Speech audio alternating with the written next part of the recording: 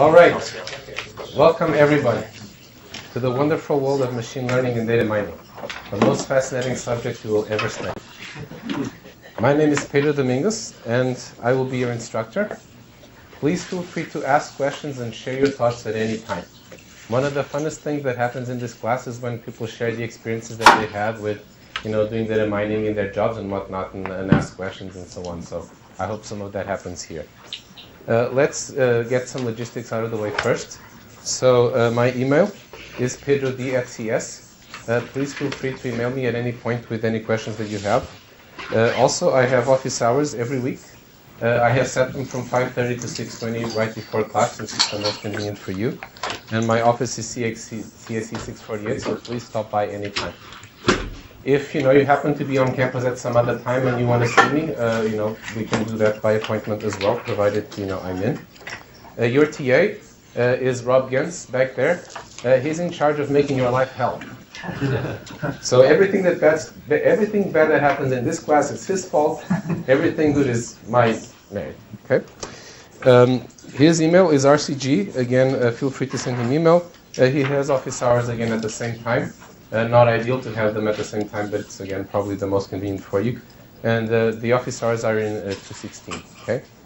You don't have to write any of this information down because it's all on the class web at www.cs.washington.edu/p546. This is the short form URL. There's also a long form, and you can also just find it by following pointers from the department site and whatnot. There's also a mailing list that we highly encourage you to subscribe to. You can do this by following the link from the class webpage. It's CSEP546@CS. And we will be posting important information about the project, clarifications, and whatnot there. Okay. The decision whether to send email to the list or to us is one of whether you think the question is only of interest to you or of interest to everybody. If you think it's of interest to everybody, please send it to the list. We reserve the right to embarrass you by replying to a question that you sent us privately, publicly. Okay. So be aware of that. There's also a discussion forum that you can join to, again, discuss the class, and that can actually, with your colleagues and us, that can be a very, very productive thing to do. So we also highly recommend that. Okay, evaluation, our favorite subject. Right? How are we going to give you a lot of useless, long hours of work where you learn nothing? Is the problem we're trying to solve. And here's how we solved it this time. We don't have a midterm or a final. There's 4 assignments. Each one is worth 25% of the grade. We'll hand them out on weeks 2, 4, 6, and 8, and they're each due 2 weeks later. Okay? And they roughly cover the corresponding 2 weeks of the course, more or less, not exactly. Okay? The assignments are a mix of 3 things. One is implementing machine learning algorithms, right? That's one of the main things that you're going to do here is learn various machine learning algorithms, and there's no better way to learn them than to actually implement them and work with them yourself. The second part, of course, without which a course like this would not be complete, is applying those algorithms to real data sets and seeing what you find. Of course, you have limited time to do this, right? Some people do this, as a full-time job, and even then it's not enough. But nevertheless, we hope to give you a flavor of what it's like to really do data mining, machine learning in practice. Some of the data sets that we might be using, we haven't decided yet, are things like clickstream mining. Can you predict what people are going to do on your e-commerce website, for example? Recommender systems, right? You're going to build a system that recommends, for example, movies to you based on, how much you liked other movies that you've seen. Spam filtering, right? You can build a spam classifier that, tests whether something is spam or not. And then maybe you can use it as your own spam filter for your own email and do better than the generic spam filters from the search engines, and so on. Some of it will be exercises, math-style exercises, because for some things that's the best. Some of them will be questions, maybe related to the programming part, maybe not, that test your understanding and also help you to, dig deeper and whatnot. Some of the projects will have more open-ended questions that those of you with, a ton of free time on your hands, I know that's everybody, can use to go to town and go further. And, just as an example, in this class a few years ago, one of the data sets that we used was the famous Netflix collaborative filtering data set, right? The one with the $1 million prize. And, we had a great time implementing algorithms for it. One of the students who had never done machine learning before went on to be a member of one of the 2 top teams, right? And they only lost because they turned in their solution an hour later than the winning team. So the next one could be you, okay? And, or, if you end up making millions of dollars with one of your algorithms, like some of these people have, don't forget your old friends, please. Okay, so any questions on the assignments, evaluation, and so on? You have no questions now, but I guarantee that you'll have plenty of questions later. Source materials. So what are we going to be using in this class? Some of you probably already have this. If you don't, I encourage you to get these as soon as possible. If you're only going to have, there are many good textbooks in this area. Some of them more advanced, some of them more applied, etc., etc. The one that I would recommend as the first book to study is the book Machine Learning by Tom Mitchell. It's a fairly short book as they go. It's fairly simple and accessible. It's a very nice, efficient way to get the basics of machine learning. It's clear. It's not too math heavy. It has a broad view of machine learning. So in many ways, it's an ideal textbook. The only problem with it, and it's a big one, is that it's outdated, right? So it's about 10 years old or more. So there's many things that it doesn't cover. And also some of the things that it covers, it doesn't quite cover to the depth that we're going to need here. So to complement that, we have pattern classification, which is actually a new edition of the earliest classic text in this area.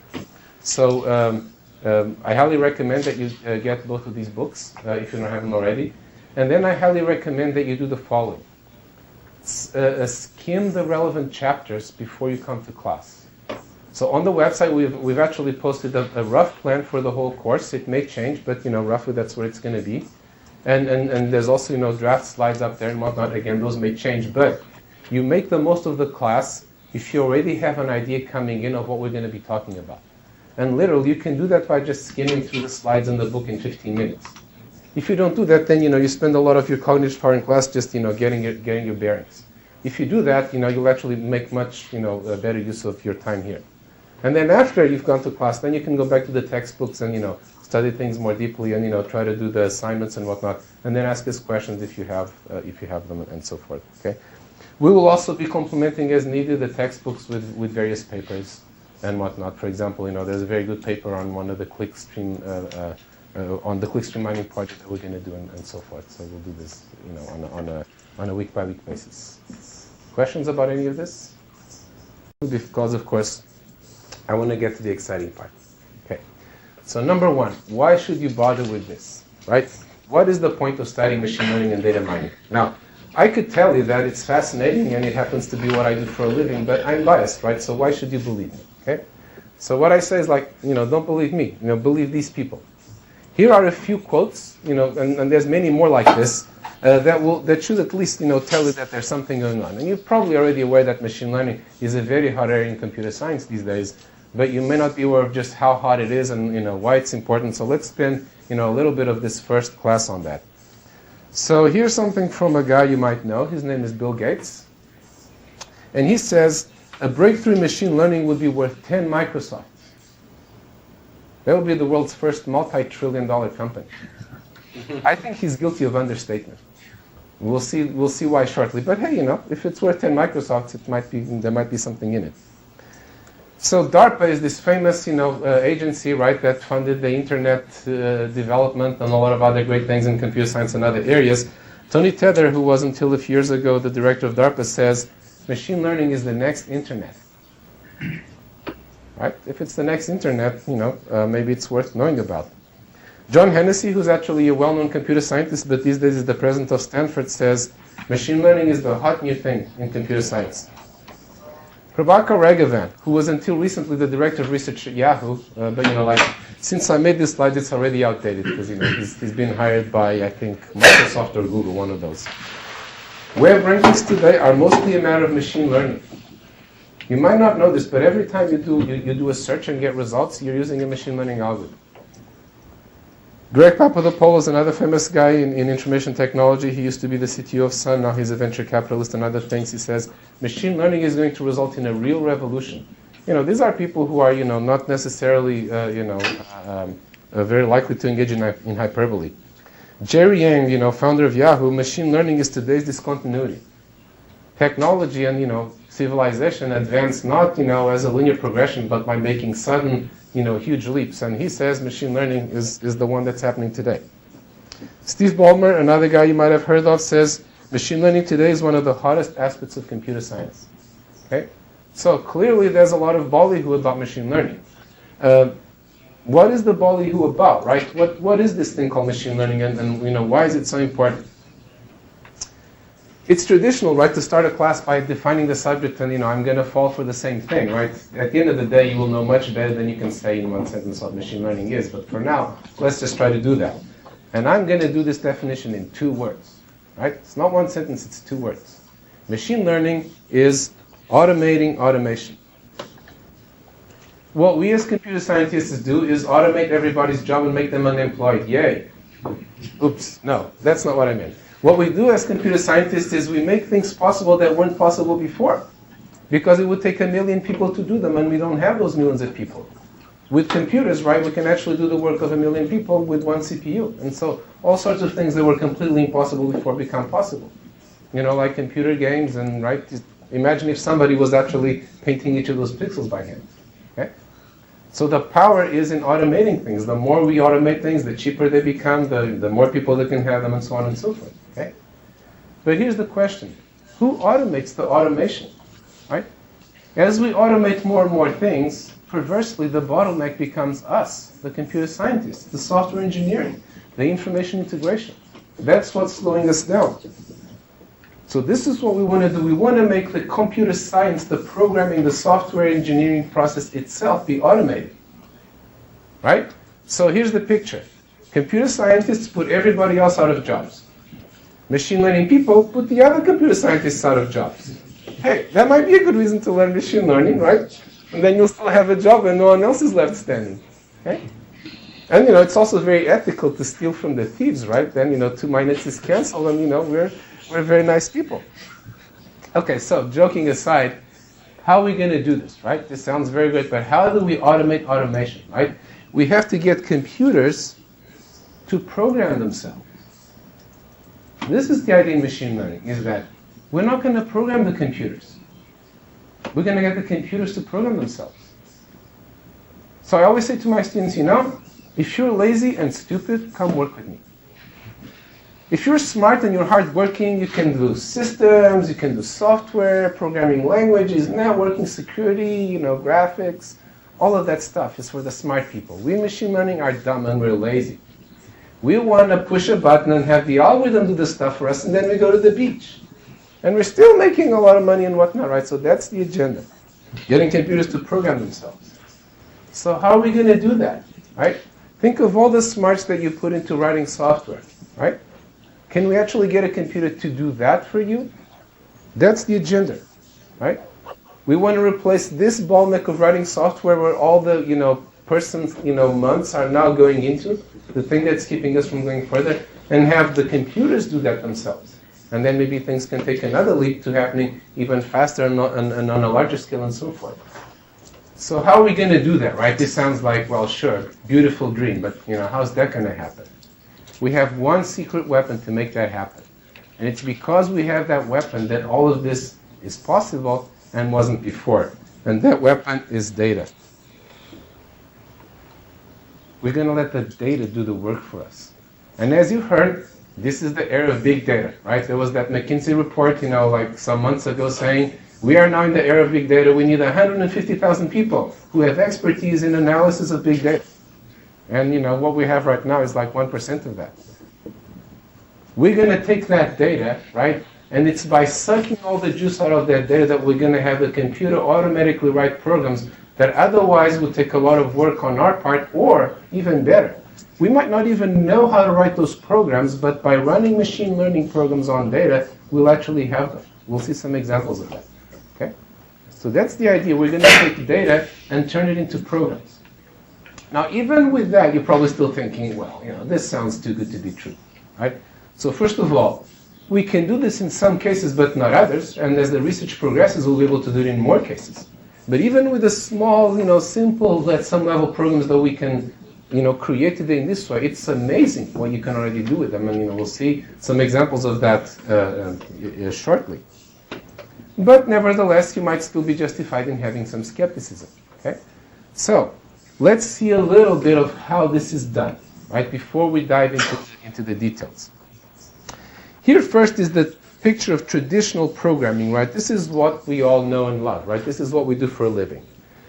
There's a computer, data and the program go in, and out comes the output that you want, right? And our job is to write the programs inside, is to write these programs that then go inside here and combine with the data to produce the results. Okay? So this is what we all do. Machine learning is turning that around. What machine learning does is it just switches two little things in this diagram. The output is now the input. And what was the program, what was an input, now becomes the output. The output is now at the input and the program is now at the output. You see what this is doing? What this is doing is the machine learning program, right? This is what the machine learning is going to do, is that it takes in the data, the raw data that the program is going to have to operate on, and then the desired output. Right? We just give the computer examples of what we want it to do. And then hopefully, on a good day, if the machine learning works and you can get it to work, then from the examples of the input and the output that you want, you can induce the program that should be running on the computer. Okay? And then once you have that program, guess what? Then you put it in there, and now the same old thing happens. Okay? But the beautiful thing is that you didn't have to write the program yourself. Okay? Or the long, hard exercise of writing the program became a much easier exercise of just controlling the machine learning to make sure that it does what you want. Okay? Here's a metaphor for what happens. Not everyone likes this metaphor because it's very low tech, but I actually think it's a very instructive metaphor. And the metaphor is this, is that machine learning is a lot like gardening or agriculture, right? What could be, lower tech than agriculture? Why is that? If you think about it, in all the artifacts that we have, cars, houses, TVs, computers themselves, right? We have to put them together piece by piece. We have to create the nuts and bolts from the raw materials. We have to assemble the nuts and bolts into subsystems and those things into the systems, right? This is a ton of work. It's a ton of work, and it doesn't scale, because the more complex the system becomes, the harder it becomes to actually put it all together without making mistakes and whatnot. Okay? Compare this with what happens in gardening, right? Gardeners have a very easy life. Nature does most of the work for them, right? The gardener just provides the seeds and the nutrients and a little bit of care, and then from that you get, flowers, plants, trees, right? Or agriculture gets, your wheat and your corn and your rice and so forth. Okay? So this is a very smart thing to do if you can, right? Let something else do most of your work for you. You just provide the elements and a little bit of, tender loving care. So this is what we actually do in machine learning, right? In machine learning, the seeds, right? If you think about it, in your beautiful plant or flower, all the information is already in the seed, right? All that then happens is that seed sucks up nutrients and, outgrows the beautiful thing. So our seeds are going to be the algorithms. Of course, the seed by itself is not a plant. You need to feed it. It needs water, it needs nutrients. This is where the data comes in. The data is our nutrients. You're going to feed that seed with a lot of data, with a lot of nutrients, and then the programs will grow. Your job is to manage the whole process, make sure that the plant doesn't die, or if it dies, you plant another one, and so on and so forth. But it's much easier to do that than it is to, assemble a whole plant by yourself, molecule by molecule, right? That would be a very hard thing to do, but yet this is actually what's happening while the gardener is asleep. Okay? So keep in mind this metaphor, as we go forward. I think this kind of illustrates well why machine learning is potentially so powerful and such a great thing for lazy people like us. Okay, so that is, just a short overview of what machine learning is. Let us more concretely illustrate this with a number of, applications of machine learning, right? Just so you can see more specifically what are some of the things that we can. Some of these things you might be familiar with, some of them might not be. In any case, they're just a sample of the many things. I mean, there's more things being done with machine learning today than anybody can keep track of. So I've started with some of the ones that are more, let's say, current and commercially important, and then, gradually moved on to the ones that are more speculative, but even the more speculative ones are not that speculative these days. So, of course, a very good place to start, which I already mentioned, is web search. The single most, these things are closely guarded secrets, right? But what seems to be the case from what people like Prabhakar say is that the single most important ingredient in designing a search engine is the following. When the engine gives you a set of pages, right, and their summaries, you click on some but not others. Right? You click on the one that looks most interesting to you. And if that's the one you want or it satisfies your needs, then you're done. Otherwise, you might go back and click on others or even refine the query. Right? Now, if you think of this as an input for a machine learning algorithm, this is a beautiful thing to have. Right? Because what this input-output pair is saying is, if I put up these web pages for you, then you'll click on these ones. So what the machine learning algorithm can learn to do is predict which pages you will click on. And then it actually just puts those up. It puts up the ones that you are most likely to click on instead of, letting you see all the dreck. And the other thing is that, search engines have a lot of data, right? They get billions of queries every day. You'll get a lot of data to do this. So at the end of the day, by using machine learning, you wind up with a much better search engine than you had in the days when machine learning wasn't used for search. Here's another very different example. Computational biology. Very big area for machine learning. There are many different applications of machine learning in computational biology, but think of just this one. Drug design. In the old days, companies designed drugs by trying things out in the lab. Right? Slow, painful process. And it was very trial and error, very random. And for a while this worked. But these days they have largely run out of what they can do with that. So now we know what they do is what's called rational drug design. One of the big components in rational drug design is like you try to design the drugs and be fairly sure that they're going to work before you actually try them in the lab. For the cost and time of trying one drug in the lab, you can try millions of them on the computer. And this is where the machine learning comes in. Right? I know something about molecular biology. I have examples of molecules and what they do. Like, for example, how they dock to viruses and inhibit them and whatnot. And now what I can do is I can try to predict for other molecules by generalizing from, again, the ones that I saw, how these ones are going to behave. The input is the molecule, and the output is it going to do what I want, or how will it dock and whatnot. Okay?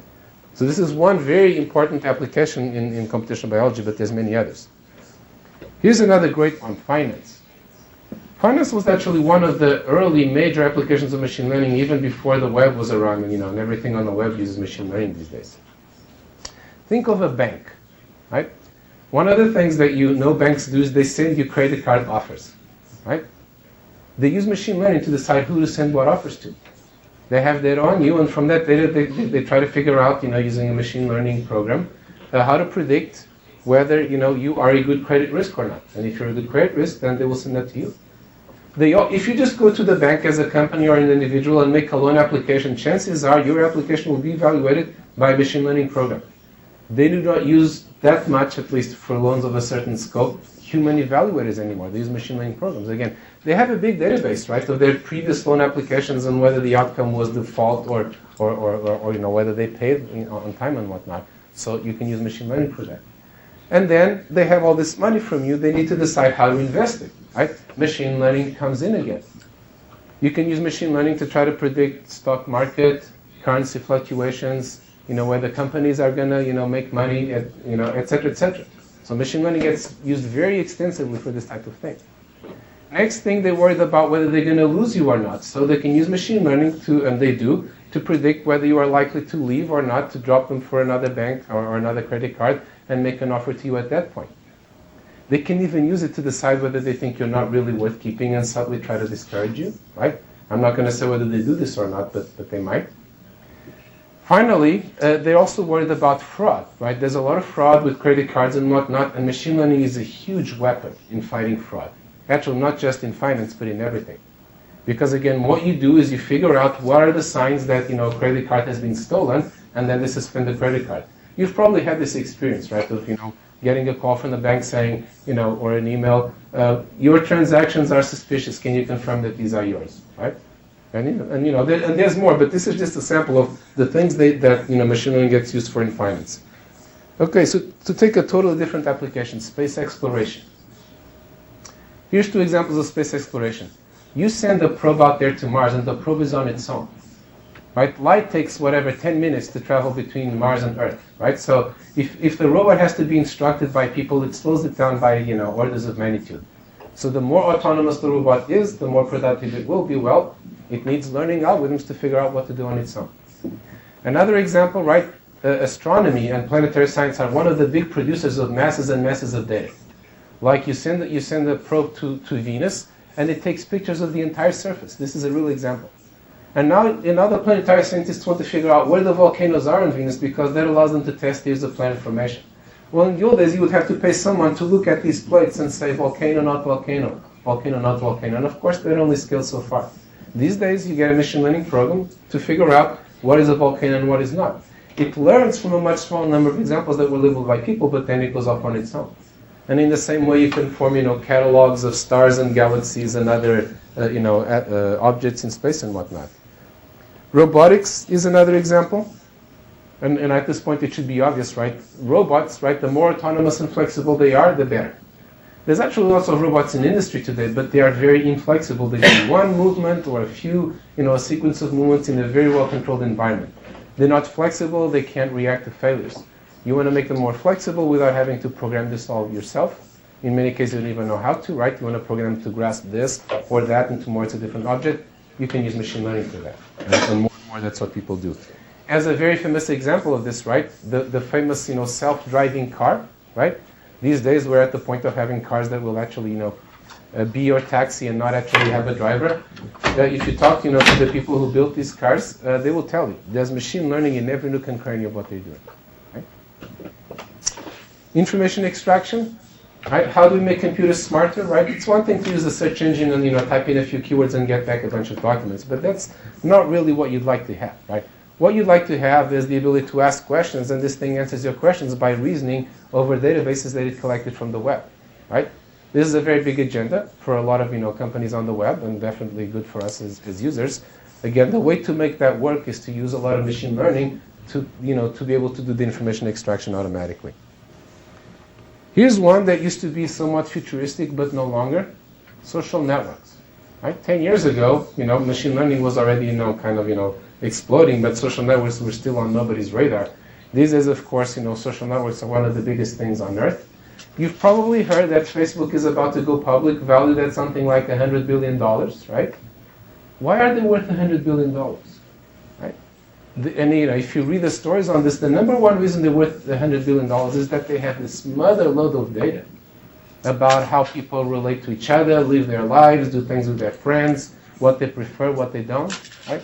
Their ability to mine that data and then use it to select, for example, which banner ads to show and, and other things is what makes them so valuable, okay? So first of all, you have a company that gathers a huge amount of social information, like the social graph and lots of other things. But then, right, the question is, what value can you extract out of that data? The better your machine learning, the more value you can extract out of it. And, if Facebook is already worth $100 billion with the machine learning that they have today, imagine what it would be worth with machine learning that was much better. Okay, and it's coming. Okay, so let me give as a last example one that's completely different from all of these. Machine learning is now becoming very popular for basically for every problem in computer science and beyond, but in particular for things like systems and software problems. You can use machine learning to try and optimize the behavior of your data center, to make it faster to respond, to make it consume less power. You can use machine learning for things like debugging, right? We all know that debugging is one of the most annoying and most labor-intensive processes in software development. Wouldn't it be great if we could partly automate it? Notice it doesn't have to be the case that the program will find and fix the bug all by itself.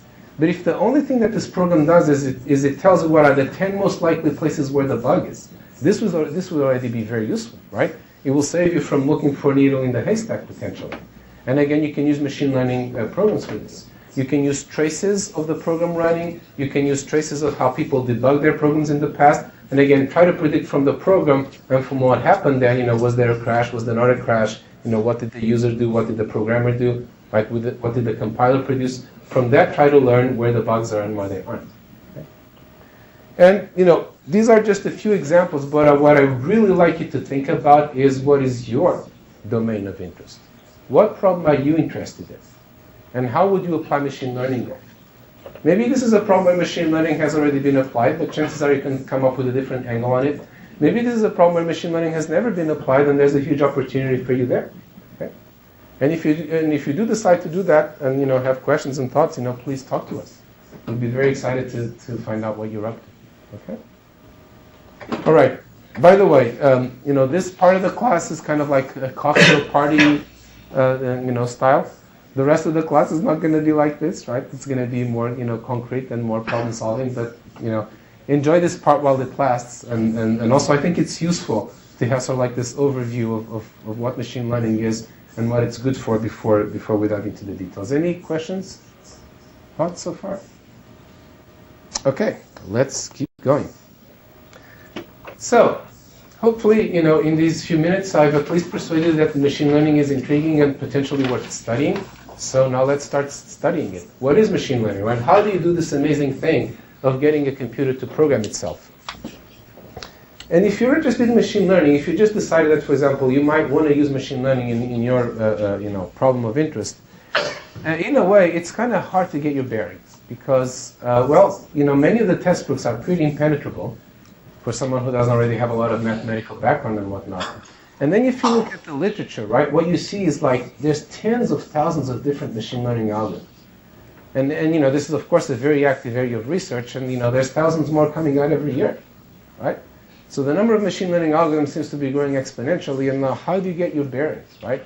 Do you have to learn each one of these new things or, face doing the wrong thing or being out of date? Actually, you don't, right? And this is one of the first things that, I think you can take from this class. It's the following. Machine learning algorithms are essentially just combinations of certain components. And if you understand what those components are, then this combinatorial space of machine learning algorithms becomes a much more space of the components, and then you can combine them in different ways. Okay? So you want to know what those components are, and you want to know how they go together. And then as you hear things about machine learning and you see new things coming out, now you have a way to keep things organized and to not get overwhelmed. Okay? So what are those components? They're basically three. Almost all machine learning algorithms have these components in one form or another. They are representation, evaluation, and optimization. Okay? So let's look at each one of these and see what it is and what examples of it are. So representation. If your computer, right, if your machine learning program is going to create its own program, the first decision that needs to be made is what language this program is going to be in. Right? Like you as a programmer might decide, well, I want to use Java, or I want to use Perl, or I want to use whatever. Right? It's a similar decision to be made by the machine learning algorithm or by you for the machine learning algorithm. Of course, the languages in this case are not going to be things like Java, etc., which are designed for humans. They're going to be languages that hopefully are good for the machine learning program to use. So what are some of those languages? Well, here's one. Decision trees. Decision trees are the first one we'll study, and they are, according to surveys, by a good margin, the most widely used representation. Okay? And by the way, roughly speaking, the way we're going to organize this class is by representation. So we look at each of these representations in turn and then see how we do the evaluation and the optimization with them. And also, as a rule of thumb, new representations come up much less often than new evaluation functions come up, which in turn come up less often than new forms of optimization come up. Okay? So in a way, the representation is the most stable core of machine learning. This is not to say that there aren't new representations to be invented. I'm sure there are, and I look forward to them. So here's another one that's also a very natural one. It's sets of rules. Right? You can think of a decision tree as being a set of nested if-then statements. That's at some level what a decision tree is. So it's just a basic programming construct writ large. Sets of rules are also if-then statements, except they're not nested. They're just, it's a sequence. Right? The first one that fires wins. Or then you do some combination of the ones that fire. Okay? Sets of rules can be very powerful because, in particular, if the rules are in first-order logic, then they're also called logic programs. You can genuinely write any program in this way. Right? So it's very powerful. It's a very powerful representation. You don't necessarily want to write a program in this way, but in principle, there's languages like Prolog, for example, that can do anything under the sun, and we will see how to learn such programs from data. Another one, and in fact one of the oldest ones, is instances. This is the best of the laziness approach to machine learning. The instances approach is you just remember the cases that you saw. And then when a new test comes up, you just try to find the nearest case and you apply it. So you're doing medical diagnosis, you just remember all your past patients. And when a new patient comes in, you find your old patient that's most similar to her, and you apply the same diagnosis. Of course, there's many variations on this, and we will spend a whole a lecture on it, but the basic idea is joyfully simple and surprisingly powerful. So this is the use of instances themselves as the representation for what you want to learn. Then getting on towards more sophisticated things, there are a lot of approaches in machine learning that use probability. Right? Probability is a very powerful tool. It lets us deal with uncertainty. It lets us weigh evidence. It means we don't have to always be making black and white decisions. Efficiency is a big concern. Graphical models are a very large family of probabilistic models where I use a graph to represent the dependencies in my distribution. Okay? So we will also look at some of those, and in particular, there's two main families called Bayes nets and Markov nets, and we will see what some of them are. As some of you might know, the Turing Award this year was won by Huda Pro, a great computer scientist. His main contribution was, developing Bayesian networks.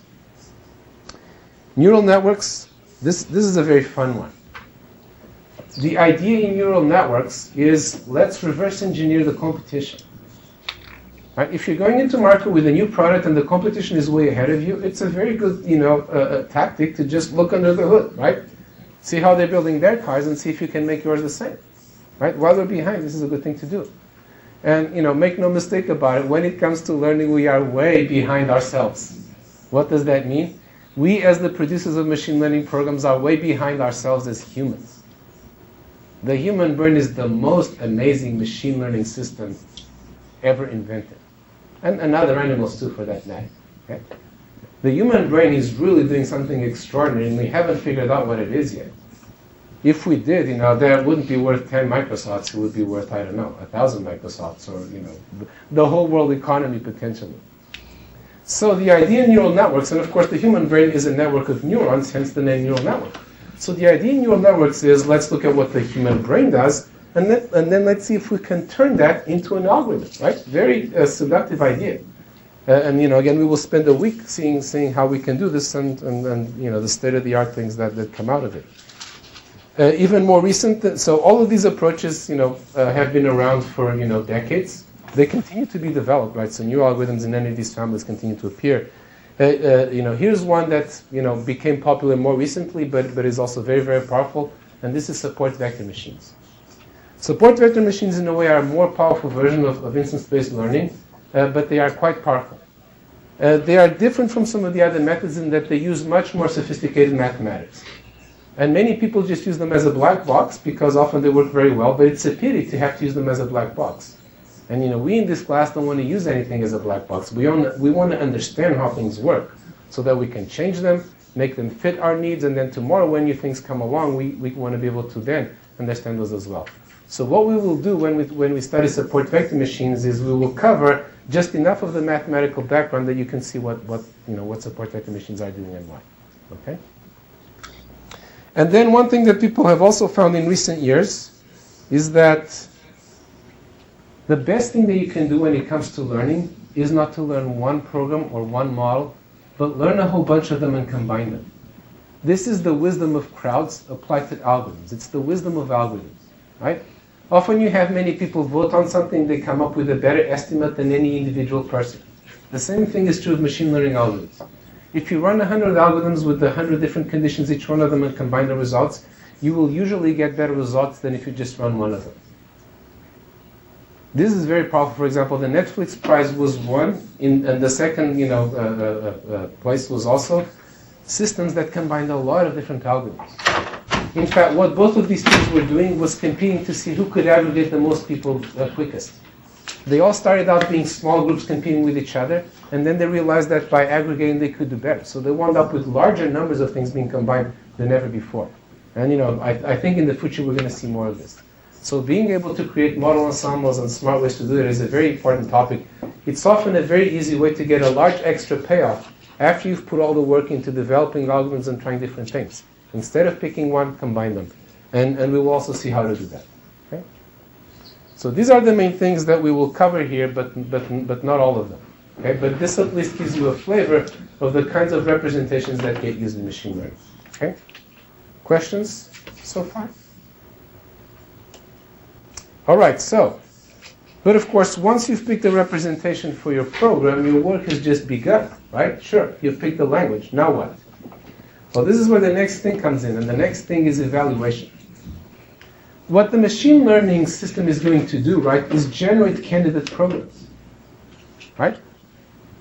From the data, it's going to, according to some algorithm, generate a candidate program, right? Is this what you want? These were the inputs and outputs that you gave me. I have just created a program that seems to pretty well transform these outputs into those outputs. Is this what you want, right? Now, if you could personally inspect every program that the machine learning system generates, fine. But of course, you don't want to do that. It's going to generate easily millions of candidates. So what we need is an automatic way to evaluate the program. Okay? So the next big choice is the choice of your evaluation measure. How am I going to gauge that version A is better than version B, and therefore select version B, and then maybe try variations of B, C, and D, and select one of them. Okay? So here are some of the measures that people use. The first measure is accuracy. Very simple. Out of those examples, how many of them did you get right? Right? Let's say, I'm an email provider, right? And I have lots of examples of emails that are spam and not spam. I know which ones are spam because the users, conveniently mark them as spam, right?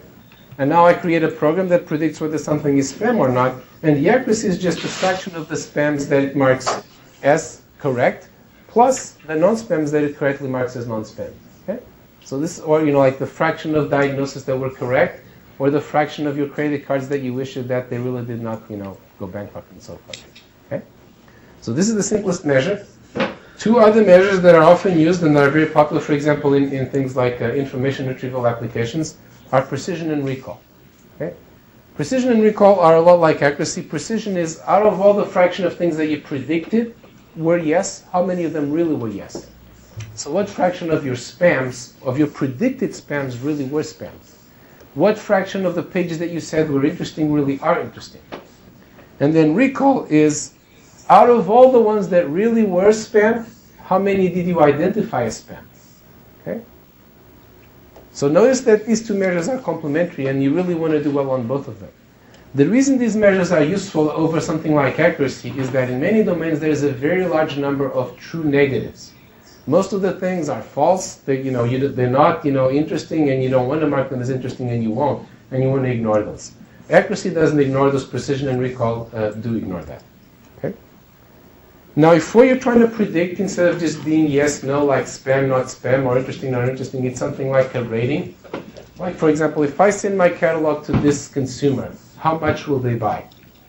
In this case, you're predicting the numeric quantity, so you want a measure that varies with how much of an error you make. Again, there's many things that you can use here, but the most popular one is squared error. So it's the sum over all your examples of the square of the difference between what you predicted and what the true value was. Okay? When you're building probabilistic models, where what you're trying to do is trying to predict the probability of something, for example, what is the probability that this page is interesting, then the standard measure to use is something called likelihood, which you may remember from Statistics 101, but even if you don't, we will go over it here. Right? Likelihood is basically how likely is what you're seeing according to your model. If what you're seeing is unlikely according to your model, your probably is not a very good fit to the real world.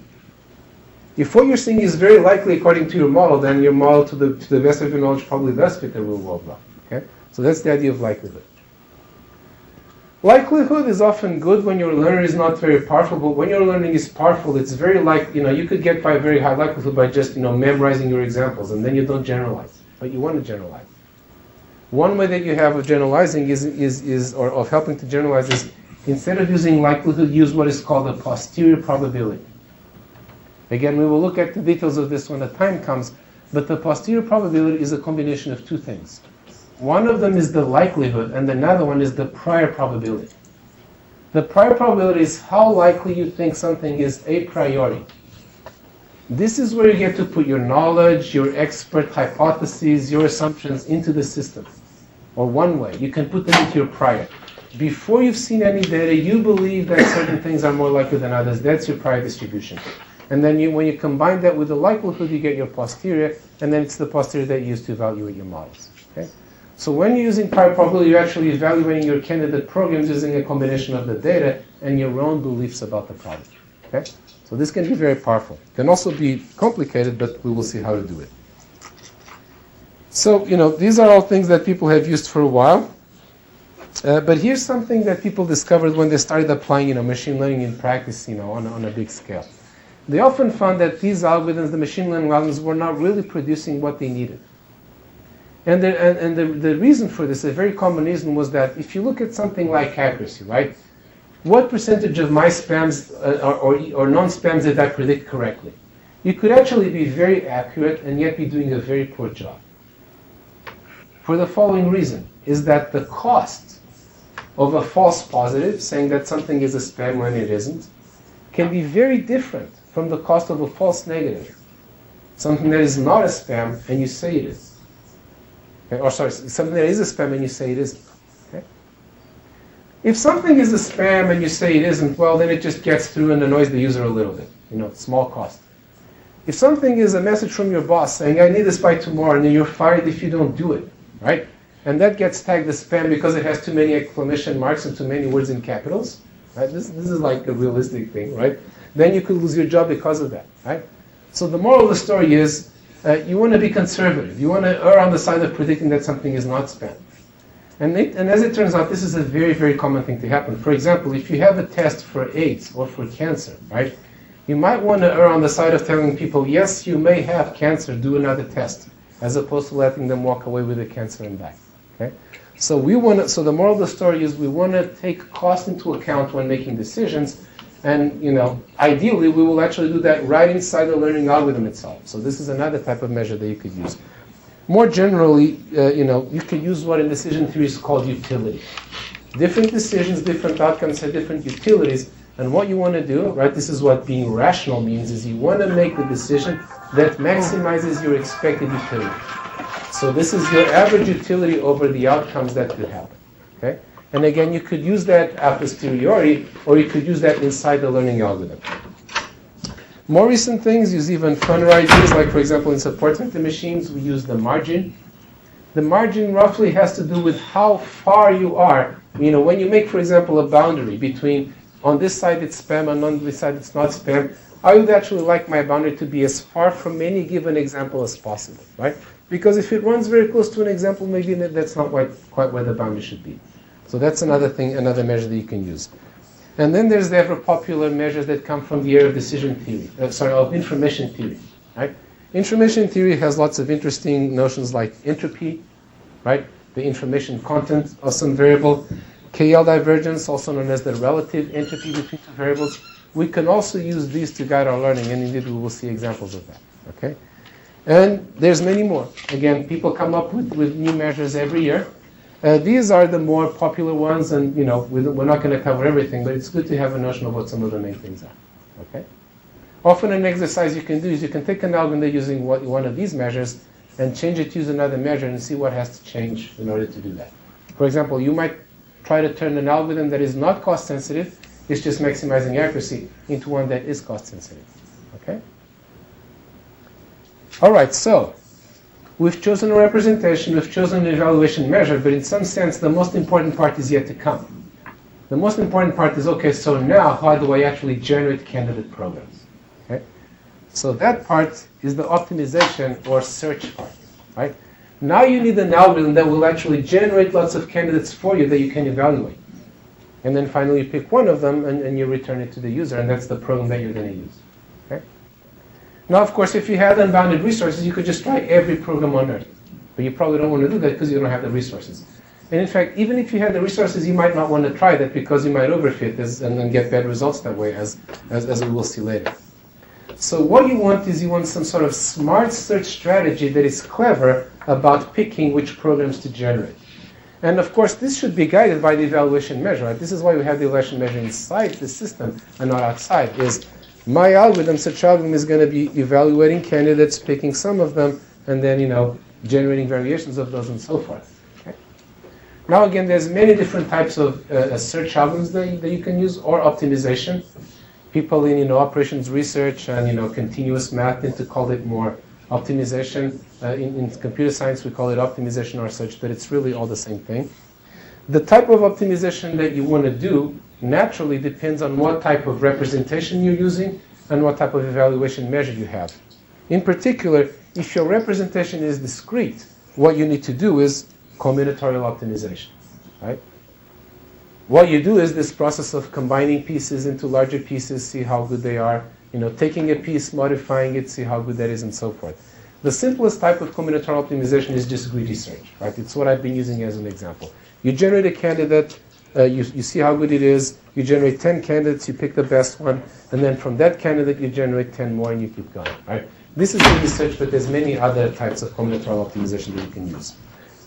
If you have numerical parameters to optimize, which many machine learning algorithms, if not most, do, then what you use is what's called convex optimization, or it's really just numeric or continuous optimization. Convex is a technical term that, and we will see what it means later on. The simplest form of convex optimization is gradient descent. It's the continuous analog of greedy search. Gradient descent is, if you want to find the valley, just let the ball roll down the hill. That's what it is, right? Wherever is steepest, it's where we'll go. Okay? This is good for a lot of things, but it's also pretty crude it can fail in many ways. It can be very, very slow. It can get stuck. So we will see some better ways of doing convex optimization. And finally, particularly most recently, people in machine learning have started using a lot of constrained optimization. So what is constrained optimization? Constrained optimization, in a way, is a combination of combinatorial and continuous optimization. It's continuous optimization where you are subject to constraints. I have this surface, right? I'm not trying to find my optimum in that surface, but I'm trying to find that optimum subject to staying within a certain box. Okay? And this box is what the constraints are, right? A famous example of this is linear programming, right? I have this linear function that I'm trying to optimize. I'm trying to optimize my profits from my factory or whatever, but I have these constraints on how many machines I have and how many things I can produce an hour and the cost of the components and whatnot. Okay? So I'm trying to optimize a function subject to constraints. If the function and the constraints are linear, then what we have is linear programming, but there might be nonlinear as well. And some of those techniques get used in machine learning. Okay? So again, this is just a very brief overview of the space, but I think it's very important to have a map of the territory before we dive in, right? What we're going to be doing most of the weeks of this class is looking at specific representations and the evaluation and optimization algorithms for them and the issues that arise, but at this point, we at least have a general map of the territory. Okay? Questions so far? Okay. Now, there's more than one type of machine learning, and again, it's good to be aware of what the main types are. The examples that I've been giving so far, and that little diagram that I had with the box and the computer and the program and whatnot, these are really examples of what is called supervised learning, also known as inductive learning. This is the largest subfield of machine learning. It's the most mature subfield, and it's the one that's most widely used. So it's the one that we will spend most of our time on. So what is it? This is learning where, you have supervision. This is why we call it supervised, where the learning program is given examples of the desired output. The learning program is told, this is spam, this is not spam. This person has AIDS according to this test, this person doesn't. Okay? This is the direction in which you should drive in order to stay on the road. Okay? So obviously learning with supervision is much, much easier than learning without supervision. Okay? It's still plenty hard, and we'll see what some of the issues are that arise, but it's certainly a much more solid technology at this point and easier to deploy. The problem with it, of course, is that it's hard to come by supervision. Big data is all over the place. Generating oodles and oodles of data, can be done very easily in many domains. Labeling the data still has to be done by humans. In cases where the labels for the data are generated automatically, for example, this stock, I predicted that it would go up tomorrow, and tomorrow it did go up. Those domains are great because you can really, kill them with supervised learning. But in many, many domains, you don't have supervision. And so then what you do is you have to learn from data where you yourself have to figure out what the output is. Okay? An example of this is clustering.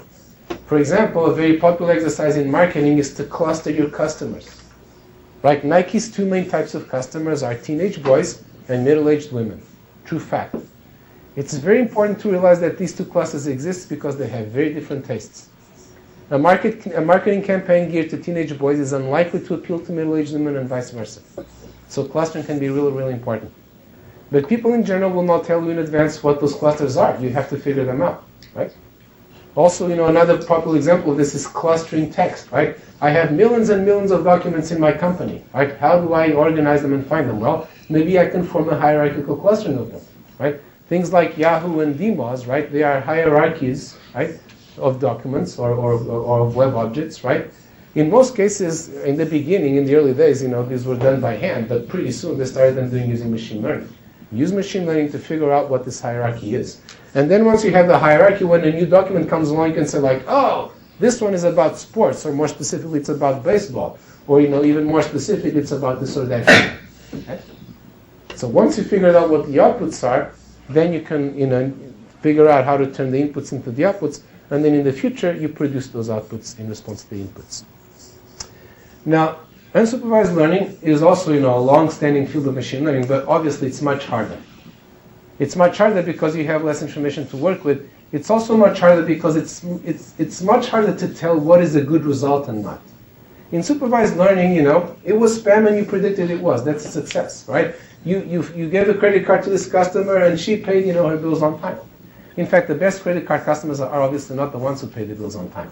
Are the ones who are always a little bit late and they accumulate these fees and whatnot. Right? The ones who don't pay are bad. So, but you have the supervision to produce that. Okay? So what do? Well, this is where semi-supervised learning comes in. It is often the case that you can't afford to label all the data, but you can afford to label some of it, or you have by luck some subset of the data that does come with labels. And so what you want to do is you want to start with that small subset of the data that is supervised, and then you want to bootstrap from there to label the ones that are unsupervised. So use a small amount of supervision to, at the end of the day, do a large amount of unsupervised learning. And this can be amazingly effective because a little bit of supervision can go a long way. In fact, you could say that this is how most people learn most things, right? It's semi-supervised. They get a little, help from their parents and from their teachers, but then they're on their own. If they were completely on their own, they'd be in trouble. On the other hand, the parents and the teachers, can't be, on top of them all the time saying wrong, right, wrong, right. Okay? So we're not going to talk about semi-supervised learning here just because there isn't time for everything, but it's good to be aware that it exists because it might be just the perfect thing for your problem. Finally, there's reinforcement learning. Reinforcement learning is probably the most ambitious type of machine learning. AI types tend to like reinforcement learning a lot. It's also in some ways the hardest. The idea in reinforcement learning is that reinforcement learning is not learning to make, point-by-point decisions. For example, is this page interesting or not? Right? Does this patient have this disease or not? Reinforcement learning is like a real agent in the real world. You're making a sequence of decisions. You're playing a game, for example, or you're doing something over time. And it's only after you've made a bunch of these decisions that it becomes clear whether you were doing the right thing or not, right? At the end of the day, you win the game of chess or you lose. And then you have to somehow propagate this information back to those decisions that you were making early in the game, when it was not obvious at all whether they were going to be good or bad. Okay? So in a way, reinforcement learning is a kind of semi-supervised learning, because you only have a small amount of supervision, but it's distinguished by the fact that it is this sequential kind of semi-supervised learning. You're learning to propagate the results, the payoffs, when you finally have them, back to the decisions that you made earlier. Again, we're not going to be covering this topic because there's no time for everything, but it's a very interesting and large area of machine learning. It is by far the least used of all these types of learning. So, if you're looking for algorithms to use in practice tomorrow, reinforcement learning may not be your pick, but you should at least be aware that it exists because, it might. And in the future, there'll probably be better reinforcement learning algorithms that will be more widely used. Yes? I have a quick question about the semi-supervised learning. I mean, I'm confused about if it is just learning with a smaller training data set, isn't it the same as supervised learning, just with a smaller training data? No. So let me clarify this, right? So here's the idea, right? Suppose that you have a bunch of emails, right? Some of which are labeled as spam and some of which are labeled as not spam. This is supervised learning, right? Suppose none of them are labeled. Right? Then you just want to cluster them into, good and bad emails, and maybe this will coincide with being spam and not spam. Right? This is very hard. You have no labels. Mm-hmm. Semi-supervised learning is when you have three types of emails. Some are labeled as spam. Some are labeled as not spam, and some are not labeled. Right? So for some of them, you don't have labels at all. And what typically happens in semi-supervised learning is that you only have labels for a small fraction. So let's suppose, for example, that you were an email, and this is a real example in many cases. This is what happens. Now, let's say you're an email provider and you have 1 billion emails, okay? But you only have 100,000 of them labeled as spam, and 100,000 of them that for some reason you know for sure are not spam, right? So this is the semi-supervised learning setting.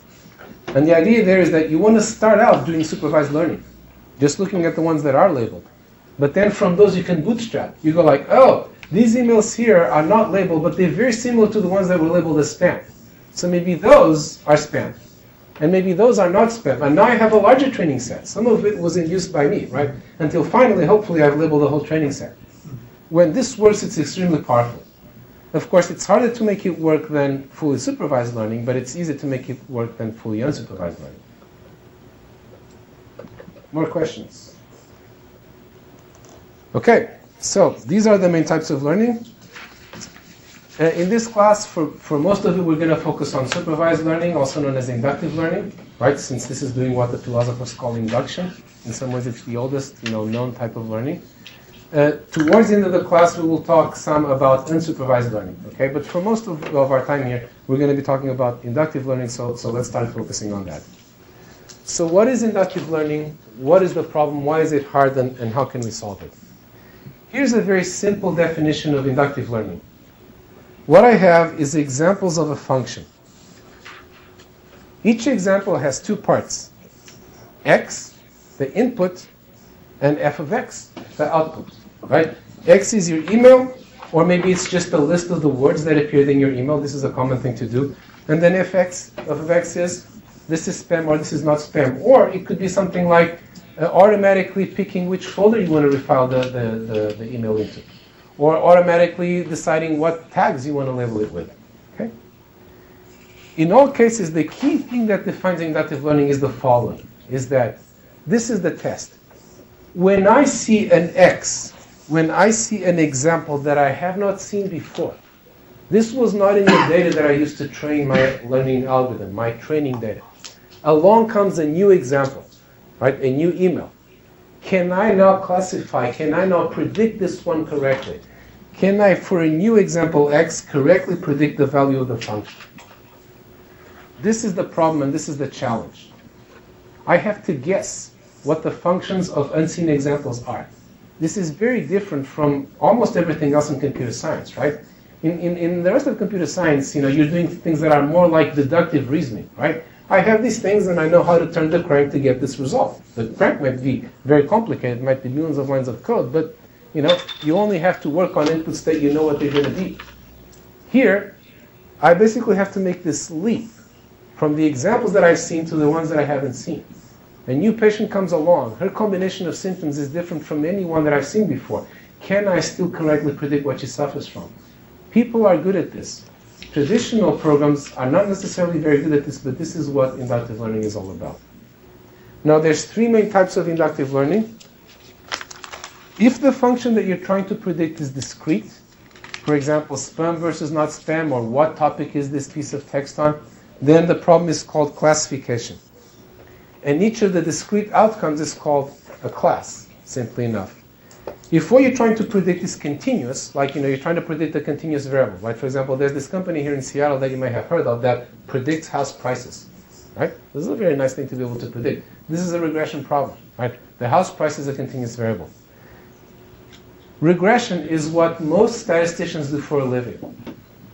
People in computer science and in machine learning tend to be more interested in discrete things, so we will focus mostly on classification in this class. Nevertheless, for most classes of algorithms, there's a classification version and there's a regression version. So if you know one, usually with a little bit of tweaking, changing the evaluation measure and some things in there, you can see how you would get the other from the first. And we will touch on regression occasionally because, we want to have some coverage, but again, we don't have time for everything, so mainly we'll focus on classification. The other thing is when the final type of inductive learning is when what you're trying to predict is the probability of that instance. How likely is this thing to show up? Okay? Or how likely is this page to be interesting? Right? In this case, what you're trying to compute is a probability And now this is called probability estimation. You could think of probability estimation as a kind of regression, right? Since a probability is a continuous variable, but it's a very special kind of regression because remember, the probabilities of all things have to add up to 1, right? So you're not free to just predict any old thing that you want, right? There's this normalization condition that you have to satisfy. So at the end of the day, the techniques that you use for probability estimation are often very different from the ones that you use for regression. And if you're trying to predict the probabilities of discrete outcomes, often the classification and the probability estimation go hand in hand.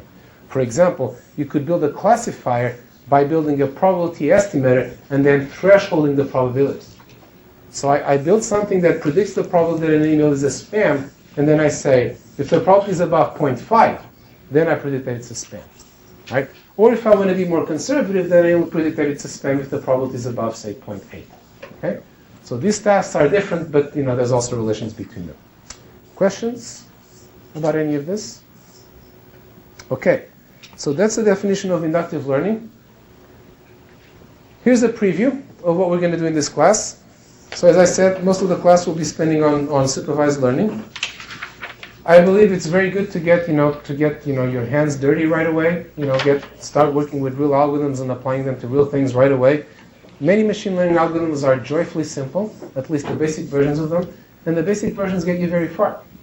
People often get intimidated when they see like these very mathematical machine learning algorithms and machine learning textbooks with literally hundreds of equations in every chapter, right? There's equation number 11.647, right? But the truth is actually, that is all icing on the cake. You can get, a lot of the power of machine learning with much simpler things. So let's start studying some of them right away.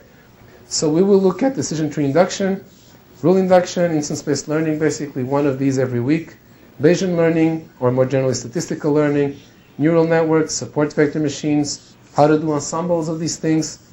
We will spend a week on learning theory.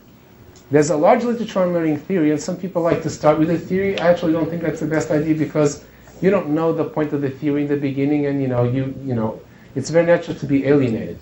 What we're going to do is we're going to look at the learning theory after we've looked at a bunch of these things and see what the common questions are that arise.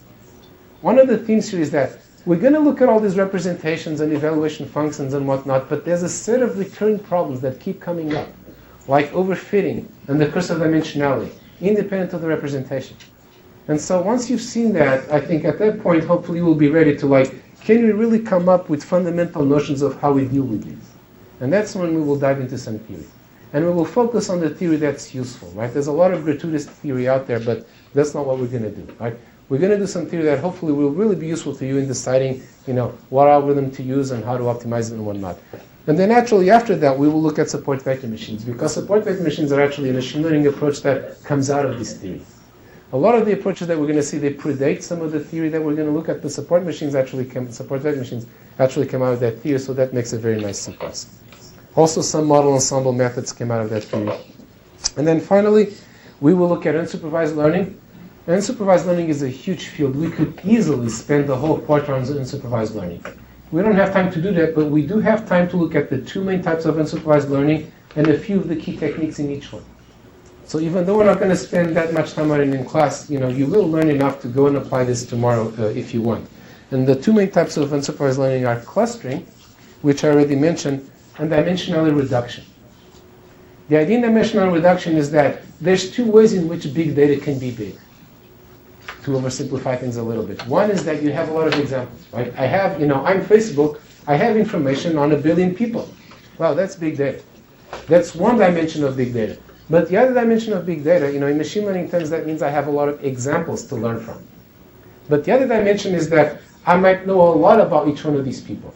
In fact, you could even argue that that's the big advantage that Facebook has, is that it actually has more information about any one person than Google or Amazon or any other of these companies. Okay?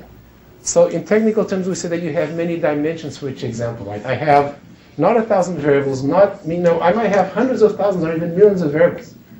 And this really is a brave new world. If you look at traditional statistics, what's considered high dimensional in there is 10 dimensions. Right? In fact, in the old days, anything above 3 dimensions, which is what our world has, was considered high. 100 dimensions in machine learning today is what is 100 dimensions? 1,000 dimensions is starting to get interesting. 100,000 is big data. Okay? But now if you have all those dimensions, this is going to be very problematic, right? As we'll see, this is going to make life very hard for the machine learning algorithms, and it's going to make life very hard for you, right? How do you look at, 100 million pieces of information about somebody? It's going to take too long. So the very natural idea in dimensional reduction, as the name implies, is that you want to reduce that number of dimensions. I don't want to be looking at 100,000 pieces of information. I want to be looking at, a dozen, or maybe even 3, such that I can plot it, in 3D, or even 2, or 4 if time is one of the dimensions. So dimensional reduction is the study of how to take examples with many, many dimensions and reduce them to the most informative dimensions. Okay? And again, this is a very active area of research these days. Many fascinating algorithms being invented. We will just have time to cover the main ones and to give you a sense of the power of this type of machine learning. Okay?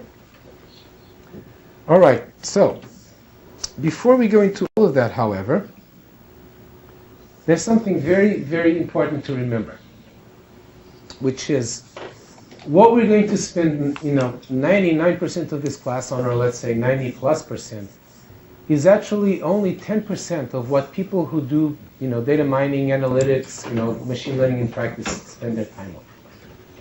And it's very important to be aware of what the other 90% of it is. Okay? Because, if you become a data analyst, this will be, chances are, what you spend most of your time on. So what are those things? Well, let's say you have a problem, right? You're in a company or you're a scientist, you have some phenomena that you're trying to understand, you have some prediction that you're trying to make. Like, you want to design better drugs, right? You want to design a vaccine for AIDS, right? This is, of course, a very real example, right? What is the first thing that you have to do? It's not to get out your machine learning, suite. The first thing that you have to do is understand the problem. Understand the domain. Learn the biology. Learn the marketing. Learn natural language if you're going to do document, processing. Okay? This is where talking to experts is very important. Usually a machine learning project involves at least 2 people. The machine learning expert and the domain expert. In some cases, these 2 people are the same, but that's a very, high burden for one person to bear. You might be working in collaboration with a doctor who has the expertise about AIDS, or in collaboration with a marketer, or in collaboration with someone who's an expert on finance. Okay? They have to learn some machine learning to talk with you. You have to learn some finance or medicine or whatever to talk with them. Okay? And you also have to understand what the goals are. Right? Because there's no point in understanding the domain if most of it is irrelevant to the task at hand. And sometimes the goals are very clear, right? This is a hedge fund, you're a quant, right? You have $10 million, invested. Learn to predict better than chance whether, stocks in this sector go up or down. And if you do that successfully, you'll be rich. And if you don't do that successfully, you'll be fired, right? In that case, the goal is clear. More often, actually, what happens is that the goal is extremely unclear. The goal is like this, like I'm the CEO of a company, and I know that we have a lot of data.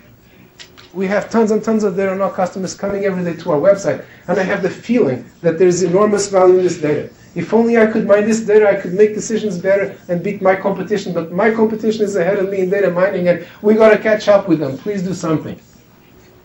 Do something is not a very clear goal, right?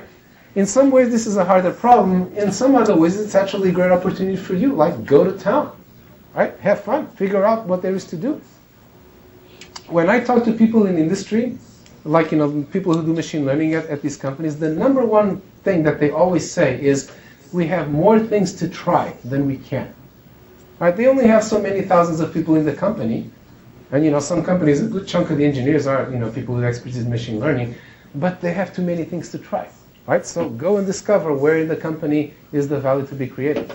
Either way, it's very important to understand the problem, the domain, the goals, the constraints that you're going to be operating in. Right? Certain things might be very good machine learning, but might not be deployable, in which case, you should think about that before you get into them. Okay?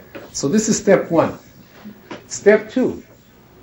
Sounds very boring and banal, but this is often the single most time-consuming step. You got to get your data.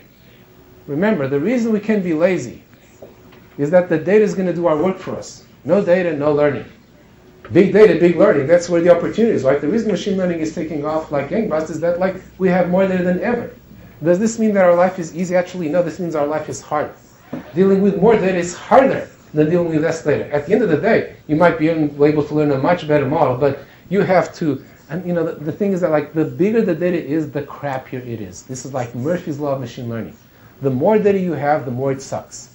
In the old days, somebody would do an experiment in the lab, very well controlled, would have 1,000 data points with 10 dimensions each, but it was like sparkling clean data. These days, instead of those 1,000 data points, we have 1 billion, and each one of them has 10,000 dimensions, but half of it is garbage.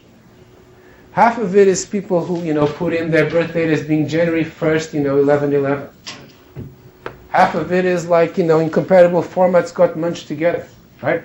So you got to take you have to find your data, you have to clean it, you have to integrate it. You often have multiple sources of data. In all large projects, this is always the case. You don't have a single source of data. You have multiple sources, often from very different origins, and you have to put them all together. And if you put them all together wrong, garbage in, garbage out, right? Your learning program is going to learn the stupid things that happen because of what you put in the data, right? For example, I know an example where the program learned that men get pregnant because somebody merged the fields wrong, right? That kind of stuff happens, okay? So cleaning the data, pre-processing it, integrating it, selecting what's most important is a very big chunk of all of this. Finally, you get to what's usually considered the fun part. And again, if you talk to the people who do this, this is usually the part that they really like to do, which is to learn the model, right? This is where the fun begins. You do discovery. You're like a scientist, either really a scientist or the equivalent of a scientist in industry, right? This is when you get to discover things and, follow hints, be a detective. And this is where we have a lot of great technology for you to use. This part is very mature. Part of the reason why it's very mature, of why we're going to spend almost all our class on it, is that we can come up with very general techniques that you can learn in this class, and then you can apply to 100 different things. And tomorrow there'll be 100 new things that you can apply to that today we haven't even thought of them, right? So here we have very general tools, and they're pretty mature, so this stuff works. Part of the reason why this often doesn't take most of your time is that it's pretty good at this point, so using it actually doesn't have to take that long. Okay? It depends on how accurate you want to get, right? You could spend a long time on this, getting ever more accurate at predicting, what things people are going to click on and whatnot. But in many ways, this is the most efficient part of the whole process. After you've learned your models, you are not done yet. You have to understand them. There are some areas where if your model works, people are willing to close their eyes and let you use that. One of these areas is finance, in some cases at least. Nobody really, at the end of the day, understands how the markets work. If your algorithm, no matter how opaque it is, reliably predicts something better than chance, well, it's making money, we'll take it. We'd prefer to have something we can understand, but if we can't understand it, but it's making money, we'll live with it. For most problems, however, if people don't understand what your algorithm produces, they will refuse to use it. You don't want to tell somebody, you need surgery because you have breast cancer. Why? Because this complicated nonlinear function with its coefficients is outputting plus 0.5, which is above threshold.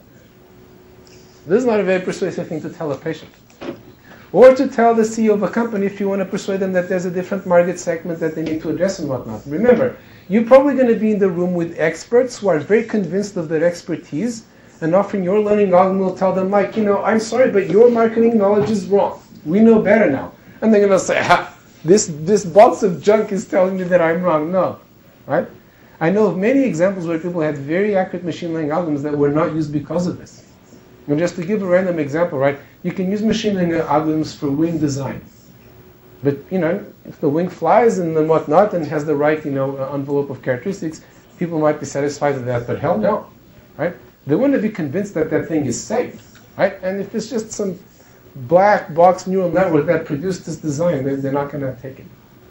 The second reason why interpreting results is very important, more subtle but equally important, is that this whole thing is not a one-shot process. It's a cycle. And you need to understand what your algorithm is doing in order to then go and improve it. The machine learning algorithm is doing this very large search, right? That's what the computer's for. It can do all this hard work by itself. But the outer loop involves you. It involves you tweaking the algorithm, trying different things, and again, this is what people spend a lot of time with. But it's very hard for you to tweak the algorithm or try another algorithm or maybe bring in a new source of data because that's what was missing if you don't understand what the algorithm is doing. Okay? So it's very important to understand the results in order to make that loop converge to the point where it's doing something really good or at least good enough. Okay? So this whole set of things is really not a linear sequence of steps, but it's loops within loops, right? From interpreting results, you might want to go back to learning models, or you might realize that you need better data. When learning the models, you might realize that you need better data. This whole process might lead you to a better understanding, and based on an understanding, you're going to do a whole bunch of different things now. Okay? So this is how things actually work in practice. Finally, let's suppose you came up with a crackerjack model, right? This thing works amazingly well. Are you done? You're not done.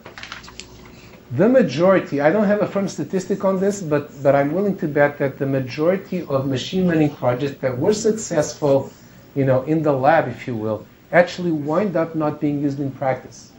Because there's, as with anything else, right? Between your product and people actually using it, there's all these things that have to happen. There's all these stakeholders that could say yes or no that might help it or hinder it. Things might have changed on the ground while we were learning your model. And these things are all getting better. So I think the hit rate is actually improving. But the key thing to remember is that your job is actually not done. You can't just go to your boss and say here's the model, now use it. You actually have to make sure that the people who have to use the model will be willing to use it, or that this thing will get deployed in whichever way it needs to get deployed. The deployment could actually have the form of here's an example, right? Donnelly, the largest printing company in North America, right? They actually had at one point the result of this was a decision tree. What they actually created was a piece of paper that got, pasted onto the machine saying, if this reading is this and that reading is that, do this. This was the deployment. Of course, these days often the deployment is you have an algorithm on a website that is predicting, if you bought this book, you might want to buy that book as well, right? But it has to work at that level, number one. And then number two, it has to keep on working. The world keeps changing. The phenomenon that you're modeling might have changed. Also, the data might have changed. Your algorithm assumes that the data is coming in this form, but now the data has changed to that form, and now things start to go haywire. Okay? So like any piece of software, in a way, machine learning system also has a life cycle. And you have to keep tending to it, making sure that it stays relevant, if necessary, going back and redoing it, or even better, and as increasingly the case these days, making sure that the learning is happening online. Every day you're adapting the model, or every week, or every month. Okay? So the key point to remember here is that machine learning in practice is a cycle that has many steps. We're now going to zoom in on the one step in the middle that's very well understood, but bear in mind that the others are there as well. Okay? The other reason, of course, why we can teach learning models, but not the other parts so much, is that learning models, there's a very general set of techniques. Many of these other parts are very domain specific, right? It's very, there's a number of things that you can say, for example, about how do you deploy systems, but really it's going to be dependent on your particular domain, right? The same with things like data cleaning and data formats and whatnot, right? The bang for the buck of trying to teach you stuff like that is much lower. So we're not going to do that here. We're going to focus on the high-value things, but it's very important to remember that those things are there as well, and you're going to have to deal with them if you want to do successful machine learning in practice. Okay? Questions about any of this? All right, so very good. Let us take a break.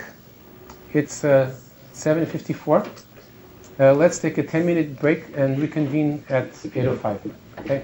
We'll generally be doing this every week. We'll take a 10-minute break roughly in the middle and then do the second part. Okay?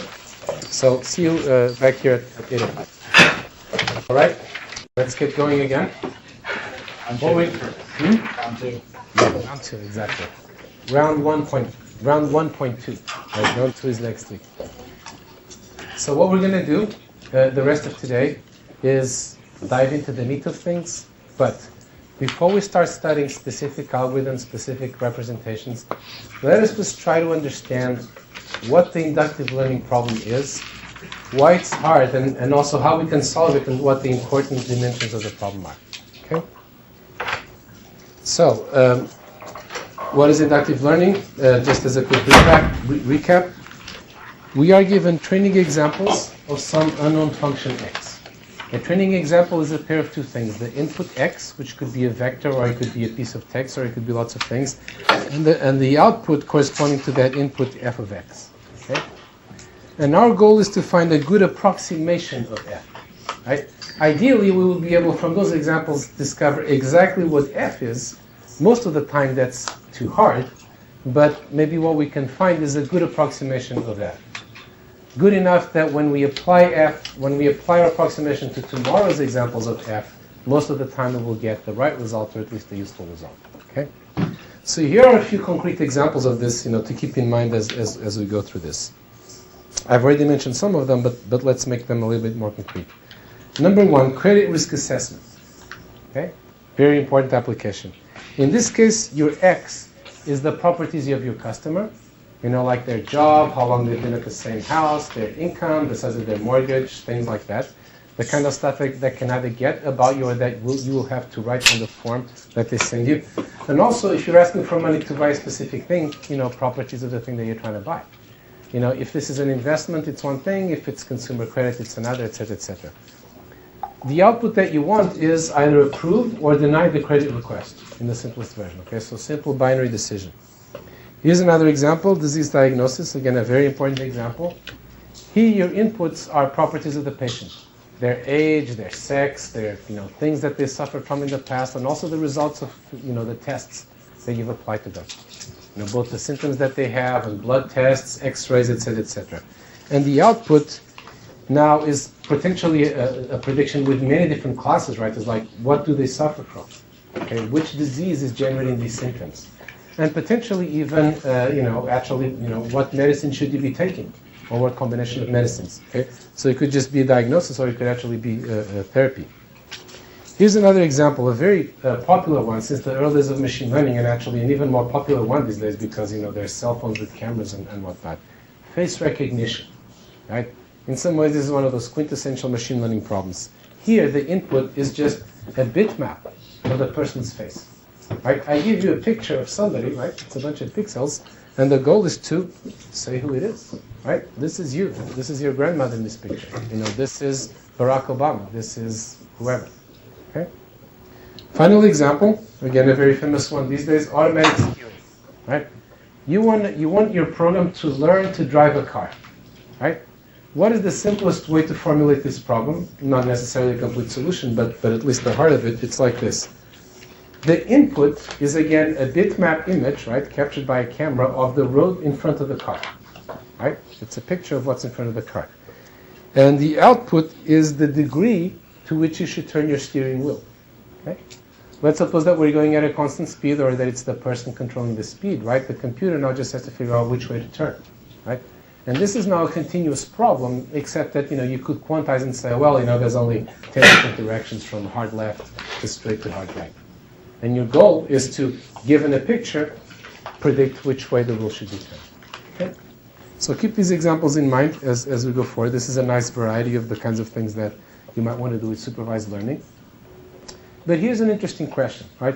So these are all good classic examples of supervised learning. There's others, but there's also problems for which supervised learning is not a good idea. And as with any technology, it's very important to have a sense of what problems machine learning is good for and what problems it's not good for. In particular, what is inductive learning good for? Okay? And this question actually has some very interesting answers. So here are 4 different situations where inductive learning may be a good idea. The first situation is where nobody knows the answer.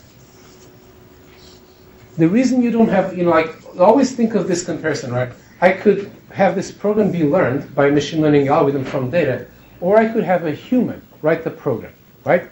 If it's better to have a human write the program, then don't bother with the machine learning, right?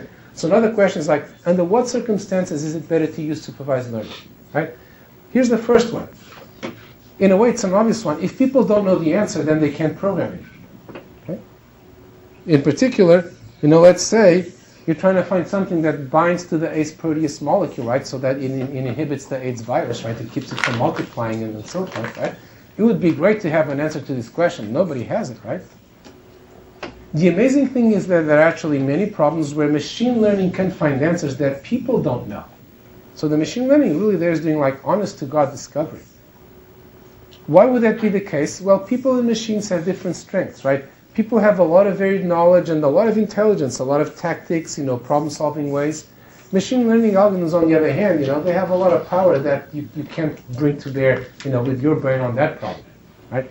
Your brain has a lot of hardware for doing vision and language, but not for other things, right?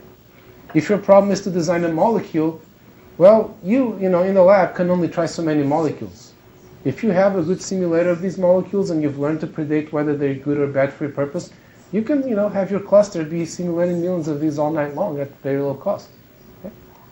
So the learning can have an advantage when it can sift through more data, when it can use more computing power, etc., than the human has. Okay? In many ways, these are very exciting applications of machine learning because they are learning things that weren't even known before. However, even when we're not in that situation, and many or even most of the applications of machine learning are not in that situation, we are in a problem that humans can actually do better, right? So if you could get a human to do it, and the human was cheap enough, then maybe you could just let the human do it, right?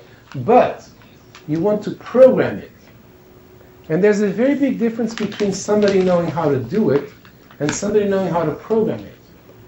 We spend a lot of time programming things, so we almost forget that this difference exists. But consider the following. Suppose, for example, that what you're trying to do is character recognition, right? We humans are really, really good at character recognition, right? We can recognize, semi-garbled handwriting, pharmacists can recognize doctors' handwriting, right, in almost superhuman ways, etc., etc. But nobody knows how to write a good program to recognize character. Nobody. People did that in the beginning. They said, well, what is an R? It has a stroke like this and a stroke like this, and, what is a Q, right? And they programmed all these rules, and then, they broke all the time. This was terribly inaccurate. Okay? So we're in this interesting paradoxical situation where we know how to do something, but we don't know how we know. Another great example of this is, just riding a bike, right? You know how to ride a bike. Can you program a computer to ride a bike? If you figure that out, tell me, because I want to steal your idea and publish it under my own name. Right? It's much easier. So here's the paradox: is that it's much easier to ride a bike than it is to program a computer to ride a bike, because your brain is very powerful. Deep in the lower layers of your brain, particularly in the case of things like riding a bike, it's actually your brainstem that's doing a lot of the work. Your conscious high-level self that writes programs with language has no idea how that works, but your brain knows how to do it. So there are many, driving the car is another example, right? So there are many applications where people know how to do it, but we don't know how to program it. In many ways, this is an ideal problem for supervised learning, right? Because we can generate our supervision by having people do it. In fact, a lot of the early cars that drove themselves, this is exactly what happened, right? You just had the car, right, and the camera pointed at the road, and the person was driving the car, right? And this is the supervision, right? At the end of the day, we have a video of the road, and we have a record of which way the person, turned the wheel. And this is our supervision, right? So if people know how to do it, they can give us supervision. Same thing with character recognition, right? There's a lot of these character recognition data sets. One of them, comes from the post office, right? They're obviously big consumers of this technology, right? And by the way, if it wasn't for machine learning, sending a letter would be a lot more expensive, right? Because it would have to be people figuring out what the address is.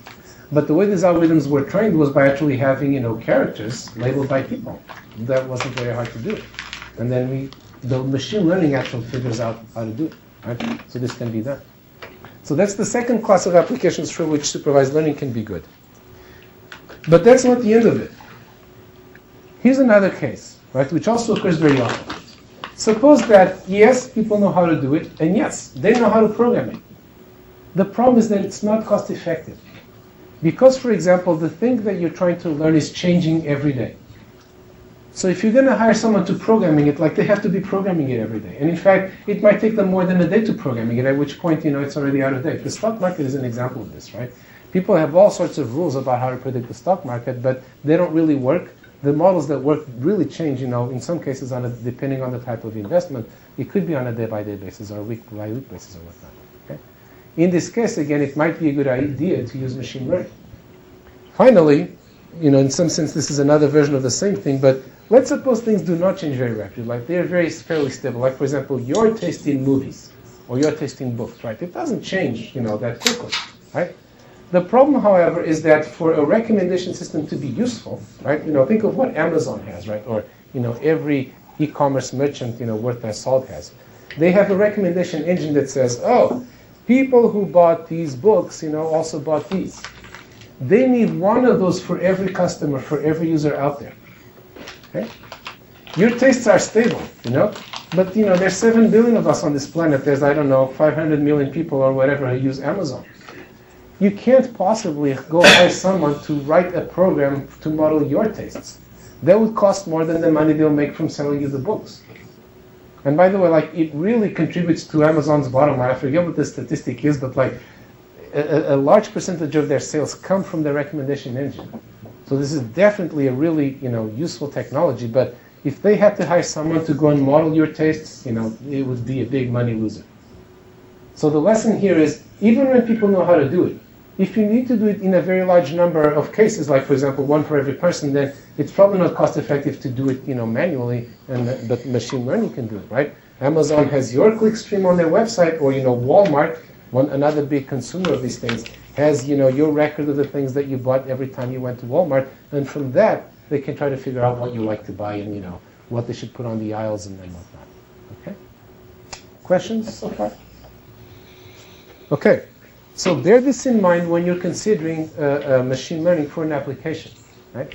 If your application doesn't fall into these things, and if it doesn't have the characteristic that you don't always have to be completely right, probably not a good idea to use machine learning. For example, you probably don't want to use machine learning to design a network protocol, right? It's a very complicated and intricate thing, and if you get one step wrong, the system breaks. Okay? On the other hand, machine learning keeps being used for things that I didn't think it was good for, so I wouldn't be surprised if tomorrow there was a network protocol designed by machine learning, or maybe there is one already. But in any case, it's good to bear these things in mind. Okay. All right. So, what is the inductive learning problem? How is it hard, and how can we solve it? Before we dive into the details of different algorithms and their different strategies and whatnot, let's look at this problem in the simplest form that we can. So here it is. I'm trying to learn a Boolean function. Y, and it's a function of 4 Boolean inputs, x1, x2, x3, and x4. Okay?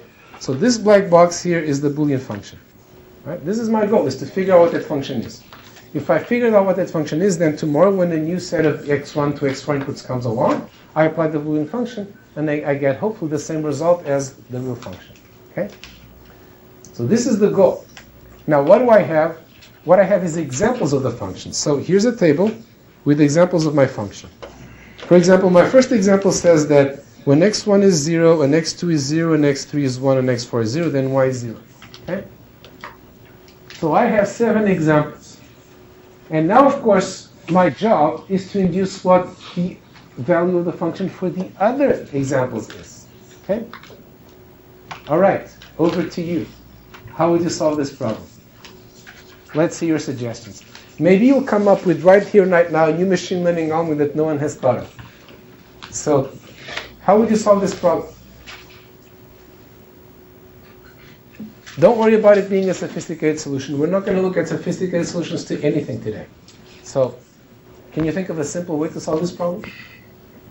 If-else statement. Sure. If-else saying what? Effect conditions on variable values. Absolutely. So in fact, this is what we're going to be looking at, very shortly. But be a little bit more specific, right? So that's your language, right? Mm-hmm. But now, how would you, learn statements in that language?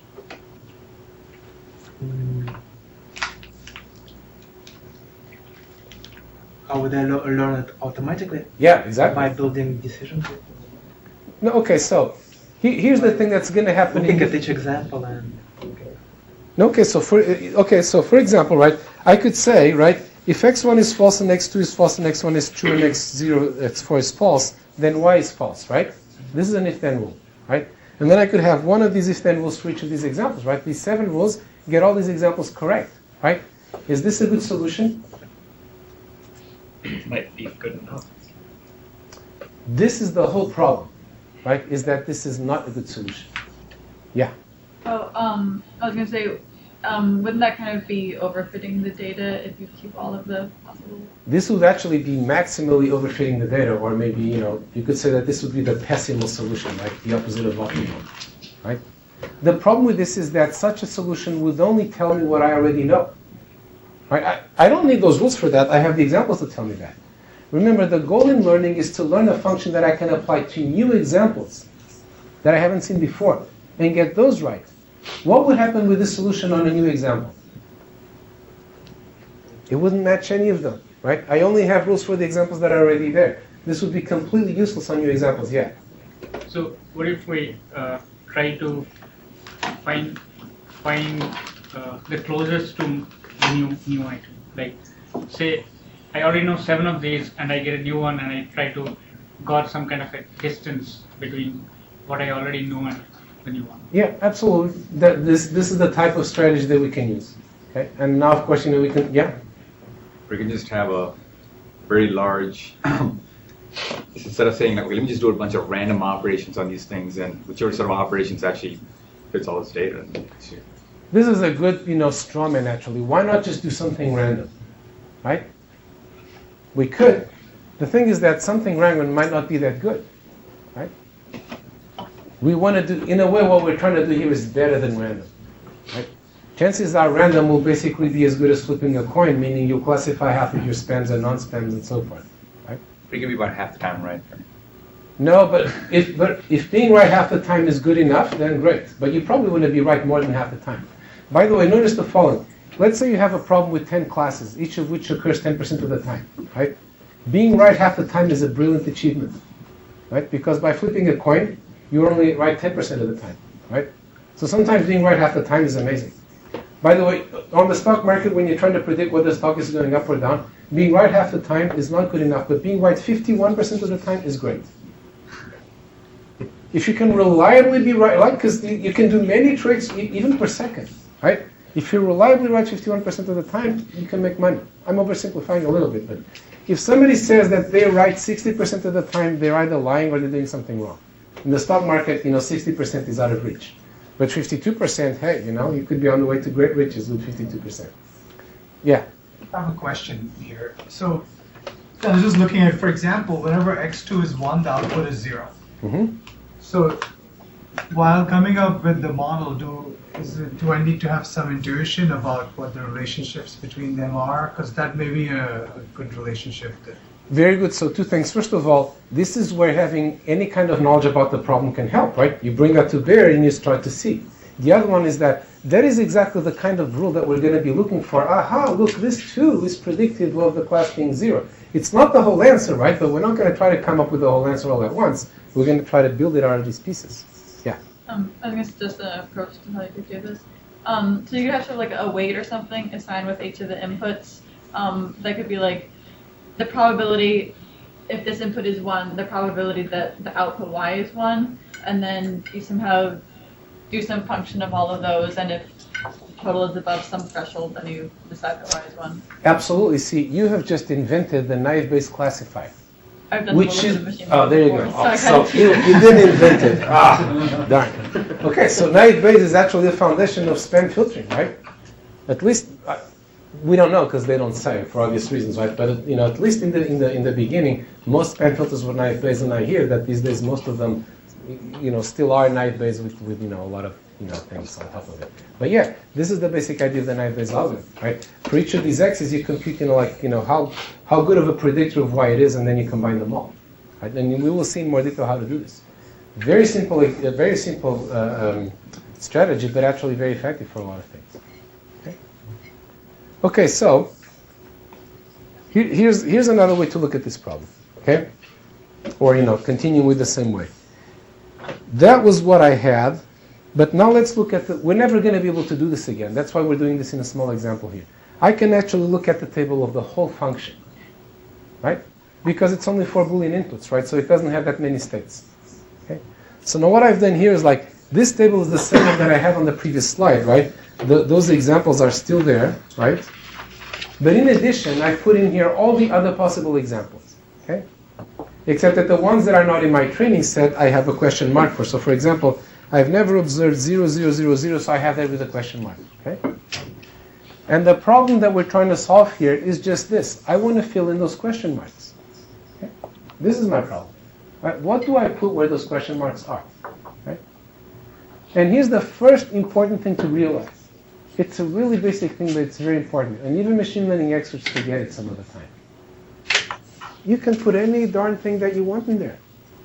Right? If you don't know anything about your problem, just the data doesn't get you there. Right? Machine learning is all about the data, but the first lesson is the data is not enough. You need something else. Right? With just the data, right? I know the values for the examples that I've seen, like, this and this, but the others, like somebody said, do it randomly, flip a coin for each one of them, right? How do you know that that's going to be worse than anything else, right? You have your super spiffy classifier technology, why should that beat random guessing? The reason, and in practice, however, we do have super spiffy classifier technologies that does beat random guessing most of the time. But this is because it embodies something about the problem that actually turns out to be right for the problem. Okay? So the first lesson is that if you're in a state of complete ignorance, you can't do better than random guessing. You have to bring in something else. Right? Going back to the gardening analogy, right? Complete ignorance is like having all the nutrients but no seed. Well, you can have all the water and nitrogen and whatnot in the world that you want, no seed, no plant. So this is the first important thing to remember. The next thing is, actually in this example, right, we're going to be able to do another thing that we're never going to be able to do again, which is, this example is so small that, this question that I asked, like, how will you come up with those, say, if-then rules, right? In this case, actually, we can just try all of them, right? In general, we're never going to be able to do it because there's way too many, right? But this actually is a small enough case that we could actually try all rules. And there's another lesson here, which is like, in this case, right, there are 16 possible examples, right, 4 variables, 16 examples, right? I know 7 of them. There's only 9 that I don't know. So, when somebody said, well, the ones that you know, that's not a bad thing to have. In this case, it's not a bad thing to have, it's almost half. But in real examples, right, you've seen 1 billion email messages. How many possible email messages are there? 10 to the who knows what, right? Those billion are an infinitesimal. It would be like in this table only knowing one example, and that is still an overstatement, right? You will have seen 1% of 1% of 1% of the things that you could see. So just remembering what you know is really not going to get you off the ground. You'll be lucky actually if you ever see one of those exactly ever again, in many cases. Okay? So we need something better. And now notice the other interesting thing here, which is I have 4 variables, right? So I have 2 to the 4 states, right? So 4 variables, right? 2 to the 4 states, right? i.e. 16 states, right?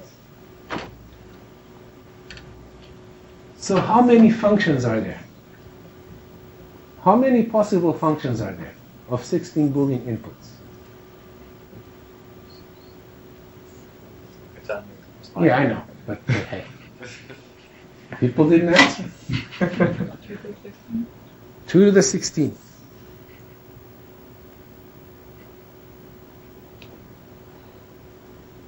So generally, right, if you have, let's say, n dimensions, right, you have 2 to the n possible states, right?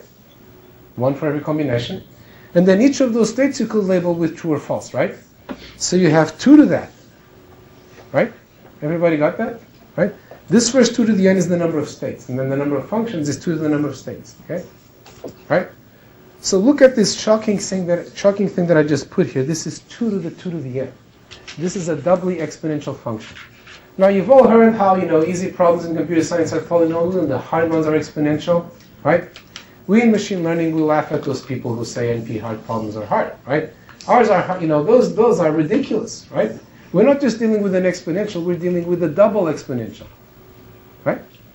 And when you're writing a program, if you have 4 inputs, you have to choose among 16 things.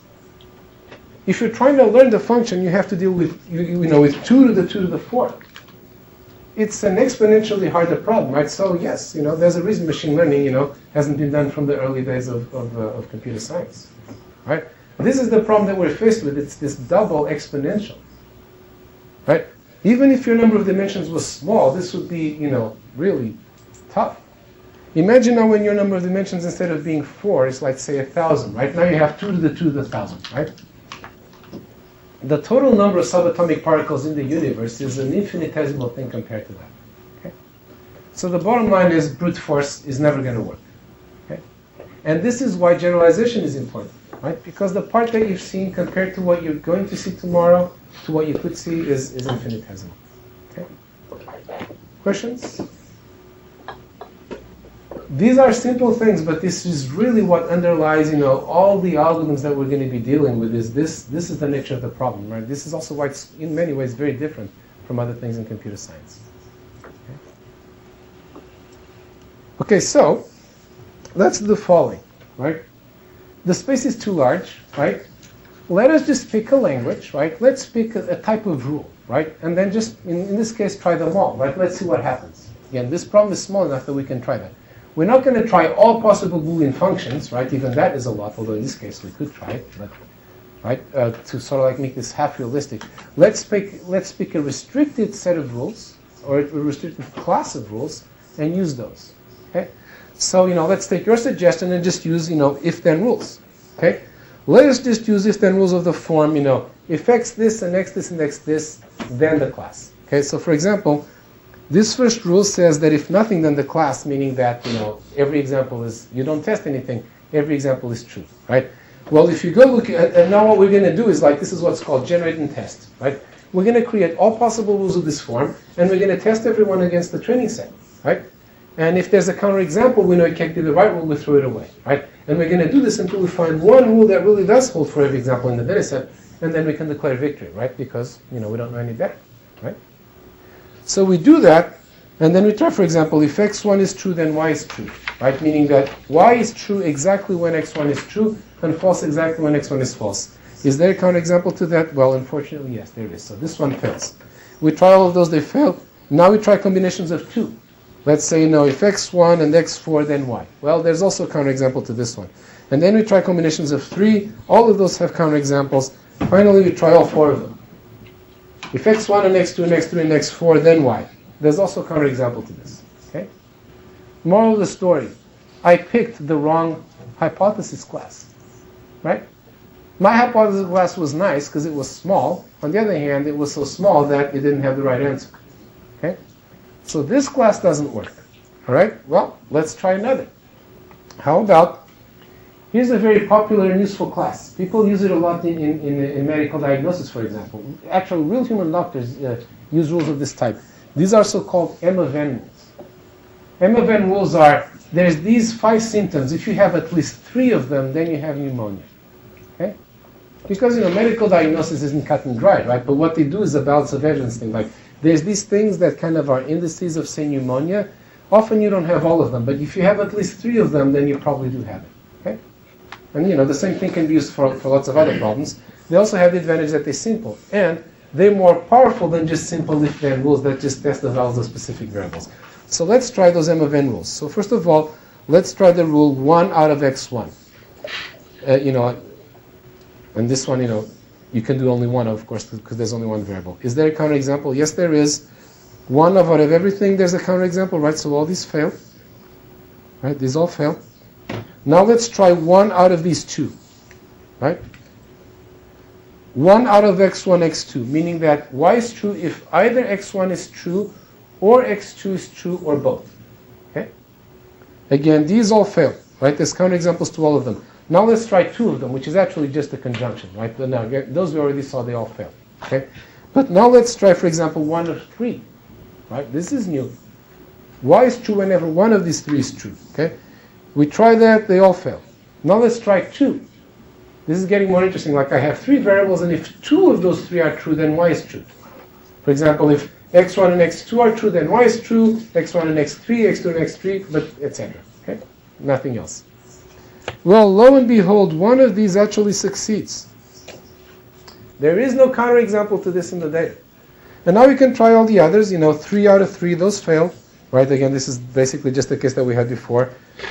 1, 2, 3 out of these 4, those also fail. Okay, so at this point we can declare victory, right? We postulated that, this was an M of n rule. And there's only one that works, so that has to be the answer. Okay? So at this point we can declare victory and go home. But, maybe you should be a little suspicious, right?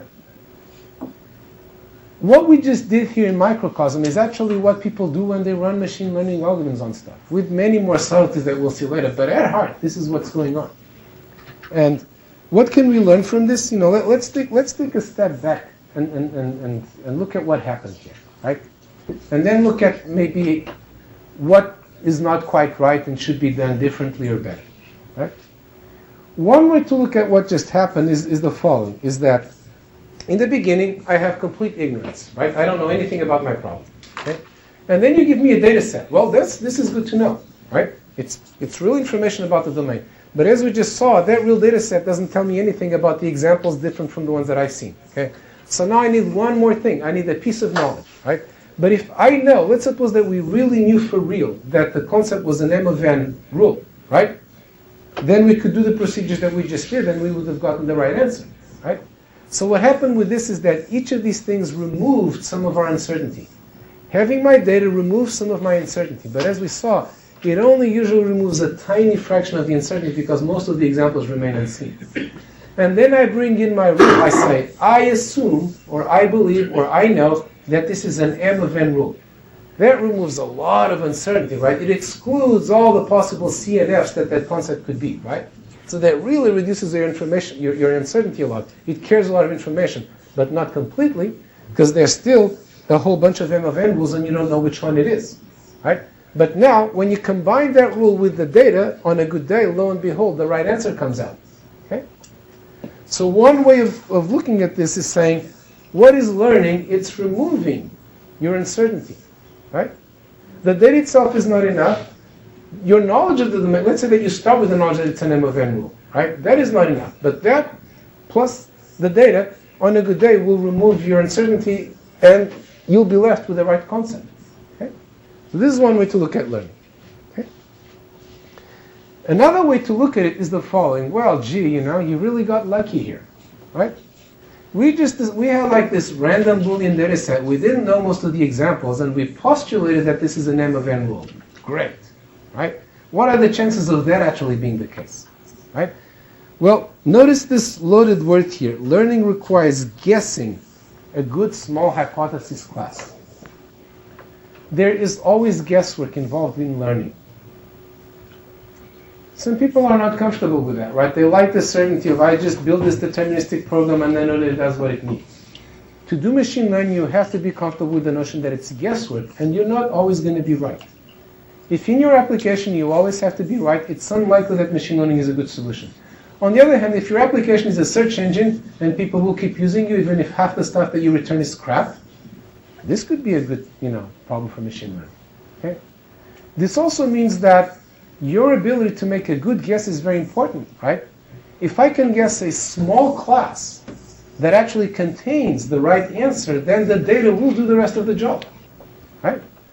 So one way to look at learning is, it's like the Clint Eastwood way, right? Like this, like the Dirty Harry movies where he goes ahead and tells the guy, like, go ahead and make my day, right? He's been chasing this guy, throughout this warehouse. They've been shooting at each other, and finally the guy, is down on the floor, and then his gun is like a yard away, and he's trying to decide whether to lunge for the gun or not, right?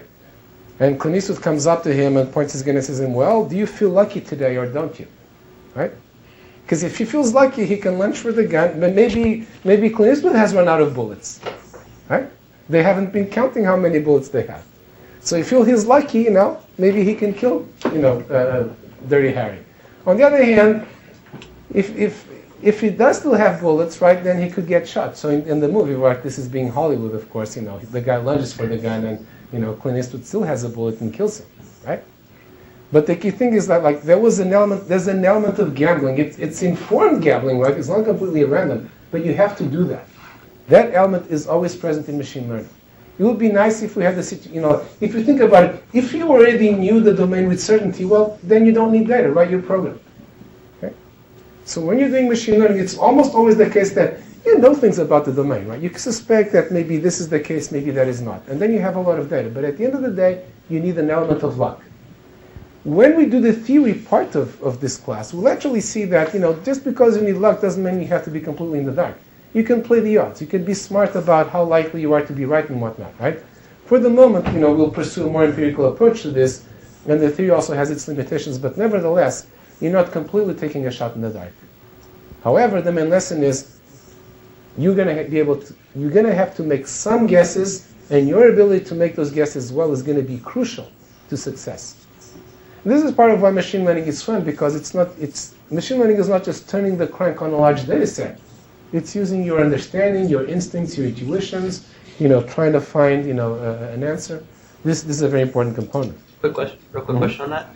The fact, I'm going to try to figure out how to phrase this so it makes sense. The fact that you need this kind of domain knowledge to guess a hypothesis class, does that mean that we should have some skepticism about whether machines can ever initiate machine learning? Like the human gardener will always have to be there at the end of the day?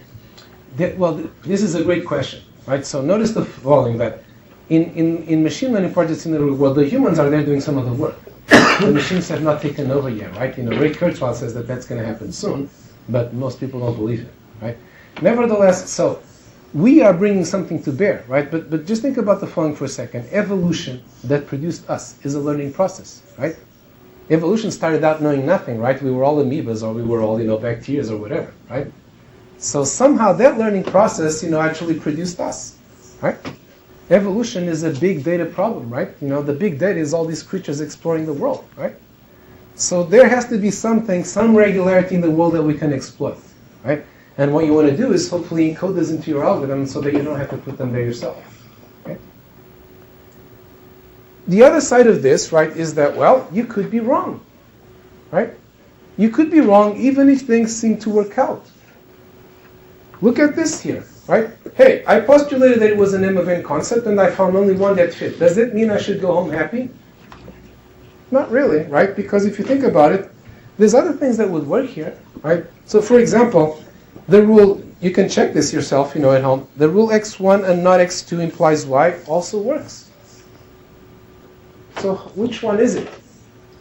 If this is the true one and we guess the M of n one, we'll get all our stuff wrong, right? So we could be wrong. And you can never be sure that you weren't wrong. In some cases, you can have high confidence that you were right, but you can never be sure that you were wrong, that you were right. Okay? You could always have been wrong, and you have to be comfortable with that. Okay? However, notice the following. There's a trade-off in the size of the hypothesis class. The smaller I make the hypothesis class, right, the more information is encoded in that, the lower the burden the data has to bear, the easier the problem becomes. On the other hand, the more things I've thrown out, the less likely that the right hypothesis actually will be in that class. So in a way, you want to make the hypothesis very small to make the learning easy. On the other hand, you want to make it very large to make sure that the right answer is in there. And there is an inevitable tension between these two things. Okay? In practice, how do people deal with this tension? By trying successively larger sets of hypotheses. I start out trying something very small. If that works, looking pretty good. If that doesn't work, then I try a larger set and a larger one. Just like we did with the if-then rules and then the M of n concepts. Okay? The larger the set that I try, the less I'm going to be sure that I found the right answer. Right? Because I need less luck to have found the right answer. Okay?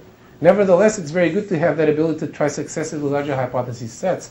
And this is exactly what many algorithms do. In particular, the decision tree learners work that way.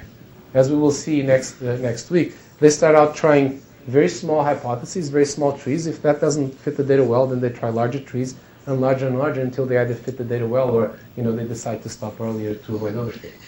Okay. Questions about this? Okay. So, out of these two observations come two strategies for doing machine learning. And we're going to see them in action in the coming weeks in a bunch of different ways. One of them is, since it's so important to express and use prior knowledge to make our learning easy, one of the things that we should have is languages in which it's easy to express the kind of prior knowledge that we have. right? And in fact, for example, something that is popular in some quarters is, I'm going to allow rules with only a particular syntax on the antecedents. I'm not going to allow any antecedents. I'm going to allow antecedents that obey these rules. For example, I might know that certain variables cannot appear negated because they're positive indicators of the class. This is a common thing, right? These are useful restrictions to have. We want to have languages in which it's easy to say those things. And in fact, one of the main criteria for choosing representation is which representation makes it easy to encode the knowledge that you have.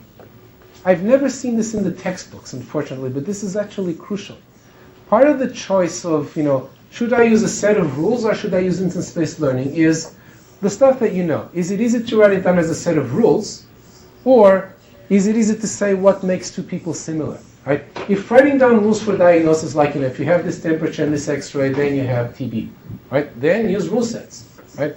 If it's easier to say well, I know how to compare people, right? I compute the Hamming distance between them, and that's what makes them similar. This, of course, is a naive example, but in that case, maybe you want to use something like instance-based learning, okay? So the choice of language should be very much influenced by what kind of knowledge you have and what language makes that knowledge easy to apply, right? You shouldn't have, like many people, this one language that you always want to use. You just use decision trees. Well, no. Sometimes they'll be the wrong thing, okay? So this is one notion. The other one that we just touched on is what you want to have, right, is flexible hypothesis spaces. We're going to look at some simple machine learning algorithms like naive-Bayes, for example, that have a fixed hypothesis space. Those are nice and simple. They're often very efficient when they work, life is good. But a lot of the time, maybe even most of the time, that is not how you get the best results. And then you want algorithms like, say, decision tree learners that are flexible in the hypothesis space that they consider. In particular, they can start out with a small hypothesis space and then only extend it as needed. Okay? With either of these strategies, at the end of the day, you still need to develop algorithms that will find a hypothesis in that space using that language that fits the data. Okay? Before we move on, let us get some terminology down that is going to be with us for most of this class. We've already touched on a bunch of these things, but let's get this all down clearly. It's definitely worth that investment. First of all, a training example is one of the examples that we're going to learn from. It's a pair of example and its class. Okay? Sometimes called a training instance. Statisticians like to call it a sample. A set of training examples is often called a training set. So there's different names for this. The target function is the true function that you're trying to learn. If the function is Boolean, we often call it a concept. Like, for example, I'm trying to learn the concept of chair, right? And then I have examples of chairs and say examples of other pieces of furniture, right? In that case, the function is a concept. The hypothesis is a candidate function. So the function is only accessible to the gods. We don't know it. We just have examples. What we're going to be generating is hypothesis. Of course, our goal is to generate a hypothesis that is as close to the function, to the true function, as possible. If the hypothesis is Boolean, as I just said, we call it a concept. The examples for which the hypothesis is valued true are called the positive examples. So, if I'm trying to learn the concept of a chair, a picture of a chair is a positive example. A picture of a table, on the other hand, is a negative example. Okay, so this terminology, obviously, we're going to be using this a lot in little examples. We're going to have positive and negative examples of a concept, and we're going to see, well, how do we learn to divide them? The function that we learn, if we're in a discrete problem, which we're going to be, as I said, looking at most of the time, is called a classifier, right?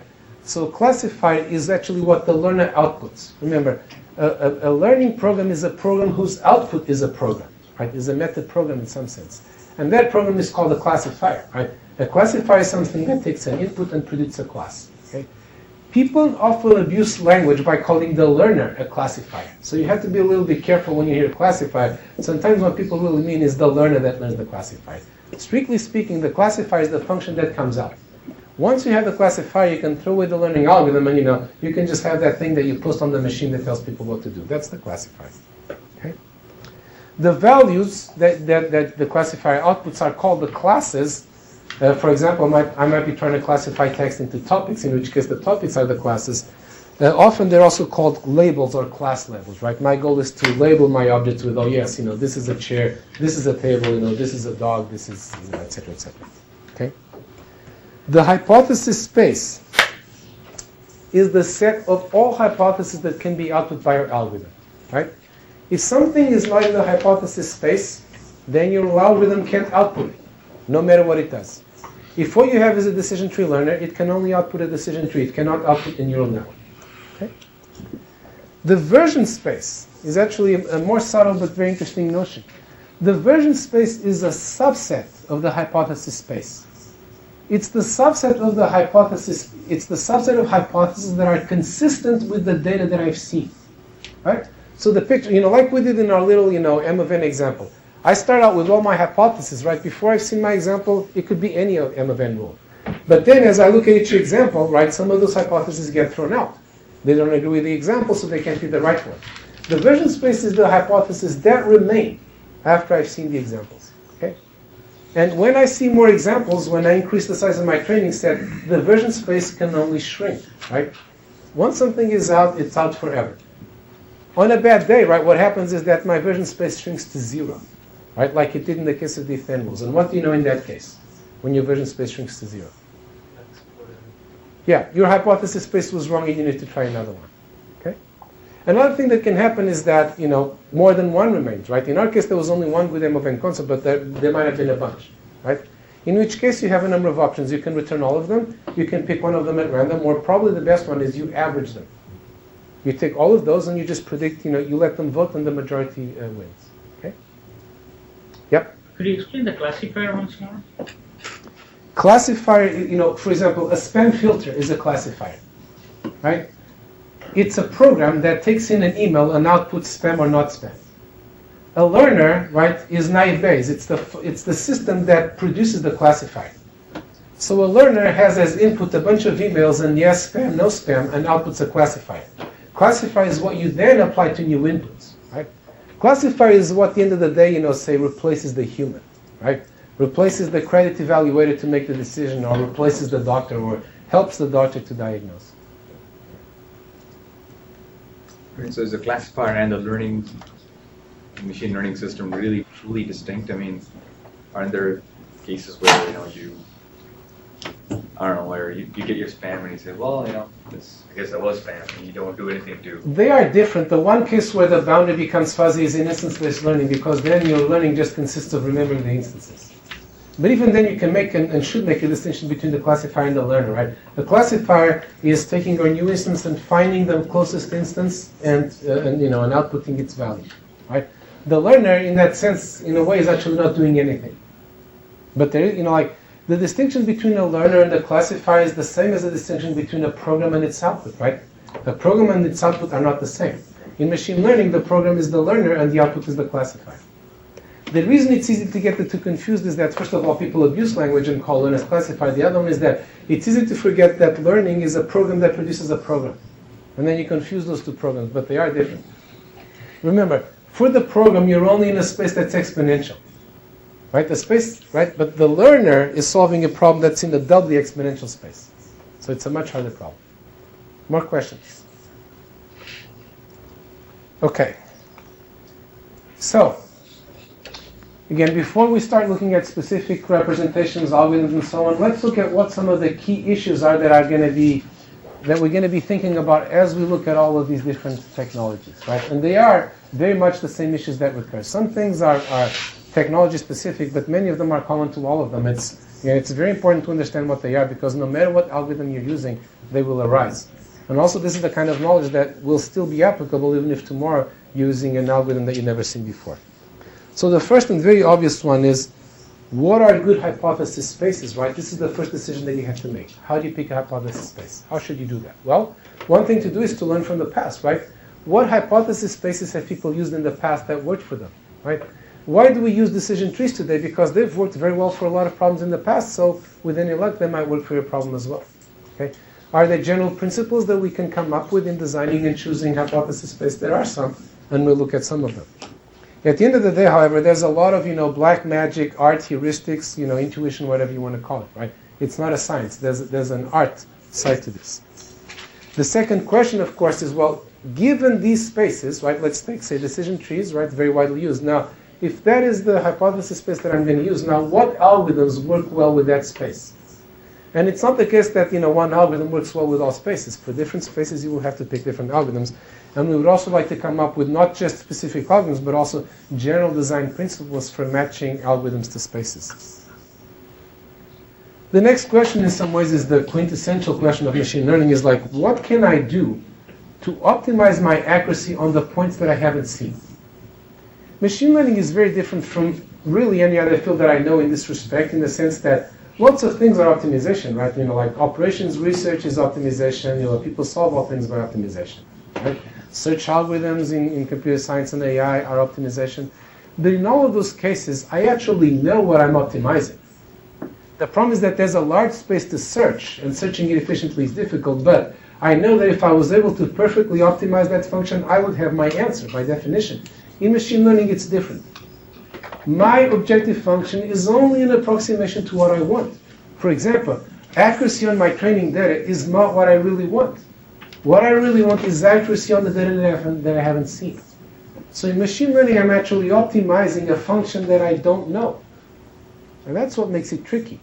What I'm going to have to do, of course, is optimize some other function that's a surrogate for the function that I know. And now the question becomes how I do that. And there's a very lot of deep and interesting ideas that go into doing that.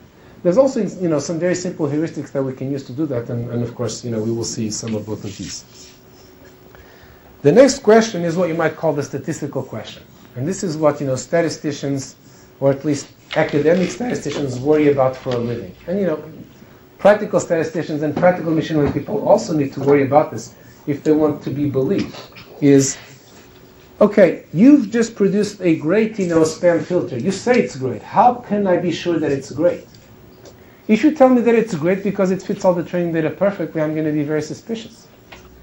In fact, if you're ever in the position of hiring somebody else to give you a classifier, right? If you're the boss instead of or the client, the first thing that you should do is take some of the data and keep it to yourself. Right? Let's say you're hiring somebody to design, a spam classifier for you. Don't give them all the examples of spam and not spam. Keep some to yourself. And then if what they do is like they've overfit the data that you gave them, when you try it on your data, you'll see that it's a failure. So what happens is that when they're doing their learning, they have to worry about how well their learning is going to be doing on the data that you have and they haven't seen. Okay? Another question for them, and also the question for you once finally I run it on the whole data, and I'm going to deploy in the real world, is like, how can I be confident that this thing is still going to be accurate on future data, right? Can I have measures of that uncertainty, and can I, minimize that uncertainty, right? There's a lot of good stuff from statistics that we can apply here, okay? So this is the statistical question. The next question is what you might call the computational question, right? And this is the usual question. Well, sure. Let's say you have a very good method for learning things, and you can be very confident of the results. If it takes exponential time in the size of the data, well, we can't do it. And unfortunately, we're going to run into things that the naive approach would take exponential time in the size of the data almost all the time. There are some algorithms, like say naive-based, that don't, and that's a large reason, part of the reason why they used a lot. But for a lot of the more interesting algorithms, the NP hardness of it really comes to bite. Okay? So now the question becomes, how can we design an algorithm that maybe sacrifices some guarantees for actually returning something in practice? Okay? So this is the computational question. It's not enough to have something that is statistically sound. It also has to scale. On the other hand, it's also very important to have, it's not enough to have something that scales. I unfortunately see people out there in the real world doing a lot of stuff with Hadoop and big data clusters, and we can mine this data, that, and the other, and return a pile of junk. Right? So there's no point in having something that scales if what it does is return you a pile of junk. Right? So you really have to worry about both the statistical and the computational question. Moreover, and finally, you have to worry about what you might call the engineering question. The engineering question is the following. We've just defined this problem, inductive learning. I want to learn a classifier from training examples. Most of the time, the problem that you have to solve in the real world does not come cleanly expressed in those terms. You have to figure out a way to turn it into such a thing. Right, these days, everybody uses classifiers for spam filtering, but it was actually an idea in somebody's mind one day, in particular some guys at Microsoft Research, that, hey, we can turn the problem of spam filtering into a classification problem and apply machine learning techniques.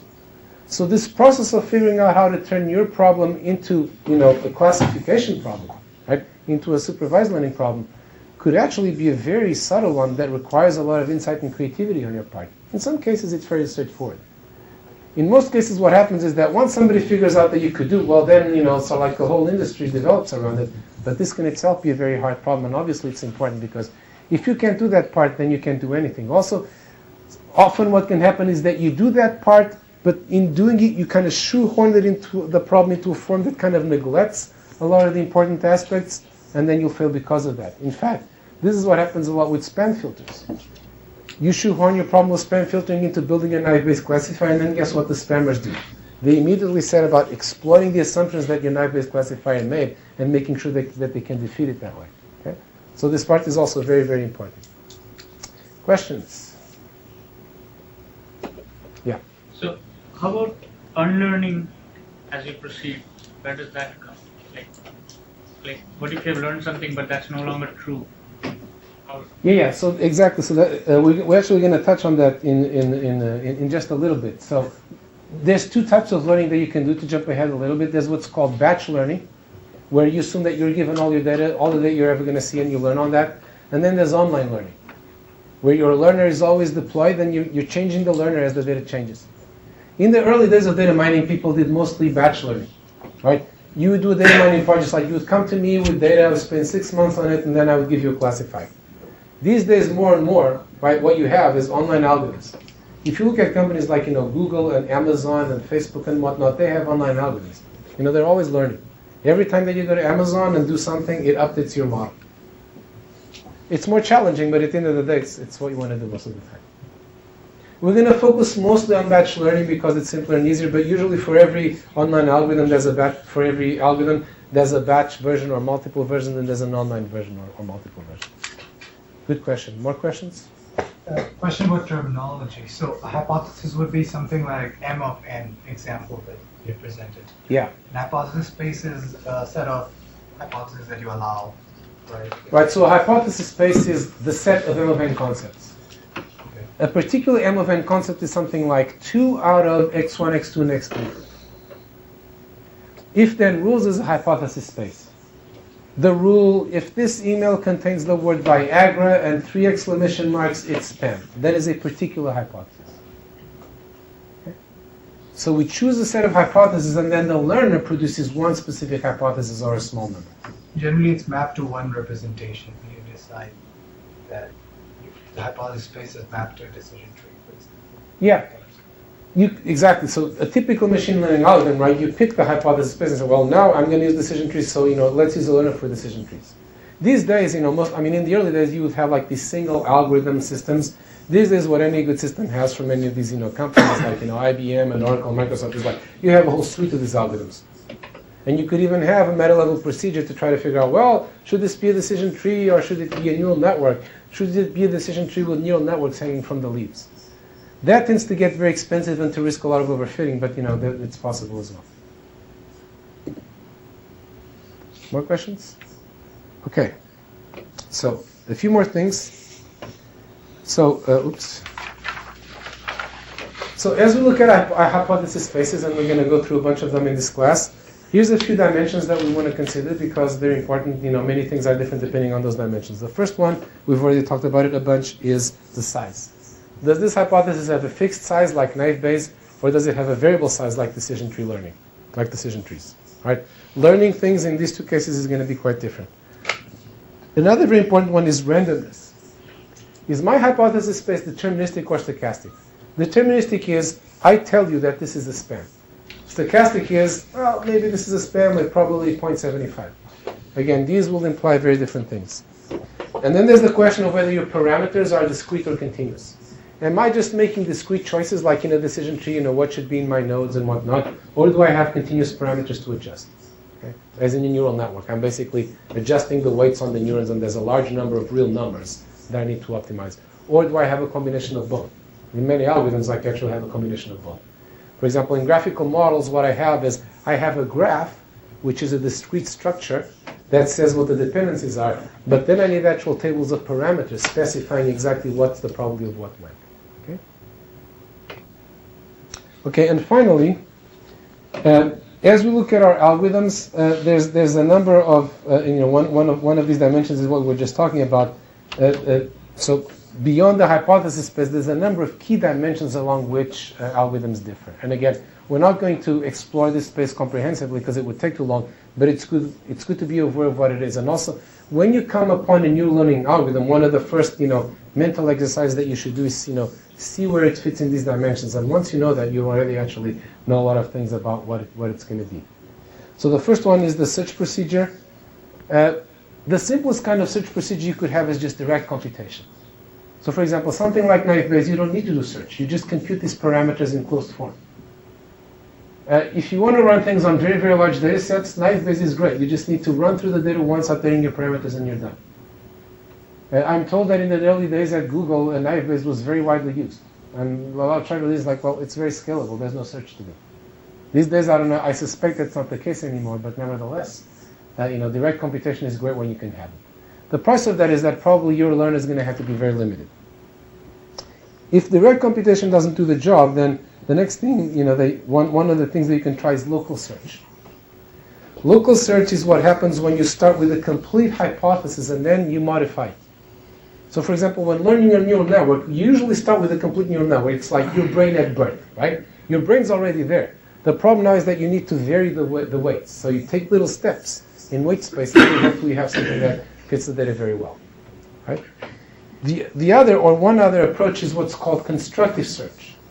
This is where you start out with one small piece, not a complete solution, but then you assemble the solution piece by piece. This, for example, is what you typically do when you're learning decision trees. You start out with a small decision tree with just one node, and then you attach one more node, and then you attach another node to that node, and you do this until hopefully you have a good model. Okay? Timing. We've touched briefly on this, but it's another important dimension.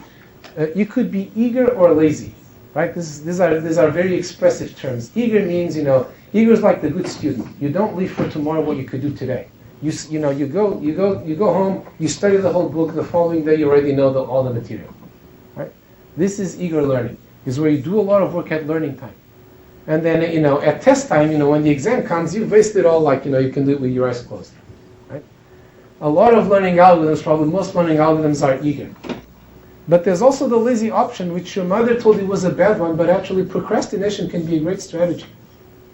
The lazy strategy is like, nah, I'm not going to do anything today. I'm going to relax. I'm going to drink beer and watch TV. And, when the test comes, I'll just scramble. I'll improvise. Some people are good at that. Right? And unlike in human affairs, actually, in machine learning, often the lazy version of an algorithm is more powerful than the eager one. The reason it's more powerful is that when you're doing eager learning, you're doing it ahead of time. You don't know what you're going to be applying it to yet, so it has to be good for all things. Very hard. Lazy learning is like, oh, now I have this patient to diagnosis, and I just, I didn't really pay attention in med school. Like that Spielberg movie about the guy who faked he was a doctor. And he turned out to actually be a really good doctor, right? So he didn't need to go to Harvard, right? He faked that he'd gone to Harvard, but then when faced with the patient, then you figure out what does this guy have? What do I do? Right? For humans, this doesn't sound like a good strategy, but for machine learning, it can actually be good because now I just have to, I apply all my power to these particular cases and I don't have to be very good in general. Okay? So lazy versus eager learning. Some representations natural in themselves to one or the other, like instance-based learning is the quintessential lazy algorithm, right? I just remember the examples, and when a new one comes along, I find similar ones. But there's really lazy and eager versions of any algorithm that you might want to think of. Like there's lazy versions of decision tree learning, for example. And a final dimension, which you already touched on, is online versus batch. In online learning, you only see one example at a time. Like predicting the stock market is a quintessential online learning problem, right? I predict whether the stock is going to go up or down, and the next day or the next minute it goes up or down. And then I incorporate it into my learning. And I keep learning as I see more things. Batch learning is, I've got a supercomputer, I've got a big data center, I'm going to throw a ton of cycles at this thing, and then I give you a product. For some things, it's appropriate. For example, if your domain is not changing a lot, and you only need so much data, batch learning is appropriate. Most of the time, however, at the end of the day, you want to do online learning.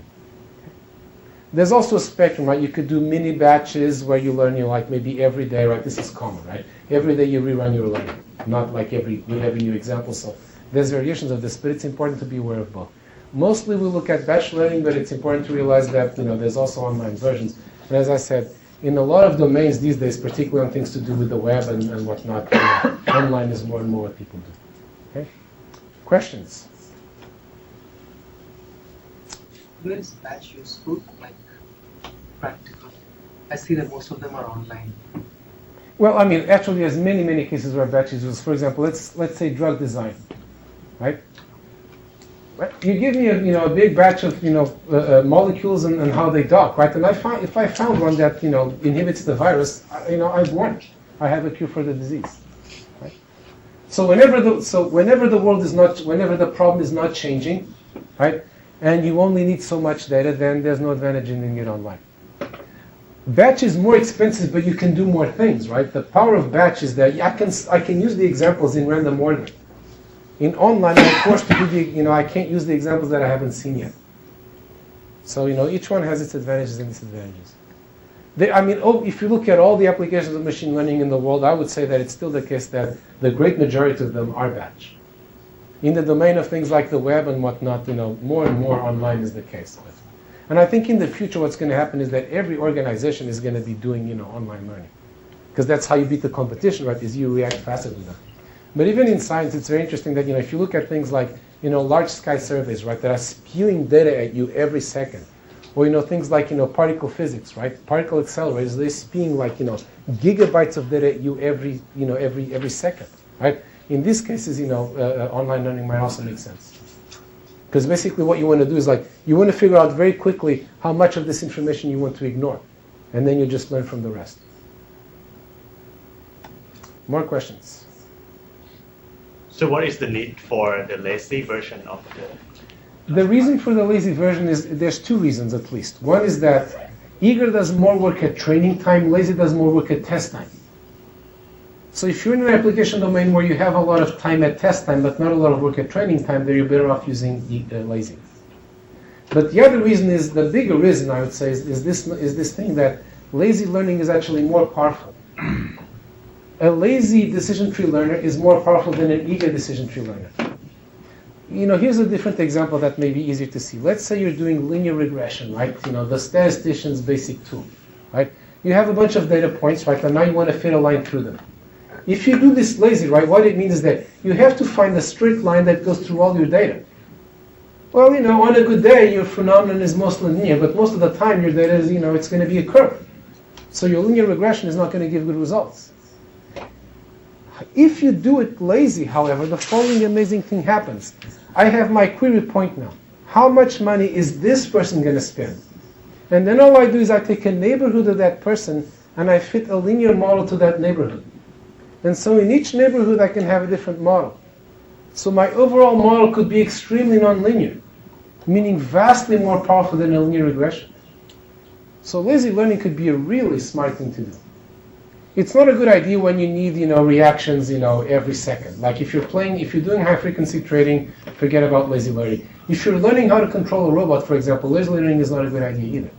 Because, that robot needs to decide what to do every 10th of a second. In many ways, actually, lazy learning is actually a very good thing for robots, but, because of the type of model and whatnot. But then what you have to do is maybe try to take your lazy model and find some way ahead of time of making it work faster. And, for each of these, approaches, there's ways to try and ameliorate its disadvantages, but, they're there nevertheless. More questions? All right, very good. So to recap, you're going to get your first project next week. The biggest part of it is going to be to implement a decision tree learner and apply it to clickstream mining. We'll also test some of the stuff that we're going to do the week after that, which is rule induction. Hopefully today you got the big picture of machine learning, why it's important and people are excited about, what it consists of, what main types of machine learning there are, and then in particular for supervised learning, what makes the problem hard and how we can go about solving it, and what the main dimensions are. Okay? See you next week, and do keep in touch by email and using the forum and so forth. All right, welcome back. Before we get started, somebody asked a very good question on the forum, which I don't know if you've been following. They asked, what is the relationship between artificial intelligence, machine learning, and data mining? This is a very good question. And the answer is, number one, Machine learning is a subfield of artificial intelligence. Right? Artificial intelligence is concerned with doing all sorts of things that humans do that machines don't do very well, like problem solving, knowledge representation, reasoning, planning, vision, natural language understanding, speech, multi-agent systems, and machine learning is one of these fields. These days, it's probably the biggest of these subfields, and probably also the one with the most, impact in industry. So in many ways, it's become its own field, but it's really a subdiscipline of AI. As to what's the relationship between machine learning and data mining, it depends on who you ask. If you ask me, it's really about the same thing, and everything that we're going to cover in this class fits equally well under machine learning and data mining. You could really have it. However, there are certain things that people do in machine learning, like say reinforcement learning, that you probably don't see a lot of in data mining. And conversely, there's some stuff in data mining, more like say on the visualization or database side and things like that, that people sometimes call data mining, but we probably wouldn't. Okay? The difference is really largely historical. Machine learning is actually the older term, right? It's a field that's existed for 50 years. Data mining is a term that emerged in industry around the late 80s, early 90s. And in fact, these days there's other terms like predictive analytics and business intelligence and data science and whatnot, all with slightly different slants. But I think for us the main message is there's no real usefulness in making a lot of distinctions between machine learning and data mining, and what we're going to be covering here is very much both. Okay? Number two, as you hopefully have seen, the first assignment is up. As advertised, it's going to consist mainly of implementing a decision tree learner and then applying it to some real clickstream data from an e-commerce company. We await your insights with breathless excitement. So that's most of it. Of course, this is a small-scale version of what you would be doing in the real world, but then nevertheless, it should be useful. We also have some questions about rule induction, which we're going to cover next week. Okay? Anybody have any questions or thoughts before we get into things? All right, let's get going then. So today, we're going to talk about learning decision trees. Decision trees are, according to surveys, consistently the most widely used data mining machine learning algorithm in practice. It's not hard to understand why that's the case. They have a rare combination of being fairly simple to understand and implement. Their output is also quite understandable, and they're not too hard to use. Right? You don't have to tweak a lot of parameters before they return something useful. And they're also pretty scalable. So that combination of things is pretty attractive. For any given application, there might be another method that, if you really put your effort into it, will give you better results. And definitely, there's many other methods that you can use. But certainly, decision trees are, I think, a very good place to start. We will also use them to illustrate some of the issues that actually cut across all these methods, like missing data and overfitting, which are things that you are almost guaranteed to encounter when you do machine learning in practice. So first of all, let us look at what are decision trees and what kind of learning algorithms are decision tree learners. So first of all, decision trees are a variable size hypothesis space. So the size of your decision tree grows with the amount of data that you have. They're, at least in its most basic version, a deterministic representation. So decision tree is something that says, for each example, you're positive or you're negative. And then decision trees actually have both discrete and continuous parameters. The discrete parameters are the choice of attributes to test at each node. And the continuous parameters can be, well, first of all, you might be testing continuous attributes, in which case you need to do with them, like, is the temperature greater than something, for example. Or you could also have, probabilities of, for example, one class versus another at the nodes and at the leaves. Okay? The learning algorithms that we have for decision trees are almost all constructive search algorithms, meaning it's like Lego. We start with one piece and then we attach another and another and another, and we gradually build potentially very complex structure one piece at a time. They're typically eager. Again, there are some lazy learning algorithms out there for decision trees, but in the vast majority of cases, people learn decision trees in batch mode, and eagerly meaning you put a lot of effort into learning your model, on a fixed amount of data, and then you deploy it. So that covers both of those points. So what is a decision tree, first of all? This is generally what we're going to do here, is first understand what the representation is, what it can do, what it can't do, and then once we have figured that out, we go on to like what are some of the evaluation measures that we use, and then finally what kind of search algorithms do we have to optimize those measures and find the best, in this case, decision tree. Okay? So decision tree is a very simple and very old idea, right? You can almost guess what it's going to be just from the name. A decision tree is a tree where in each internal node you test the value of one feature. For example, you might test whether this patient has a high temperature or whether they have been in contact with people with this or that and so on. Okay? So each internal node is going to test one of those things. And then the leaves actually make the class prediction. Yes, this patient probably has malaria or does not. Okay? So here's a small example that we're going to use to illustrate decision tree learning. Suppose you like to play tennis, and there's a friend of yours who you like to invite to play tennis, but sometimes she wants to play, sometimes she doesn't want to play, and you're very shy and afraid of rejection. And so what you would like to do is predict in advance whether she's going to say yes or no, right? And if she says yes, then you invite her, she says yes, and you play. Otherwise, you save yourself the embarrassment, okay? Now, the problem, of course, is that you don't know what goes on in her mind. What you have, though, is, in the past, there's a bunch of days, right, that you asked her to play tennis in, and she said yes or no. So our goal is, from these examples, figure out what is the general rule that decides whether she wants to play tennis or not. Okay? And, let's say we have 4 simple attributes: outlook, which could be sunny, overcast, or rainy, right? Clearly this affects whether you're interested in playing tennis or not. The humidity, which could be high or normal. The temperature, which let's say could also be medium, high, or normal. And the wind, is it strong or weak? Okay. So now let's say that we had our examples and we ran our great decision tree learning algorithm on this. This is actually a small enough problem that you could even do it by hand. And let's say you get a decision tree like this one here. Okay. So how does this work? Okay. Let's say that the attribute at the root is outlook, right? So what that means is that the first thing that you do today when you wake up, when you want to decide whether to call your friend or not, is check the outlook. Okay? And for example, what happens if the outlook is overcast? Looking at this tree. Let's play tennis. Exactly. The output is overcast, that decides it. That's enough for your friend to want to play tennis, so we're done. Right? Things end right there. On the other hand, let's say that the outlook is sunny. Then what happens? Check humidity. Then you have to check humidity. Because guess what? If the day is sunny and the humidity is high, it's kind of uncomfortable for playing tennis. Okay. On the other hand, if it's sunny but the humidity is low, well then sure, we can still play tennis. Okay? And so on. If it's rainy, then maybe you need to check the wind. If it's rainy but not windy, okay. If it's rainy and windy, it's going to be too unpleasant. Okay? Notice that we actually ignore temperature. It turns out, and it often will, in practice, in real examples, that some of the features that you have collected are actually not necessary. It could be because they really are irrelevant, or it could be because they're just redundant.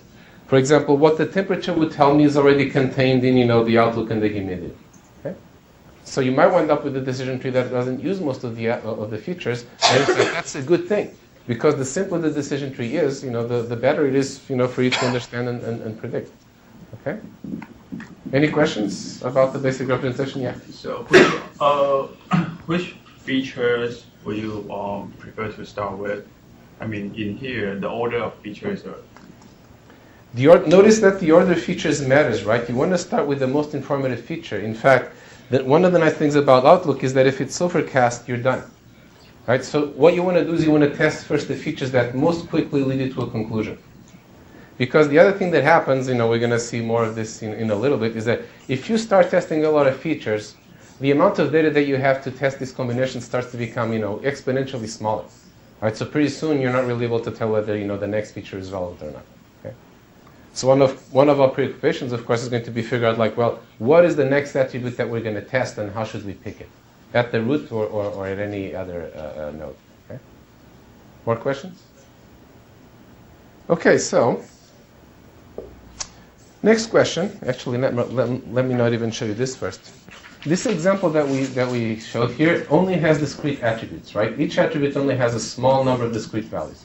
But in the real world, a lot of attributes have continuous values. Like, for example, temperature is, at least unless you discretize it, a continuous value, right? So the next question is like, what if temperature was relevant here? How should I incorporate continuous values into a decision tree? Any suggestions? What can we do? Obviously, we can't test all of their values, right? Because there's too many, right? We can't have a branch for every possible value of the temperature. That would be crazy. So what can we do? You can use a range. You can use a range, exactly. So that's one option. Or you can do something even simpler than using a range, which is kind of like using half a range, which is just use a threshold. Okay? So for example, here's the decision tree that we had before, but with a threshold on the humidity. If the humidity is above 75%, then we don't play. If it's below 75%, then we do play. Okay?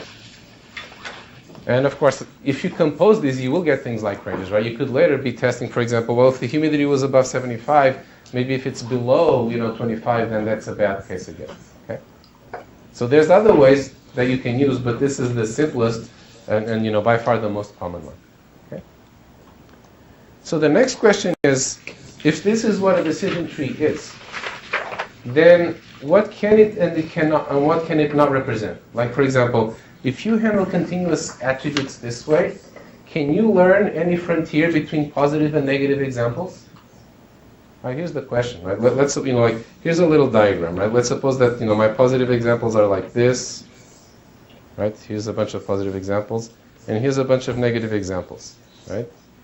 Can you learn this with a decision tree, the way I just described? Yes or no? Yes, because? Because you would cover the universe of values. I'm not sure what you mean by covering the universe. Tell me what the frontier would look like here, right? What would it look like? Actually, before we even think about decision trees, what is the frontier that you would put here to separate the positive from the negative examples? Correct. Yeah, exactly. It's just a line like this, right? Hey, we can do this by eye. Like, one famous person in data mining said, if people could see in high dimensions, we wouldn't need data mining. Right? So here, we don't need an algorithm to figure this one out. Right? So here's the straight line. Another question is, can I learn this straight line with a decision tree? Could approximate it if you had a lot of branches. Very good. I can approximate it, but I cannot learn it. Why can I not learn it exactly? It will not fit into any equation or something. Well, because a decision tree partitions by horizontal and vertical lines. Exactly. Let's say this is x and this is y, right? All I'm allowing myself is tests of the form x greater than something and y greater than something, right? X greater than something are splits like this, right? Y greater than something are splits like this. So you can only form axis parallel frontiers. So you can't learn this. Of course, given enough data, you could approximate this with a tiny little staircase, right? But this is not very satisfying because now you have a really complicated decision tree. In fact, the complexity will go up to infinity as you get more data, when in fact a much simpler thing would suffice. Okay? So in principle, you can approximate anything with decision trees, but in practice, many things you cannot approximate very well. However, you can still learn good decision trees in a lot of domains because we're almost never in this situation. Because the space is very high dimensional, it's not just two dimensionals, the data is very, very sparse. So we have no idea exactly where the frontiers lie, so doing axis parallel cuts will actually be good enough most of the time. Okay? And it can also be done much more efficiently than, say, fitting a big complicated equation at each node of the decision tree. Okay? Yep?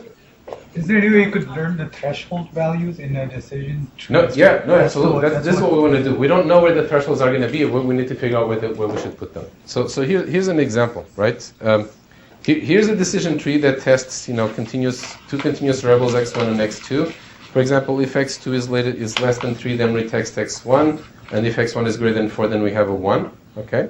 So what is x2 less than 3 and x1 less than 4, right? It's this square over here, okay? So in this square over here, we predict 0. Okay, everybody agree? And so on. If on the other hand, x1 was greater than 4, then now we're in this sector, right?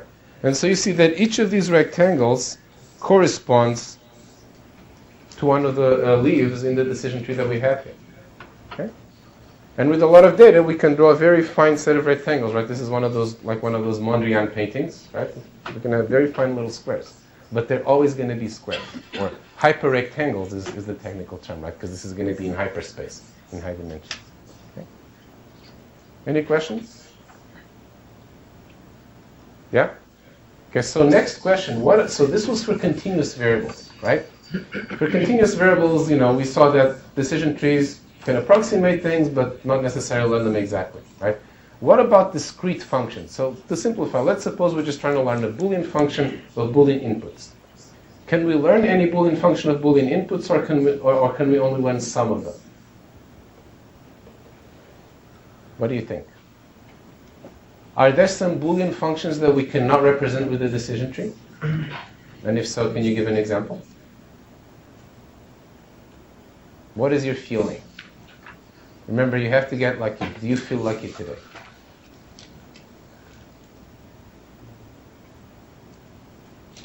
Mm-hmm. Feels like you should be able to, right? Feels like you should be able to. Yeah. Why does it feel like you should be able to? In the tree, you could basically describe the same Boolean function in the tree. Right. So think about this, right? You can describe any Boolean function using a truth table, right? That's what it is at bottom, right? It's a truth table, right? So now the question is, if I give you a truth table, right? Any truth table in the world, can you turn that into a decision tree? Or not? Yes. Yes, because?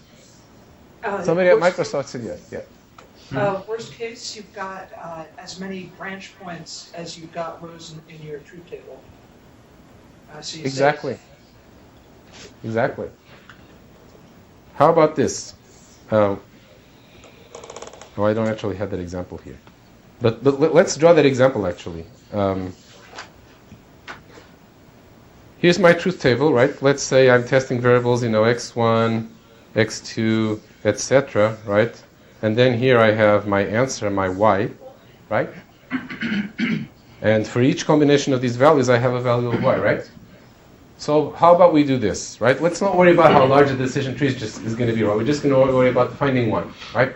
First we test x1, right? x1 is like 0, 0, 0, 0, and then 1, 1, 1, 1, right? So if x1 is 0, then we know we're in the upper half, right? If x1 is 1, we're in the lower half. And now you can already see what's going to happen, right? Now we test x2, 0, 0, 1, 1. Well, this split things further. So in the worst case, what has to happen is that I have to test every value of every variable in each branch, and I'm going to have 2 to the n of these, but that's okay, right? That's a decision tree. Okay? So clearly we can represent any discrete function with a decision tree. Okay? Whether or not we can represent it efficiently is another question, a very important one, but we'll defer that until later. And we'll also ask ourselves, are there more compact ways of doing this than decision trees? Okay. Questions? Okay, very good. So decision trees are actually a pretty general method. And clearly they're also variable-sized hypothesis space, right? Because if you think, for example, of decision trees of depth 1, also known as decision stumps, right? These are decision trees that basically just test one variable. And if the class just depends on one variable, I can represent that with a decision tree of depth 1. If I go to depth 2, now that actually includes all models in, over 2 variables, all Boolean functions over 2 variables, and also some Boolean functions over 3 variables, right? Like, for example, I could have a function like this, x1 and x2, or not x1 and not x3 as a decision tree with 2 levels, right? Because in the first level I would test x1, and then in the second level, in one case I would test x2, and in the other case I would test x3. Okay? Very good. So, this is what decision trees can represent. So now that we know what they are, the next question is, how shall we learn them? Okay? Anybody want to give any suggestions, like right out of the gate, about how to learn a decision tree? Let me give you a hint, right? It's going to be a recursive algorithm because trees and recursion were made for each other, right? So the natural way to learn a decision tree probably is to do something recursive, right? So how might we go about it, right? Here's a training set, right? And what's the first thing that you want to do? Actually, let me put this another way. Suppose that I give you a training set of, say, spam, where every single email is spam, right? Then what should your decision tree be? find the most common, Yeah. most influential word. Your decision tree should just be yes, right? All your training data is spam, so you're done. Conversely, if all your training data was not spam, you could just say no, right? And that's your decision tree, right? Why is this? I mean, this in general is not an interesting case, except that it's going to be where our recursion ends, right? If at some point I get to a data set that is all the same class, well, at that point, I can stop and say, well, this is the class, okay? What if that is not the case, right? What if there's a mix of positive and negative examples in my training set? Then what should I do? Remember, our goal is to produce something like this, right? I need to pick an attribute and then another attribute, right? So what is the first thing that I need to do is pick the root, right? So how should I pick the root? Pick the one that's most relevant to the data? Yeah, absolutely. So we need some kind of criterion to decide how relevant, how important, how accurate, how predictive an attribute is. Okay? But actually, let us punt on that question for a moment. Let's just suppose that we have a little black box, a subroutine, that returns a score saying how good each attribute is, right? So I run each attribute to that box, and then what should I do? Most relevant attribute? Right, I take the attribute with the highest score, right, and I make that the root, okay? So now I have the root, it's testing on this attribute, let's say that it's Boolean, right? So now what happens once I test on this attribute? It's that some of the data goes to the right, right, and some of the data goes to the left, right? So now what do? Now you do it again twice. Exactly. Yeah, now I already have my whole algorithm, right? Now what I have is a new smaller data set, and now I just do the same thing on that data set, and that is going to pick this attribute. And on the other data set, the other child of the root, right, I'm going to, pick the best attribute for that. So every time I split, right, I get a new, set of data sets, each of which I can now find the best attribute on, as if it was the root, because it is the root of this subtree. And finally, once things are pure, I stop and I predict the most frequent class. Okay. It could happen that I run out of attributes to test in the worst case, and things are still not pure. So then what do I do in that case? Somebody actually already suggested it. Right, let's say I've run out of attributes to test, and 90% of my emails are spam, which is optimistic, and 10% of them are not. What should I do? Return the probability? You could return the probability, yes, indeed, we can do that. For the moment, let's just suppose that you're returning, just class predictions, then you should just return spam, right? Because if you return spam, you'll be right 90% of the time and wrong 10%, okay? And there you have it. This is our whole algorithm for learning decision trees. You can look at the details of the pseudocode later, but we've basically gone over this. Right? It's a joyfully simple algorithm. It actually goes back to the 60s. There was this guy called Buzz Hunt, who's a professor at UW. That was actually the guy who initially, him and some collaborators developed decision trees. They are cognitive psychologists. He's in the Department of Psychology here. And they were actually interested in modeling, human decision making. There's actually one example of something in machine learning and AI that comes from another field, in this case psychology.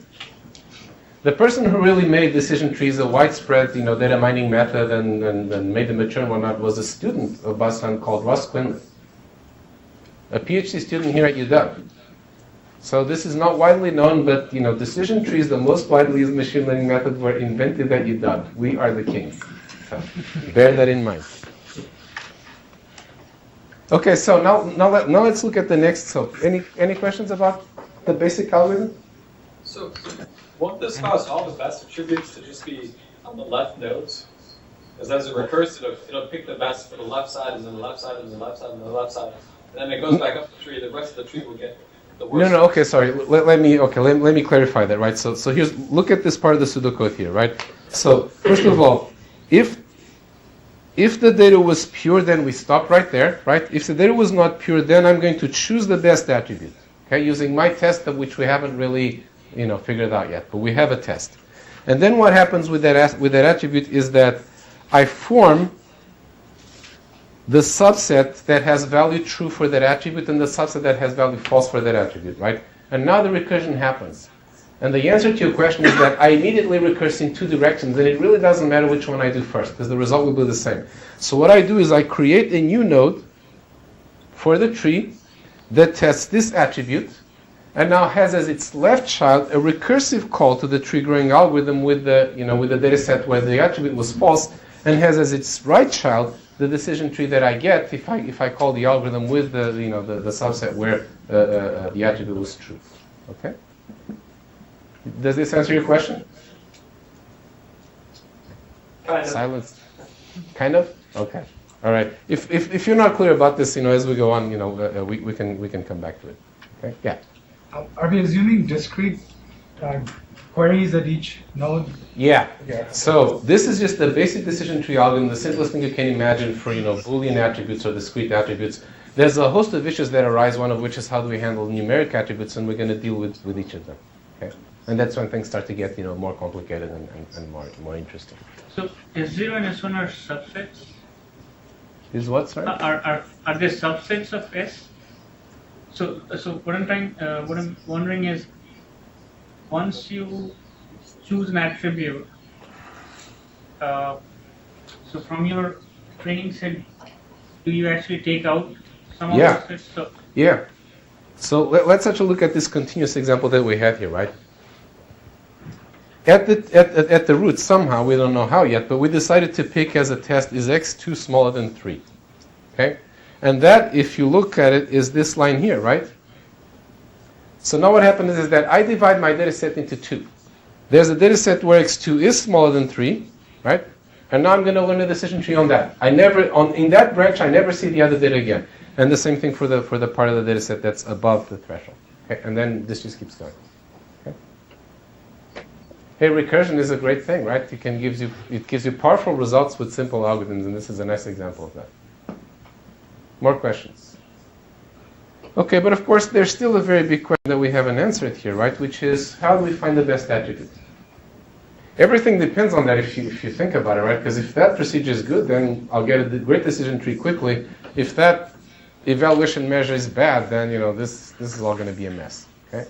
So what might I use? What is a very let's not try to do something fancy. Actually, a lot of the time in machine learning, it's the simplest things that work best. Okay? So what would be a very simple, criterion to pick the best attribute? It evenly divides the training examples. Evenly in terms of the number of training examples, or in terms of the number of examples of each class?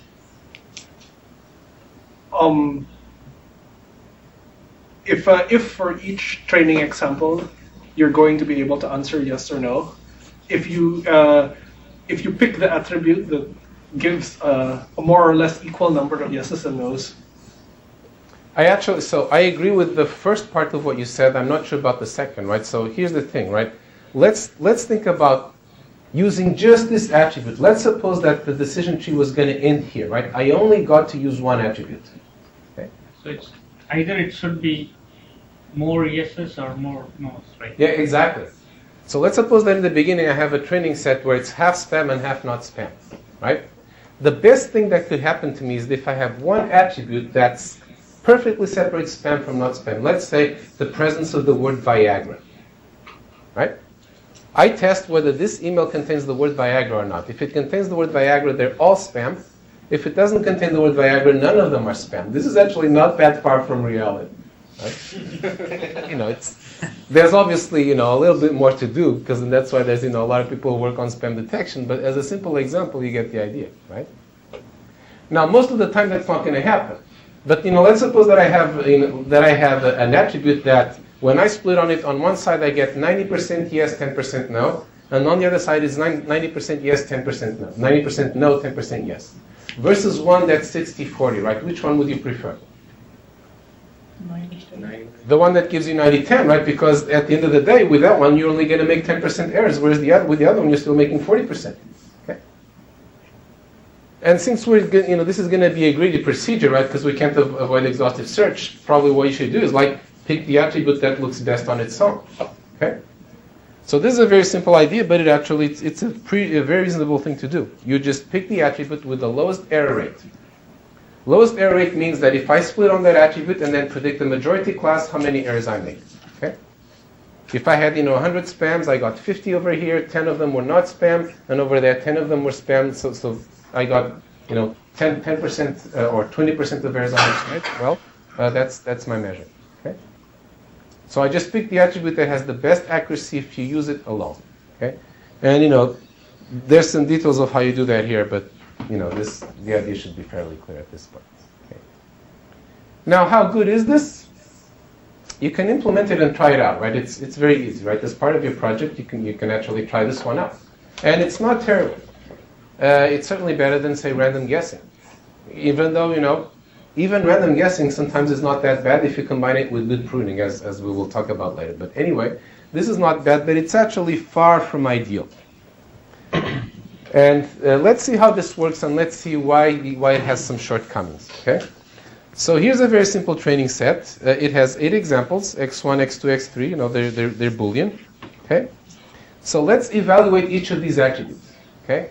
So let's take x1, right? So you see here x1, 0, 0, 0, 1, 1, 1, 1. Okay. So here's what happens for that example, right? Before I split, right, in my data set, how many positives and negatives do I have?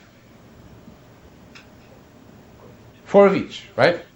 Now, if I split on x1, right, what happens when x1 is 0? I have how many positive and how many negative? 3. Right, 3 positive, 1 negative. Therefore, which one do I pick to as a prediction? Positive, right? Because then you'll be wrong what fraction of the time? 25%, right? So you get one wrong and 3 right. You agree? And on the other side, when x1 is true, what happens? How many positives versus negatives do you have? Now it's reversed, right? Now I have 3 negatives and 1 positive, so I predict negative. And I make 1 error. So total, I made 2 errors here. Okay? Now if you do this for the other 2, for x2 and x3, very nice, exercise. It's not going to stretch your brain, but you can do it, right? You get 4 errors in each. So not so great, right? So which one do you pick? x2, right? So notice that at this point we have a complete algorithm for learning decision trees. It's not going to be a great algorithm because mainly of the problem of overfitting that we will talk about later, but short of that, this is already actually not a bad algorithm in many ways. Okay? Now, here's the question though. Is this really the best we can do? Here's an example that shows why picking the most accurate attribute is not necessarily that great, right? I started out with a training set with 20 positive and 10 negative. And now I have this attribute x1 that creates the following split. And when it's true, I get 12 and 8. Okay, so how many errors? 8, right? And on this side, I get 8 and 2, so how many errors? 2, right? So what's my total number of errors? 10. And how many errors was I making up here? 10. So this attribute is no improvement, right?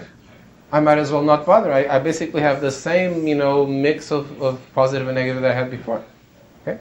So by our accuracy evaluation measure, this attribute is not helping. However, let's say that we kept going. We just pick this attribute anyway because, we're, stubborn or something. And then we try x2.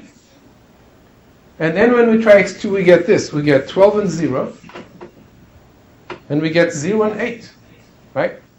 So after splitting on x1, splitting on x2 actually gives me 0 errors on this side. And on the other side, I get 8, 0, and 0, 2.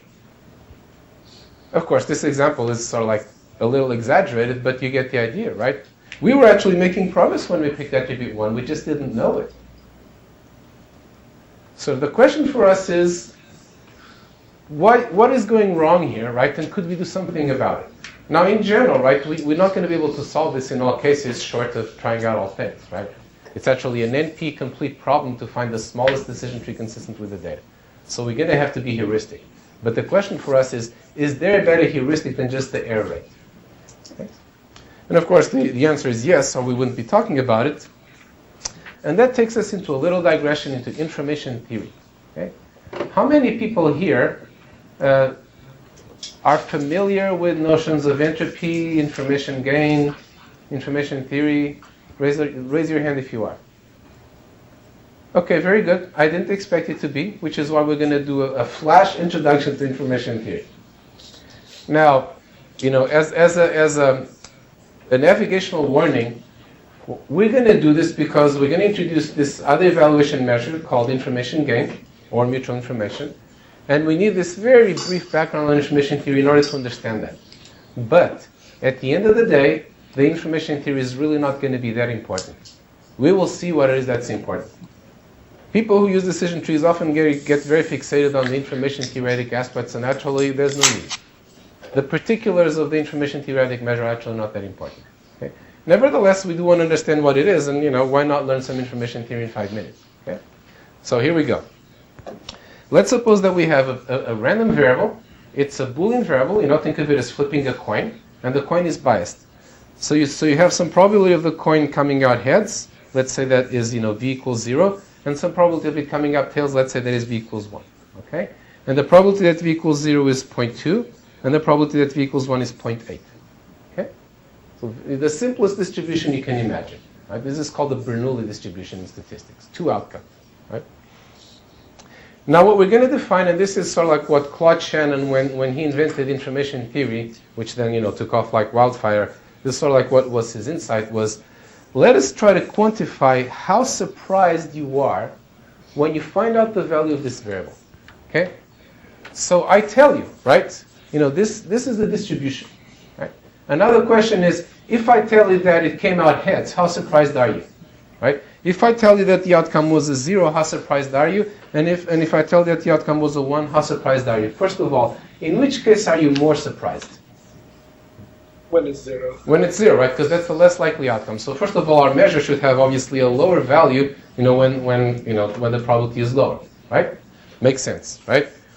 Number 2, what if there's no uncertainty at all, right? Let's suppose that the probability of 1 is 1. It always comes out 1, right? What should the surprise be in that case? Well, 0, right? There's no surprise, right? On the other hand, here's a more exciting case, right? Let's suppose that that the probability is 1 with 1, and 0 cannot happen, right? And then you see a 0. How surprised should you be in that case? Infinitely surprised, exactly. Like you're just infinitely surprised because that couldn't happen. Okay? So we want a measure that satisfies these desiderata. And now what should it be? And so what Shannon suggested was, let us make it minus the log of the probability. Very simple. There are many ways to justify this, but the intuitive one that I just gave you I actually think is the best one. Right? This is why we have log. And we want it to be a smooth function, right? We don't want to be doing random things. It should increase smoothly with the probability and whatnot. But basically, what minus log of p does is it does exactly what we want. Okay? So if the probability was 0, it's infinity. If the probability was 1, it's 0, etc., etc. Okay? So this is the definition of surprise. Okay? Now, the reason this is important for communication systems and information theory and whatnot is that the more surprised you are, the more bits you need to send that thing if you're trying to be as efficient as possible, right? You should have the shorter bits for the things, you should have the shorter representations for the things that you're sending or recording more often, right? That's, the basic intuition, okay? For us, that is not really that important. What's important is, of course, the next thing, which is entropy, right? Even if you've never heard of information theory, you've probably heard of entropy because the world is full of entropy, right? It's a popular metaphor even outside of any technical field, right? So what is the entropy, right? The entropy is just the average surprise, nothing else. If I see outcomes of my coin flip and my coin has the particular bias, like say 0.2, 0.8, on average, how surprised I am, okay? So if you think, and this is often represented by the letter H. So H represents entropy, right? It's just going to be the sum over the possible outcomes, which in this case are just 2, but they could be 100 or 1,000,000, of minus the probability of that outcome times minus the log of the probability, right? Minus the log is the surprise. The probability is there because what? Why am I multiplying by the probability? Taking average. Yeah, exactly. It's just the average, right? Things that occur more often should contribute more because I will be surprised by them more often. Okay? So the entropy is just the sum over all the outcomes of the probability of the outcome times minus the log of the probability. Okay? Very good. That was our flash introduction to information theory. See? It didn't take long. Okay? Now, if you're an electrical engineer, right, this stuff is really important to you, or even if you're trying to design, efficient compression schemes and whatnot. For machine learning purposes, however, here's the important thing about this, is that let us draw a graph of the entropy, right? Here's the graph. And in case you don't see this, here's 0, here's 1. This is the probability that V is equal to 0. And this is my entropy, H of V, right? And here's 1. And the graph looks like this, right? Let's look at this for just a second, right? What is the entropy when the probability of heads is 0? It's 0, right? You always get heads, and that's what you expected. Same thing when it's 1, okay? But now let's look at where is the entropy maximum? Where do I get the maximum of the entropy? When am I most surprised on average? Same probability on either side. Exactly. When the probability is the same for both. When I have a fair coin. When I have a fair coin, I really have no idea what's going to come out, right? It could be either way. So I'm always as surprised as I could be, right? Notice that's what's happening here is the trade-off between something being probable, right? So P is high, and being improbable, so the surprise is high, okay? And so what we have, and the value of the entropy in that case is 1, right? And I will leave it, supposing that you're using logs base 2, okay? So it's 1 bit. I will leave it to you as an exercise to figure out why that should be the case, but you can probably see it already. Nevertheless, for our purposes, the important thing is that we have a curve with this shape. It's a smooth curve that starts at 0, gradually rises to an optimum, less and less and less as you go along, and then it's flat at just that point, and then it starts to get steep again. Okay? And in fact, if you took entropy and replaced it by some other function that looks the same, you would probably get about the same results. In fact, people in computer science like to use entropy because of information theory and whatnot, but people in stats often use this other thing called the Gini coefficient, which has nothing to do with information theory. It just has a shape that's very similar. And empirically, information gain tends to work better than Gini, which is why we're covering it here. But it's not a big deal. The big deal is that the shape of the curve be this. Any questions so far? Okay, so the question is, sure, I'm telling you this, but why should you believe me, right? Why is this shape of the curve important? And why is it that having a curve like this helps us do better than just picking the attribute with the lowest error? Okay, that's the key question. Oh, sorry, actually, before we go on to that, what we typically use is not just the entropy, but what is called the mutual information. Right? What is mutual information? It's the mutual information between two variables is the reduction in the entropy of one of the variables that you get from knowing the other. Okay? In particular, we're going to be interested in the reduction in the entropy of the class that we're going to get from knowing the value of a particular attribute. Okay? So the attribute with greatest mutual information with respect to the class, or the attribute with the greatest information gain, is going to be the one that we pick. Okay? Because it's the one that most reduces the uncertainty about the class. In particular, if our attribute reduces the uncertainty to 0, then it has the maximum possible information gain, and we can pick that. Okay? So more precisely, what is the mutual information between two variables a and b, denoted by the letter I? It's the entropy, actually, there's a typo here, the entropy of a. This actually works both ways, right? So it's the entropy of pick one of the variables, it's symmetric, let's say a. It's the entropy of a minus the entropy of a after you know b. And again, this has to be averaged by how often different values of b occur. So this is going to be the sum over the values of b of the probability with which that value comes up times the entropy of a conditioned on b. Right? If I select only the cases where b has that value, now what is the entropy of a? Okay? So to compute the information gain, I need my entropy before I split on the attribute and my entropy in each of the branches. Okay? And then I average those entropies, weighted by how many examples went in each direction, and the difference between the two is my information gain. Notice that actually, if you didn't want to bother with h of a, you don't have to, right? Why is that? Well, what I'm saying is that even though this is the definition of mutual information, if I just took this out and considered only the entropy of a given b, I would be okay. Well, just because aren't you choosing like the min or the max? Yes, but And no, since that term is in all of those, precisely. it cancels out. Exactly. I am not precisely. I am not interested in the particular value. I'm only interested in picking the one that has the maximum value. And this contribution is equally there for all of them, right? The entropy of A is independent of the attribute that I'm testing, so it's going to be the same for all. It's going to affect the exact value, but it's not going to affect who comes out on top. Okay? So if you actually look at the code of decision tree learners, they actually don't bother with that part. But it's good to understand that effectively what we're computing is the mutual information. Okay? And now you know how to compute it. You know, for example, you could apply this to the example that we saw before. Right? So here's my initial training set with 20 and 10 examples, 20 positive, 10 negative. Here's my initial entropy. And then, here's my entropy after I split on x1 equals 1. And this is for x1 equals 0, right? I have given these values, I can compute my probability and therefore my entropy, right? I also know that 2/3 of the example go this way and 1/3 go this way. So I have all the information that I need, right?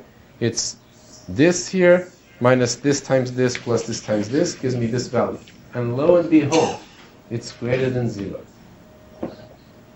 This is the important thing. Remember, for accuracy, the difference between the error rate before and after was 0.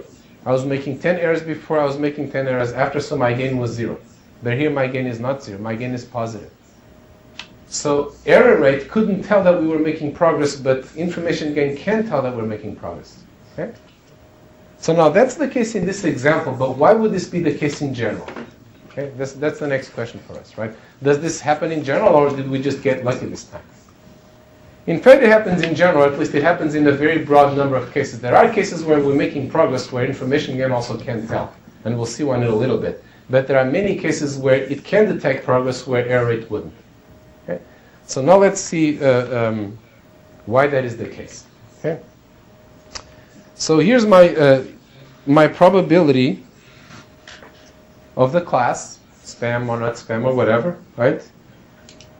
Here I have from 0.5 to 1 because I've kind of zoomed in, and here I have from 0 to 1, right? So this is the absolute error, right? And here's what the curve of the absolute error looks like, right? It starts at 0, right? Obviously, if everything is of one class, there's no error. And then it's a straight line, right? Because it just goes up proportionally to the probability, right? Until it gets to 0.5, right? And then it flips because now the other class is in the majority, so now I start predicting the other class, and now as the probability increases, my error rate starts to go up again, okay? Or my accuracy, my depending on how I look at it, right?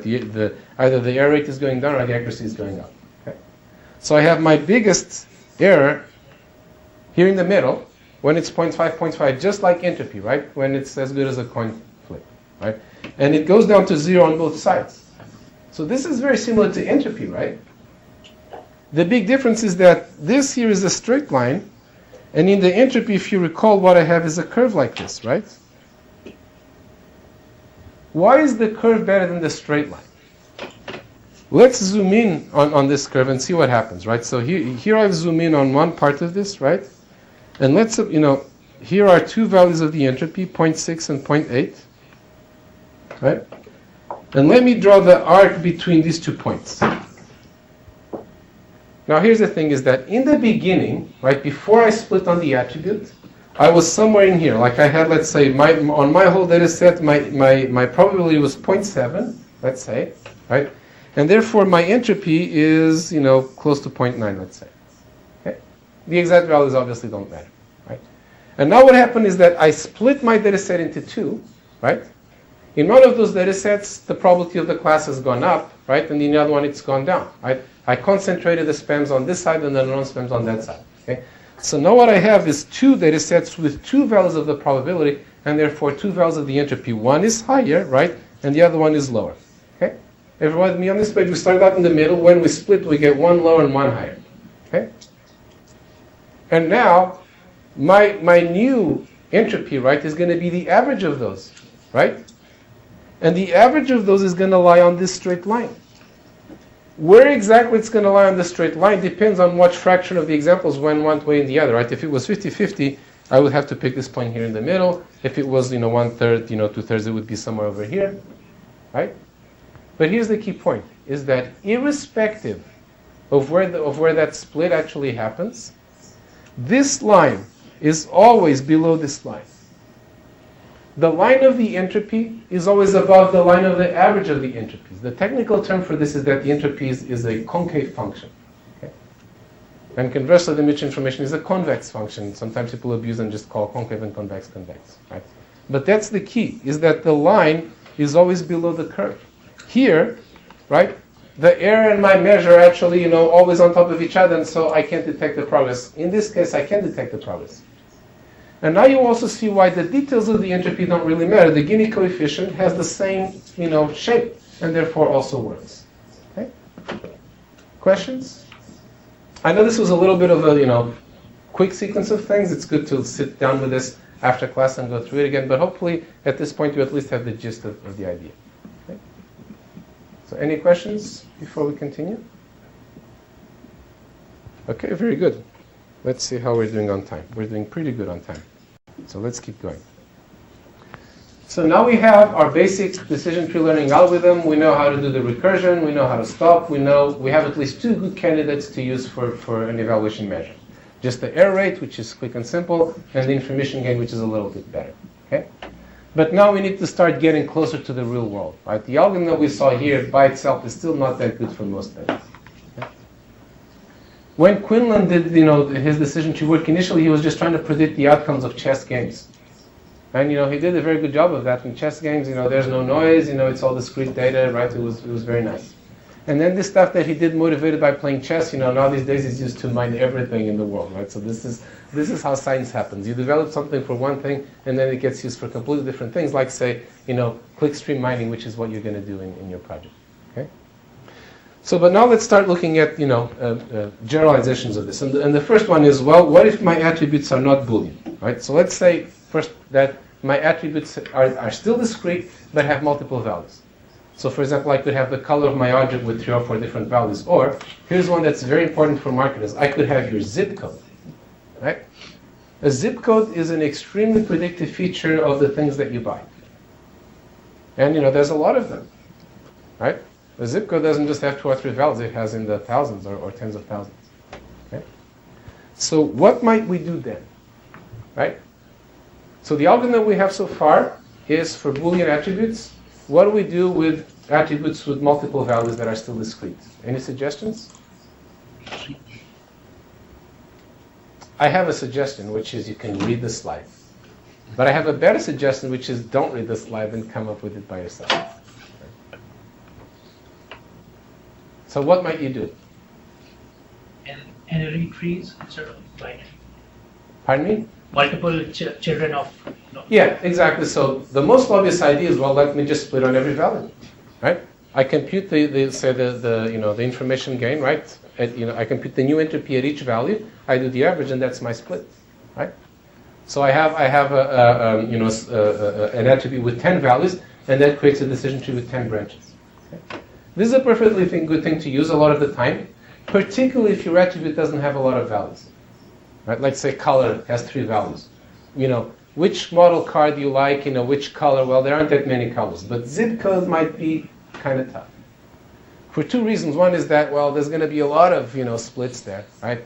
Also, it runs the danger of overfitting, as we'll look at a little bit more shortly, right? So there is certainly, one option is you just construct a multi-way split, but what's something else that you could do, right? So one of the problems with doing this is that maybe the distinction between some of those values is important, but the other ones aren't, right? Let's say, you're trying to sell yachts, right? You probably want a zip codes of affluent people. But whether, you're in the zip code of middle class, lower middle class, working class, whatever, that doesn't matter. None of those people are going to buy yachts anyway. So when you split on all values of the zip code, you're making much finer distinctions than you want. Okay? So what else might you do? This is also one that you really want to know about, because often it's what you really want to use. Choose a different attribute. No, of course, you can choose a different attribute, and good answer, right? But as far as this attribute, let's suppose that all your attributes have a lot of values, right? What would you do, right? Or among, what could you do with this one attribute, right? You can split on all the values, but what is something else that you can do? You can group them. Yeah, exactly. You can group the values. I can say, well, let me group all the wealthy zip codes together and all the others together and split on that, right? This is actually the third option here. This can work very well. The problem, of course, is that you have to figure out what the groups are. If the attribute doesn't have a lot of values, you could try them all, but this is going to be exponential. So for something like zip code, this would not work very well. Okay? You would need some other way to try to pick what are the good ones. Okay? So there's a third strategy, which is just pick one value and test that against the others. Right? Are you in, I don't know, Beverly Hills? If you're in Beverly Hills, we want to sell you a yacht. If you're anywhere else, for the moment, we don't. Right? So we split on that value. Right? If you think about it, if I have an attribute with 100 values, that's really just having 100 Boolean attributes, right? Is it equal to the first value? Is it equal to the second value? So effectively what I can do is I can convert the multi-valued attributes into a bunch of Boolean attributes and then test on those. Okay? And so I split off Beverly Hills, and maybe next time I go to Medina, right? Medina is a good zip code for selling yachts, and so on. That's probably better than splitting on all of them at once or trying to somehow guess, what the wealthy zip codes are. Okay? Questions about this? Okay, so that's features with multiple discrete values. Now, what do you do if you have real valid features? And again, there's a lot of different things that you could do here, but what's a simple one that we in fact already touched on? Actually, let me give you a hint, right? One of the ways that we had of handling, that we just saw handling multi-valid features, was turn them into a bunch of Boolean features, right? Can we do something similar with numeric features? How might we do that? Let's say I have my temperature scale, right? The temperature could be anywhere from below freezing to scorching hot, right? So what can I do? Yeah, I can form a range. Or as we saw before, I can do this one piece at a time, which is look at thresholds. I can say, is my temperature greater than 60 or not? Okay? Temperature greater than 60 is a Boolean attribute, right? So what I can do is I just form a threshold at every value that I have in the data. If I don't have a lot of data, right, some subset of the values, right? It doesn't have to be too fine. And now I'm back in the situation where I have a bunch of Boolean attributes. And then maybe I can decide, well, if the temperature is higher than 60, we will play tennis. If it's not, then let me test some other things. Okay? So this is the simplest way of handling continuous attributes. Navigational warning, if you do this on large data sets, this will be very, very slow because there's a lot of values. So, you might want to do something more refined. But on data sets that are not too large, actually just doing this will actually be fine. Okay? Questions? So basically we start with most deterministic and don't forget about the negative case, then we have feedback loop to just update that. That's how we repeat, right? So what we're doing here is reducing these more complicated cases to the simple one that we already have. Right? So for example, in the case of a continuous attribute, I can test the temperature at one threshold. It's a Boolean test. Later I can come back to it and say, well, but now if the humidity is very high, then maybe at this point I care about the temperature again. In fact, this is how you build the little staircase to approximate the diagonal frontier, right? You keep alternating between testing X and testing Y. This is actually how you wind up with that staircase. Okay. More questions? Okay. So, everything is looking great so far, but let me give you an example of where decision trees fail. Or at least, not decision trees per se, but the ways that we have of learning decision trees currently. Right? What is it that we cannot do with this kind of algorithm? And this brings in a very important distinction, which again is going to recur throughout all of our machine learning methods, between the things that we can represent and the things that we can learn. We cannot necessarily learn all the things that we can represent. People often make this confusion. For example, we just saw that we can learn any Boolean function. That we can represent any Boolean function with a decision tree, right? But the question is, could we learn it with this algorithm? It's no use being able to represent it if then you can't learn it at the end of the day, right? So let me give you a famous pathological example of what you cannot learn. In fact, if you want to annoy a machine learning person, bring up this example. Okay? And this example is learning the parity function. Right, the parity function is just how many of your bits are 1, right? Is it even or is it odd? Okay, very simple function, right? I just defined it in one sentence. For decision trees, this is a hellishly difficult thing to learn. Okay? Can anybody guess at why that might be the case? What parity has that makes it so problematic? I think it flips after as you add every bit. Yeah, exactly. It keeps flipping, right? So if you think about it with parity, if I know n minus 1 let's say there's n attributes, right? If I know n minus 1 of them, I still don't know what the class is. I need every last piece of information. Another way to think about this is in terms of the instance space, right?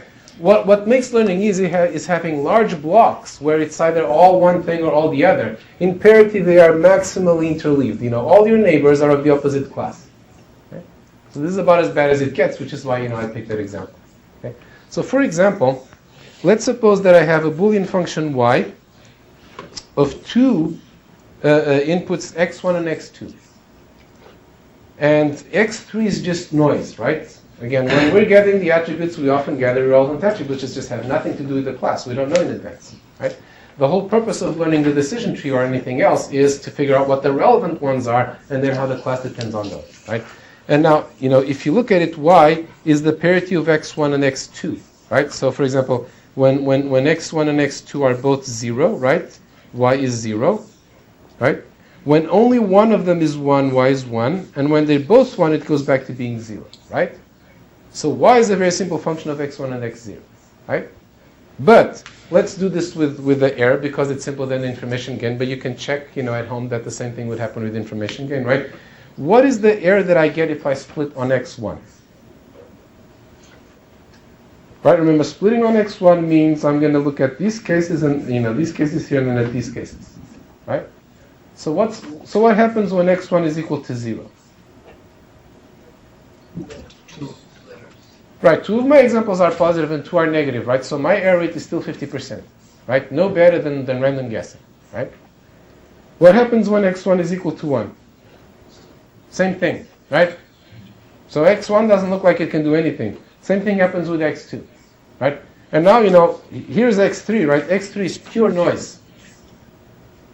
x3 is just random. Of course, for x3, it's also still 50-50. The problem is that I cannot tell x1 and x2 from x3.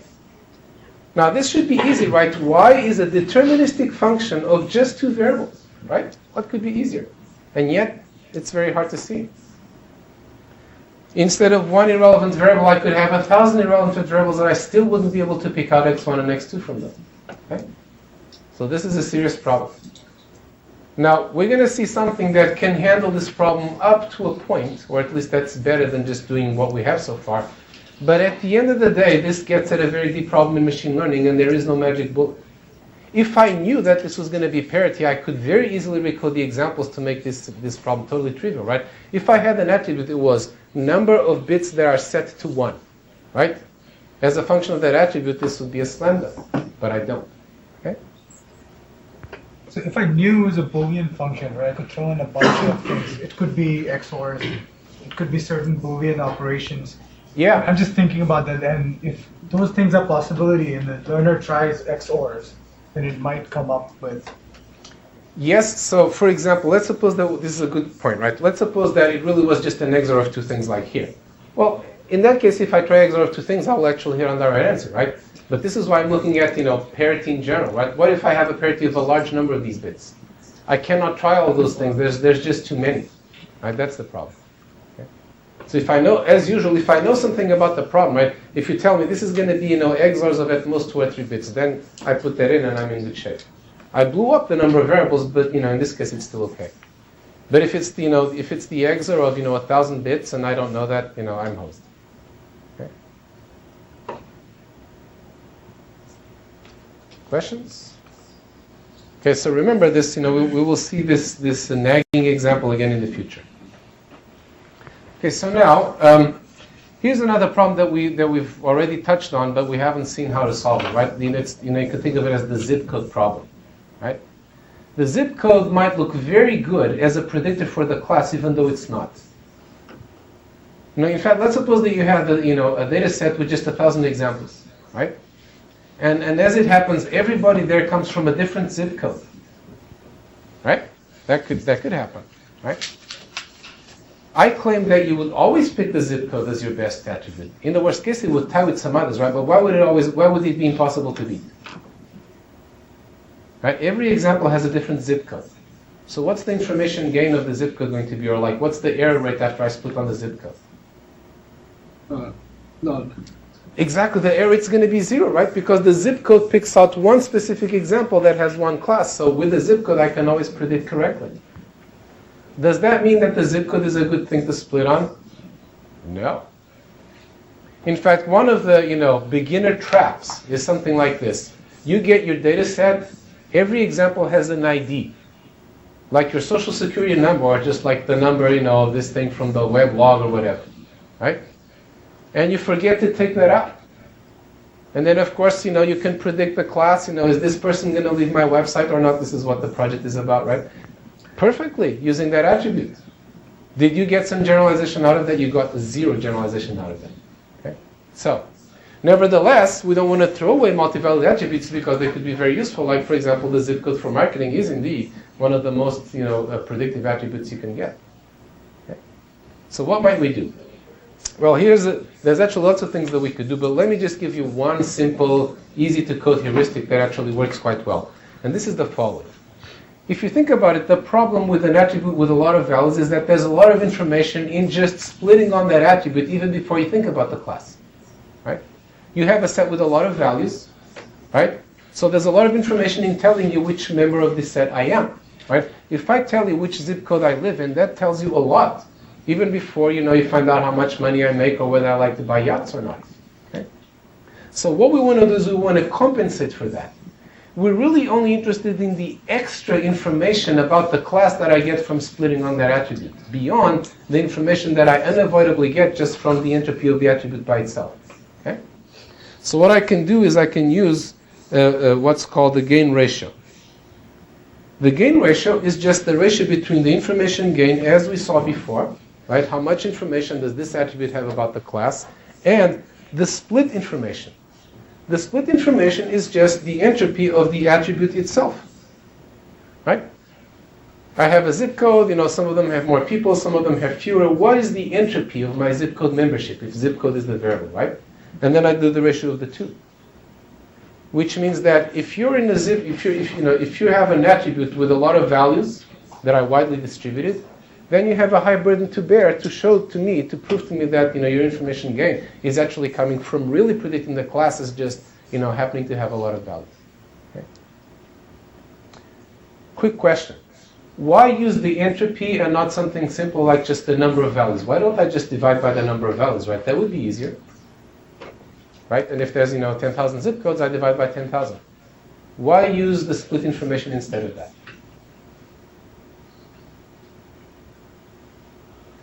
Let me give you sort of like a hint, right? Let's suppose that we actually were in a situation where each zip code had exactly the same number of people, right?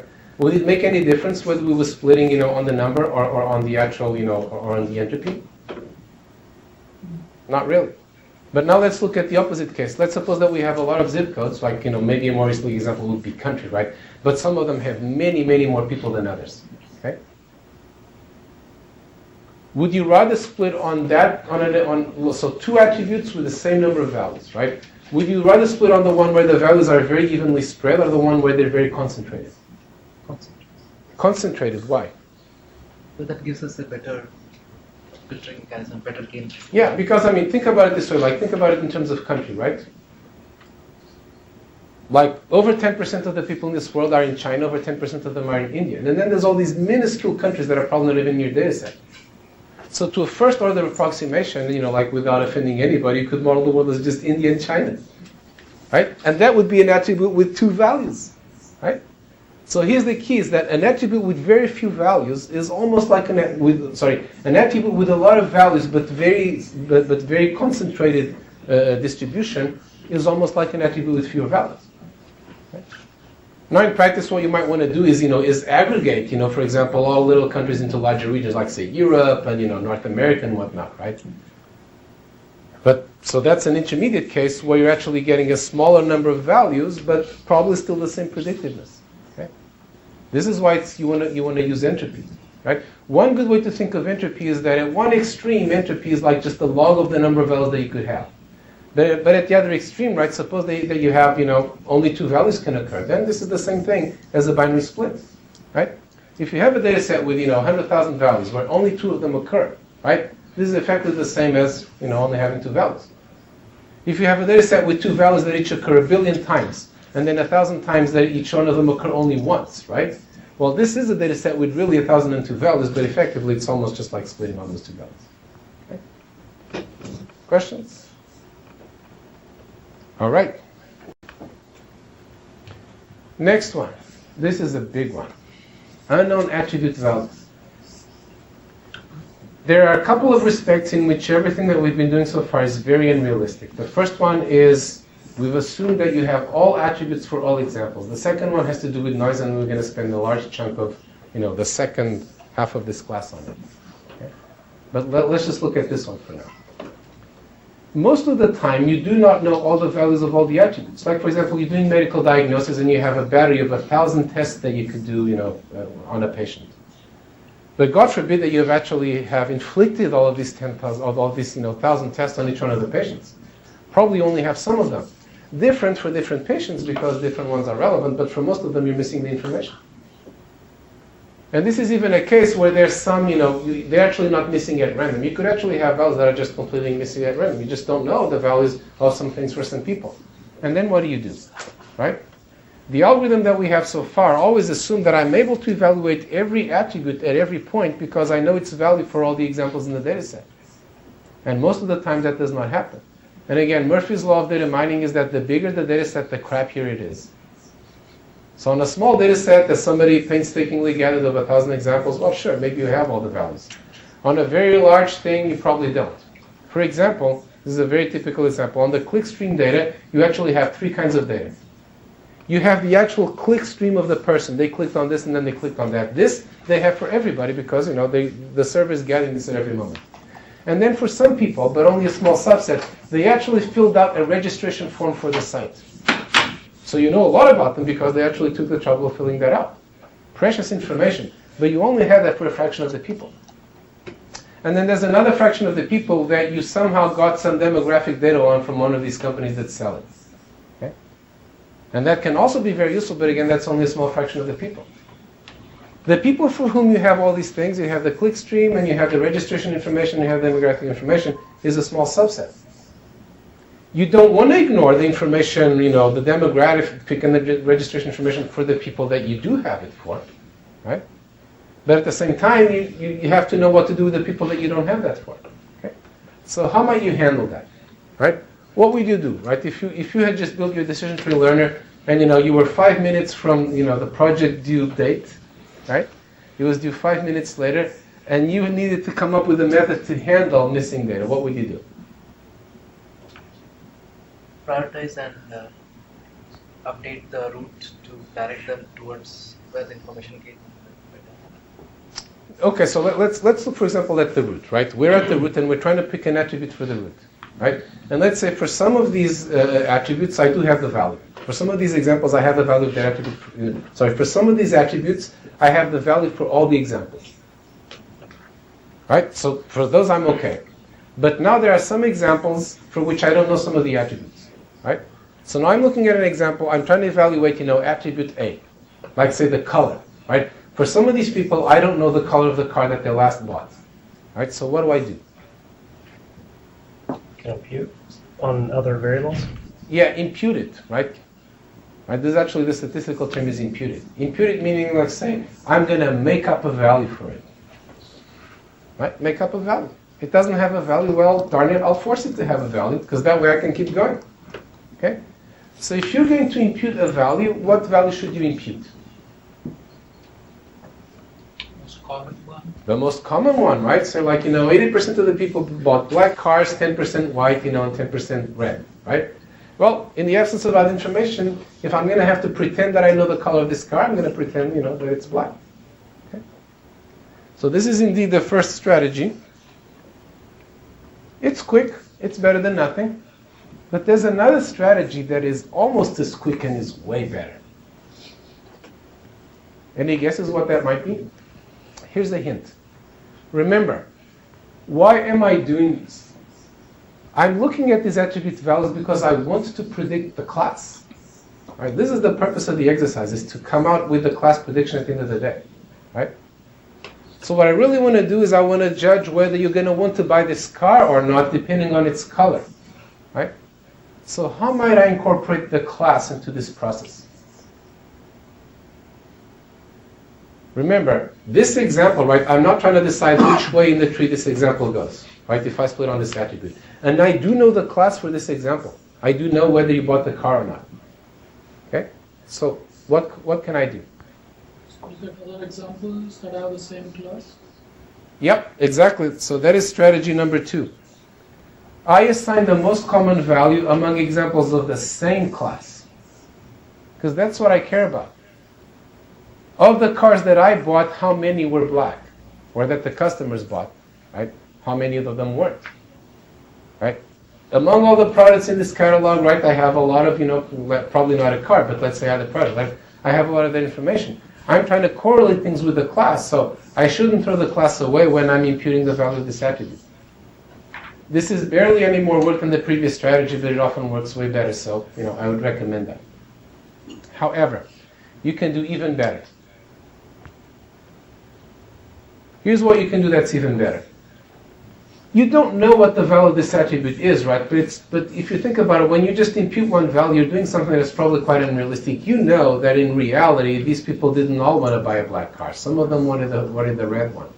Okay? So what you can do is, instead of imputing it all the way, what you can do is you can impute fractionally. You say, if among the people who did buy, 80%, the color was black, 10% was red, 10% was white. What I'm going to do is I'm going to split this example into 3. One example with a weight of 0.8, so it counts as 0.8 of an example. I'm going to say this is an example where you bought the car and it was black. And I'm going to have 0.1 of an example where the color was red and 0.1 of an example where the color was white. Okay? So now the example becomes 3 fractional examples. Think of this as dividing the cake, right? You don't send the whole cake down one branch. You divide it into pieces proportional to the real empirical probabilities, and then you divide it that way. And if then you come up another, a missing value, right? Then you do the same thing again. You split the cake further into smaller and smaller crumbs. And everything that we've been doing in terms of computing entropies and errors and whatnot, it works just as well with fraction examples as with whole examples, so there's no problem there. Okay? Questions about this? So this is at learning time, right? So this is what I use, and I'm able to compute all my information gains, I'm happy, right? But now what happens at classification time, right? Before, when we had no missing data, right? I had my example with its attributes. When I came to the next node, I always had, the value of the example, so I knew how to route the example, right? But now let's say I have my decision tree, and I'm not trying to classify this new car, and now I come upon color, and I don't know the color, right? So what do I do?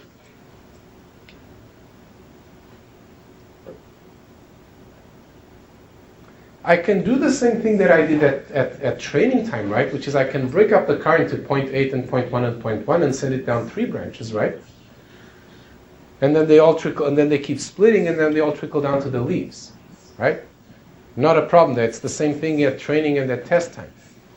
But the problem now is, so now what do I predict, right? In the complete data scenario, each example at test time always went down to exactly 1 leaf, and so I predicted the class at that leaf. Now an example basically just rains down on a whole bunch of leaves, right? So now, which class do I predict? Any suggestions?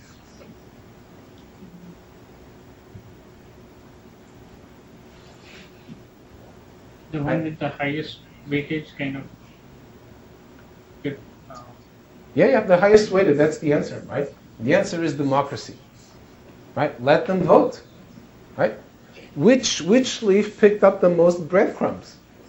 Right? Or the biggest, some were small, some were low, right? So you have a little scale at each leaf and you weigh the total amount of cake that fell there, and whichever leaf has the biggest weight of cake wins, right? This is the first of many instances where voting is a great thing to do in machine learning, right? Whenever you're trying to handle, things that you're not sure what to do, one good idea is always like, well, let them vote, right? Let the crowd make the decision, right? This is like, crowdsourcing, right? The wisdom of crowds, except in this case, it's the wisdom of the algorithms, but the principle is the same. In fact, we'll have a whole class, as I mentioned, last time, about how to, combine models, and you could see this as a very simple example of that. Okay. In fact, in an interesting twist, People initially developed the ability to handle fractional examples because of this, because of missing data, and that came in very handy when people developed these algorithms for doing, voting among ensembles of models. But that's getting a little ahead of our story. Any questions about this? So notice that, we saw the basic algorithm, and then we saw a bunch of extensions of it, each of which is fairly straightforward, right? So we haven't seen anything really difficult or complicated to implement yet, but now we actually are beginning to have an algorithm that, you can throw real world data at it, and it might do okay. There is one huge issue that we haven't dealt with yet, which is overfitting, and we will talk, at length about that after the break. Okay? So it's 7:52. Let's start again at 8:02. All right, let's get going again. The second half of today's class could well be the most important half class in the whole quarter. So, well worth staying awake for. In this class, we're going to talk about overfitting in decision trees, but overfitting is not just a problem in decision trees. It's a problem in any powerful machine learning approach. So some of the issues here and some of the ways to deal with them are going to be quite general. Okay, so this is the first of many times we're going to encounter this. So first of all, let's see what the overfitting problem is. And then let's see how we can try to solve it or at least address it in the context of decision trees. Okay? So going back to our example of playing tennis, right? Let's suppose that, there was this one time when, it was a beautiful Saturday, a beautiful Sunday morning, let's say. It was sunny, it was not too hot, it was not too humid, not windy, not rainy. It was a perfect day for playing tennis. But your friend had been out partying the night before and had a huge hangover. So now she has a huge headache and she has in a bad mood. And when you call her back, if she wants to play tennis, she says no, absolutely not. Right? What does that do to your decision tree? This is the question. So, here's a more concrete example, right? Let's suppose that we had an example that was like this. It was sunny, right? So we go down this branch. It was hot, but we don't care about the temperature. And then the humidity was normal, right? Which means that the answer should have been yes. Right? Your friend should have been yeah, let's go and play tennis. But your friend said no. So now what happens to the decision tree? Exactly. I need to keep splitting here. This is not a leaf yet, right? I'm going to need to split on something more. And I can't split on something more until I get the answer that I want, which is no. Okay? So now your decision tree learner is happy, right? But what's the problem with this? What went wrong here? The other side of the yes might be possible. Yeah, the problem is that it wasn't because it was a bad day for playing tennis that your friend said no. It was because of a completely random thing that you have no power over and no ability to predict. So what I should have done is held off on that. So this example looks like an outlier. That's the technical term, outlier. Right? It really shouldn't be here. Instead of me trying to fit a little branch of the decision tree to this example, in the process now I get a whole bunch of others wrong, right? A bunch of things that should have been yeses now become no. Let me hold off on that. Okay? So the moral of the story here is if I try to fit my training data set perfectly, I will end up with something that may look very good, but is actually very bad. Okay? Everybody got the general idea? This is a crucial concept in machine learning. So let's generalize from this example, right? What is overfitting? Here's one way to define it. We're really concerned with two kinds of error. We're always going to be talking about these two kinds of error. When we do our experiments, when you guys do your projects, you need to distinguish between these two kinds of error. When you do the theory, it's all going to be about these two kinds of errors. These are the error on the training data. This is what you can see and optimize. How many of the training examples am I getting wrong? Right? How many users am I making the wrong prediction for on this clickstream data? Let's call this the error train of H. The other one is what you really care about. What you really care about is the error on the entire distribution of the data. It's the error that you would get if you could somehow see everybody, get all the data that you're ever going to get in the future in very large, infinite amounts, let's say, and you knew exactly what the distribution was. That's the error that you want to optimize, right? Let's call that the error subscript curly d, where d is the distribution of the data, right? The whole problem in machine learning is that this is what we want, but this is what we have. If the two were the same, there would still be a complicated computational and optimization problem, but it would be no different from the problems in many other areas of computer science. The thing that's, pretty unusual about machine learning is that there's this disconnect between what you have and what you would like to have. Okay? So we're going to say that a hypothesis overfits when it looks like the best one on the training data, but on the test data, on the true distribution, on the data that you're going to see in the future, it's not the best hypothesis. So H overfits if there's some other hypothesis, H prime, such that the training error of H is lower than the training error of H prime, but on the test data, the opposite happens. The error of this hypothesis is greater than the error of the other hypothesis. So I should really have picked the other one, yeah. But you don't actually have the test data. That's the problem. So the whole thing here, which seems like almost impossible perhaps at first, is like, I need to try to guess from the training data who is going to be better on the test data. And certainly, the training data is precious, right? That's what I have to go on. But I also need, so I need to be a good friend of the training data is one way to look at it, but not too friendly, right? If you get too friendly with the training data, you start forgetting about what you really care, which is the test data. So your training data is a guide to what happens on test data, so you need to very much take into account. But it's an imperfect guide, so you also need to be, to hold off a little bit. Okay? It's a bit like playing golf, right? Then there's the first part of the swing where you're accelerating, but then there's the part where you have to stop, right? Otherwise, you won't have a good swing, right? We need to fit the data. That's the first part of the swing, and then we need to hold off. That's the second part. Both parts are essential for a good swing, and if you just have one of them, you don't get anywhere. Okay? Questions? Okay, so this is the theoretical definition. Let's look at overfitting in practice. These are the kinds of curves that people who do machine learning in practice look at all the time, and these are actually quite typical. So these curves here, can everybody see these two curves here? Okay. So this is actually on a real problem. This is diagnosing diabetes. This is actually a data set. It's publicly available. You can download it from the web and you can play with it. It's diabetes diagnosis. And we're building a decision tree to, based on a number of tests and symptoms, decide whether somebody has diabetes or not. Okay? And here's what happens as you increase the size of the tree. So as you add more nodes to the decision tree, right? So you're learning a bigger and bigger tree, right? Well, first of all, when you have, when you just predict the most frequent class, which is this person does not have diabetes, you get 65% accuracy. Okay, so this axis here is the accuracy. Okay, so just predicting the most frequent class, right? This is your, sanity Strawman is what happens if I just predict the most frequent class? Do I do better than that? That gets you 65% accuracy. Okay, which is better than nothing, but not very impressive. Okay? But now, notice what happens as I start to grow my decision tree, right? The solid line is my training set accuracy, so my accuracy on the data that I'm seeing. And not surprisingly, it just goes up and up and up and up.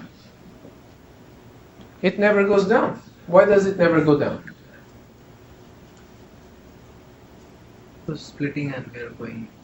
By design, right? Whether my measure is error rate or information gain, if I'm optimizing that, the error can never be going down, right? Let's think of error rate, right? That's the simplest one, right? I picked this guy because it made the error rate smaller, right? If nothing makes the error rate smaller, I stop right there. Okay? So if you only looked at the training data, this is the mistake that rookies make, right? You say great. And now you may be laughing at the rookies, but I've had the experience in this class of somebody saying like, hey, we mined the clickstream data set and we got 100% accuracy, so why don't we have a better grade? And I'm like, you don't have a better grade because you got 100% accuracy. Right? It was 100% accuracy on the training data. And if you think, but that's okay, these are beginners, right? These are just students, right? You're here to make mistakes. Make them all here so you don't make them out there in the world, right? That's what education is for, right? But I remember, when I was a grad student, being in the office with my advisor, meeting with him. He was consulting for, various companies and institutions that need, machine learning. And I remember an exchange of the type, he asked them, like, so what are you using right now? And they said something like, I think it was a health problem, but it doesn't really matter, right? And they said, like, we're using a decision tree. But they wanted his help, right, for some reason. And then he asked them, so what is the accuracy of that decision tree? And it was like, oh, that's 100%. We're doing very well in that respect. Not a problem then, right? Yeah. So this happens. As a third example, right, I was an intern in a research lab once where they did a lot of speech recognition. Right? These are people who are very like excellent researchers. They know what they're doing. Neural networks were hot at the time. They were using neural networks to do speech recognition, right? Very natural, very natural fit, right? And they trained but these were the early days, right? So people didn't understand these issues very well. They trained a neural network that was just perfect. Actually, what they were doing was speech synthesis. They were doing speech synthesis. So you got in the text, right, and you had your neural network output what, the thing should be saying, right? This is a famous, neural network example, right? Because neural networks are very good at this. And so they trained this on a whole bunch of sentences. Here's the text, here's the pronunciation, here's what you say, right? Here's the spoken sentence versus the text sentence, right? They trained this on a sliding window, as is often done. The accuracy on the training data was perfect. And then they went and and tried it on new data that they got from a telecoms company or something. And you know what came out when they actually ran the speech synthesizer with the neural network inside it on these new examples? For all of the new examples, what came out was white noise. That is overfitting for you. They got in the text sentence and out came shh. The neural network, and then they went and figured out what the heck had happened, right? What had happened? The neural network had exactly memorized all the training examples. It may not be obvious in a neural network how you do that, right? But if the I can actually tell you in more detail I won't here, but it has enough power if you give enough neurons enough weights to just memorize the training data. It was massively overfit. Okay? So the same thing is happening here. Look at what's happening here. On the training data, things get better and better and better and better. But let's look at what's happening on holdout data. Right? This is what you should always do when you're doing machine learning: is don't do all your trying things out and whatnot on all the data. Because if you do that, then you'll never really know if you have a good model if you overfit it. Leave some data aside that you only look at the end. Right? So the learning algorithm does not have access to this data. But then you can evaluate what it did on this data. So here's what happened. As you grow the tree, first the accuracy goes up, and then it plateaus, and then look at this. It starts to go down and down and down and down. Big problem. You thought you were here, but in reality, you were here. Where should you have stopped growing the decision tree? Assuming you can read these numbers. 20. At 20, right? Or somewhere between 10 and 20, right? Actually, I would stop at 10 because given two equally accurate, decision trees, I'd rather take the smaller one. But as far as overfitting goes, yes, anything between 20 and 20 would have been okay. But after that, my improvements are an illusion. Okay? This is the overfitting problem. Is you think you're doing better and better, but you're actually doing worse and worse. And the shape of these curves, learning curves, which is what these are called, come in all shapes and sizes. But this is actually very typical, which is, not coincidentally why it's on this slide. Notice that initially your accuracy gets better very quickly. Right? This is your big win. You still have a simple decision tree and it's already predicting quite well. But you want to predict even better. And then things plateau. And then what you get is this region where you think you're getting slowly better, but you're actually getting slowly worse and worse and worse and worse. Okay? So, moral of the story. I want to stop here. How do I do that? I need to figure out where to stop without looking at the holdout data because I don't have it. Right? So how do I do that? Now this seems hard, right? But the good news is actually precisely because this early part of the curve is steep and this one is kind of gradual, you have a lot of leeway, right? You could stop anywhere between 10 and 20, and actually those are all fine. But if you stop at 30, sure, you didn't quite get to the 75%, but it's still whatever, 73, 74, not the end of the world, right? So you don't necessarily need to nail down the exact point at which overfitting begins. But you would better do some overfitting avoidance, or you could get a disaster like the speech synthesis one that I just talked about. Okay? Questions? So, how can we do this? Any suggestions? So every periodic growth, we need to reevaluate the whole test data. Yes, but here's the thing, right? if I just evaluate the pruning, right, in decision tree avoiding, so I'm getting ahead of things a little bit, right, but think of this as pruning the tree, right? I don't want to grow my whole tree, right? This is the analogy with actually, the actual agriculture, if you will, right? I don't want to grow the whole tree. I want to prune it, right? But based on what data, right? If you just do the pruning based on the same data that you were using to decide, which test was best in using information gain, then you're just going to make the same decision, right? So you have to do something different from what you were doing before, okay? And there's more than one thing that you could do, but, any suggestions? Any suggestions you might remember from your you have a suggestion? Split the training data into two different separate data sets. Absolutely. This is a very simple thing to do, and it's golden, right? Let your algorithm do what you yourself should be doing, which is don't have the algorithm look at all the data at training time. When you give the data to the algorithm, the first thing that it does is randomly, very importantly, randomly take some of the data for training and save some of it for later.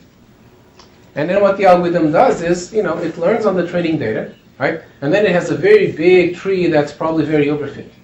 And then what it does is it sets that data aside and goes and looks at the new data. And now based on the new data, it starts cutting back. And as long as that data says that you're cutting back okay, you keep cutting back. And then when it says no more, you stop. Okay? Simple strategy. There's a couple of disadvantages to this strategy. What might they be? Well, you have less training data. That is the killer one, right? If you had 100 examples and you took 50 of them for testing, right? Now you only have 50 to learn on. Ouch, right? You could actually do worse this way. Sure, you'll be doing better pruning, but you learned the first tree on 50 examples instead of 100, so the tree is so bad that, remember, pruning is just finding the best subtree of your tree, right? So if the tree sucks, the result will suck too. This is one disadvantage, but there's also this disadvantage is going to be particularly bad when you have a lot of data or little data. Little data, right? In these days of big data, this actually sounds like the method of choice, right? I have data up the wazoo, right? I can split it, 10 times and still have enough data to learn. So in this case, not having enough data to learn is not a concern. As a little parenthesis, just because I have big data doesn't mean life is easy, because for the particular decision that I'm making right now, maybe I don't have a lot of data. But let's suppose that I really do have a lot of data, which in many cases I do, right? Then, splitting some of it off for validation, as it's called, you create a validation set or a pruning set, is okay. But then what's the problem? In the big data regime, there's also the problem. The trees get pretty large if you have a lot of noise. Exactly the problem, and this is the killer problem, is efficiency, right? Look back at this example, right? The decision tree that I want to learn only has 10 nodes. Beautifully simple. And beautifully quick to learn too, right? Remember, the bigger the tree, right, the more, cycles it's going to take to learn it and apply it too, and more memory to store, right? But, I actually went up all the way up to 100 examples thinking I was improving. And guess what? If I have a data set of, 300 million examples, or let's say 1 billion, right? All the users on Facebook it's pretty close to 1 billion these days, right? Well, that's a lot of data, right? I can learn a lot of stuff. But let's say that, even just 10% of that is noise, right? That's 100 million noise data points. So I'm basically going to grow a decision tree of size order of 100 million. Well, let's suppose that my decision tree that I wanted to predict whether to put this banner ad in front of you or not just have 10 nodes. Right? Notice what I did here. I had a decision tree that was 10 nodes, but I accelerated past it to a decision tree with, let's say, 200 million nodes. And then, and then I have to cut back, even saying my pruning works really great. Right now I have a good decision tree, but the resources that I had to use for this were just orders of magnitude greater. And remember, the cost of learning a decision tree is at least for many of the algorithms, it's super linear in the size of the data. Even if it's just quadratic, right, going to 100 million versus going to, let's say, even 100, right, is just prohibitive. So pruning like this often works better, but it has these two problems. If you're in the small data regime, it actually could hurt you more than it helps. If you're in the large data regime, it might be a wonderful thing, but you just don't have the cycles to do it. Or you're not willing to wait that long. Okay? So, what other methods can we use? You could prune as you went. So each time you added a node, you could say, does my held out data say this is a bad idea? Precisely. So, pruning so the obvious solution to not growing the tree and then shrinking it is, well, don't grow in the first place, right? I need to decide as I go that I want to stop growing here, right? But notice, now I really cannot do this on the validation set, because if I do this on the validation set, it's not the validation set anymore. Right? What makes the validation set powerful is that I'm only choosing among a small number of choices there. It's the different subtrees of the tree that I could have. At learning time, I'm actually choosing among an exponential number of choices, so I really consume the data quickly. Right? So we have that problem. We have to do something different there. Right? So what might we do? Right? What's something that we might do, if you can recall something from your Stats 101, right? This is actually something from Stats 101 that we can actually plug in here. Any ideas? Yeah. It's up there. Yeah, of course, it's always up there. Okay, so tell me what's up there. Well, I guess you could have some kind of test of whether there is significant improvement in the next layer or next layer of the tree or not. Exactly. Statisticians are very fond of this, right? Significance tests. You may not remember this or have ever learned it, right? But there's these things called contingency tables, and I compare two distributions, and I try to decide whether they are the same or not, right? If they're exactly the same, then, things are good, but there's always noise, right? So the thing is if this is a distribution, and is this other one a noisy version of this distribution, or is it really a different distribution? Right? And this is exactly the situation that we're in here, right? We can use accuracy or information gain to pick the best attribute. But then we can apply one of these statistical tests like, chi-square, for example, right? A very widely used test of this type. But there's others, but let's say chi-square. This is the one that you're going to have in your project, right?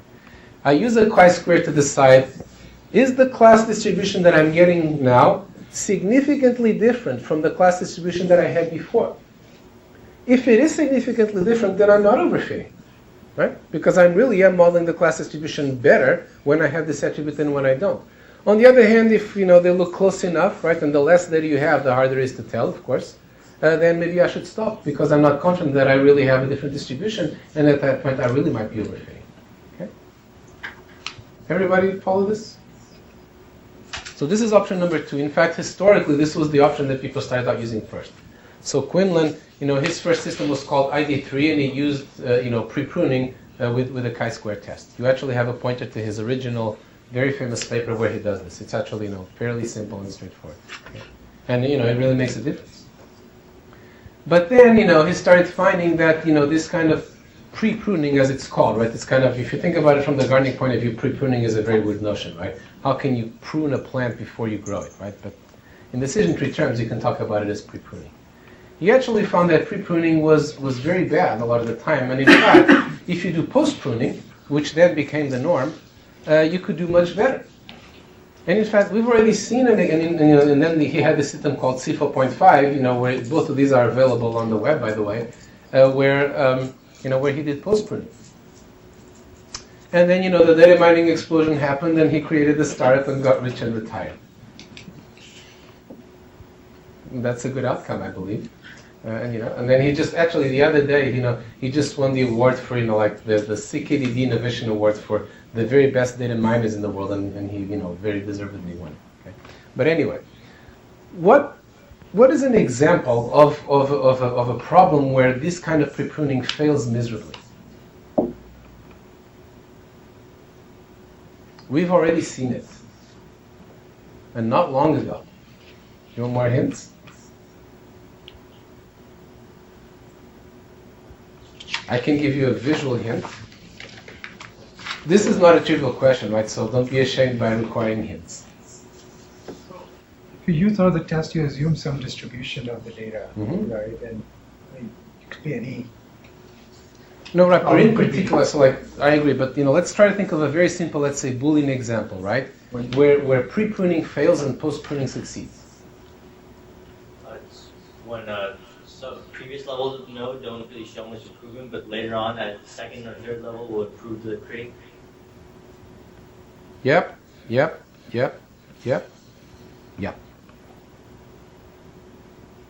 Remember this example? Why does pre-pruning fail and post-pruning succeed here? Well, first of all, does pre-pruning fail here? Parity, right? What is the problem of parity for pre-pruning? Is the distribution of the class significantly different when you have split on x1 and when you haven't? Heck no, it's exactly the same. Right? There's nothing to be had here. Clearly not significant. Right? So clearly pre-pruning fails here. What about post-pruning? Post-pruning is more interesting. What happens with post-pruning here? So post-pruning, to recap, is like I just barrel on. I keep growing the tree with any attribute that I have. If there's a tie, I pick something. If they all have 0, I just pick one and hope to get lucky in the future. Right? So what would post-pruning do here? Right, I'm at the root. I need to pick one attribute to split on. Right? What's going to happen? You just have a root node? Yeah, what I'm going to have is that one of three things is going to happen. I'm going to have x1 as the thing that I split on. Is this good or bad? This is good, right? That's what I want. Or x2, which is still good, right? On the other hand, I could also have x3, right? They all look the same, right? So, but in this case, I actually have 2/3 chances of picking the right thing, right? And if I pick, on the other hand, I do run the risk of picking the wrong thing. And imagine if there were 100 irrelevant ones, then I almost surely would pick one of the wrong ones, right? Which is why even post-pruning does not entirely solve this problem. But yet it does something useful, and depending on the problem, it actually may be enough. Why?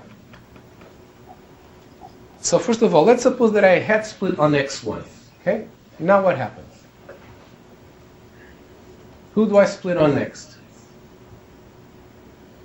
Let's say I'm in the branch x1 is true, right? And I'm among the examples where x1 is true, so that's these ones here, right? I am trying to choose between splitting on x2 and splitting on x3. What do you think I should do? X2, right? x2 is perfect and x3 is noise. So I had to get lucky the first time, but the second time there is no luck involved. Okay. Same thing if I had picked x2 first and then x1, right? Okay, but of course the tough case for us is, what if I had split on x3? Now what happens? Who do I split on next? This is not the hardest question you'll have in this class. After I split, unless you're like, what do they call it, Buridan's ass, right? Who was between two bays of Halen stars because he didn't know which one to pick. So we split on x3, right? So what are we going to do next? Exactly. It's going to be one of two things, right? I either pick x1 or I pick x2, right? Are those things good or bad? They're both good, right? And then after I split on one of those, what happens next? I split on the other, right? And then we're done, right? So moral of the story, in all cases here, I wound up learning the right concept, right? So things were not so bad. But however, right, if you look at the decision trees produced in each of these cases, which one would you prefer? The one that started with the split on x1 or the one that started with the split on x3? X1. The one where you split on x1, right? Because the other one has garbage in it. Right? The other one, isn't going to give you any insight. In fact, it's going to mislead you into thinking it's something important that isn't. And it's, of course, this is a toy example, but, it's going to cost you more to store, more to use, more to apply, etc., right? So it still have been better to, find one of the others, but hey, with post-pruning, we actually found this one, okay? However, this is a somewhat optimistic situation, right? Because what's going to happen in the real world? Let's suppose that you have, 2 relevant attributes or even 10, but then you have 100 irrelevant ones. What's going to happen there? I split, probably the first thing I do is split on a bad attribute, right? And then, what do I split on next? Another bad attribute, right? And I keep splitting on bad attributes. And what is the problem with splitting on bad attributes? Is that after each split, I have less and less data, right? I get exponentially less data. This is called the splintering problem, that as I grow my decision tree, I'm exponentially peeling away parts of the space, and I'm zeroing in on small parts that eventually have no data in them. Right? So I'm actually wind up with pure noise. I never got around to my good attributes. Now what will happen on a good day is that I will get some mix of the good and bad attributes in there, and this actually often happens in practice, is that I learn a very big decision tree, most of which is garbage. But it's got some good stuff in there, so for prediction purposes it still does better than chance and might be good enough for what I need. Okay? It depends on the ratio of good to bad attributes and how difficult it is to figure out how the function depends on the good attributes. Okay? So the moral of the story is, post-pruning is much better than pre-pruning in this respect, right? Pre-pruning always fails. Post-pruning has a chance, right? But nevertheless, it's still not perfect. But there is nothing perfect. Okay. Okay. So any questions so far? Okay. There is one more method that is also quite popular that we want to touch on. So we've seen two methods so far. We've seen we stop growing the data when the split is not statistically significant, and we've seen growing the full tree and then post-pruning, right? There is a third method, which you also use when you don't have a lot of data. When you don't have a lot of data, and say you don't like this whole notion of statistical tests and whatnot, what else might you do? Any ideas? This is probably not obvious, but it's a good example of the type of strategy that people use in machine learning all the time. And the strategy goes like this. Actually, I don't know if I have that here, but yeah. So we've already looked at these two cases, and now we're going to look at this third case. What we're going to do is we have an evaluation function, right? Let's say the information gain or the accuracy, that doesn't quite do what we want, right? So let's change it. Let's change it to an evaluation measure that is more likely to give us what we want. This evaluation measure now, of course, is not going to do as well on training errors, just optimizing the training error, right? It couldn't. But hopefully it moves us away from training error, but towards what we would really like to have. And people are very creative in coming up with measures of this type, right? Use your creativity, add something, to that, error or information gain that will help you induce a good tree. Can you think of what such a thing might be? Again, there's many options, but, let's try to think of a simple one. The size of the tree? Exactly, the size of the tree, right? Usually the trees that are overfit are very big. So even without looking at any validation data, that as your tree is getting larger, you should start to worry. You don't know exactly how much, exactly when, but you have this general feeling that the bigger the tree is, the thinner the ice that you're on. And so you should just have a heuristic based on that. Take your error measure and add to that a penalty on the complexity of the tree. Let's say, the number of nodes. Again, you could do very fancy things there, but a lot of the time you don't need to. Let's just say the number of nodes. Okay? And so now what has to happen is that when I grow the tree, it has to be improving my accuracy by more than the complexity of penalties costing me. Okay? So I will allow extra nodes in my tree, but they have to pay for themselves by more than a certain increase in accuracy. And how, now you think, well, okay, but how do I weigh these two things? Well, maybe for that you can use holdout data. Right? You can use holdout data to pick, the coefficient on your complexity penalty that trades it off against accuracy. Okay? If you don't have a lot of data, this could be a good thing to do. Some people prefer, significance tests. Some people prefer complexity penalties, but those are both viable options. If you have a lot of data and you have a lot of cycles, just do post-pruning. It's unlikely to be beaten. If you have a lot of data but you don't have a lot of cycles, you might find yourself back doing one of these two things because you can't really afford to do, the full growth and then the full print. Okay? Questions? So this measure, by the way, this method of growing the full tree and then post-pruning is usually is often called reduced error pruning. So reduced error pruning is where you're pruning by the reduction in error that you're getting as you prune, okay? And you have a validation set.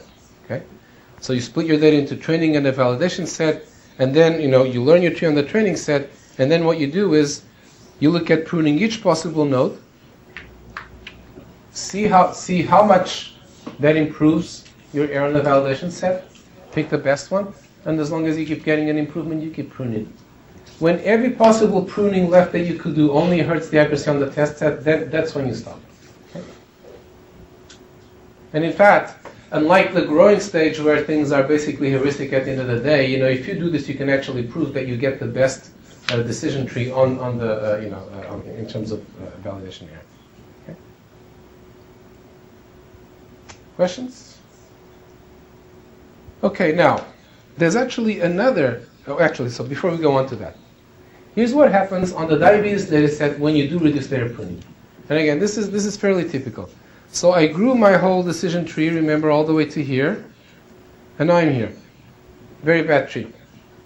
And now I start pruning. And guess what? I start getting better and better and better and better and better until I finish here. Brilliant. Actually, in this case, the post-pruning pretty much aced it.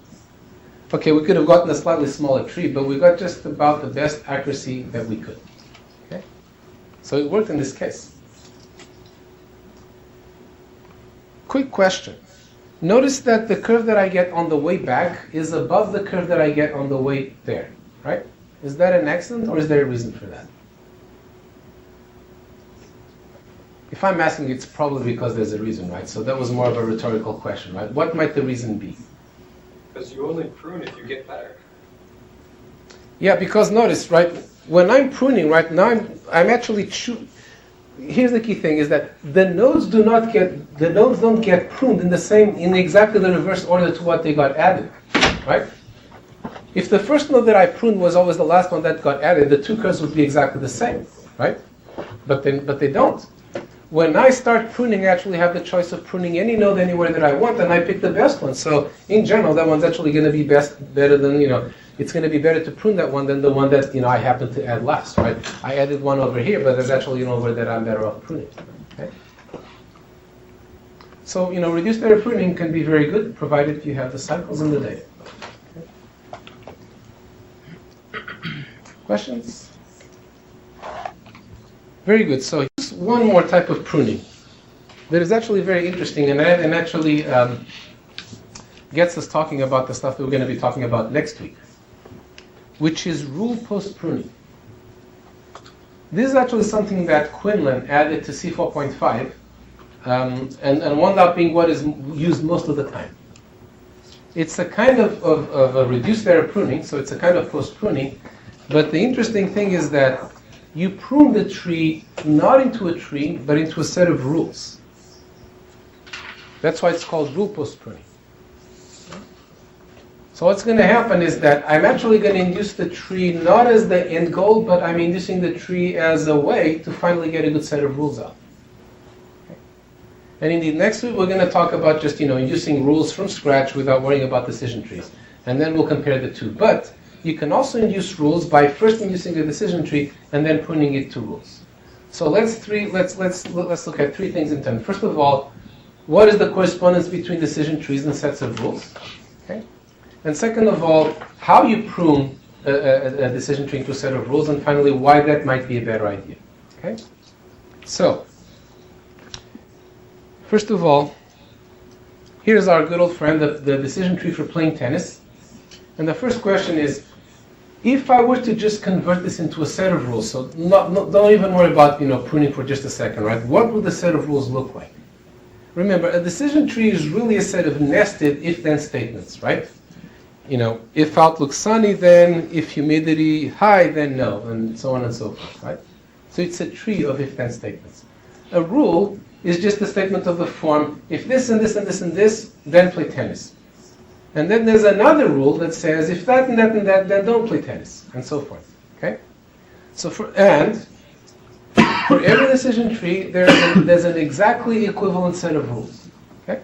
So what is that equivalent set of rules? So for example, right, this is probably a very easy question, but nevertheless, let's go through it. Right? So here's my decision tree. Right? Give me one rule, sometimes called a decision rule, that you would get from it. If overcast, then yes. If outlook equals overcast, then yes. Yeah, brilliant. This is a really short rule, right? What's another one? Outlook equals sunny, humidity equals normal. Yep. Here's another one, right? So if the tree has n leaves, how many rules are we going to have? N, right? There's going to be one rule per leaf, or per path in the decision tree, right? And the rule corresponding to a particular leaf, what are going to be the antecedents on that rule? What is it going to be testing? It's the attributes on the corresponding path of the decision tree, right? No brainer. And then the consequent is just the class prediction at that node, okay? So for every decision tree, there's an equivalent set of rules, okay? And I can turn one into the other completely mechanically, okay? And indeed, when I do, so did everybody follow this? Yeah, straightforward, okay? So, the first thing that I do when I do rule post-pruning is I just take my final, full, big, noisy, overblown, overfit decision tree and convert it to the equivalent set of rules, okay? So now, what do? You have your set of rules, you have your validation set of data that you've never looked at, and you want to come up with a better set of rules, right? So how would you do that?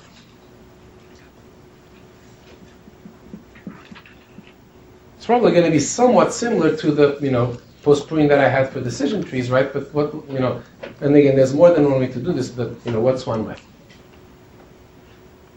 Let's think about one rule in particular. Right? Let's take, a decision tree is one big, complicated, interrelated structure, but the rules at some level are all independent, right? So let's look at one rule, right? I have this rule here that tests a whole bunch of things, right? And probably some of them are noise, right? So how do I go about figuring out which ones to drop and which ones to keep?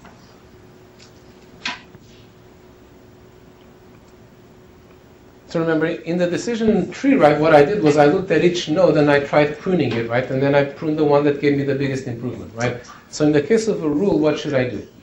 Drop the one with the lowest. Exactly. I look at dropping each one of the antecedents, right?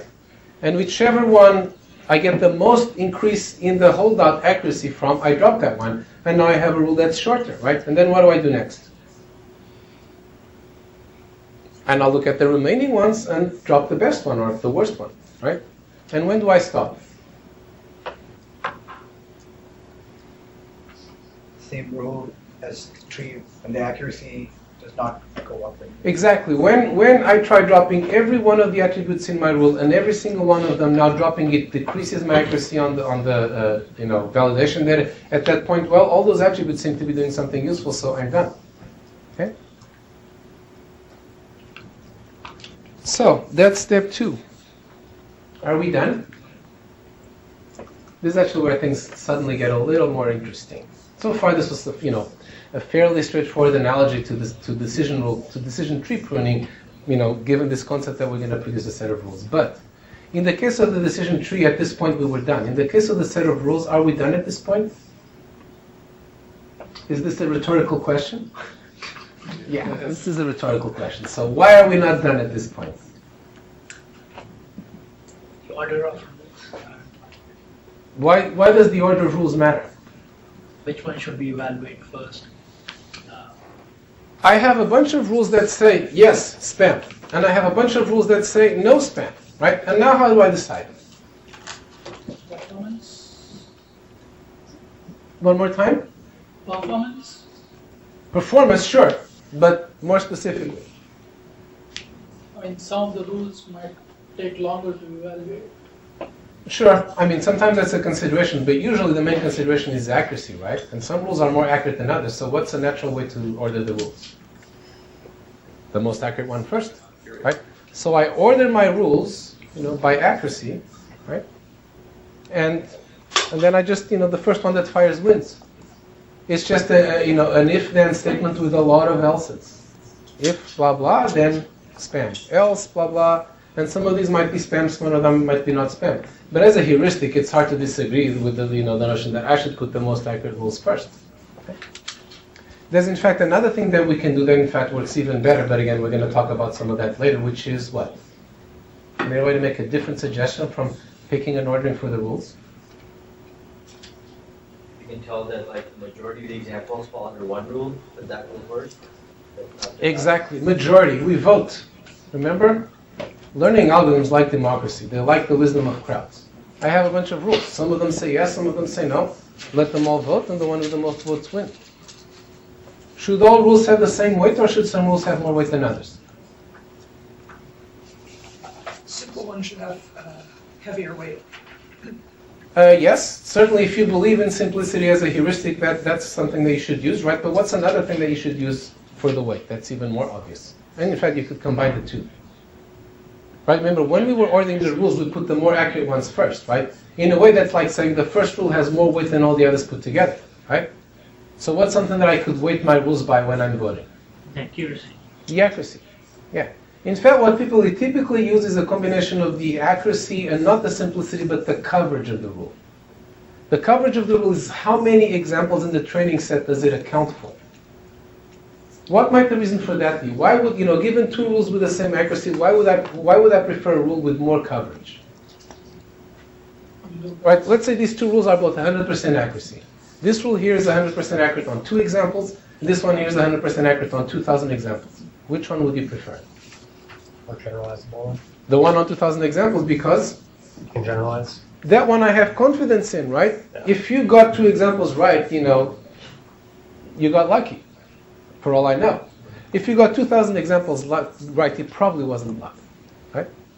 Again, there's many combinations of these things that you could use, but those are 2 good things to use. I still not get the rule, each rule independently. It's like we have each path as the rule. Now how are we pulling it? Like we are removing an attribute and checking. Like, I did not get that part. No, so very good. So this is actually another point that I was about to bring up. So why? So let me actually backtrack for just a second, and then we'll get back to this. Why did we have to do this for the rules, but not for the decision tree? In the decision tree, we didn't have to pick an ordering or vote among the leaves or any of that. Why was that? There's no choice in the decision tree. Because notice what the rules that you get by directly translating a decision tree have a very, very unusual property.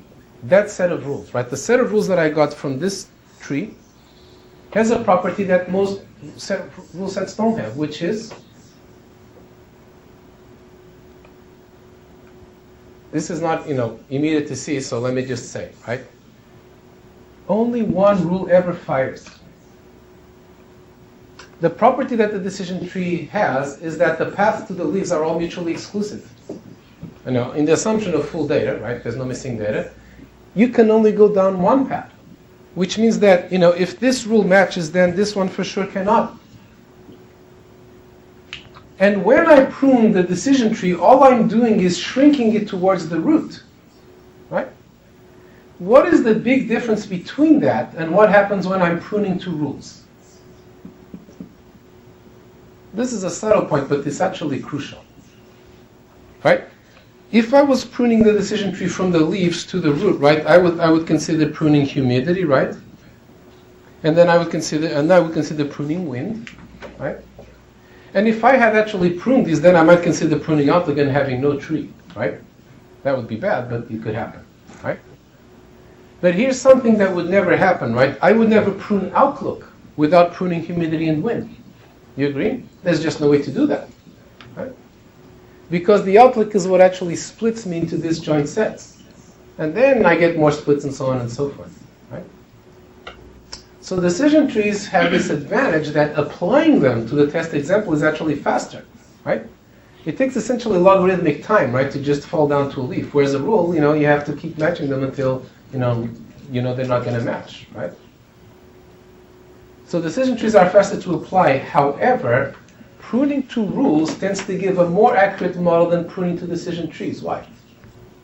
Might discover something like if the humidity is normal, the output doesn't matter. You get rid of noise. Yeah, keep going. Anything else? You also prune on absolute values instead of attributes. Very good. So let's try to synthesize this, right? Notice that when I'm pruning 2 rules, let's think about, a particular one of these paths, right? When I'm pruning the decision tree, what I have to do is I either prune humidity, or then I prune, or, by the end of the process, I have pruned humidity and outlook, right? So all I can do is shrink the path from the end to the beginning, right? So what do you mean by pruning humidity? It's like removing that rule? Yeah, I'm removing this and I just, I predict, once I'm sunny, I just predict, let's say, yes. Okay? Right, so I get rid of that. Right? So when I'm pruning to a decision tree, I'm very constrained in the things that I can prune.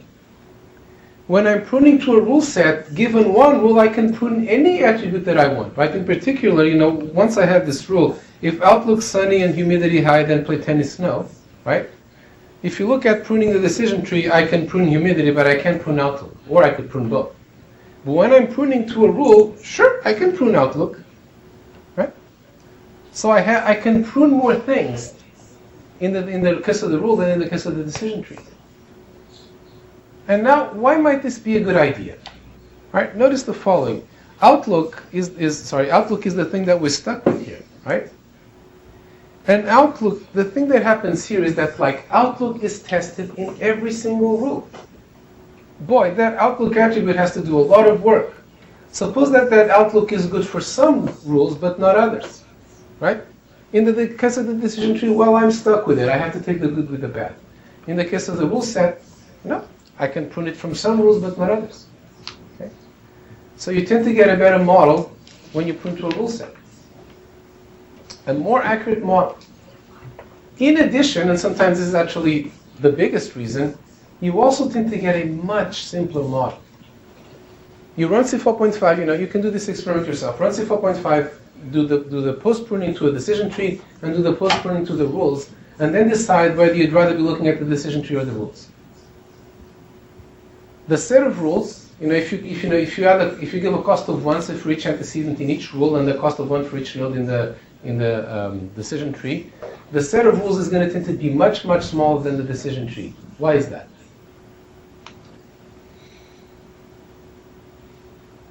Remember, in the decision tree, this lower part of the tree, I'm always going to have it there, right? The rules, I can actually get very short rules, each of which just uses the 2 or 3 attributes that are really good. In the decision tree, I'm stuck with using outlook for everybody. And then, when outlook is, say sunny, I'm then stuck using the entire next subtree for everybody. Okay? So by pruning to rules, I can get A, more accuracy, and then B, a much smaller and easier to understand model. So it's no wonder that people often prefer to have a rule set. It does have some disadvantages. It will typically be more expensive to learn, and when you're on a large data set, that is an important consideration. It'll be more expensive to apply. And in some domains, applying things very quickly. In some domains, it doesn't matter. In some domains, that's a big constraint. Okay? And it's also, the decision tree pruning is fairly straightforward. Pruning to rule sets, is a little bit, there's more things that can go wrong. Okay? So there's pros and cons, but it's definitely worth knowing about pruning to rules. Okay? So once you get to rules and prune, you can't go back to a decision tree, right? Yeah. That is a good question. In fact, we're going to talk about this question next week. So I propose that you think about it, and then then you can tell us what you found next week. This is definitely a very interesting question, right? Think about this. If I have a set of rules, right? Can I convert it back to a decision tree? If so, how? And what might be the pros and cons of doing that? Yeah. I think as the post-pruning process is more complicated, you have more attributes and stuff. Is there a risk of fitting to the test date validation data? Exactly. Very good. Yeah. This is machine learning thinking, right? Is that, sure, it's more powerful, I can learn more things, but you should also be thinking, well, now I have to make many more choices. So if I have a large, rule set and I do a lot of stuff, now maybe I'm overfitting my validation data. Exactly. That's why you have to be more careful. So if you're not careful, you could, do rule pruning, and you try so many things that you're now overfitting your validation data. By the way, here's a quick, question. When you're splitting your training data into training and validation sets, whether you're going to use decision trees or rules, what relative size should they be? 50-50? Should use more data for training? Should use more for validation? What is your feeling? 90-10 training? Sorry, you said more for training? 90-10. 90-10. Oh, 90-10. Okay. So, but 90 for training and 10 for testing is what you're saying? Yes. Okay. Anybody disagree? Less for training, more for... Less for training, more for testing. Why? So that will reduce the complexity, or as well as we get a chance to prune and. No, so you're arguing for less pruning data or more pruning data? I'm arguing for more test validation and less training data. Okay, because?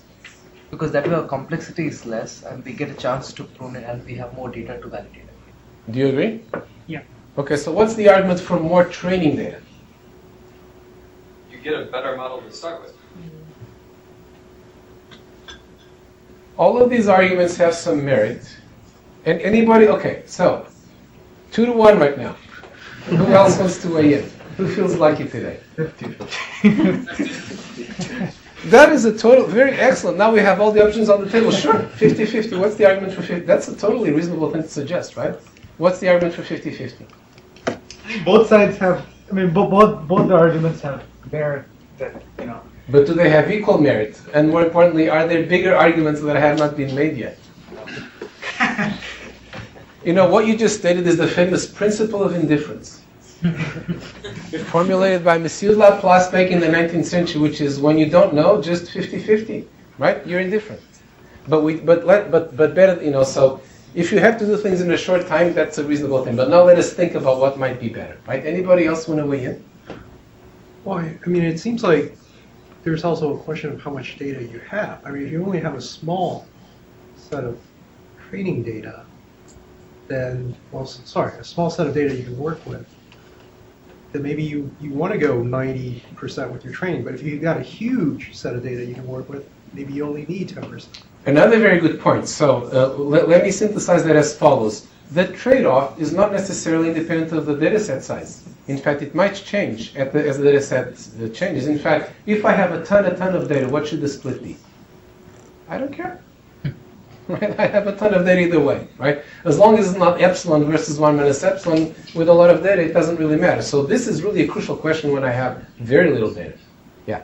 This may be way out on a limb, but could you start with a small amount of training data and a lot of validation data and see if the model works well, and if it doesn't, then gradually increase the amount of training data until you find a model that fits well?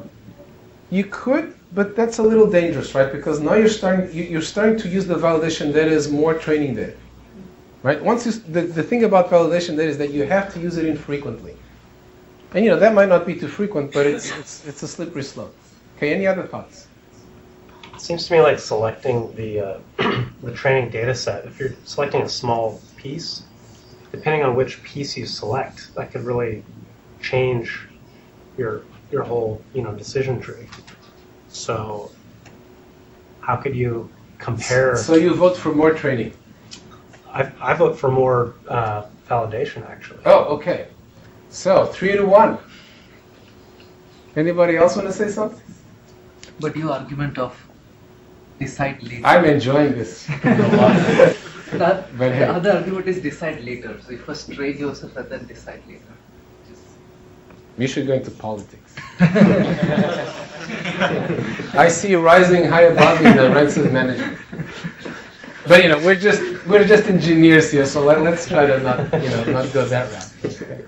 I mean, if you get good accuracy with a small training set, I think, and maybe that's what you're saying earlier is, and that's pretty good enough. Actually, let me just put a thought into the air, right?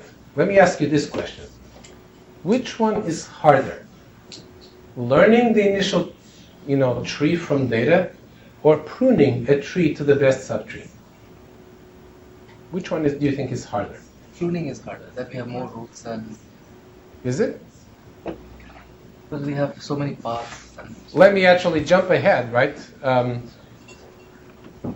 If pruning is harder, then we should use more data for pruning, right? Because we want to use more data for the harder thing, right? Does everybody agree? Whichever is hardest is what we should reserve most of the data for, right? Because that's where it's needed. But which one is harder? Is it pruning or training, right? How do we decide this? Well, let's think about it this way. Which one do you have more? This is a search problem, right? It's an optimization problem. I have a search space of decision trees, right? What is the search space for learning and the search space for pruning? So the search space for pruning is clear, right? It's just the space of all subtrees of that tree, right? What is the search space for learning? It's every decision tree in the universe, right? So which one is larger? Which space is larger, the space of decision trees when you're learning, or the space of decision trees when you're pruning? When you're training, and by a lot. It's way larger. So, anyone care to revise their vote? Is that your final answer? This is the kind of thinking that you have to do when you apply machine learning. Once these things become a pattern, then one day they just become part of a class that you get to take. But right, you can acquire this experience empirically. Right, people started out doing splits of various kinds, and indeed, so let me jump right to the punchline. And what do people usually do? They always have a bigger percentage of the data for testing, right? The percentage varies. And one of the ways in which the percentage varies is with how much data you have. If you don't have a lot of data, right, then then you're really stuck, right? But then you lose. Remember, you're in that early part of the learning curve. You lose a lot by reducing your training set, right? On the other hand, your validation data is going to be very noisy too. Okay? As you get more and more data, things become very, very, easy in both directions, right? So typically, what people wind up using is something like 2/3, 1/3. This is empirical, right? There's also a lot of theory about this, but empirically, this is what people tend to use: is 2/3, 1/3, or 3/4, 1/4, or 90/10. 90 for what? 90 for 90 for training and 10 for pruning. Oh.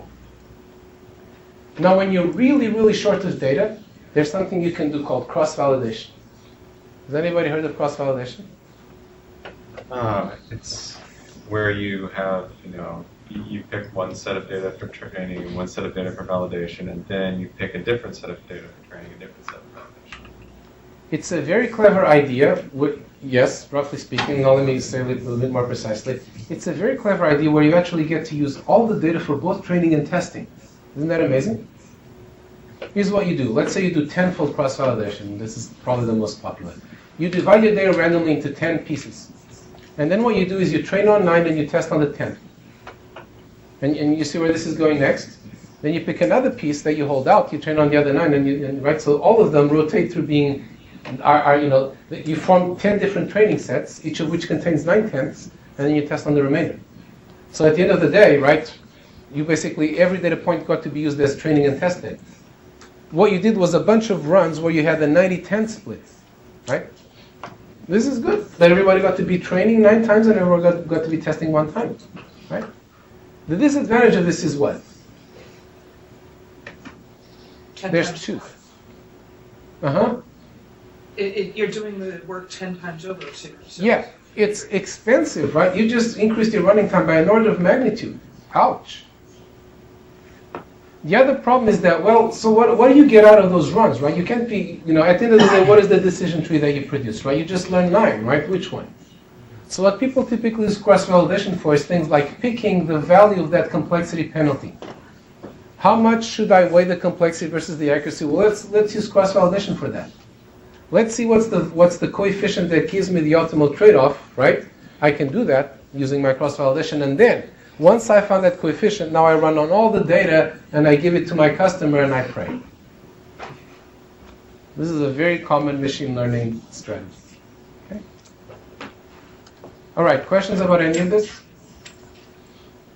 Okay, there's one more important thing to touch on before we're done today. We're covering, as you've probably noticed, we're covering a lot of very important stuff today, right? So this is a very high, utility class.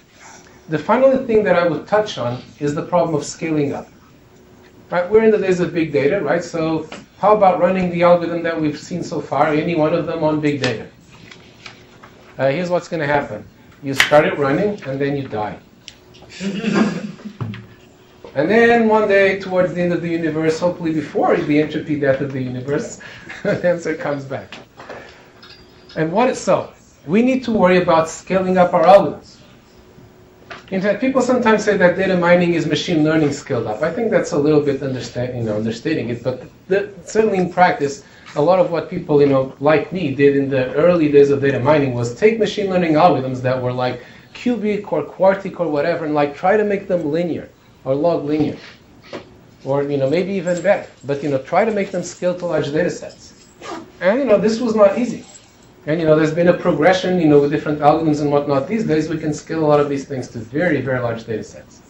And what I would like to do is just, in 5 minutes, briefly touch on what some of these things are, just so that you're aware of them. Okay? So first of all, what is the biggest reason why these algorithms will not scale to large data? The biggest reason, of algorithms like ID3, which does, pre-pruning, C4.5, which does post-pruning, is that they all assume that your data fits in main memory. They do random access to the data. Right? I put my examples in main memory, and then I go collect statistics of, different attributes in random orders depending on how the tree is growing. Right? But big data doesn't fit in main memory. Now, main memory keeps growing, but big data grows faster. Right? And Moore's law is great, but the Moore's law of disk actually far outpaces the Moore's law of computing. There's actually a lot of what drives machine learning and big data is this thing, is that our ability to store data greatly outpaces our ability to process it. If the exponential for processing power, if Moore's law moved faster than the corresponding law for disk, well, big data, well, just shove it into the CPU and run it, right? The problem that we have, there are complaints like, oh, I'm a company, I have, terabytes of data, but, what do I do with it? I'm limited by being able to process it, right? So, moral of the story, when we mine big data, we're going to be mining it from disk. And number one, reading data from disk is, roughly speaking, 1,000 times slower than reading it from main memory. So already there we have a problem, right? We just suffer the 1,000 factors, slowdown. But the other big thing, of course, is that what? What is the big difference between disk and main memory? In disk, access is sequential, right? So if you take an algorithm, like ID3, and try to run it on disk, it's never going to finish unless the data set is very small. It's trying to run, like I have a data set of, 1 billion points, which is not unusual these days, or, even 100 million. And it's randomly accessing, the disk is spinning, the head is finding its place, and this never finishes. So, the number one thing that people worried about doing when, scaling up became a big issue, this was like circa, 1995, let's say, was can we have algorithms that only do sequential scans of the data? I want an algorithm that, reads the disk and maybe picks the roots. And then maybe reads the disk again and finds the entire next level all at once. And then keeps on doing this. Okay? This is a natural idea, but, making it work and actually gaining efficiency is surprisingly tricky. There were a series of algorithms that did this, which you should at least know about, with names like Sprint and Slick and whatnot. IBM actually had a data mining package at one point. They're one of the first companies really, out the gate with this. And, this was basically one of the main algorithms that they used there. Now, this works up to millions of examples. The reason it doesn't work beyond that is that even just reading 1 million examples from this takes a while, particularly if they have a lot of attributes. So you're already looking at, if you were doing multiple scans of the data, this thing may be taking, days or weeks, even to just learn one model.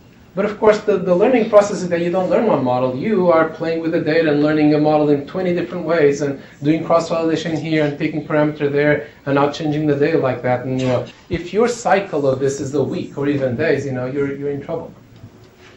So the next thing is, and this is really what's sort of like the dominant paradigm today is we are going to require what's called, working in data stream mode. Data stream mode, and this gets us back to that distinction between batch and online learning, right? Data stream mode is, I only look at the data once. I see it and it's gone. I see the next one and it's gone. It's gone. I can choose not to use it, but if I want to use it, I have to use it right then, and I never see it again, right? This could be because I can't afford the disk storage, or because I don't want to scan the disk more than one time because it would take too long. Somebody had. Yeah, I said you don't store it anywhere either. You just see it once. Exactly. So this is one option: is the data is never stored. For a lot of very high volume applications, like say network monitoring, right? You're an ISP, right? Your servers are like, your routers are generating, are spewing out data, like crazy. You don't even want to store them, right? In some cases, however, you can afford the storage, right? But just running through that, because storage is getting cheaper and cheaper, but just running through that takes too long. Okay? So the third generation of algorithms are algorithms that work in stream mode. They do at most one scan of the data. In fact, ideally, they don't even scan all the data. Okay? And for that, again, there's a number of different algorithms, but the best one that I know of now is something called BFDT, very fast decision tree learning, which was actually invented here at UW. So you should be suspicious because it's me telling you about my work. So you should probably get a second opinion on this one. But you can go to Google Scholar and whatnot, so Nevertheless, it's good to know that there are algorithms, without getting into all the details of how this works, we have algorithms now that can actually, grow a decision tree in one scan of a data that is basically as good as the decision tree that you would learn with random access. And in fact, the best part of this is that you might need much less than a scan of the data. You can actually be scanning the data and decide at some point that hey, I've already grown as much as I'm going to grow. I don't need to see any more data. I am done at this point, which is a very nice thing to have. Okay? Again, we're not going to go into the details of these algorithms here, but you want to be aware that they exist because if you find yourself pruning a very large data set or even a large data stream, these are probably the kinds of things that you want to look at. You certainly need to understand, the basic algorithms first, and that's what we spent our time on here. But, you don't want to have the experience like I know people who have had that. They started, with ID3, and they spent, 6 months basically, rediscovering how to mine from this. Okay. Questions? All right, very good. So now your fun begins. Now you're going to do your project where you implement the decision tree learner and apply it to clickstream data. Don't do the project at the last moment because it might not finish running before the due date. This is not like some of your other projects. You have been warned. Do it this weekend and let it run until the due date. Is one option. Well, if that needs to happen, then you're doing something wrong. We carefully selected subsets of the data that are reasonable enough for what you want to do. But nevertheless, we hope you have a lot of fun with it. All right. See you next week. All right. Let's go then. Welcome to week 3. Are you having fun learning decision trees and mining clickstreams? Yes, I see from your smiles that you are. So maybe the next project needs to be harder, so you know what data mining really is like. In the meantime, today we're going to talk about rule induction, another major area of machine learning. And in fact, we already talked a little bit about rule induction last week, right? Because the last thing that we saw was how to turn decision trees into sets of rules, and how nice sets of rules are because they can be very compact and easy to understand. But here's a question that may have occurred to some of you. If what we're going to learn at the end of the day is a set of rules, right? Why are we doing it by way of learning a decision tree? Couldn't we just learn the rules directly? Wouldn't that be a better way? Well, the reason we learn both is that they have their pros and cons. But let's look today at how we can actually learn rules directly. And in fact, we're not going to stop at that. We're also going to see how we can learn much more powerful rules than the decision trees that we saw last time. When we started talking about machine learning, I said that machine learning is, learning programs from data. But the programs that we've seen so far are very limited, right? The decision tree is just a set of, basically nested if-then else statements. Today, we're actually going to see how you can learn full-blown programs. Okay? So last week we got down the basics, but this week we're really going to, climb into the stratosphere. So fasten your seatbelts. Okay? All right. So as usual, let us first think about what rules are and what kind of learning algorithms do we use for learning rules. So first of all, rules are very popular and for a reason that's easy to understand. Right? Rules are probably the most easily comprehensible thing that you could mine. They're even simpler than a decision tree. It's just a bunch of statements that you can actually read in English and they make sense. Right?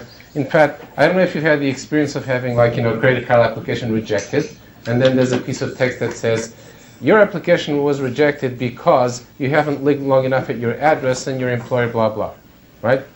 The thing that you should hate there is the rule induction algorithm that produced that, right? It should know more. But nevertheless, it's actually something that you can put down in writing and people, can just read it without any expertise. Okay? So this is one of the main advantages of rule sets is that they're very understandable and often very compact. Okay? Excuse me. Like decision trees, rule sets are a variable size representation. If I have more data, I can learn more rules, and they can be longer. They can be more detailed. They can have more preconditions. They're also deterministic, and they also can have both discrete and continuous parameters. So the discrete parameters are the choices of tests that you put in the rule. And the continuous parameters can be things like the thresholds for tests that you have on continuous attributes, or things like the probability of the class given the attributes, right? If this email has these words in it, then it is spam with some probability, for example. Okay. Learning algorithms for rule sets, like decision trees, are also constructive search, right? How do we learn a set of rules? Well, the natural way to do it is to learn one rule at a time, right? And the natural way to learn one rule is to learn one antecedent at a time, and that's what we're going to do. We're going to construct the rule set step by step. Most rule induction algorithms are eager, and they batch, meaning that we have all the data at training time, and then we do as much with that data at training time. We learn a model that then hopefully is quick to apply. Okay. Again, there's exceptions to this. There's online rule learning algorithms. There's lazy algorithms, but for the most part, rule induction is an eager and batch process. Okay. Any questions so far? All right. So, first of all, what is a set of rules, right? What is the hypothesis space that we're going to be working in during this class? Well, a rule, right, is just what you probably already think it is. It's just a set of tests. Each one is of the form, this variable is equal to this value, if the variables are discrete, like for example, the color of the car is red, or this variable is less than or equal to some value, or greater than or equal to some value if you're talking about a numeric value, like the temperature today is above 60 degrees, for example. Okay. These v's and these x's are values and are attributes and values that appear in the training data. Okay, and it's out of those that we're going to build up the rules. Okay, and then what a rule says is things like, for example, if the variable x1 has the value sunny and the variable x2 has a value less than 75%, then the class is yes, meaning we are going to play tennis. Okay, so this is one rule. A set of rules is just a disjunction of rules. Okay. So let us assume for the moment that we're just going to learn a concept, right? So we're just trying to learn something binary, right? Is this a car that I want to buy or is it not, right? Does this patient have pneumonia or does she not, okay? So and a little bit later we'll talk about learning with multiple classes. But when we're learning rules for one class, the simplest thing to do is to just have the model for the whole class to just be a disjunction of the individual preconditions, right? So the email is spam if it meets these preconditions or it meets those. Okay. So at the end, what you have is a DNF, a disjunctive normal form defining the rule, defining the concept. So for example, we could have these three rules. If x1 is sunny and x2 is less than 75%, then yes. If x1 is overcast, then yes. If x1 is rain and x3 is less than 20, then yes. Okay. Notice there are no rules here saying no. The reason there are no rules here saying no is that the answer is no if none of the rules match. Okay, so I have only rules for the positive class, and then if none of the rules fire, then by default I just assume that the class is no. Okay, there are other ways to do things, but this is the simplest one, and it's the one that we're going to focus on for the moment. Okay.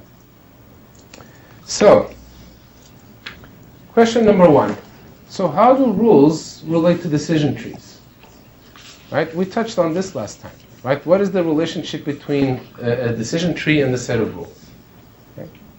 Does anybody remember? Different representation of the same concept. Exactly. You can build rules from decision tree. Right. So I can take a decision tree and convert it to a set of rules. Right? How do I do that? Every leaf is a rule. Right. Every leaf is a rule, and the conditions on that rule are the conditions on the path to that leaf.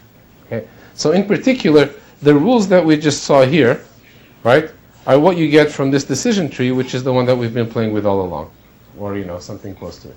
Okay. So going from decision trees to rules is easy. Okay. But now the next question is, what about going from rules to decision trees? Actually, let me hide this slide for just a moment, because temptation can be hard to resist. Right? And first of all, can we always, so we know that we can always translate the decision tree into an equivalent set of rules. Right? Is the inverse also true? Can I always translate a set of rules? Let's say, in a Boolean domain, the variables are Boolean, the class is Boolean. Can I always translate a set of rules into an equivalent decision tree? Yes or no? Yes? Anybody want to say no? No. Okay, so we have yeses and no. So let's hear the case for the yes. If it's going to represent a Boolean function, then there must be a way to represent it as a decision tree. They can represent any Boolean function with a decision tree. Right, remember we saw a long time ago, all those weeks ago, right, that you can represent any Boolean function with a decision tree, right? So what do the no's have to say? Somebody remotely was saying no. So, what if you can't really find something to be the root of the tree? Like you have multiple rules. I don't know how to describe it too well, but I think the idea is like, for instance, how we have Outlook as the root in the decision tree. If you created a set of rules, then you could actually minimize it to the point where something like Outlook is no longer relevant. Very good, actually. So this is a real problem. So what you're saying is that you can't see how you would do it, right? You want to say something? Yeah, and also I remember we talked about pruning, and when you prune it, you with rules you could actually prune a rule, but still not remove the node. So if no, I agree, but notice, for the moment we're not talking about learning algorithms, right? We're just talking about the representation. Right. So my point is, you could represent rules like that, which you cannot represent directly as a decision tree. Yeah, so at heart these problems are the same, right? So let's think about this, right? So at some level we know that it must be possible. What it's not obvious is how. And we can figure out how, but this is going to have consequences, right? So the natural question is, who's going to be the root of the tree, right? So does one of the yes votes have a suggestion, right? You said it's possible, right? In theory, there's this notion of a constructive and a non-constructive proof, right? So you could have a non-constructive proof, but we can have a constructive one, yeah. I mean, assuming these are all like disjoint variables, like you have A, B, and C, and you pivot on those. At root, you can pick a random one, say A, and at the two other levels, you pivot on both trees at B. And one of those is going to be redundant for like the no, I think, depending on the rule. And then at the third level, you have like a total of 4 C's. They're all redundant, but you're covering every rule that you were worried about making a root. Yeah, very good. In fact, this general idea works even if the rules do have overlap in attributes. Right. In fact, the overlap with attributes, kind of looks like it complicates things, but all that happens is that I already tested that value before, so I don't need to test it again. So, but let's pursue this idea, and here's a concrete example, right? Here I have 3 rules, very simple ones. x1 and x2, then y. If x3 and x4, then y. And if x5 and x6, then y. Right? Another question is, how do I build a decision tree out of this? Well, let's just pick one of them. Actually, picking any one. Clearly, the decision tree is going to depend on x1, x2, x3, x4, and x5, and x6. Right? It's going to depend on all of those. Which one of these shall we put at the root? It's not always irrelevant which one you put at the root, right? Because you could get a smaller or larger decision tree. But for the moment, let's just worry about doing this any way that we can. Okay? So let's just say that we pick the first antecedent in the first rule. Why not, right? So the first thing that we test is x1, right? And then notice that if x1 is true, right, we're going this way, right? And then obviously we need to test whether x2 is true, because that's the other antecedent in that rule, right? And if x2 is also true, then what do we know? We win. Then it's a yes, right? Because that rule says it's a yes, and that's that leaf over here, right? On the other hand, let's go back to the root. This is the interesting part. What happens if x1 is false? If x1 is false, then this rule doesn't fire, right? So then where are we? What do we need to do now? Does that mean that the example is false too? No, right? Because it could still be true because of one of the other rules, right? Everybody agree? The first rule failed to say yes, but well, there's still the others, and those might say yes, okay? So now what we need to do is what? As always in decision trees, this is a recursive process, right? So the first rule has failed, but now we need to do what? You need to represent the other rules on both sides of the tree. Exactly. So we need to test the second rule and then the third rule. And 2 people have already alluded to what the problem is going to be, right? So let's see what the problem is. When x1 is false, right, now I need to test the second rule, which means I test x3 and then x4, right? And if x3 and x4 are both true, then I get the answer true, right? And to keep going, if this rule is also false, right, then I have to test the last one, which means first I have to test x5 and then I test x6, and if they're both true, then the result is 1. Okay? Everybody with me so far? Now, we've captured all the yes cases, right? But we're not out of the woods yet. In fact, woods is actually an appropriate metaphor here, right? We're in a big jungle. Why are we in a big jungle? Because notice, I don't just have to test for the second rule over here, right? I also have to test for it over here, right? Because over here, right, this first rule has also failed, right? So in that case, again, I'm going to have to test the second rule. So what do we get here? We get a repetition of the same subtree that we had over there. Notice that the subtree rooted at this node and the subtree rooted at this node are the same. Right? You see what's happening here? I have to go test that subtree in every case that the first rule fails. Right? If there were 10 antecedents in the first rule, I have to do this 10 times. And then what happens when the second rule fails? In every one of those cases, I'm going to have to test the third rule. And if I had 100 rules, this would be really bad news, right? Because this means that the size of the tree is going to grow how? With the size of the rule set? Quadratic. Worse than quadratic. Exponential. Right? I'm going to need to look at all, in the worst case, right, I need to look at all combinations of truth values of the rules. And I need to have a subset of the tree for, true, false, false, etc., etc. Yeah. You can share pointers though, right? Across the tree. No, very good point. You cannot. Although you could learn a different model called a decision graph. In a decision graph, you can have pointers to the same thing. Okay? So in a decision graph, we would not have this problem. Right? Or at least, most of this problem would be solved. It's still not necessarily the case that the decision graph would be as compact as the set of rules, but yes, the decision graph would obviate this problem. I see. So is that just because of the definition of a tree? Yeah. I see. The problem with the decision graph is that it's more complicated to learn a decision graph than a decision tree. So even though they're a very natural idea, for the most part, people never use decision graphs. This was tried at one point. They used decision trees. But decision trees do have this huge problem. It's called the replication problem. Because you get more and more replications of the same things as you go down. Notice that, for example, by the time you get to the end of this, you've tested x6 here, and you've tested it here, and you've tested it here, and you've tested it here. There were 4 tests of x6. And if this rule came at the end of a whole bunch of other more, instead of 4 tests, there would be 8 or 16 or 2 to the who knows what. And notice, there's nothing particularly pathological about this set of rules. It's a perfectly simple and natural set of rules.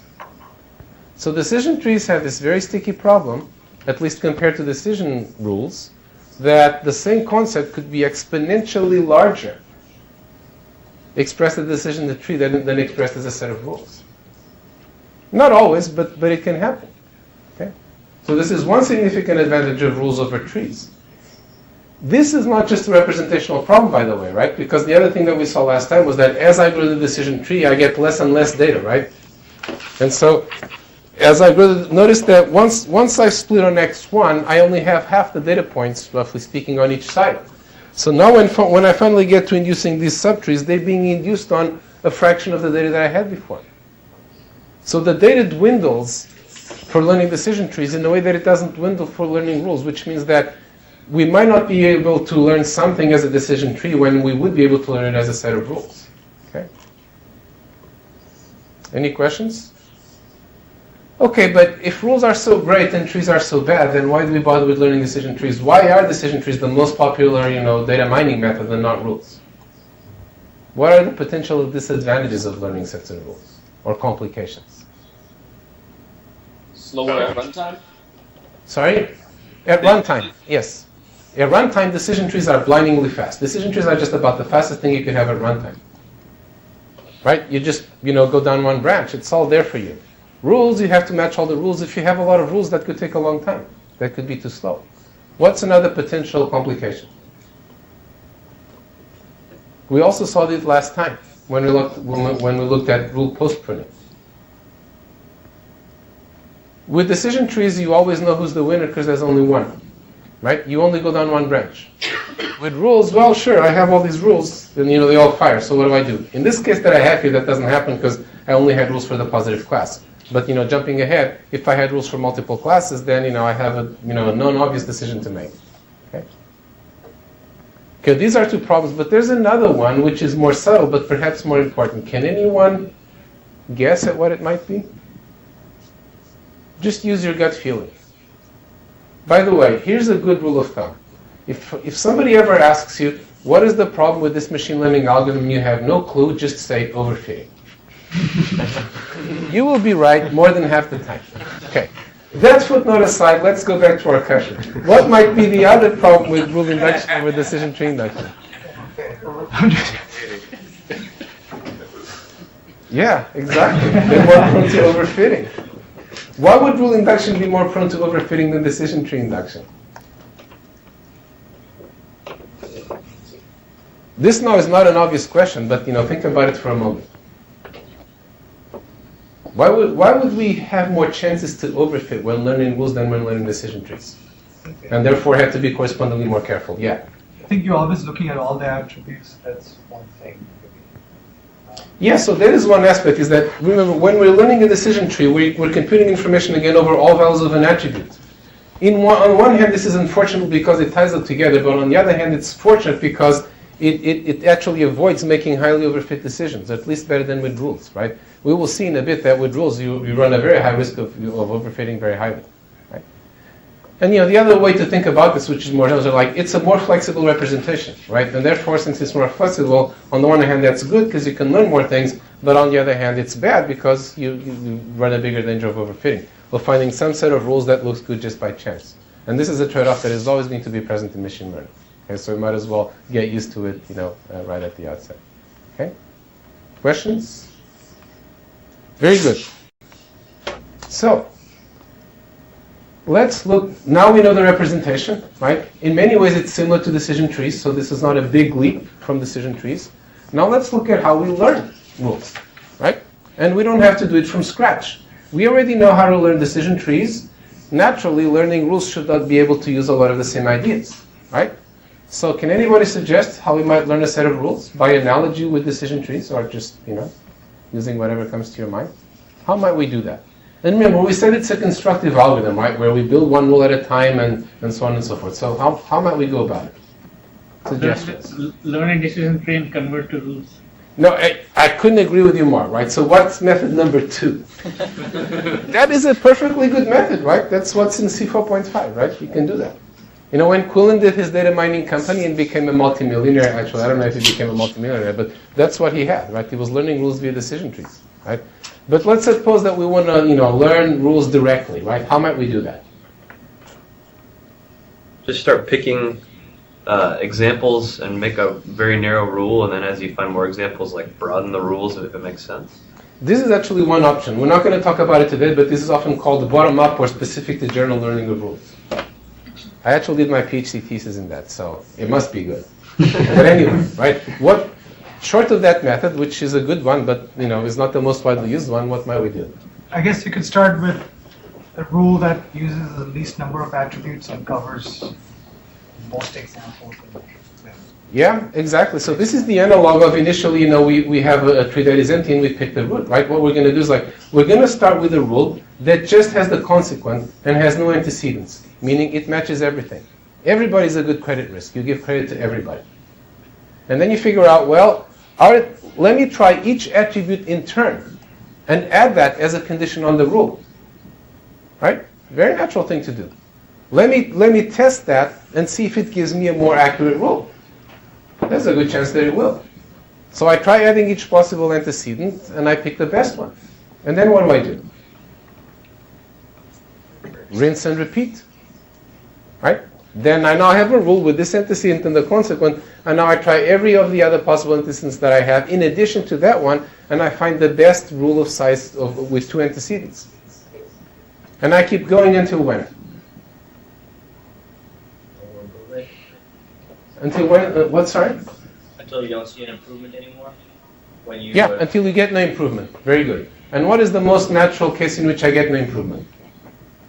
In which, in fact, in the case of learning a rule, I know I can always get to that. Right? Remember, in the basic decision tree algorithm, when did we stop, growing the decision tree? You could correctly classify everything. Yeah, when everything on my training set was of the same class, therefore I don't need any more conditions, right? Same thing here, right? Initially, I have a big mixture of positive and negative examples, right? I start adding antecedents, so notice what happens is that I'm adding an antecedent that throws out, hopefully, a lot of negative examples and very few positive ones, right? So as I grow the rule, I have fewer negative examples until hopefully I come to a point where I have no negative examples, right? And my rule only covers positive examples, at which point it makes no sense to try to refine it more, and that's where I stop. Okay? So that is our algorithm for growing one rule. Very simple idea. Okay? Yeah?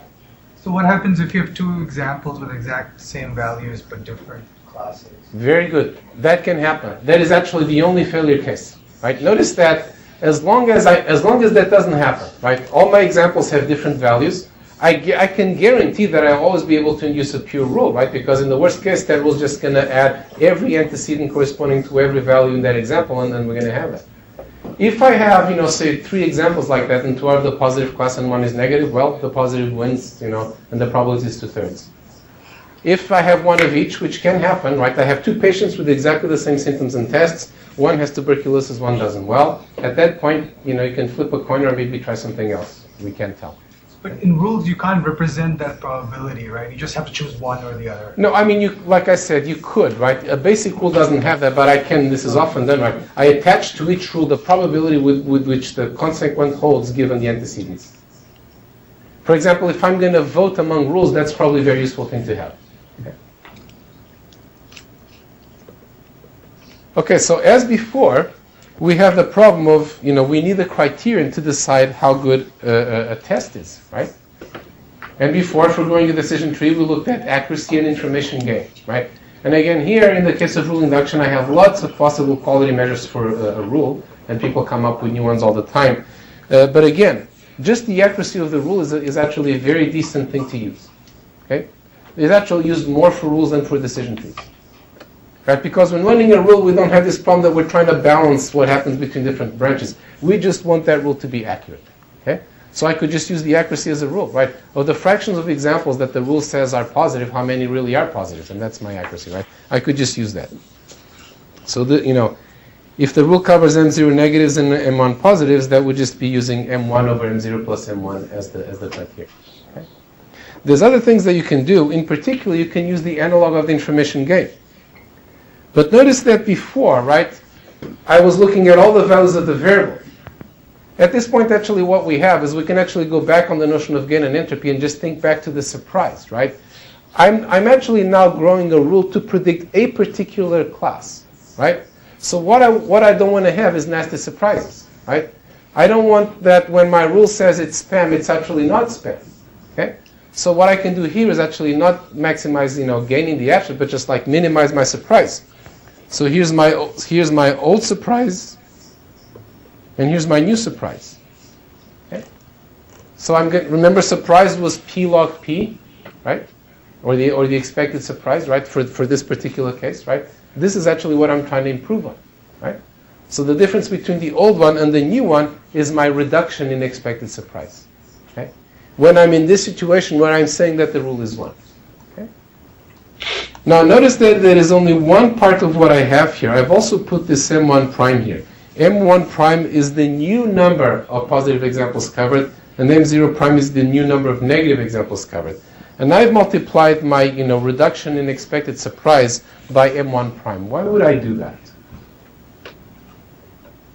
If your rule covers 100,000th of your data set really well, do you really care?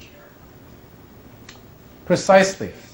It's really easy to induce a rule that looks really good, namely, say, a rule that covers only one example, right? It's 100% accurate. You've got the maximum possible reduction in surprise, and yet that rule sucks. Why is that problem happening here and it didn't happen in decision trees? Remember, in decision trees, when we branch on an attribute, we're looking at both sides, right? And we're balancing what happens on both sides. When we're learning a rule, no, we're only looking at this one side. So we just throw out all the negative examples we can, and then we get a rule that is totally overfit. what is a sign that we might be overfitting? M1 prime gets quite small. Precisely, right? The fewer examples the rule covers, the more suspicious we should get.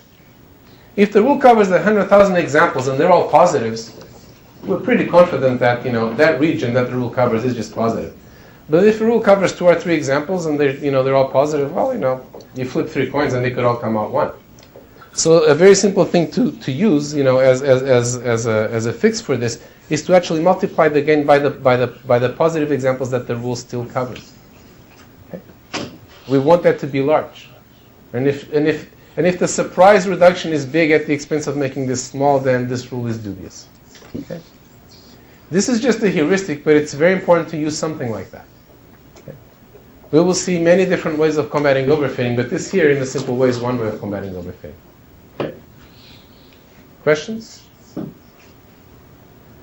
Okay, so at this point, we know how to induce a single rule. Okay? So with this algorithm as a subroutine, what should our algorithm be for learning the whole rule set? Right, we're almost there, but we need one more step. Right, so I have a black box that returns the best rule that we can find. What should I wrap around that black box to induce a set of rules, not just a single rule? Here's one way to think about this. Okay, I just learned my best rule. Okay, I have a rule now. So what do I do next? So get rid of all instances that satisfy that rule and then pick the next best one. Yeah, exactly, right? I now need to learn my second rule, right? And I don't want to go and use the same rule again, right? But my goal with the second rule and the remaining ones is to account for the instances that the first rule didn't account for, right? The positive instances that were correctly classified by rule 1, well, they're taken care of, they're covered. Okay? So what I do is I take those away, and now I have a new, smaller training set, and now I go find the best rule on that training set. Okay? And I keep on doing this until when? Again, don't worry about overfitting for just a second. When should I stop? And all positive examples belong for some rule. Precisely. Once I've accounted for all my positive examples, there's nothing left to do. We're done. Okay? And this is our algorithm. Also known as separate and conquer, right? By analogy with decision trees. Decision trees are divide and conquer, right? I divide my set into small and small pieces and I conquer them. In rule induction, what I do is I conquer one piece, I separate that out, and then I go conquer the rest. Okay? And that's, a complete rule induction algorithm. Any questions? Yeah. What if you have just positive and negative classes right now? Could this be extended to multiple classes? Absolutely, and we're going to talk about that in a little bit. But as a background process, you can figure it out and then tell us. But you're not allowed to look ahead in the slides. Look ahead is sometimes used in machine learning, but it's very expensive. Any other questions? Okay. Now, in the case of decision tree learning, greedy search works fine, and it's what people almost always use. In the case of rule induction, that is not quite the case. Pure greedy search actually can give very bad results in rule induction because it can get very quickly stuck in a very bad local optimum. Okay? So for rule induction, there's a couple of other things that people often do that are worth knowing about. Okay, so let me just briefly mention those. The first one is what's called round-robin replacement. And this has to do with the fact that if you think about it, the first rule has an unfair advantage. It's not competing with anybody. It can account for everything that it wants, and then it leaves very little data for the succeeding rules. Right? If there's some data that's covered by 2 rules, right, once the first rule took care of it, now the second one doesn't have access to it. So I've unnecessarily restricted the data that the second rule has access to. Okay? So what can I do about that? Well, what I can do is I can induce a bunch of rules and then say throw away the first rule and see, well, let me now induce something in the presence of the other rules and see what that would be. If it's the same rule again, then fine. But typically it won't be, because now the other rules have accounted for part of what that rule accounted for, and so now this one can be different. Okay? So this is called round-robin replacement. I can also do this process sort of as I go, as I add each rule, I try removing rules. There's many variations of this, but some of the best rule induction methods do something of this flavor. But the most important thing to know about is this last one, beam search. Does anybody here know what beam search is? Beam search is a less greedy search. In greedy search, what happens is that at each point I pick the best antecedent, and then I run with that, and I never look back. And you can get into a lot of trouble that way. In beam search, what you do is the following, is at each point I pick the k best antecedents, and I form k candidate rules. K is called the width of the beam, right? It's called a beam. It's a beam because it's like, having a flashlight with a wider beam as opposed to just a pencil of light pointing in that one direction. Okay? And then what I do is I try adding each new antecedent to each one of those, right? So now instead of 10, I have, like, say, 100 candidates. And now again, I find the best 10 of those. Okay? And I keep going in the usual way. And then finally, of the 10 best that I have at the very end, when there's nothing, no improvement to be had, I pick the best one. Okay? So what is the relationship between beam search and greedy search? Greedy search is a beam of 1. Exactly. Greedy search is just what you get when the beam is 1, right? They only keep the best one. What is the advantage of beam search over greedy search, right? When will greedy search and beam succeed? Think of the second best, right? The one that greedy search threw away. It could be that that second best conjoined with the next attribute now becomes the best. Okay? In fact, that can happen a lot, and that's why beam search can be a very worthwhile thing to do. It's more expensive, right, by roughly the order of the size of the beam, but you can get much better results that way. So the typical method that people use in rule induction is actually beam search, not greedy search. If you just do greedy search, you could wind up with a very bad rule set. And usually what happens is that you get stuck right away. You don't actually find any good rules because the concept is pretty complicated, and then you don't know what else to do. Okay? Questions? All right, so next problem. We're going to meet here one of the biggest problems in all of machine learning and even in probability and statistics. This is a problem that occurs all over the map. In fact, it already occurred in decision trees, but it wasn't as bad there, so we didn't focus on it. But we're going to deal with this problem apropos of rule induction because there it's a huge problem, but this problem will occur again. In fact, there's whole subfields of machine learning dedicated to dealing with this problem. And in areas like, for example, like speech recognition, the problem that we're going to talk about is a good chunk of the whole speech recognition is about dealing with that problem, more in natural language processing, for example. So what is that problem and what can we do about it? It's the problem of estimating probabilities from a small sample. If my rule has a probability of 80% based on 1,000 examples, I'm confident. If it has a probability of 80% based on 10 examples, I am not so confident. Okay. And so as I induce the rule, as it grows longer and longer and covers fewer and fewer examples, my decisions become more and more random. Until at some point, the antecedents that I'm adding are just garbage. Okay. So last time we saw, some ways of fighting this, right? What's one way that we use for decision trees that we could also use here? Something from Stats 101. T-square. Yeah, I can do a significance test, right? This is one option. And, it works fairly well. But there's actually a much simpler option that typically works just as well or even better. Shockingly simple. So let's see what that option is.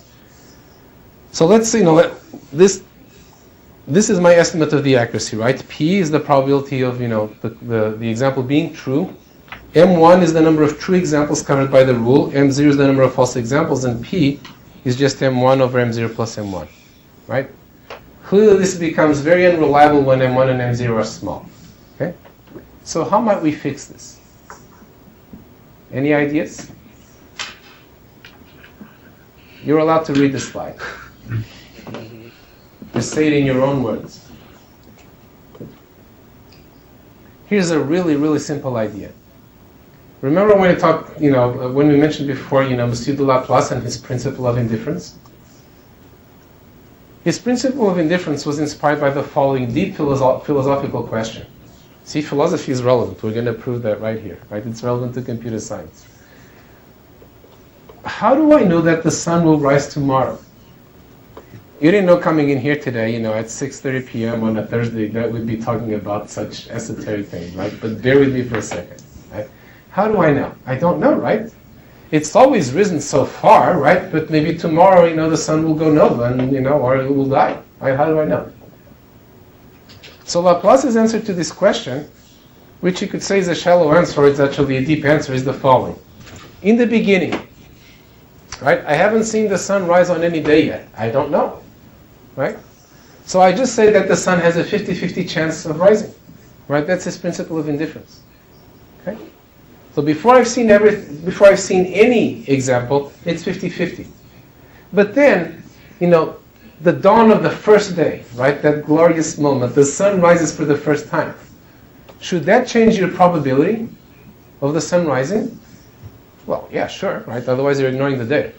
But should you suddenly believe that because the sun rose one day, it's going to rise every day? That seems a little too much, right? So the question is like, what can you do that's between 50-50 and, 100-0? What might you do? And, by the way, let's play this forward, right? Once the sun has risen for 2 days, right, I should get even more confident that the sun is going to rise, right? And once the sun has risen for, 5 billion years, right, at that point I should be pretty darn confident that the sun is going to keep on rising, but still not 100% confident because one day the sun will not rise. So what might we do? Right, say day 2. So day 0, or, like before the sun rises for the first time, your estimate is 50-50. Or, 1 and 2, right? After the sun has risen one day, what might your new estimate be? 1.5 by 2. Yeah, something like that, right? So, how about the following? I add 1, right? Before I had 1 and 1, right? And now what I do is I'm just going to pretend that I started out seeing 1 of each. So now what happens is that I've seen 2 of the sun rising and 1 of the sun not rising. Right? This is really the Laplace idea, right? So my new estimate is going to be 2/3, right? It's actually gone up substantially, but definitely not to 100%. Okay? Did everybody follow this idea? So we get the following thing that's often called the Laplace estimate, which can take a lot of forms, but here's one, the simplest one. I'm just going to add half to the numerator and 1 to the denominator. I could also add 1 and 2, or 2 and 4. We'll look at that in a little bit. But so this is my Laplace estimate. So first of all, what is my Laplace estimate if I haven't seen any data? 1/2. Right. Very good. What is my Laplace estimate if I've seen infinite data? Let's suppose that I have seen infinite examples where the sun rises and no examples where the sun does not rise. Now what is my probability that the sun rises? 1. It's 1, as it should be, right? So what happens with this very simple thing is that as I see more data, it asymptotes to perfect confidence, or to what the probability really should be, right? Let's say that the sun, on some weird planet rises, 2/3 of the time, right? Then after a while, what I have is 2/3, plus or minus epsilon. This is exactly what we want, okay? So with this very, very simple change, right, from this to this, all I did was add 0.5 to the numerator and 1 to the denominator. Now I actually have something that can handle small amounts of data. This one little change that will take you about 10 seconds to make in your code is the difference between a rule induction system that fails miserably and is a great success. This is the greatest bang for the buck that you've probably ever seen in any area of computer science, right? Type these 10 characters and, quintuple your results. Not bad, okay? But now you could ask yourselves, well, why should that be 0.5 and 1, right? Maybe I have some prior reason to believe that, the sun rises some percentage of the time.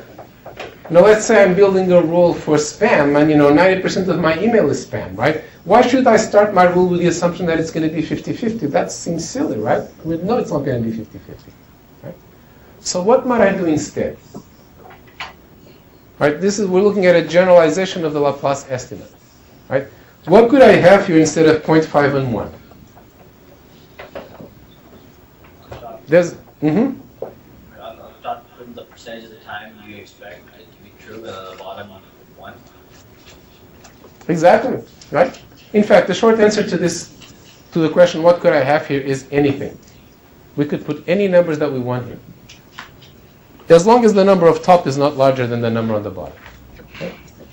But typically what you will do is you will have the ratio of these two numbers be your prior estimate of the probability, right? If a priori I think it's going to be true with probability 0.9, then that's what I do. I put 0.9 and 1. Okay? Step 1. Step 2. But why put 0.9 and 1 and not, 9 and 10? What is the difference between those two? In fact, what is the difference between, putting down 0.51 or putting 5100?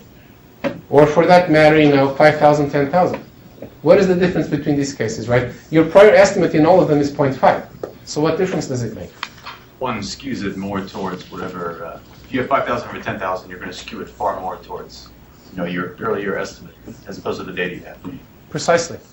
The larger I make those numbers, the stronger my prior belief.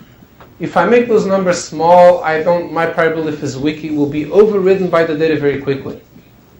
If I believe in those numbers very strongly because I have very concrete, positive information that they're true, then I need a lot of data to override them, and then I make it, and then I make them large numbers. Okay? Again, a very simple thing to play with that has a very large effect on the results. In fact, every good learning algorithm has one good overfitting control parameter, and this is such a parameter. Just running this parameter goes all the way from overfitting widely, right, if I make it, 0, to basically ignoring the data. Right? If I make those numbers much larger than the size of the data has no effect. And in fact, something that is often used in practice in areas like, for example, speech and language is to make these numbers very, very small. They can be smaller than 1, too. Those numbers are just there as a placeholder until I see any data. As soon as I see some data, I start to believe the data. But what I don't want to have is 0 over 0, right? Because that would be a lot of trouble. Okay? So these numbers are very easy to play with. This is sort of like what you would call the general prior estimate or the M estimate, because you call that number M. But this is a couple numbers that are really worth putting in there and really playing with when you're applying rule induction to some problem. Okay? And this is much easier than dealing with chi-square and all of that stuff that we're forcing you to do in decision tree induction. We just picked the most painful method because we want you to suffer. And as I mentioned, this is not just a problem in rule induction. What you just learned in the last 5 minutes is something you can apply anywhere that you're doing probability estimates. In natural language and speech, for example, people estimate, all these, probabilities. Like, the famous Google machine translation model. It's just a bunch of n-grams, right? N-grams is, like sequences of n words and how often they occur. The biggest problem when learning large n-gram models is exactly this problem. I make the n-grams longer, and then the probability estimates start to get very unreliable, so the smoothing becomes really, really important. By the way, this is often called smoothing. Because obviously what it does is it makes my probability estimates smoother. They don't jump all over the place anymore. They're very smoothly from your prior to the truth. Okay. Questions? All right. Moving on. Somebody asked the question, again, let me hide that. Somebody asked the question, what if we had multiple classes? See, the strategy in this class is to be on the lookout for that 10th of a second when the slide shows up. And use your iconic memory. And then you have all the answers you need. Right? So how might we handle everything that we saw so far is for learning with one class. What if I have half a dozen? What should I do then? Any suggestions? Let's, remember, in machine learning, we're lazy and we're stupid, so we like to do something simple and easy, right? So what is the simple, easy thing to do here? Each class one at a time? Precisely, right? Always try to use what you already have as a black box, right? This is a golden rule in all of computer science, right? Let's say I already have a black box for learning, one class, right? How do I bootstrap that black box into an algorithm for learning multiple classes? Well, just learn rules for each class in turn against all the others, right? No change. Very good. So I've just done that. Are we done? So I have classes A, B, C, and D. I have a bunch of rules that says if this rule fires your A, if this rule fires your B, and so on. Are we done? Or do we need something else? I think those rules could overlap, right? Yep. You have to solve that problem. Exactly. So if the rules overlap, what do we do, right? A rule for class A fires, and a rule for class B fires. So what do I do now? Can you build rules that apply when two or more rules happen to coincide? I can contrive the rules such that they're mutually exclusive. Isn't that a devious idea? And what do you get in that case? You get a decision tree. Historically, actually, rules precede decision trees. But you can, but then there was this problem. I'm abusing history a little bit here, but this is not entirely, incorrect. When you learn decision tree rules, which at least for people coming from an AI background were very natural because, expert systems and all that stuff, that's what they use with sets of rules. But there was always this very thorny problem of how do you combine the rules. If you contrive the rules to have mutually exclusive antecedents, you never have that problem. And that makes decision trees kind of attractive in some ways. But, like today, our agenda is, we're going to do this with rules. So what might you do? Sort them by confidence? Precisely, right? We already looked at this last time. We can sort them by confidence or by some measure of quality, and the first rule wins, right? So we order them into what is called a decision list, which is really a kind of case statement, right? Natural idea. But we also saw that, and this is a often used method. We also saw last time that this is typically not the best method in terms of accuracy. What is the best method? Voting, right? Democracy. We like democracy, right? The rules all get to vote, right? Because suppose that the most accurate rules said class A, but then there's 10 slightly less accurate rules all saying class B. Would you be really stubborn in that case and still favor class A? No. At that point, maybe the balance of evidence favors class B, right? I have one rule firing saying this is a chair, and I have 10 rules saying it's a table. Well, I might go with the table, okay? So what you do is you vote. You have a set of rules. Each one has some sort of coefficient, like, coverage, accuracy, and whatnot, and then they vote according to those coefficients, and whichever class gets the most weighted votes wins. There's other ways to combine them, some of them quite, interesting, probabilistically. We will look at some of these ideas later, but, this actually works pretty well and is easy to implement. Okay? It has the disadvantage that it's the slowest, right? Because I need to run through all the rules, see if they all match, and then vote them, as opposed to as soon as one of them fires. And remember, typically the rules at the top cover a lot of examples, so there's a good chance that one of the early rules will fire. So this is the slowest method, but in terms of accuracy, it tends to be the best one. Okay? Questions? So this problem doesn't really exist in decision trees, right? Decision trees are completely, you could have any number of classes. Decision trees are immune to this problem because I always go into exactly one leaf, and that leaf predicts exactly one class. So that's one advantage of decision trees. One of the things that you should be able to do when you're done with this class is when faced with a new problem, right? When faced with an application for machine learning, think about these various algorithms and representations and see what is good for this problem versus what is not. Which is why it's important for you to see a good sample of these things. And of course, it's not a random sample; it's the most widely used ones, and it's a varied set. But you want to have that understanding of what the options are and the strengths and the weaknesses and so forth. Okay. All right. Somebody had a question? What do you do if none of the rules apply? Oh, absolutely. Great question. Darn, I forgot that. What do you do when none of the rules apply?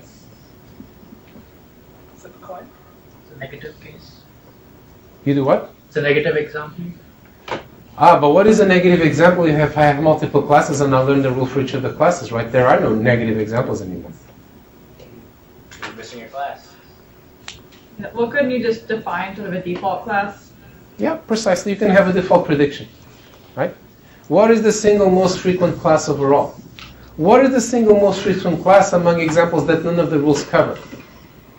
Right, remember, in reality, we're going to prune, right? So the rules aren't going to cover all the examples, so I could see what is the most frequent remaining class, and then I predict that.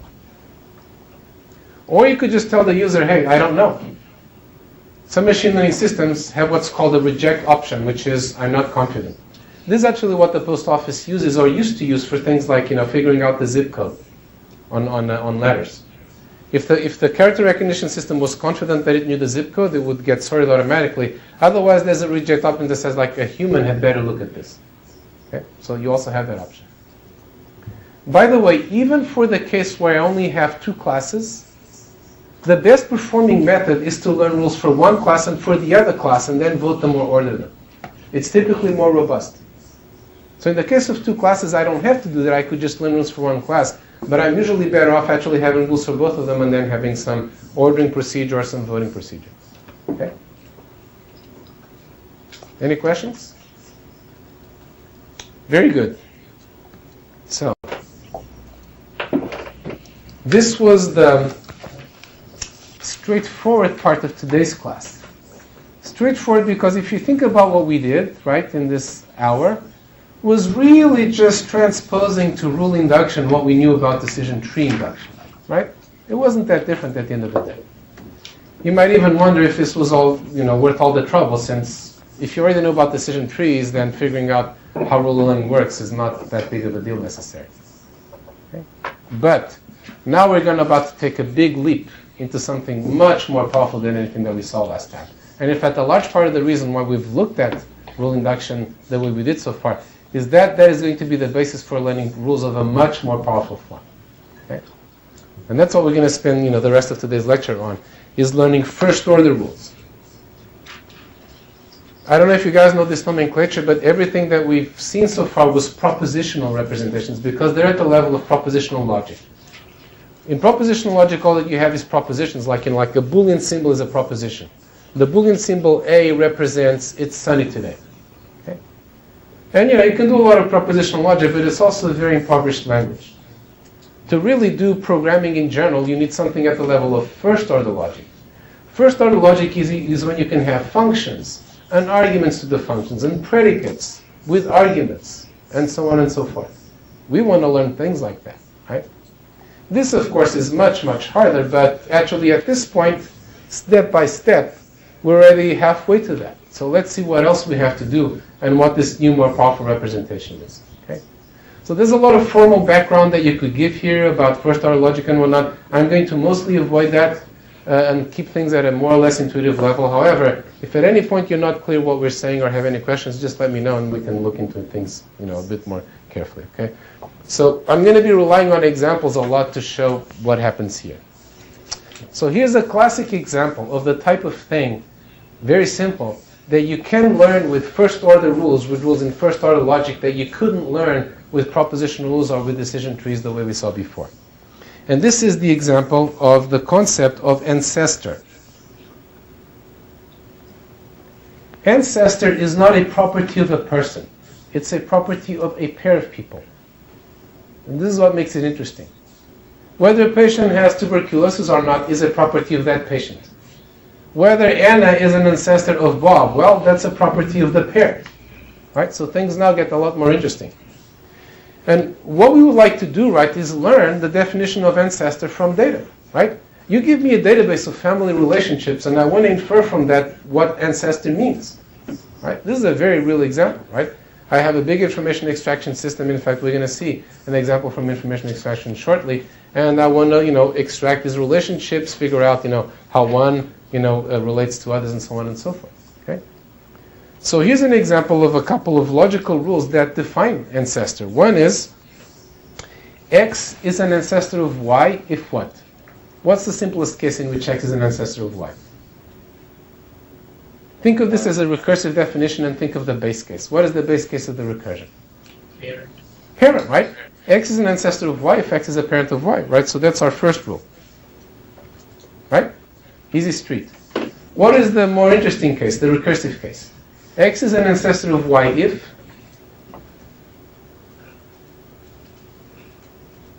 what is the general case? Right? If X is a parent of another ancestor of Y. Exactly. If you are a parent of an ancestor of somebody, then you are also an ancestor of that somebody. Everybody agree? And that's what the second rule here is doing. X is an ancestor of Y if there's a Z somewhere such that X is a parent of Z and then Z is an ancestor of Y. Okay? Look at this carefully for just a second, because this is the kind of argument play that we're going to be using all along here. Right? This here, some of you might know, this is actually a couple of statements in data log. And SQL at some level of abstraction is equivalent to data log, and so most of the database, or at least the simple database queries that you issue, can be formulated in this form. Data log is also a special case of the Prolog programming language. In Prolog, you can write whole programs just by writing down rules like this in logic. The difference between data log and Prolog is that in Prolog you can have functions inside here. I could have ancestor f of xy. We're not going to deal with that case here. We're just going to look at the data log case, because it's complicated enough and powerful enough for our purposes here. Okay. So what we would like to do is learn a couple of rules like this from data. And by the way, these rules look a little weird because the arrow is pointing in the opposite of the usual direction. we have the antecedent first and then the consequent, but this is what people do in prolog and dialogue, so we're just going to stick with that. Okay? You can rule this. You can read this rule any way that you want, but the golden rule is the consequents are always on the back of the area. The consequents are in front of the area, and the consequents are behind the area. Okay. So this is the type of representation that we would like to be able to learn it. Right? Much more powerful than what we had before. Okay. Now, of course, this is a trivial little example, right? Just family relationships. What's a more realistic example of this? Why do we care? Right? Here's actually a real example of the type of first-order rule that you can learn. Let's suppose that you want to do the ever popular thing of classifying web pages. You might want to classify web pages by, what topic they're on, by what kind of object they represent, right? You can see how this would be interesting to a lot of companies like Amazon and Google and Microsoft and whatnot, right?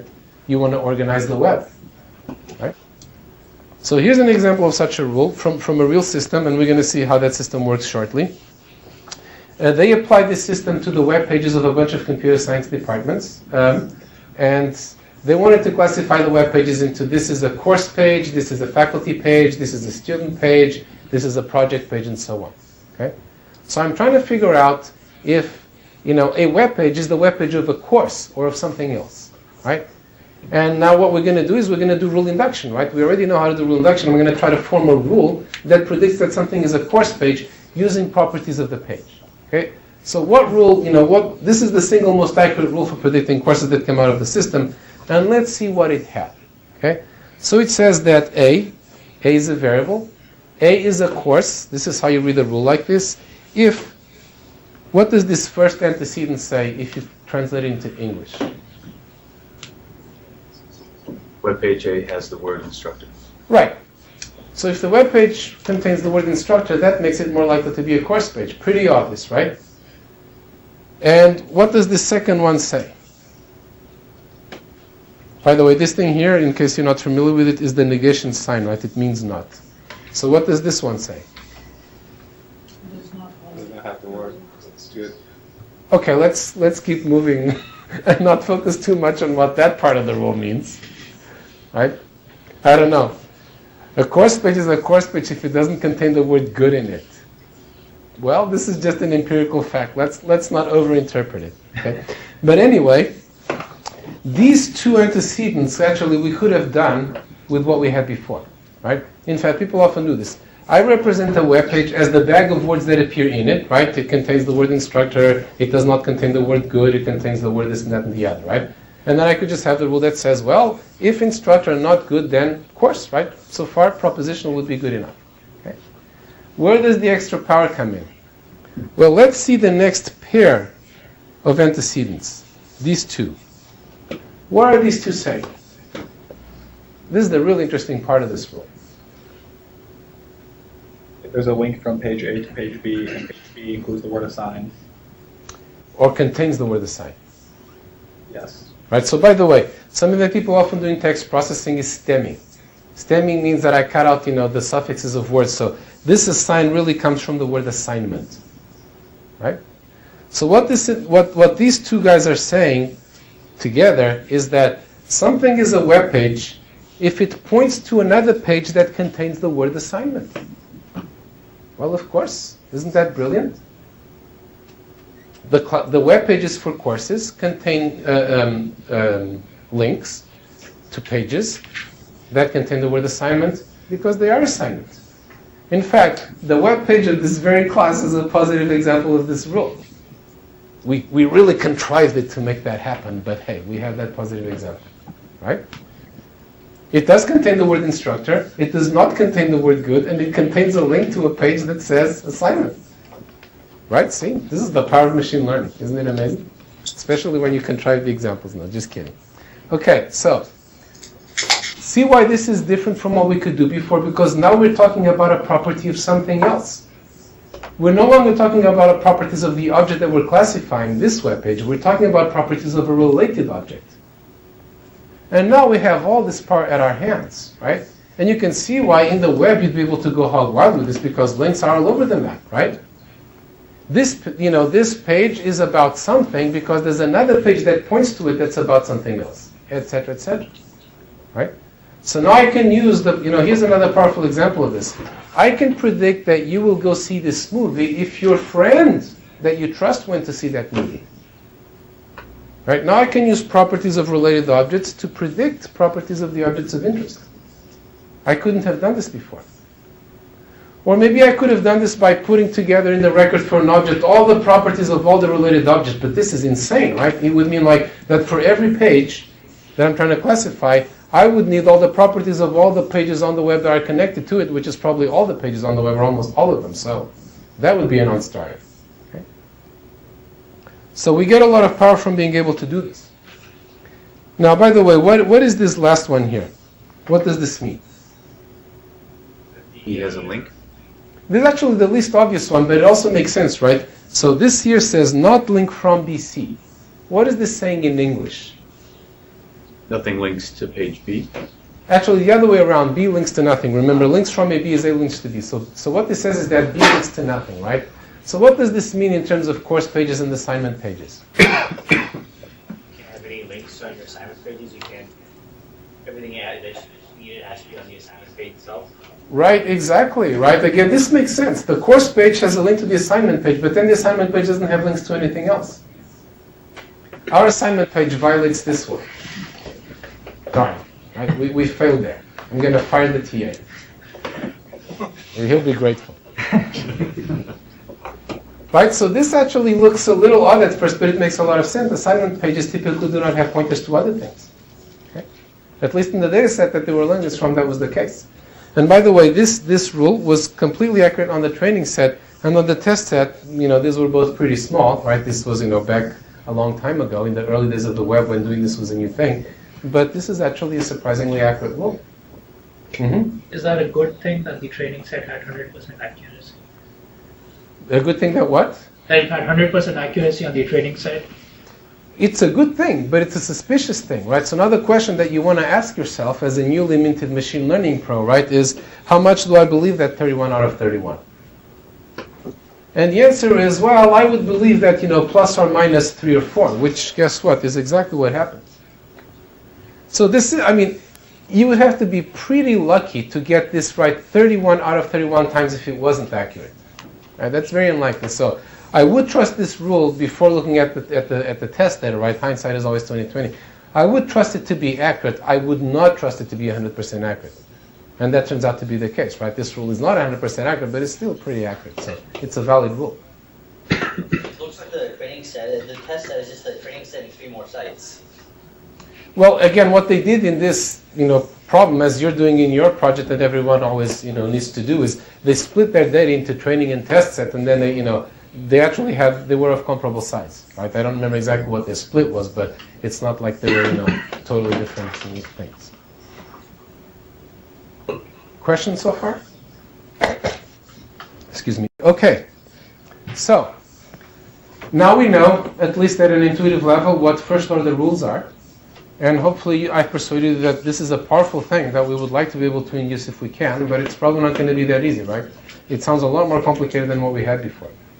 But of course what we're going to do here, as always, is step by step. We already know how to build rules in the propositional setting. Now what we have to try to do is extend that to the first order setting.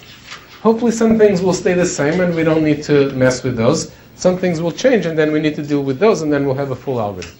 Okay? And this is exactly what we're going to do here. In particular, we're going to look at something that is actually a fairly old first order rule induction system, but still very popular, and it encapsulates very neatly, many of the basic ideas. Or at least one of the main approaches of learning first order rules. We're actually going to see 2 main approaches. This is the first one. It's the one that builds directly on what we already know about rule induction. Okay? And Foyle, by the way, again, was also from Ross Quinlan. This great UW alumni that is one of the grand, old people in machine learning. He not only invented ID3 and C4.5, he also invented Foyle, right? Pretty amazing guy. And by the way, Foyle is short for first order inductive learner. This is one of those acronyms that really means something. Unfortunately, I then heard people proposing, calling their algorithm shrink wrap and silly things like that. But that did not come to pass, but I did hear it proposed. So, what is Foyle going to be?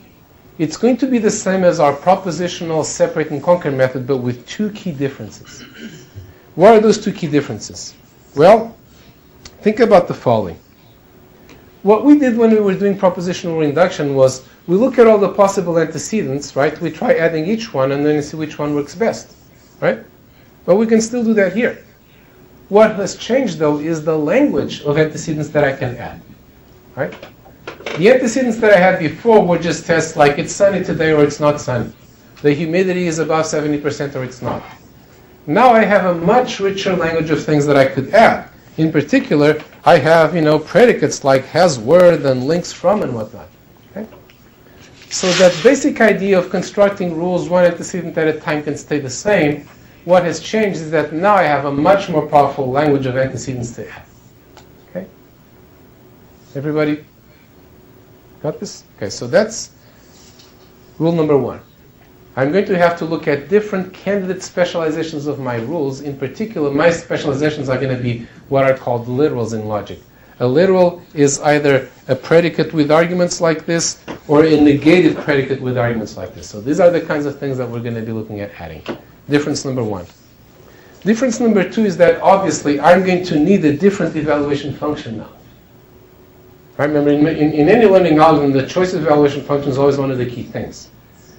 And the type of evaluation function that I had before doesn't really work here anymore, right? Let's suppose that evaluation function was just the accuracy, right?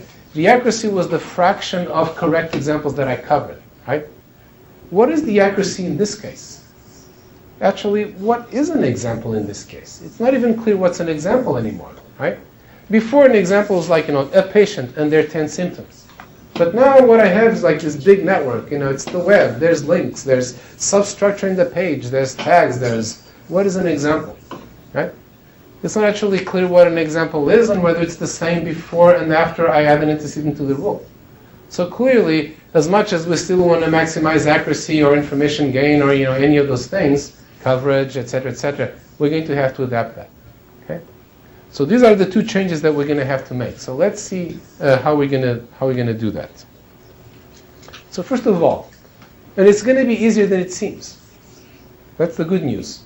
On the other hand, fair warning, I'm going to gloss over a lot of subtle details here. You're welcome to look at them more in the book and then, for example, look at FOIL and play with it and whatnot. But at a high level, actually, it's not going to be that complicated, at least compared to the part that we're going to get. So, first of all, how do we specialize rules in FOIL? Well, let's say we have this current rule, right? Now notice that for a start, the head of my rule is no longer just a class. It's a natural predicate, like ancestor xy, right? So it's going to be a predicate symbol, p, with some set of arguments, x1, x2, x3, x4, as an antecedent x1, x2, and so forth, okay? And let's say that so far, I have a bunch of literals, L1 to Ln, right? And L1 is really standing for a predicate symbol with a bunch of arguments in parentheses, like, parent xy, or, has link, ab and whatnot, okay? So I have this rule like this so far. Now, what am I going to add to it? Okay? Over to you. What should I consider adding? Oh, and by the way, what is the training set now? The training set used to be, very important point, right? The training set used to just be a table of my examples, right? For each patient, their symptoms, or for each email that words appear on it. What is our training set now? It's actually, again, a much more general thing than we had before. What is a training set for a first-order rule learner? Graph. That's one way to look at it, yeah. It can be a graph. Now, we're going to see an example like that in a little bit. It's actually even more general than a graph.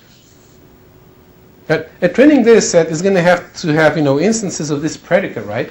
Because we're trying to learn it. Like, it's going to have instances of like, oh yes, Anna is a parent of Bob, and Bob is a parent of, Charles, and so on and so forth, right? So it's going to have a bunch of stuff like that, but it's also going to have a bunch of stuff like this, right? Other relations like, has, were, and links to. So what is this looking like? Declarations. Yes, they are. This is declarative knowledge, right? It's a bunch of facts, but more specifically, this is a relational database. Our training set now is a relational database, right? P is one relation, L1 is another relation, right? There's the links to relation, there's the has words relation. Those only had 2 arguments, but I could have a relation here with any number that I want. Okay? So when we're doing relational learning, this is often called relational learning, what we have is not just a table anymore, it's a whole bunch of tables, meaning a database. Okay?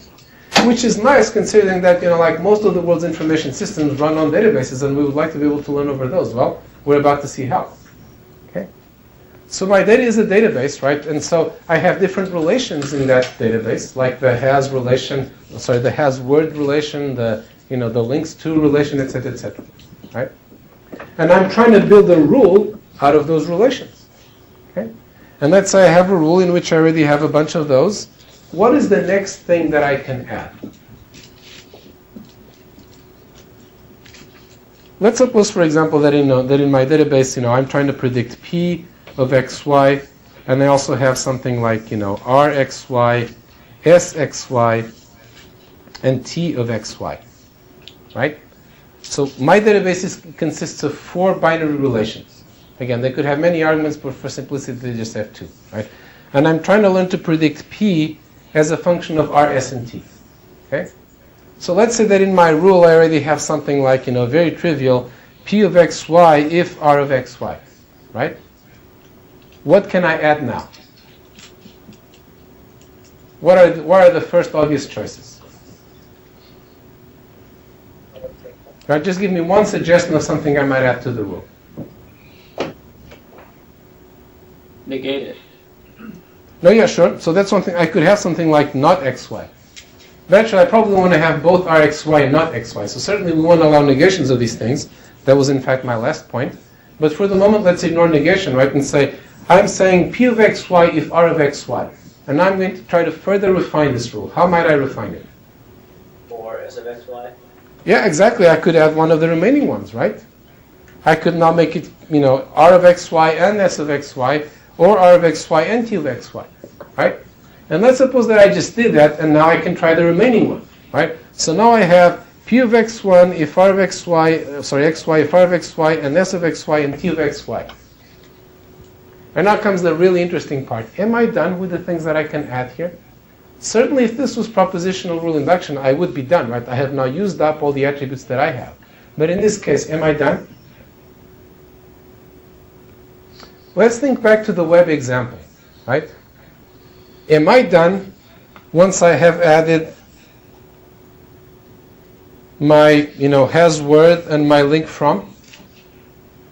Clearly not, right? I can keep adding more of those, right? What is the thing that can happen here that couldn't happen in propositional rule induction? I can have the same predicate repeated, right? But what changed from one case to the other?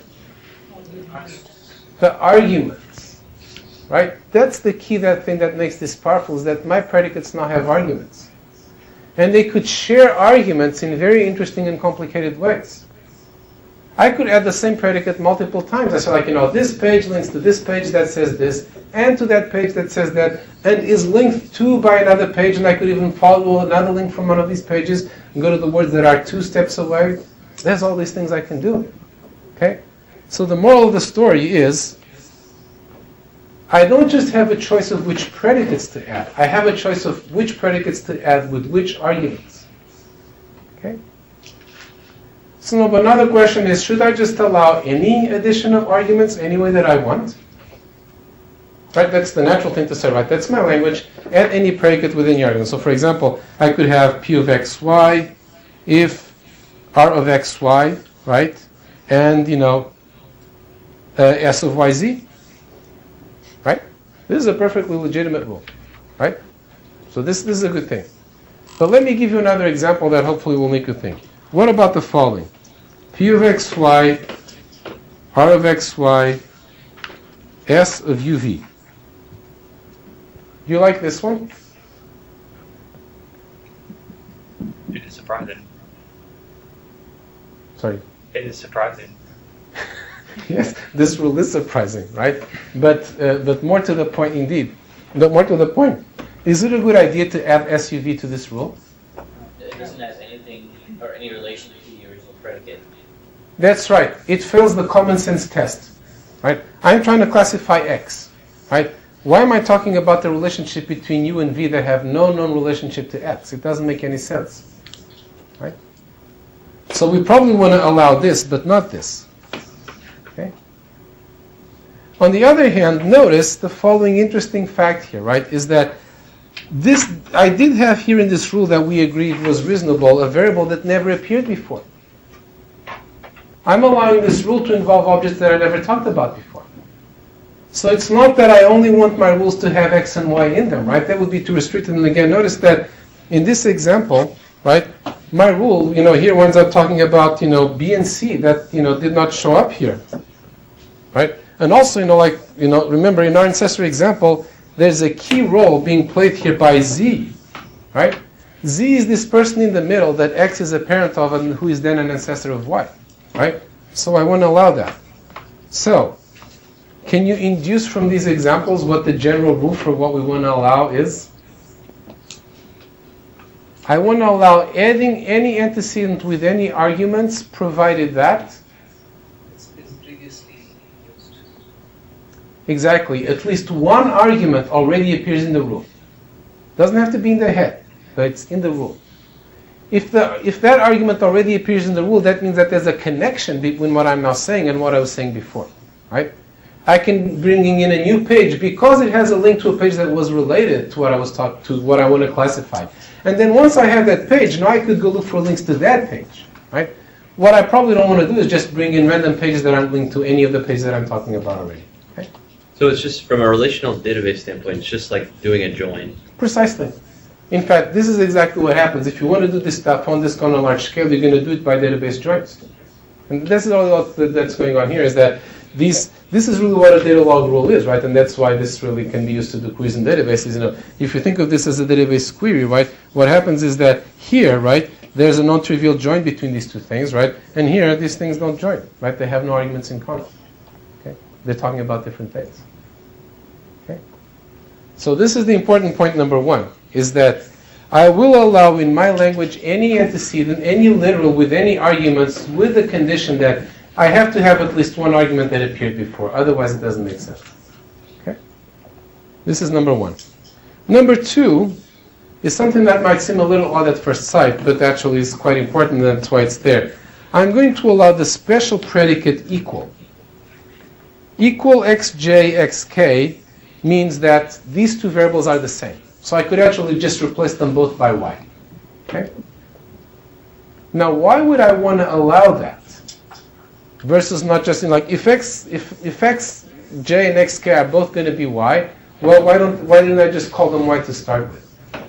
Why would I want to have this here? And let me give you a hint. This is not because of the representation. It has to do with the fact that we're going to learn these things using search that is necessarily greedy. So what might be the advantage of having this in there? Let me put it this way. Suppose that we already have this rule, right? And these rules all have their different arguments. What could be the advantage of adding an antecedent like equal xi, xj? What is it doing, right? It's basically saying that these two arguments that I had over here are actually the same, right? Why might I want to do that? You just give the computation if you already know the output for j. You just say if whatever j had, the same thing applies to k. It might, when I added these literals, right, it might not have been apparent at the point that at the end of the day, these arguments should be the same. Right? I don't want and this, as I said, is going to happen very often, right? I'm adding a bunch of things, right? And then I realize, well, actually, this part here really should be talking about the same thing as this part here, right? And if I don't allow this equality, at that point, I'm host. You could also say that instead of allowing equality, you should allow at some point replacing, different arguments by the same. But the point is that often you want to do this later in the search. In the beginning, when you were adding things greedily, remember, they were just tied to the existing group by one argument. But now if they have other connections among their arguments, right, that may only have become apparent once I add, the other things that come around to this. So it can be very important to allow equality. It can also be very important to allow the negation of equality. Just as we want to allow the other predicates to be negated, often the most interesting rule is when these things are not the same, because when they're the same, it's sort of like a trivial special case. Okay? So I also want to allow not equal. Okay? Questions so far? We just covered a lot of ground here. So now we know how to build a very powerful class of rules. But we still don't know how to evaluate our candidates. Okay, let's go by what we had before, right? We had this heuristic that minimized, that maximized my gain in surprise, i.e. minimized my surprise, inside the rule, right? And then we also multiplied by, the coverage of the rule, because we didn't want it to over-specialize, right? Let's do that here and see what breaks, and then how to fix it, right?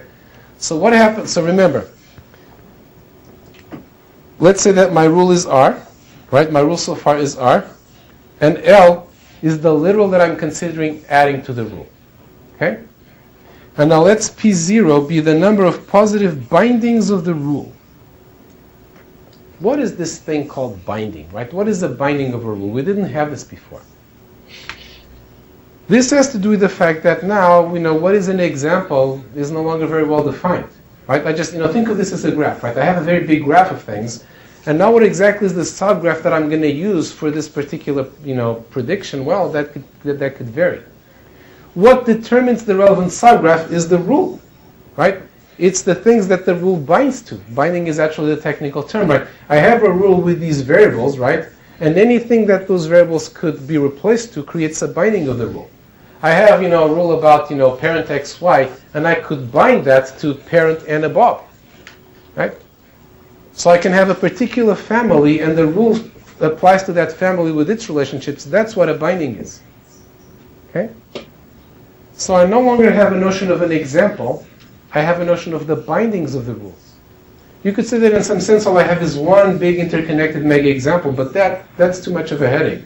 Let's just look at the part of that big graph that matches the rule. That's the binding. Well, in general, if the rule is good, it'll match many different subgraphs, right? It'll match this family and that family and that family, right? And that's the number of bindings that I want to count. This is what now plays the role of my number of examples. Now, of course, some of those bindings will be positive, and some of those bindings will be negative.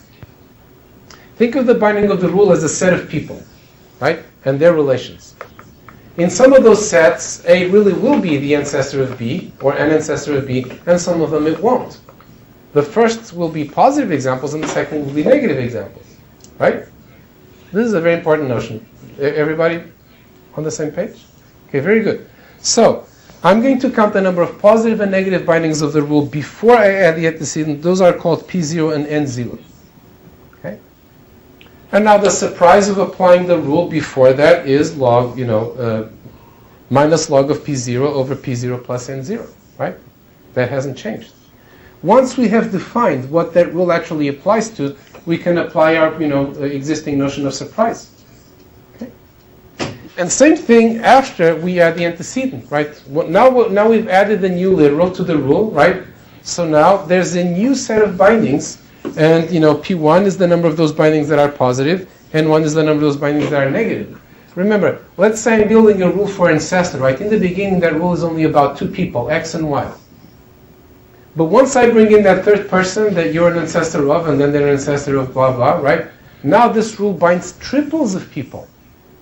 The rule used to apply only to pairs of people, but now it applies to triples of people. Okay, big difference. Notice we're in a whole different world from our good old propositional rule induction. Now there's much more going on now. It's much more powerful. It's also more complicated. Okay. So now again, some of those bindings will be positive. In some of those cases, the ancestor relation does hold between X and Y, with that Z or some of those Z's, and in others it doesn't. So now I'm going to have P1 and N1. And I have my new surprise. Okay? But now, first of all, I had the same problem that I had before, that I don't want to have a very specialized rule that has very low surprise just because it doesn't cover anything, right? So I'm going to need something over here, as I had before. But there's an even bigger problem here, right? Which is, we're really, if you think about it, comparing apples and oranges when we compare these two things. Because we may be binding different sets of examples. Yeah, in the propositional case, this could not happen. Right? But in one case, we're talking about pairs of people, and in another case, we're talking about triplets of people. Right? And the nasty little effect that this can have is that, remember, the basic heuristic that we're using here to be confident of our rule is that it covers a lot of examples. Right? Once it covers few examples, we get suspicious. Because remember, what happened in propositional rule induction is that as I added more literals, the number of examples always went down. At best, it stayed the same, but adding more antecedents meant the example, I was gonna cover fewer examples. What happens in this case when I add more antecedents? Does the number of examples always go down? No, in fact, it could go up by leaps and bounds. Let's suppose, that I had 10 people in my data set, right? The first rule matched, 100, and the new one matches 1,000. Wow, I just got an order of magnitude increase in the number of examples that match my rule for free, right? Clearly, if we don't do something about this, we're going to get all sorts of garbage, out of our rule induction system. So what is the simple thing that we can do here that, at least heuristically fixes this? It's a very simple idea, one of the things, that Quinlan is very good at is coming up with simple heuristics that do the job, and this is a very nice example of that. He's just going to make a very minimal change to what this part here of the heuristic means. And that changes the following, is that this T here is going to be the number of positive bindings of the original rule that are also covered by the new rule. This is going to disallow cheating by multiplying the number of examples by having new bindings. If you think about it, I really only care about the bindings of the old rule. The new variables that I brought in are auxiliaries to help me predict what I really care about, which is whether this is a course page or whether these two people have a family relation like ancestor. Okay? So by doing this, we focus on what we really want, right? I might have multiplied things by a lot. I don't care. I care about which of the old rule bindings are still bound by the new rule. This is actually not obvious, but after you see the idea, it's actually, this at least should work. And again, heuristically works very well, and FOIL is very widely used. Any questions?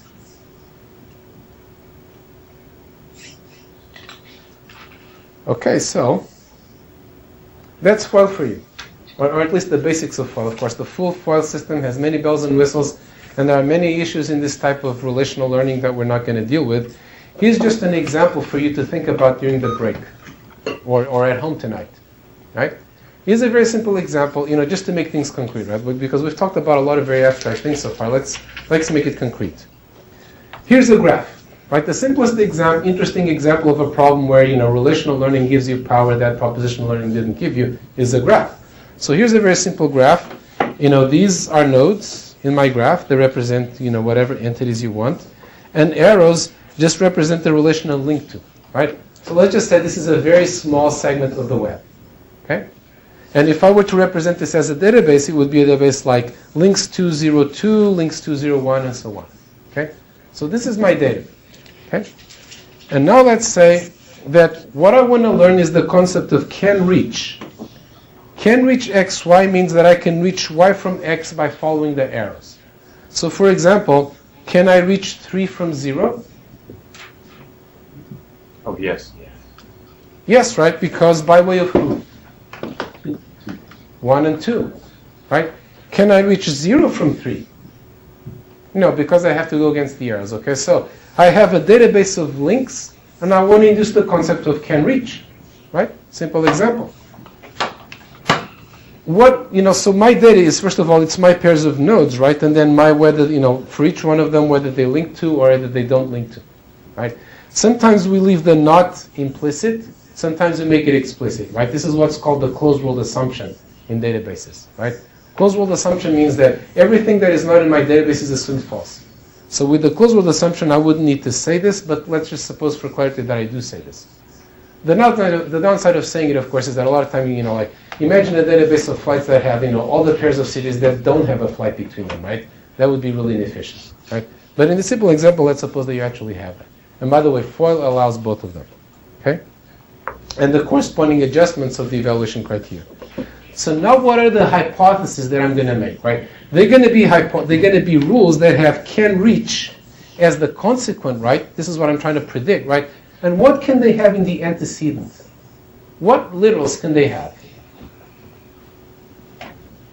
Or what predicates can appear? Right, so I'm trying to predict can reach using what? X, Y, and can reach. Sorry, X, Y, and link to. Right, so I'm trying to predict can reach from link to, right? I can reach A from B if A is linked to something and something is linked to B, right? So I'm going to try to build rules that predict can reach in terms of link to. Anything else? Think back to the ancestor example, right? Shall we? Well, let me put it back up, right? I was predicting ancestor in terms of what? Parent, yeah, and what else?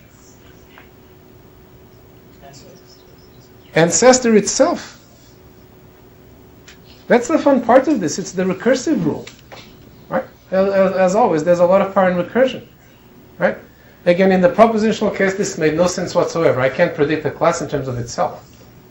But now, because it's the predicate with different arguments, right, I can predict ancestor xy in terms of ancestor zy, right? So, in our can reach example, I want to predict can reach in terms of what? Linked to and can reach. In fact, you've probably already noticed that there's something of an isomorphism between this problem and the family problem, right? What is the analog of linked to here? Relative. Parent, right? And the analog of can reach is ancestor, right? And in fact, you can squint at a lot of different, network data sets, social networks, right? There's, the friends relation, right? The famous social graph, friends XY. And, friends of friends are friends and all of that good stuff, right? You can represent it all this way and learn the corresponding rules. I don't know if Facebook is using this technology yet, but but maybe they will if they're not. So our hypothesis space is that we want to learn rules, also learn as horn clauses, using the predicates linked to and can reach. Okay. And so the exercise for you, which at this point is probably not very difficult at a high level, is figure out what would be learned by FOIL and also how. Right. You can probably figure out very quickly at this point how, what needs to be learned here. But the question for you is how would FOIL arrive at this? And also, what might be some of the difficulties and where do FOIL's heuristics come in handy? Okay?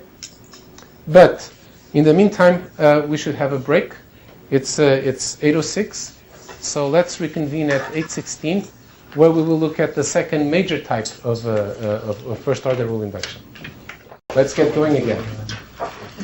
All right, so far, we've seen how to do propositional rule induction, and we've seen one way of doing first-order rule induction, which is very powerful, and yet we got there by easy steps, because first we figured out how to learn decision trees, then from that we figured out how to learn propositional rules, and then we figured out how to lift that, as it's called, to first order. Okay? But now what we're going to see is a completely different way of learning first-order rules. And this is actually a very interesting way, and in some ways a very natural way to do things. And it's the following. For example, how in calculus we define integration as the inverse of differentiation, and then we figure out how to do integration? Right? And this actually happens in mathematics. We define an operation as being the inverse of another operation because we want to be able to invert it, like even square root, right? Why did people invent complex numbers? So they could always take the square root of a number. And this turns out to be very powerful, right? Well, how about we take inspiration from that and do something similar here? So we're interested in the problem of induction, right? This is what machine learning is all about, going from the specific to the general. What is induction the inverse of?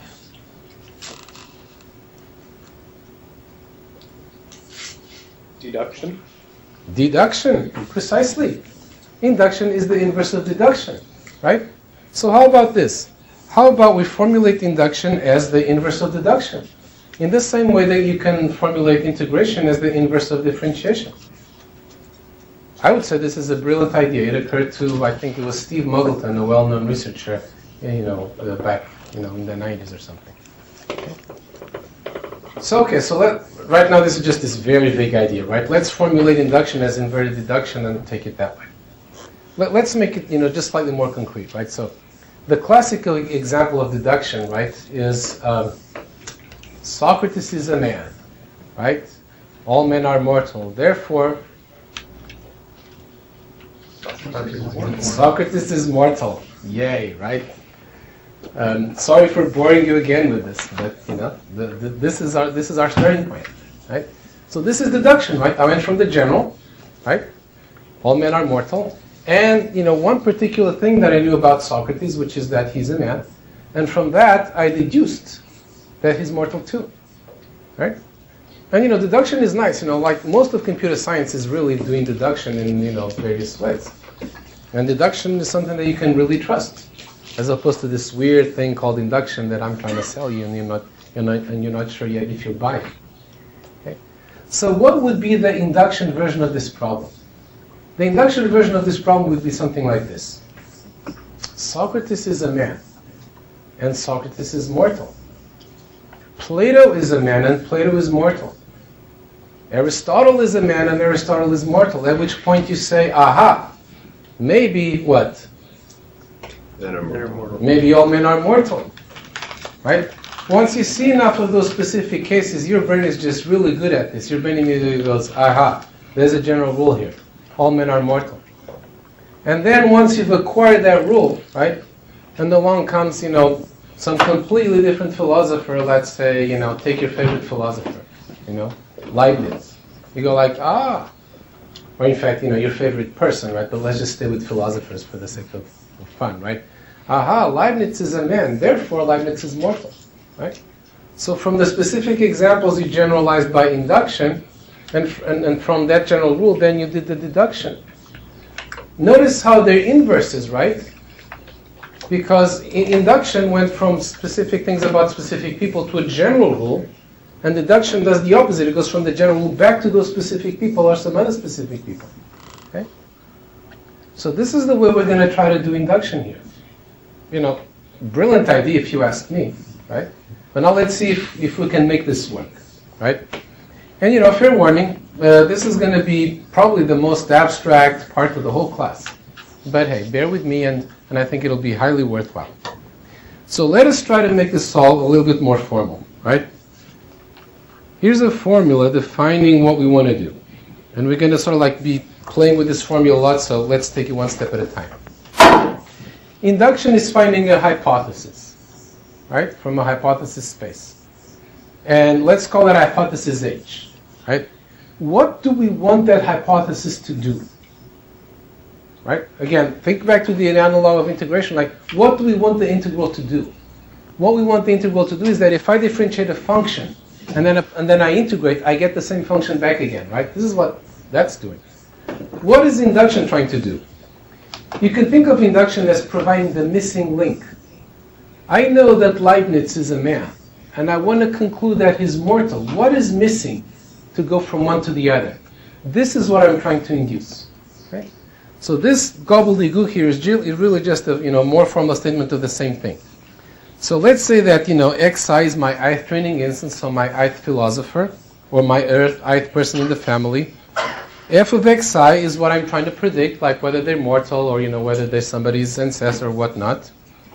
And b is a new thing. B is all the knowledge that I already have. Right? I already have a knowledge base with other formulas, let's say in first order logic, of things that I know about people and about mortality and about children and whatnot, right? Remember, we said early on, and we saw this very clearly, that knowledge is essential to induction. The more knowledge you have, the better induction you can do. If you have no knowledge, if all you have is the data, then you're host. Here, for the first time, we're going to make that knowledge explicit. We are going to call it B. It's my background knowledge. Let's say, for example, I already know that, mothers are parents and fathers are parents. Right? This could be a piece of background knowledge that I have. And now these xi's and these fi's, they are basically my examples. I give you xi, and I want you to tell me whether f of xi is true or not. Okay? So now here's what I want my hypothesis H to do. I want that for every example and its class in my data, D represents my data set, right? In general, of a database, right? The background knowledge, together with my hypothesis, and the example, they allow me to derive, this little t means derives, they allow me to logically derive, they allow me to logically prove that f of xi. You see what I'm saying here? The reason I need the hypothesis is that the background knowledge and the information about the example are not enough to get to my conclusion. Yes, I know that Leibniz is a man and I know all sorts of other things, but I'm not able to show that he's mortal. And my training set says, this guy's mortal. I want a rule that says that. This is what my H is going to be. If, by a fortunate accident, just using my background knowledge and my information in the database, I could already, correctly predict that this person was mortal, well, then I don't need a hypothesis. The hypothesis can be the empty set. Okay? So this is the general agenda of what we're going to do here. Right? Notice that what I have here is just, this is a kind of deduction. It says, if I know this and this and this, then I can infer that. Right? In deduction, I go from B and H and Xi to F of Xi. The sense in which we're going to be inverting deduction here is that what I'm going to do is go from F of Xi and B to H. This really is, in a mathematical sense, a kind of, inverse operation. Okay? And it encapsulates very neatly this whole idea that we've been having that, well, in machine learning, the program, instead of being an input, is now the output, right? That's what our H is here, the program that we're trying to induce. Okay? Any questions? Okay, very good. So we've defined formally what we want to do. Here's a concrete example, right? Nothing like a concrete example to keep things clear. Let's suppose that what we want to do is induce the concept of child. Somebody is the child of somebody. Like, for example, the child of Bob is Sharon, or a child of Bob is Sharon. Okay. And what we have, what is our concept, right? It's over pairs of people. It's pairs of people U and V, such that the child of U is V. Okay. And one such example could be child of Bob is Sharon. Okay. So this is my f of xi.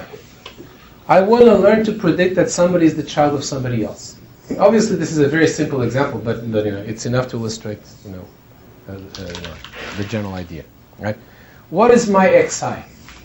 Well, my example is a pair of people here, right? Bob and Sharon. So my xi is everything that I know about them, or that might be relevant to predicting this. So let's say I know that Bob is male. I know that Sharon is female. I know that the father of Sharon is Bob,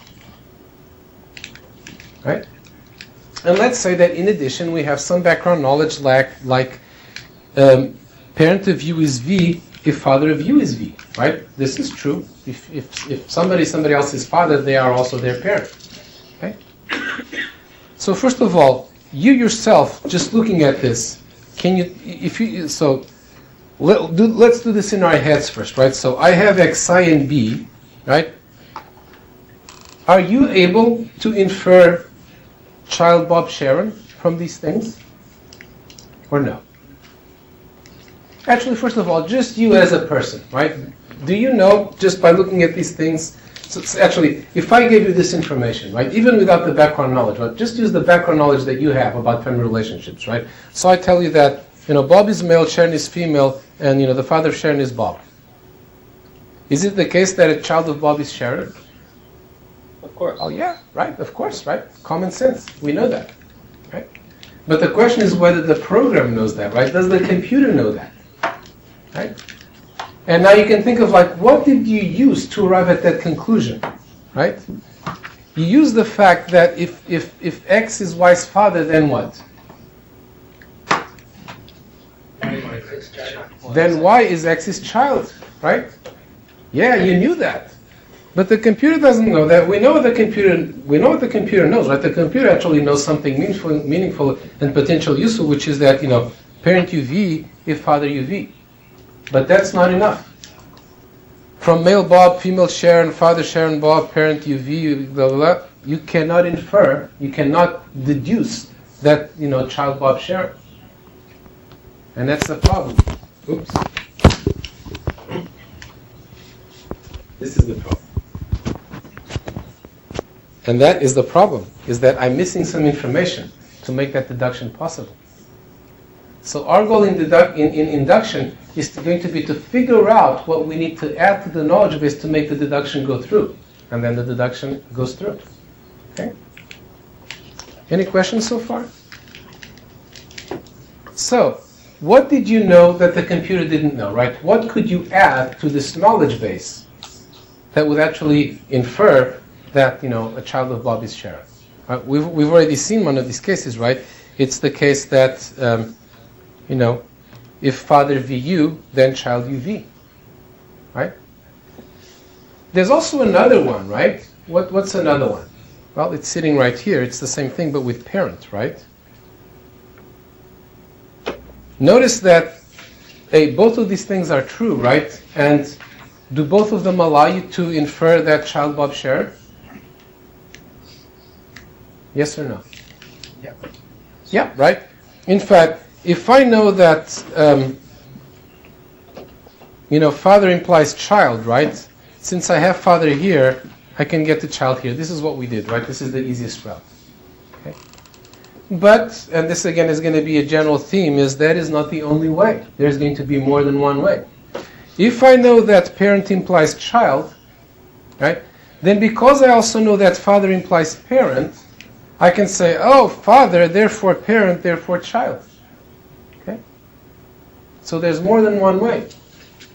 Which means that my deduction has more than one inverse induction. Which shouldn't surprise anybody because, for example, the same thing is true of integration, right? Remember, when you integrate something, it's only up to a constant. That constant could be anything, so there's more than one answer. Similarly, right, there can be more than one square root of 1. Right? There's plus I and there's minus I. So again here, there's more than one thing that you could add to your knowledge base that could actually make the induction go through. And we're either going to need a way to choose between them, like say we pick the simplest, the one that makes the knowledge base smallest, or we add all of them, let's say. Typically we use the former, obviously. Right? Notice also the following important thing. Did I use in this deduction the fact that Bob is male?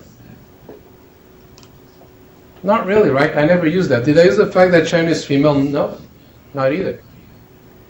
And as always, what this means is that my database is going to have a lot of information that is irrelevant to the problem at hand. And a big part of the job of the machine learning system is to get rid of that. Figure out what's relevant and figure out what's not relevant. It would be a good day on which all the information that we have is relevant to the problem at hand. Okay? Questions? All right, so this is what we're going to try to do.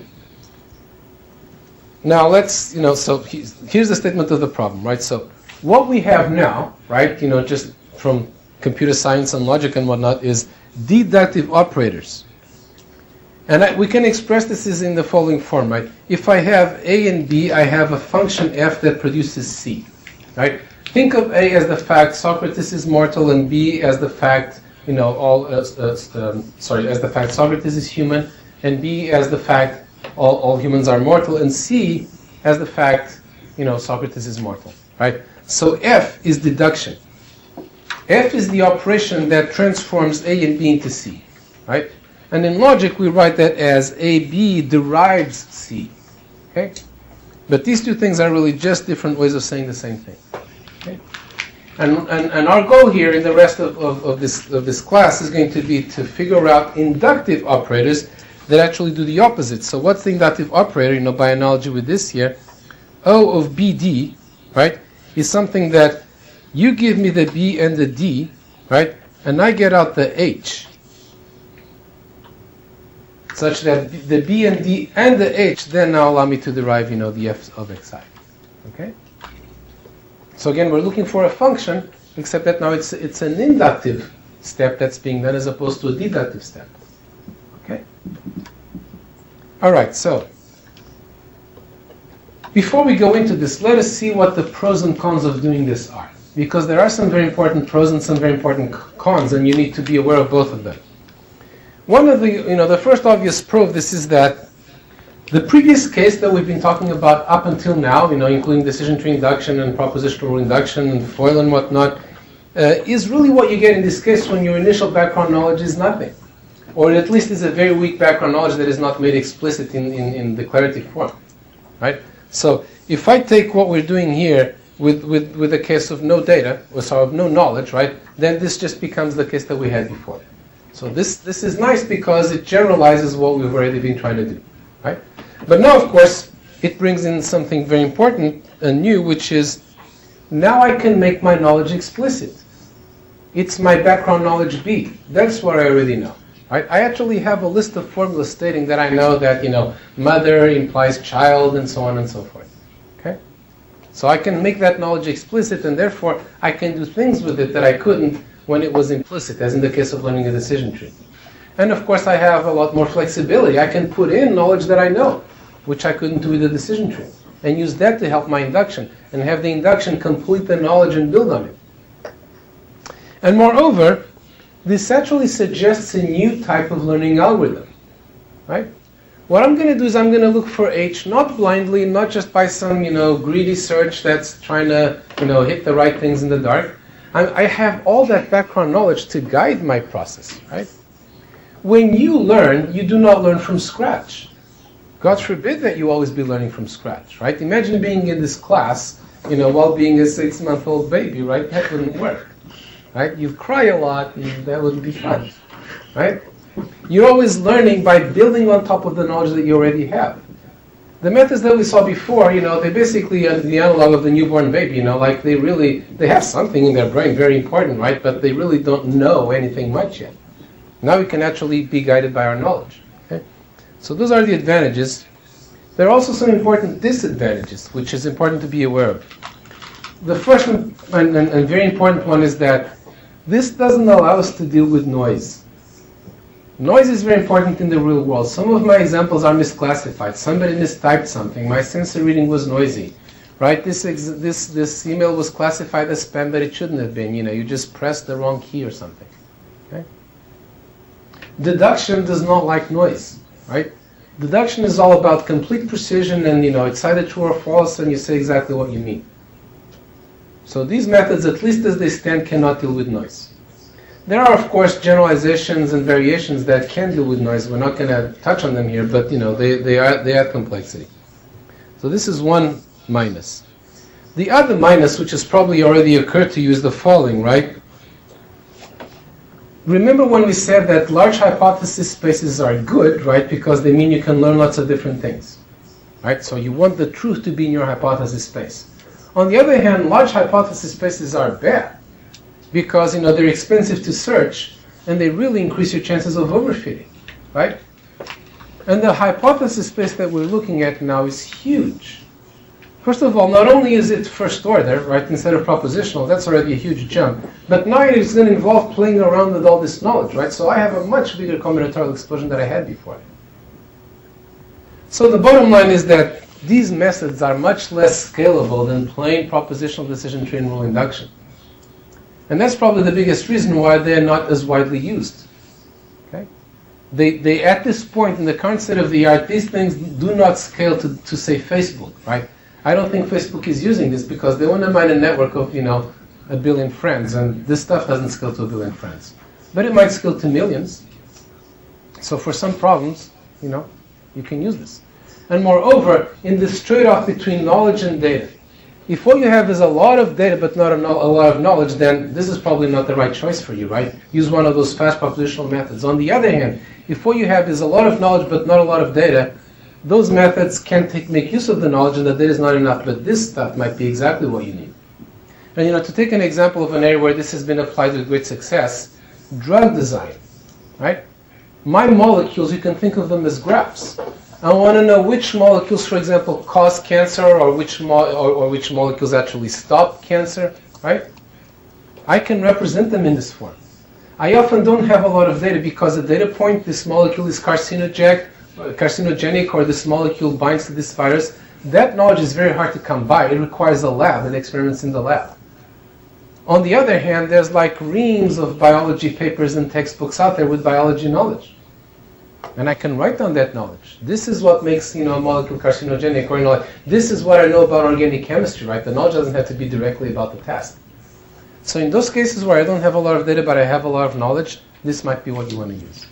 Okay? All right, so let us then look at how to do this. And we're going to use exactly the same strategy that we used before. We're going to start with the propositional case, right? Because that's the simpler case. If we don't know how to do this, induction by inverting deduction for propositional rules, we don't know how to do it for the first order case. It's too hard. right? What we're going to do is we're first going to solve the propositional case, and then we're going to generalize it to the case where I have predicates and arguments and all that good stuff, just like we did with for. Okay? So let's start with the propositional case, and the place to start, of course, is with what is deduction exactly. Now, deduction can be done in many different ways, but usually it's done using what's called the resolution rule. How many people here have heard of this stuff, resolution? Just so I can have, I can calibrate. If you've heard of this, raise your hand. Okay, very good. Nobody has heard of it. That is the second best case. The best case is everybody has heard of it and we just, breeze through. The second best case is when nobody has, because that way nobody's bored. Right? So hopefully nobody will be bored here. Or at least if you're bored, then it's because I'm a bad teacher, which, could be the case. So what is resolution? Resolution is how most theorem provers work. When you hear about, computers proving new theorems automatically with our help from people, or a proof being checked automatically, or, there's lots of things that use theorem proving. Like, for example, software and hardware verification are often done using theorem proving. You prove that circuit does what you want. What are those guys using when they do that? They're probably using resolution. I mean, there's many things that you can use, but resolution is probably the single most widely used. And here's resolution for you in one very simple little table. Right? This table, you can read it like you read an addition. 3 plus 4 equals 7. Right? So what I have here is that from this and this, I can deduce this. So what are these things? Here what I have is just the simplest case, right? So first of all, each of these things is what is called a clause. A clause is just a disjunction of literals. And the literal is just a statement or its negation. Like P, for example, could be the statement, it's sunny today. And L could be the statement, we're in Seattle. Okay? You could also have the negation of that, we're not in Seattle. So you could have something like not P or not L. Okay? And a clause is just a disjunction of those things.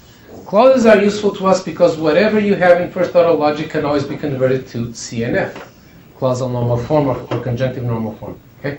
So let's assume that everything that we have is in the form of clauses, right? Makes life much simpler, more uniform. And here's what the resolution rule says. It says that if I have, this is not the general resolution rule, but it's a simple case for us to get a handle on it. It says that if I have in my knowledge base the clause P or L, remember P and L are just Boolean variables, and I also have the clause not L or R, I can infer the clause P or R. Right, so these are what I had before, and this is what I have after I apply resolution. So another way of saying this is that P or R is a deductive consequence of P or L and not L or R. If I know those two things, it follows with complete certainty that P or R. Now, why is that the case? Can anybody tell me? What is the basic insight behind resolution? Let me give you a hint. In logic, right, the basic thing that logic commits to is that every statement is either true or false, right? You can't be both, and there's no other thing that you could be, right? So every one of these literals here is either true or false, okay? So in particular, here's the hint. Let us focus on this literal L, right? This is an interesting literal because it's actually the one that appears in both of the clauses, right? And we know that, that L is either true or false, right? So what can we tell about P if L is false? It's true. Must be true, right? One of them is true, L is false, so P must be true. What can I tell about R if L is true? It's true. Then it must be true, right? Because not L is false, therefore R must be true. Okay? So to recap, I know that if L is false, P must be true. On the other hand, if L is true, then R must be true. Right? And what do we know about L by logic is that it's either true or false. Right? Therefore, what do I know about P and R? One of them is true. One of them must be true. Right? Because either L is true or L is false. In the first case, P is true, and in the second case, R is true. Right? This is what the resolution rule is all about. Very simple, but very powerful. Any inference that you can do in logic, you can do using just resolution and nothing else. Question? Yes, you can write this as like not L implies P, right? Yeah, absolutely. This is a very good point. So, often when you're looking at these clauses and trying to figure out exactly what they mean, it's good to remember that, the clause not A or B is another way of writing A implies B. So in my knowledge base, usually what I have is things of the form A implies B, right? If you have the symptom, then you have something, right? But when I convert that to clausal form, it becomes not A or B. Because remember, an implication is true if the consequent is true or if the antecedent is false, right? If the precondition is false, then the implication is true no matter whether you have. If you don't have this, the symptoms, then whether or not you have the disease, the rule is valid. The rule is true. Okay. So you can look at this, for example, and say, oh, what I'm saying here when I say not L or R is L implies R, and so on. Okay. And in fact, we're going to see an example of this in a little bit, where very much, the implication form is very intuitive. But to do resolution, we need to convert things into clause form. Okay? So did everybody get what the resolution rule is? This is absolutely key to what's going to follow. Okay? So, what is the general rule? The general rule goes like this. So how do I apply resolution, right? I have a big knowledge base of stuff that I know. And now I have a question, I have a query, right? Is it the case that Socrates is mortal? Is it the case that Anna is the mother of Baal? I want to know. Can you figure that out for me? And I just claim that you can figure that out using resolution if you can figure that out at all. Right? So how would you do that? Well, you have to find a sequence of applications of the resolution rule that will take you from what you know to the question that you're asking, either yes or no. Okay? So how do we do that? Well, here's the idea. Notice that the key thing that the resolution rule depends on is that I have a literal in one clause that appears negated in the other. Right? This is the thing that's going to bind them together into a result. Right? The result, by the way, is called a resolvent. This last clause here is the resolvent. So here's the recipe. Given two clauses, C1 and C2, I find the literal in one clause that appears negated in the other. Right? Look through your clauses and try to find, something that appears negated in one but not the other. And these two are a candidate for resolution. Okay? And then how do I form the resolvent, right? If I have found that, what is the new clause that I can now form? Right? Well, look at what happened in this example, right? The two L's disappeared, right? They kind of canceled each other out, colloquially putting it. Okay? And then what's left is the rest. Right, sorry, the P became this P, and the R became this R. Okay? So what is the recipe here? Is that the negated one disappears, and all the other ones get glommed together into one new clause. Okay? That's what we do. Here's the same thing, just written as a formula. The resolvent C is going to be C1 minus the singleton set formed by L, union C2 minus the single set formed by not L. Okay? So we're thinking of the knowledge base as a set of clauses. Okay? Everybody see this? Why did we take the trouble to write this down formally? Because, hey, we're trying to invert this. Now that we've written it down like this, we can figure out how to do the inverse, right? What is the inverse of this? Right? So deduction was going from C1 and C2 to C, right? What is induction going to be? Right? In deduction, we went from the two clauses to the resolvent. What is the inverse of this? Going from C and C1 to C2? Exactly. Now I have the resolvent and I have one of the clauses. I want to figure out what the other one is. Right? Remember, I know that Socrates is mortal, and I know that Socrates is human. What I want to figure out is the other mystic thing that combined with Socrates is human would produce Socrates is mortal. Right? So to do this diagrammatically, actually let me jump to the next page. Well, actually here it is diagrammatically. Right? Well, let's just do this actual example. Right? And we're going to use this as a running example. The font is a little small, unfortunately. Hopefully you can read this. If you can't, let me read it to you. Right? So let's look first at a very simple example of deduction by resolution and then see how we invert it. Right? So here are the two clauses that I start with. C1 is pass exam or not know material. These examples are carefully designed to appeal to the student in you. We are very proud of this, deep savvy. This one says no material or not study. So let me ask you first, what do these clauses mean in English? Remember, going back to this notion that a clause is really just another way of saying an implication. What am I saying here? If you know the material, you'll pass the exam. If you study, you'll know the material. Yeah, right? Does anyone disagree with this? Very good, right? Very natural things to say, right? And what is it that you could, so don't think about resolution for just a second, just use your common sense. What can you infer from this? Right, is there another rule that you can infer from these two rules, a very important rule in your life as students? Right? You know that if you study, you will know the material, right? Or sorry, it goes this way. Oops.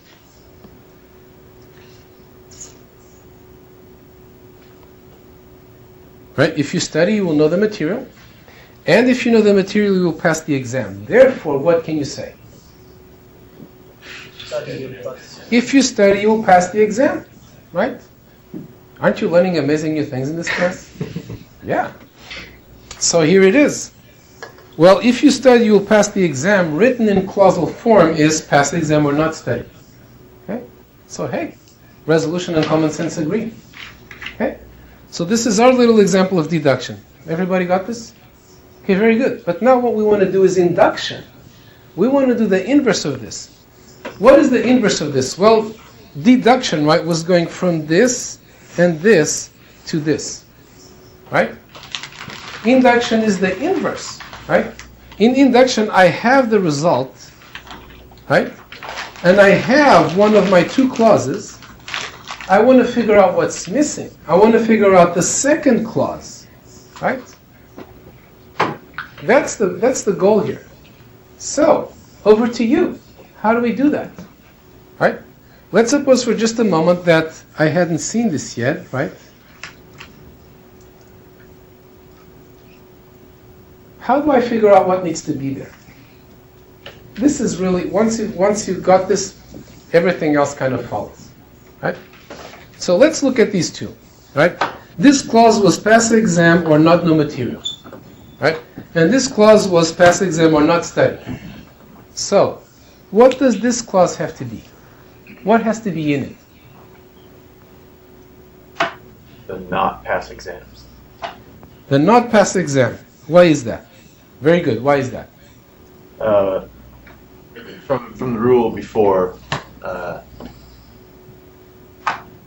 you know that the other two to combine to make the resolvent need to not have, they take away pass exam.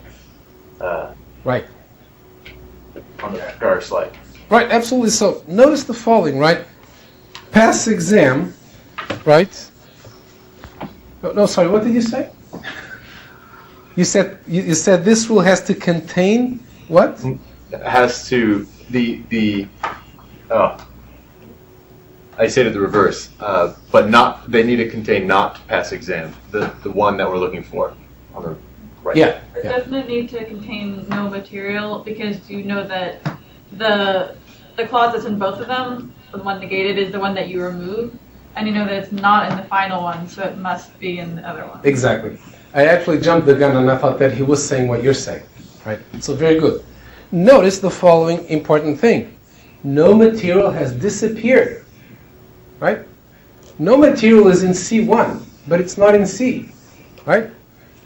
So how do we make a literal disappear? There's only one way, right? It's got to be negated in the other clause, because that's the only way a literal disappears, right? Is when it disappears in one clause and in the other clause negated, right?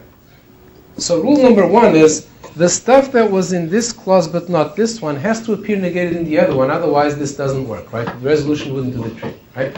Everybody agree with that? Okay, point one. Point two. Point two is actually the easier one in some ways, right? What is the other thing that has to happen? What else needs to be in this clause? Not study. Not study. Why? Hey, it just came out of nowhere, right? Not study was not in C1, so it has to come from C2, right? So there we have it. I now reveal the truth. This is like scratching those things with a coin to see if you won the lotto, right? This is high tech at its best, right? So here's our clause: no material, right? The negation of not no material, right, is here. So this is the literal that is actually going to allow the resolution to go through, right? It appears not negated in C2 and negated in C1. Or not study. This not study goes from this clause to this clause. Okay? So the general rule is, let us generalize from this, right? I have one of the clauses and I have the resolvent. The other clause needs to contain all the literals that appear in the resolvent but not in the first clause, right? They have to come from there. It also needs to contain the negation of what disappeared from the clause to the second, right? Or to the resolvent. What happens if more than one literal that was in the first clause is not in the resolvent? The answer is very simple. Nothing happens. That one could not have been obtained by resolution from the first one. At least not in one step. Okay? With multiple steps, maybe. Okay. All right. So any questions about this example? This example really encapsulates the whole idea here. So, here's our general and more formal statement. So here's my recipe for doing inverted resolution in the propositional case. Given my initial clauses C1 and C, where C is the resolvent, right? Remember, C is the thing that I'm trying to come up with the rules to be able to infer. Find the literal that occurs in the first clause, C1, but not in the resolvent, right? Look for a literal that has disappeared, not no material in our case, okay? And now, supposing I find it, right, I can form the second clause in the following way. The second clause is going to be C, the resolvent, minus, right, C1 minus that literal, right, union, not the literal, right? So let us parse this, right? This was a big mouthful, so let's see what happens here. C2 is going to contain everything that C contains that couldn't have come from C1, right? This is the not study literal, okay, in our example, right? So everything that is in C that wasn't in C1, right, has to have come from C2. So we need to put those things in there. Of course, excluding the L, because that one's going to, actually disappear, and for a different reason, right? And in addition, of course, C2 has to contain the negation of L to make sure that it cancels with L and the resolution goes through and L no longer appears in the resolvent. Okay? Everybody agree? So, here in one nice little formula is a very interesting idea for doing machine learning, for doing induction by inverting deduction, in particular by inverting resolution, which is the most widely used approach to deduction. Any questions? Very good. But of course, this was the easy part. Now let's do first. If this is all that we're going to do, we probably wouldn't have gained that much compared to what we already have. In fact, I don't think I've ever seen this type of induction used for propositional rule sets. For first order rule sets, it's probably at least as widely used as the FOIL style, or probably more widely used. But it's definitely widely used there. So how do we take this propositional idea and go to first order? Okay, that's the last thing we're going to look at today. So, first of all, let's see how we do first order resolution. Right? We saw how to do resolution in the propositional case. The difference is that now in first order we have predicates and arguments, not just Boolean symbols. Okay? So how do we do resolution in this case? This is actually where things get more interesting. This, for example, what gives Prolog the power of a full programming language is that it can do these argument combinations and replacements and come up with answers to non-trivial questions. So the big difference, as we saw, between propositional and first order is that now we have arguments, right? And the difficulty or the interesting twist that arguments introduce, right, is that now finding a literal and its negation, in order to do resolution, is no longer just a matter of having something like, R and not R. Now we have something more like, human of Socrates.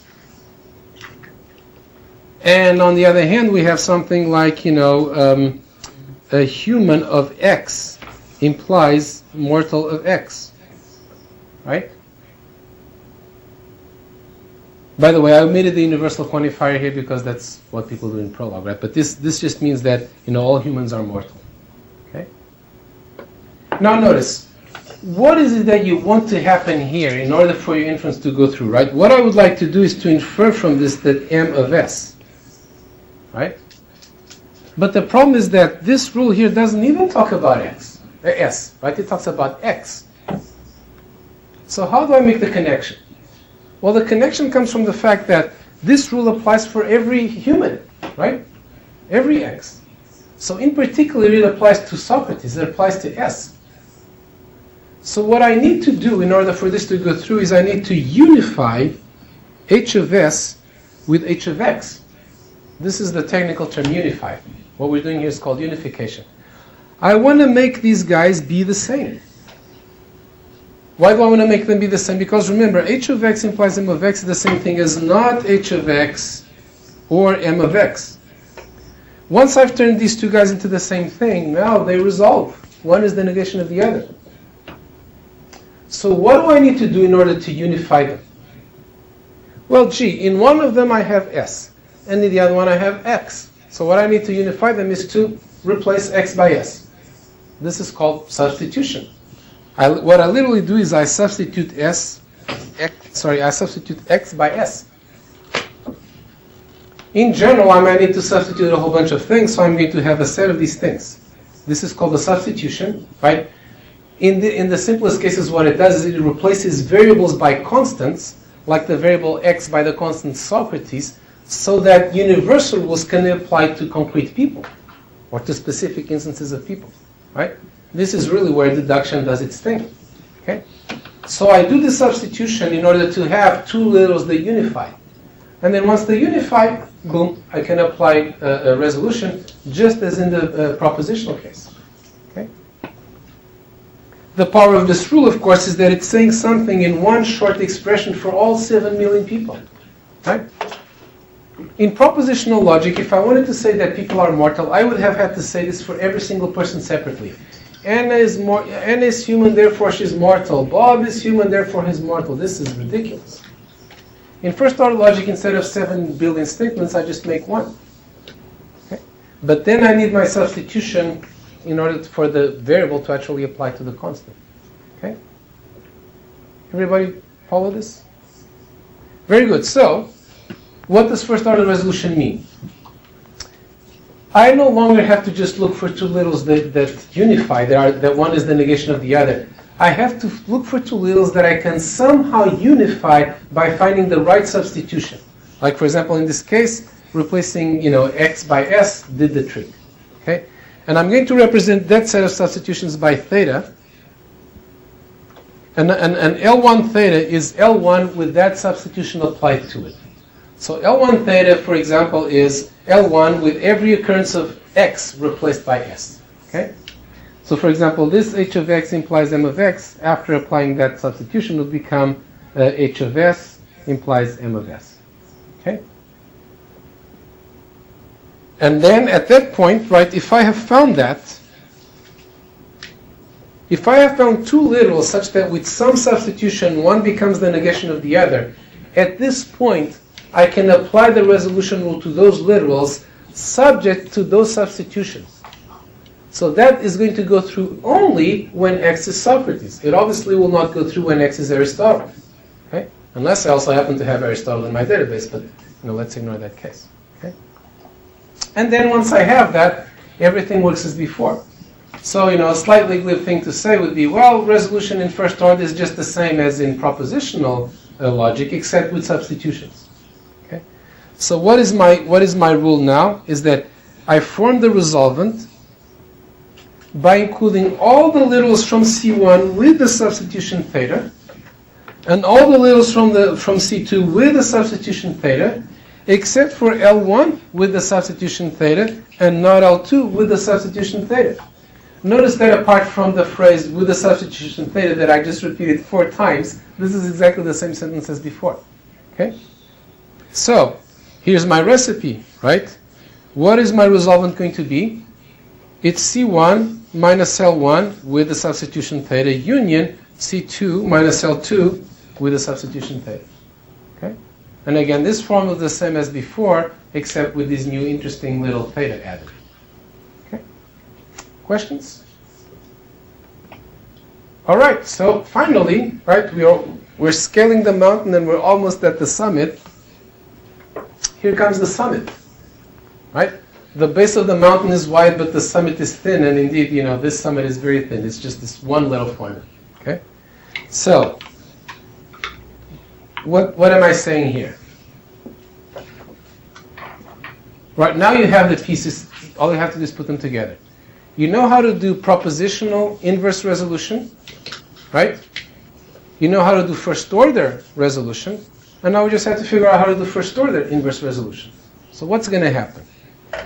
Remember, I'm looking for C2, right, given C and C1, right? So what's going to appear in C2? What literals must C2 contain? Think back to the propositional case again. It's going to be very similar, right? It has to contain, right, what is this whole part here doing? Right, let's start by just revisiting the propositional case and let's pretend that the thetas aren't even here. Okay? I have C minus C1 minus L1, right? This is what we had before. It's all the littles in C that didn't come from C1 have to come from C2. You agree? Very good, but now comes this interesting part. So by the way, I forgot to say, theta 1 is the substitution that I applied to C1, and theta 2 is the substitution that I applied to C2. Right? This is a new complication. Right? I'm looking for C2, but there's also some substitution. Finally, when I have C2, when I apply it to get my resolution, right, it's C2 with some resolution, with some substitution. Right? So let's call that theta 2. Right? So can anybody tell me what this theta 1, theta 2 to the minus 1 is doing here? Theta to the minus 1, of course, means the inverse substitution, right? So first of all, what is theta 1 doing here?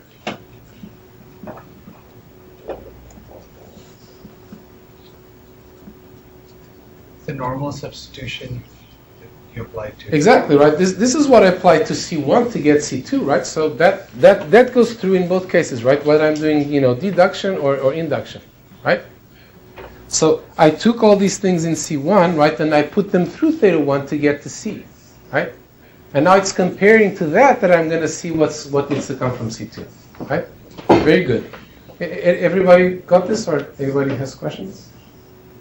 And now comes the most interesting part. What is theta 2 to the minus 1 doing there? This is where you really see that this is an inverse operation that we're doing here, right? I have some stuff that appears in the final clause that came from C2, right? But by deduction, I applied theta 2 to C2 to get to C, right? So if I want to get from C to C2, obviously I have to apply the inverse substitutions. If I substituted, X by Socrates to get here, right? Now to go the opposite way, I have to replace Socrates by X, right? And notice, this is not some little detail. This is where the induction happens. Induction happens when I go from something that was about Socrates to something that's about any X, any human. Okay? So this theta 2 to the minus 1 here is absolutely crucial. We're going to see an example of this shortly, our same, study, no material example. Okay? All right, so can anybody tell me what this second part is here?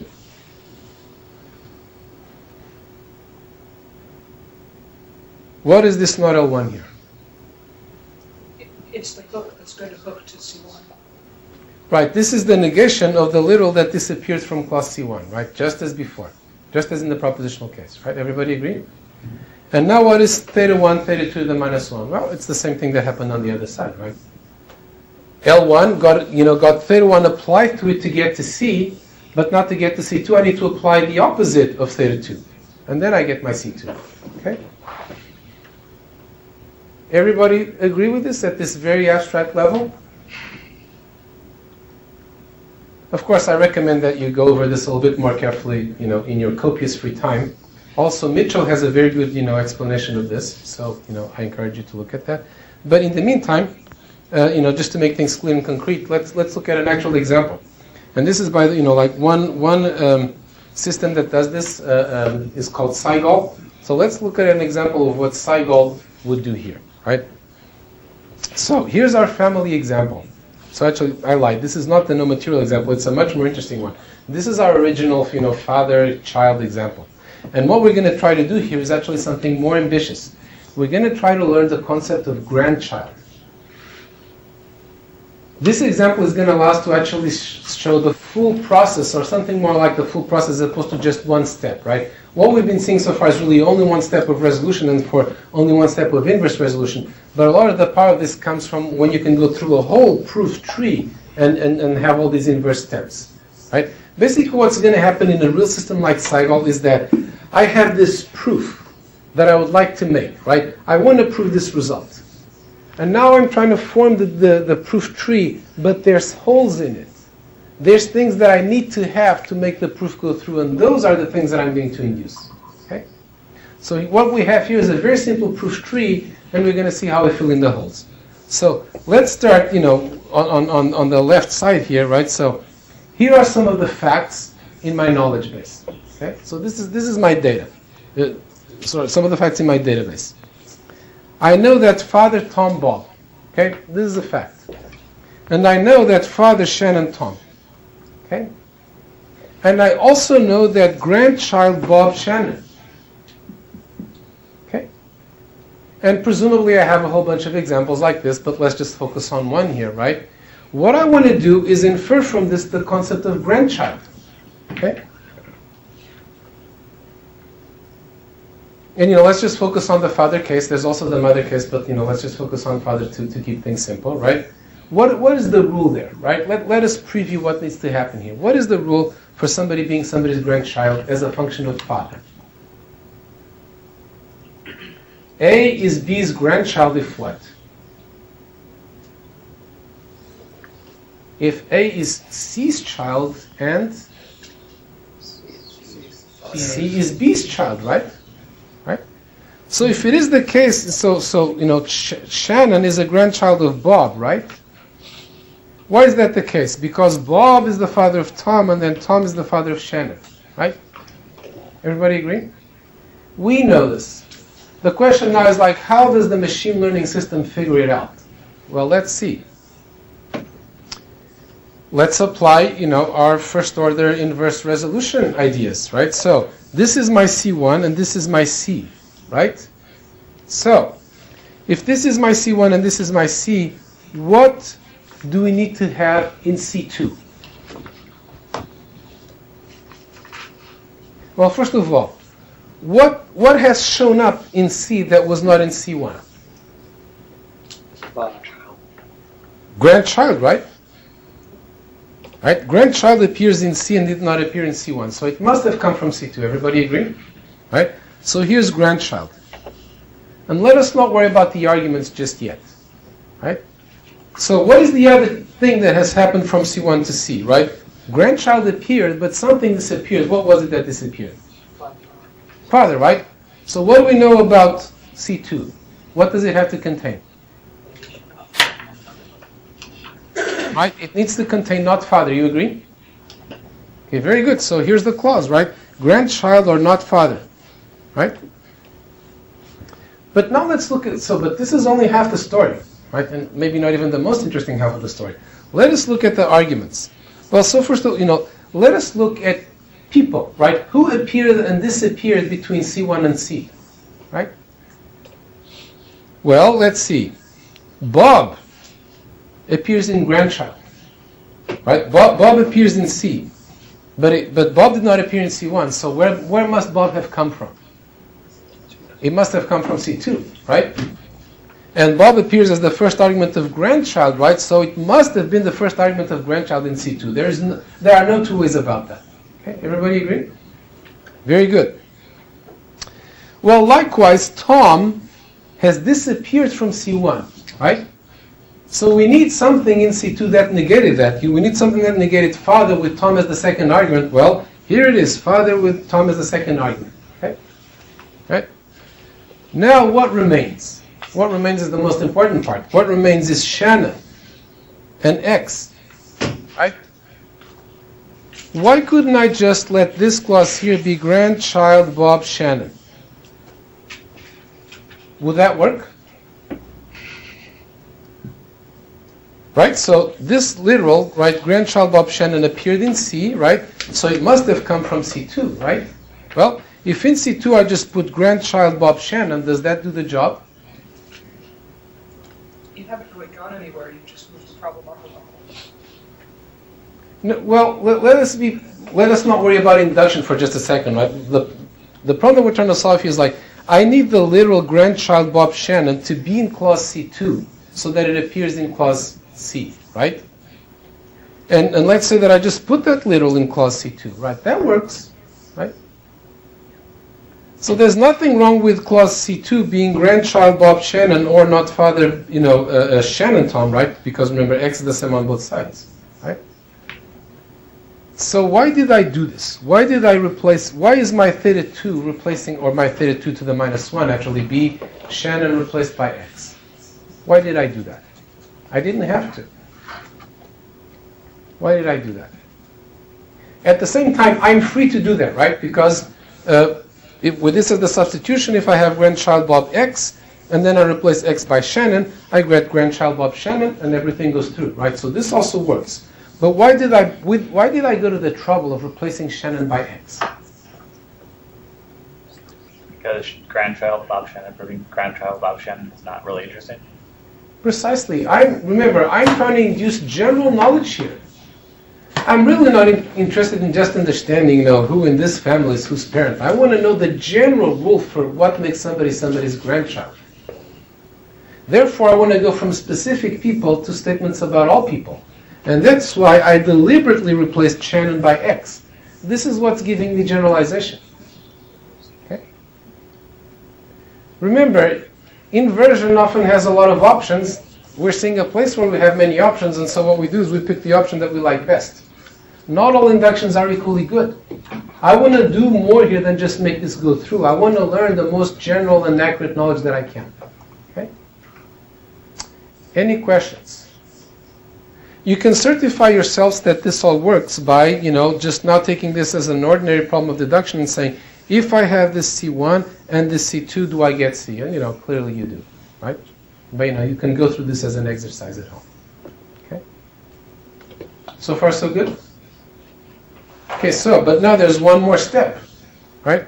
But now basically you got the hang of it, right? It's just with a more complicated clause, right? So now let's see. Now we're going to go to this part of the proof tree, right? And now what happens? Well, grandchild appears here, right? And it does not appear here, therefore it must have come from here, right? Very good. And again, look at this thing, right? I had here grandchild Bob X, but now I have grandchild YX because I replaced, Bob by Y, because again, I'm trying to generalize. And now notice that actually the literal father does appear here and here, but now I have to look at the arguments and the substitutions very clearly and see, look, what I have here is father Tom Bob, and what I have here is not father X Tom. There is no way to unify these two, right? Why do I have two fathers here, right? Why couldn't I just use the father from this side? Well, notice that the father here has Bob as the second argument, and this father has Tom. There's no way to unify these two. This one is talking about Bob being the father of Tom, and this one is talking about Tom being the father of someone. There's no way to equate them. Okay? So again, what has to happen is that this one has disappeared, right? So I need to have its negation over there to make it disappear. And this one here, right, has to have appeared, so I need it here. At this point, things are getting pretty complicated, and again, I suggest that you go through this, at home. But hopefully, the general idea should be clear. I have put into this clause all the stuff that is in this one, but couldn't have come from here, and the stuff in this clause that disappeared, I negated it and put it in here. Plus, I took all my constants and generalized them to variables because I want the general. And lo and behold, I have induced the definition of grandchild, right? Again, if you turn this into implication form, it says that If father xz and father zy, then grandchild yz, yx. Bingo, victory. Okay. And of course, the beauty of computers is that they will do this thing for you millions of times in seconds without complaining. So, we have this tiny little proof tree here just to understand the concepts, but, then you run Seigel and it chugs for, a day, and it spits out all these great rules about, what makes a molecule carcinogenic. Good deal. Now, truth in advertising, it's not that simple. More things have to happen, but at a high level, this is what's going on. Okay? Questions? Okay, very good. It's late. We're almost done. Let me just mention one little thing. Progol. When you apply these systems like Segal in practice, you get a huge combinatorial explosion because there's all these ways of taking littles and combining them and of finding resolutions and whatnot. So you need something else to control the search. And one very popular thing, and this is what Progol does, is that it first tries to find actually kind of the opposite of what I just showed you here. It tries to find a specific rule. Not the most general possible rule, but a specific one that accounts for the data. And then it does the search based on that rule, only within what that rule permits. Okay? And this is the usual trade-off of overfitting, right? In some ways, we're less powerful. We might, have fewer things that we induce now. On the other hand, I really, really have helped to control my search. And now it's much more efficient, and I'm much less likely to overfit. Okay?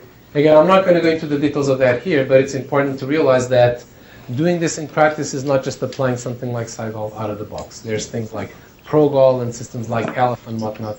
There's a lot of stuff in this area by now. Okay? All right. Any questions about any of this? Thank you for your persistence and alertness. The good news is this was the hardest lecture in the whole class. We will see other things that are hard in other ways, but in some ways this was the hardest. And also, we've seen how to take rules to the first order level. You can take anything that we're going to see in the following weeks to first order level. We're not going to talk about how we do that here because there's no time for everything. But at least now you have a sense of how machine learning can be powerful enough to induce, programs from data, not just, a simple, spam classifier based on words and whatnot. Okay. So remember, we have no class next Wednesday because I'm traveling.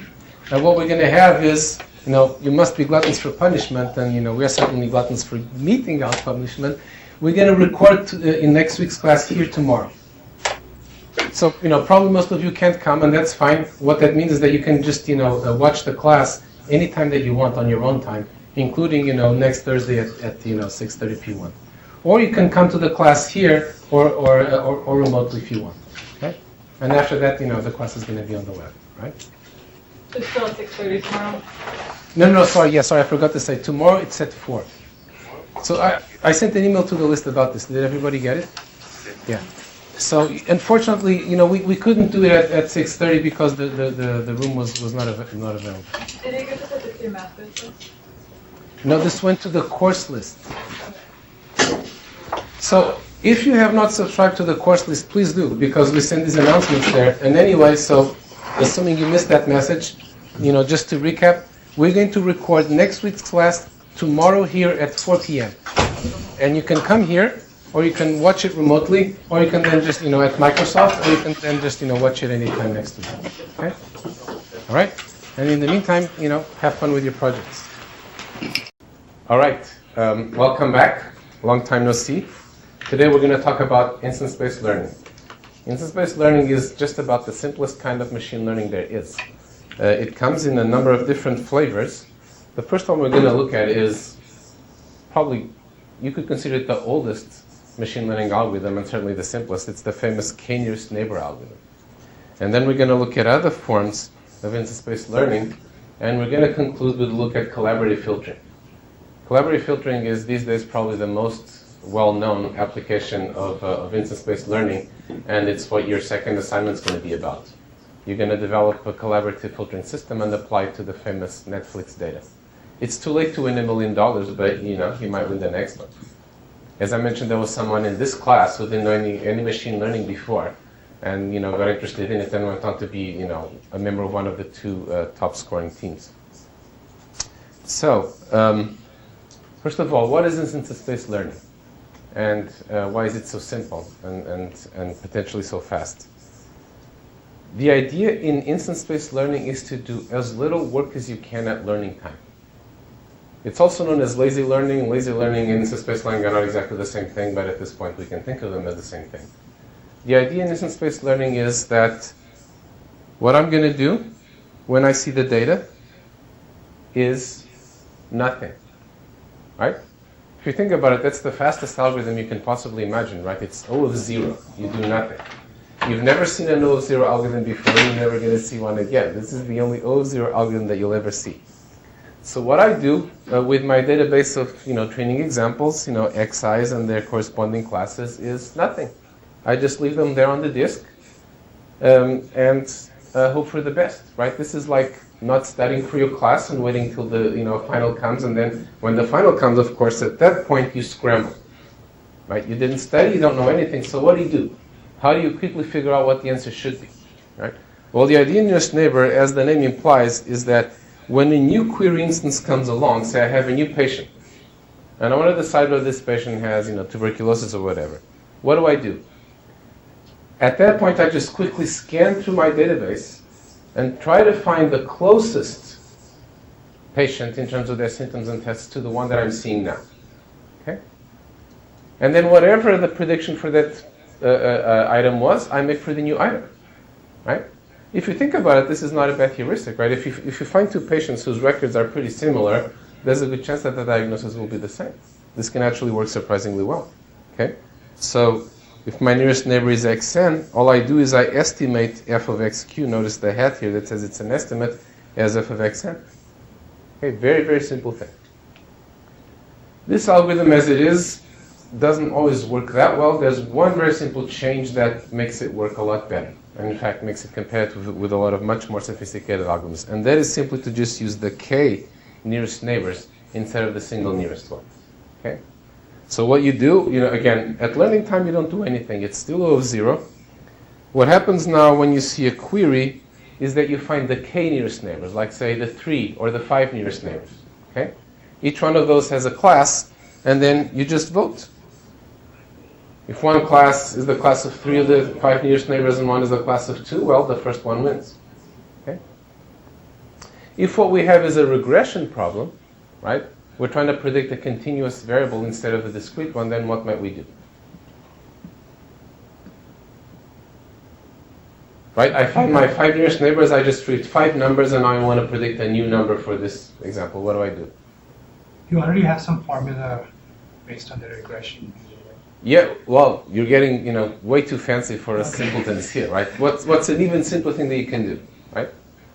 I want to predict how much you'll buy from my catalog, right? And I know that they each bought, a certain amount of dollars, and they're the 4 closest neighbors to you. So what can I predict for you? Check the distance from the... Even that is still too fancy, right? You've almost covered the whole lecture right there, right? Yes, we could weight them by distance, right? The closest ones probably mean more, right? But if I just tell you, your 5 nearest neighbors have these values, and what would I predict for you? Mean? Yeah, just the mean, right? Just average them, right? That's a perfectly sensible thing to do.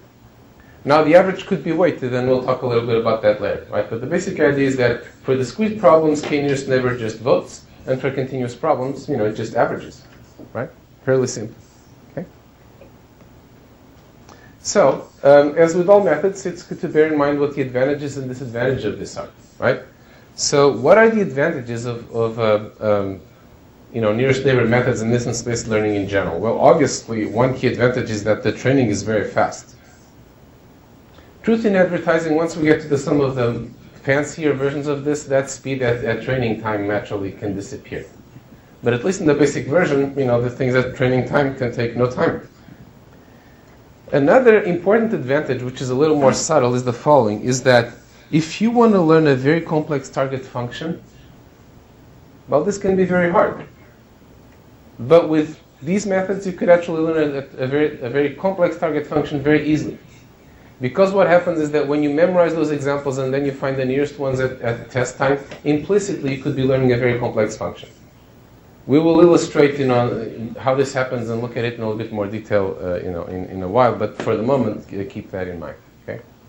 Another thing that is sometimes an advantage compared to something like, say, a decision tree or a set of rules is that with these methods, or at least with the most basic version of them, you don't lose any information. But with the decision tree, once I form the decision tree, I don't have the training data anymore, and maybe I'll regret that. Maybe at some point I would wish to know what that point was. In nearest neighbor, I still have my whole database, right? So I haven't lost any information. Okay? So these are the advantages. Now, what are the disadvantages, right? Well, one prominent and obvious disadvantage is that this can be very slow at query time. And in fact, the more data you have, the slower it gets. Usually having more data is better because I can learn a better model, but here having a lot of data could really kill you. Let's say you're trying to control a robot in real time, right? And you have frames of their, past behavior. You don't have time to run through all of them. Compared to, say, a decision tree that's blindingly fast, this is a problem. Or, you're trying to play the stock market, then, you need a response in a fraction of a second or your competitors will beat you. Instance-based learning could be a problem for that. Okay? Another obvious disadvantage, which is actually not such a big one these days, is that, of course, this takes a lot of storage. A set of rules you can probably store quite efficiently. With this, you have to store all, the data that you've seen. In fact, when nearest neighbor was first invented, circa 1956, storage was a huge problem. In fact, this, for a long time, nearest neighbor was not considered practical because who could possibly have the storage to store even 1,000 examples, right? This was back when memory were like ferrite cores, right? These little, magnets, basically. Right? And over time, sometimes memory is the bottleneck, sometimes memory is not the bottleneck. Actually, these days, memory is not the bottleneck, right? Disk is cheap. You can store all that stuff, no problem. Okay? But finally, here's the least obvious and actually the most important of these problems, is that nearest neighbor methods are easily fooled by irrelevant attributes. Let's say I have 1,000 attributes of each, person, most of which are totally irrelevant. There's a few there that are really relevant, and if I measured, my similarity using only those, I'd be in good shape. But the signal from those is swamped by the noise from all the irrelevant ones, and now I have a serious problem. Okay? Notice that decision trees and rule sets, for example, are very good at dealing with this problem, right? This is what they do. They find the relevant features and throw out the others. Here, we're not doing that. Okay?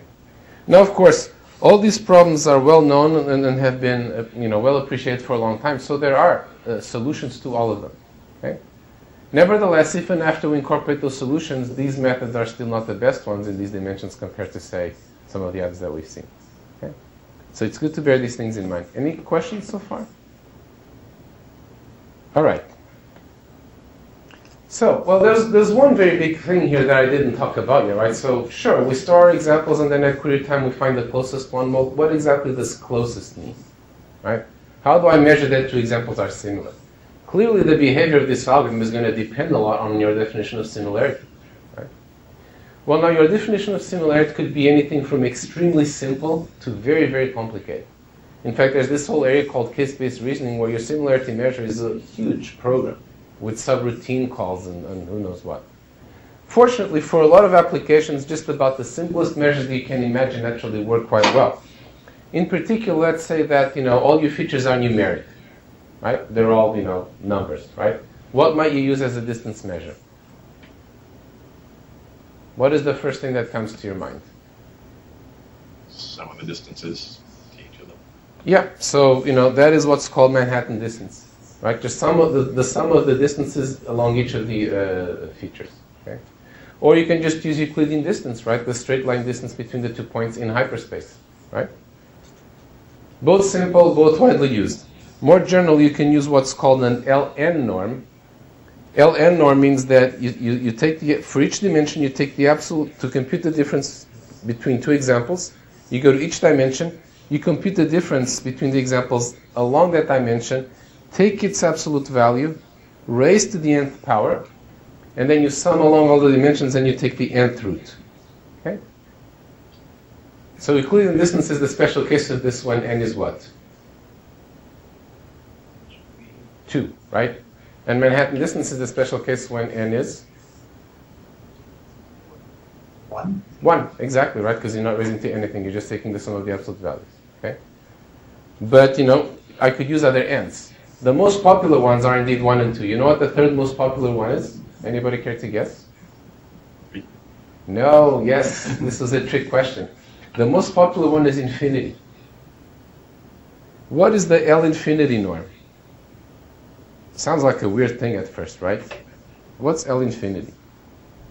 What happens when you range the distance along each dimension to infinity, sum them all, and then take the infinite root? You just get the maximum.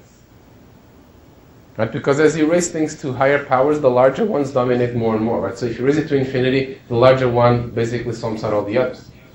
So L infinity norm is just a fancy way of saying ignore all dimensions except the one with the biggest difference. And that's the one that's going to be your distance. For some applications, that's actually what makes sense. Okay? But the main point here is simple measures often work quite well. Now, so this is for numeric features. What about for symbolic features? What might you use as a distance measure between examples if you have symbolic features? What is the simplest thing that comes to mind? Right? How do you measure, the difference between 2-bit vectors? Like, let's say my variables are just Boolean, right? So, what's a way to measure the difference between 2 Boolean vectors? The Hamming distance is up there, but something like that, the number of bits that are different. Yeah, exactly, which is the Hamming distance, right? So the Hamming distance is just the number of bits along which they differ, right? Also known as overlap. So Hamming distance or overlap just means for each feature, if they're the same, right? And this applies to features with multiple values, right? If both of these things are red, then the distance is 0. If one is red and the other one is another color, well, then the distance is 1. Okay. Now, for a long time, this is all that people used with nearest neighbor. And it does not work, it's okay, but it does not work as well for symbolic domains as the kinds of things that we saw before. And so for a while there was this perception that, well, nearest neighbor algorithms are good if what you have is continuous variables. For discrete variables, they're not really competitive. And then much later, in the late 80s or something like that, early 90s, people actually figured out a very clever distance measure that you can use. And in fact, with that distance measure, nearest neighbor becomes competitive with many of these other methods. For things like, say, for example, predicting whether something is a promoter region in DNA or where splice junctions are and a lot of things like that. Okay? So what is this measure? It's a fiendishly clever thing. It's called the value difference measure. We call it measure and not metric because it's not a metric. It doesn't obey, the triangle inequality and things like that, or VDM for short. And the idea of this measure is the following, right? Let's suppose that my objects can come in multiple colors, red, green, and blue, right? The problem that we have is that what could possibly make red, more similar to green than to blue, right? With numbers, we don't have that problem, right? 2 is more similar to 3 than to 4. And that's why things like Euclidean distance make sense, right? But when what you have are just symbolic values, yes, they could be the same or they could be different, but there's no degrees of difference, right? If your object is red, any color that's not red looks equally different, right? And this is where people were stuck at for a long time. The idea in the value difference measure is the following, let's remember one important thing here, is that I'm not measuring this distance for its own sake. I'm measuring the distance for the sake of predicting the class, right? The whole point of deciding that two things are similar is that at the end of the day, because they're similar, they will have the same class, right? So what we want to do is we want to consider how similar, say, these colors are with respect to your class, with respect to whether you want to buy the car or not. Okay? So this is what we're going to do, right? So the value difference measure is still going to have this general form, except that instead of this absolute difference, I'm going to have this delta here. So let's think of two values of the same variable, val I and val j.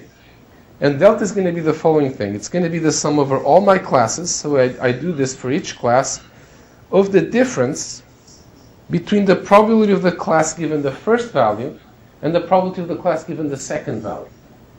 Okay. Why is this a good thing to use? Is that now you see why red and green might be more similar than red and blue, right? If people tend to buy a car when it's either red or green, right, then for purposes of predicting whether you'll buy the car, red and green are similar. If I switch red by green, the result will probably not be different. On the other hand, if people really buy red cars and don't buy blue cars, then those are very different. If now instead of red, in the example that I'm comparing with, I have blue, this is a big red flag, right? This might make a difference to the class. Okay? So all I do is I just compute these matrices of probability of the class given each value of each attribute, and then I just plug this into the usual distance measure.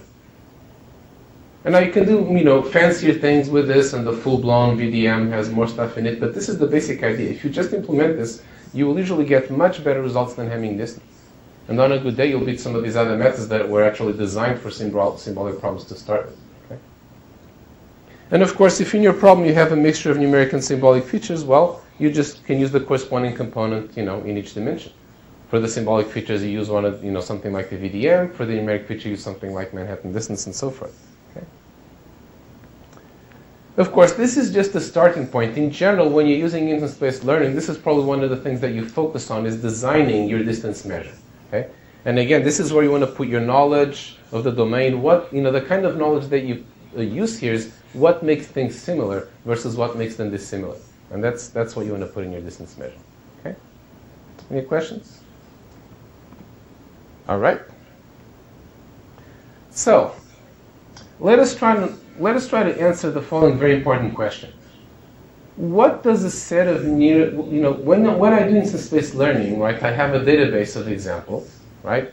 And then when I, find the nearest example, with a distance measure and apply that, implicitly I'm representing some concept, right? Whenever we look at a new learning method, the first thing we try to understand is like, what is the representation? What can it do? What can it not do? And we haven't really done that here, right? And in fact, it's less obvious in this case than in, say, the case of a decision tree, right? What does a big database of examples represent, right? What concept am I really learning, right? Think of this in terms of instance space, right? There's positive examples, there's negative examples, and we're trying to find the frontier between the two. And we saw that in the case, for example, of decision tree, the frontier between them was basically a bunch of, axis parallel planes, right? A bunch of hyperplanes pointing in one direction or another. What is that frontier going to be in our case, right? And this is also going to help us to understand why these methods, despite being so simple, can be so powerful. So here's a simple example. Let's suppose that my instance space is the plane, right? Here it is. And think of it as the surface of a pond, right? It's flat, there's nothing happening.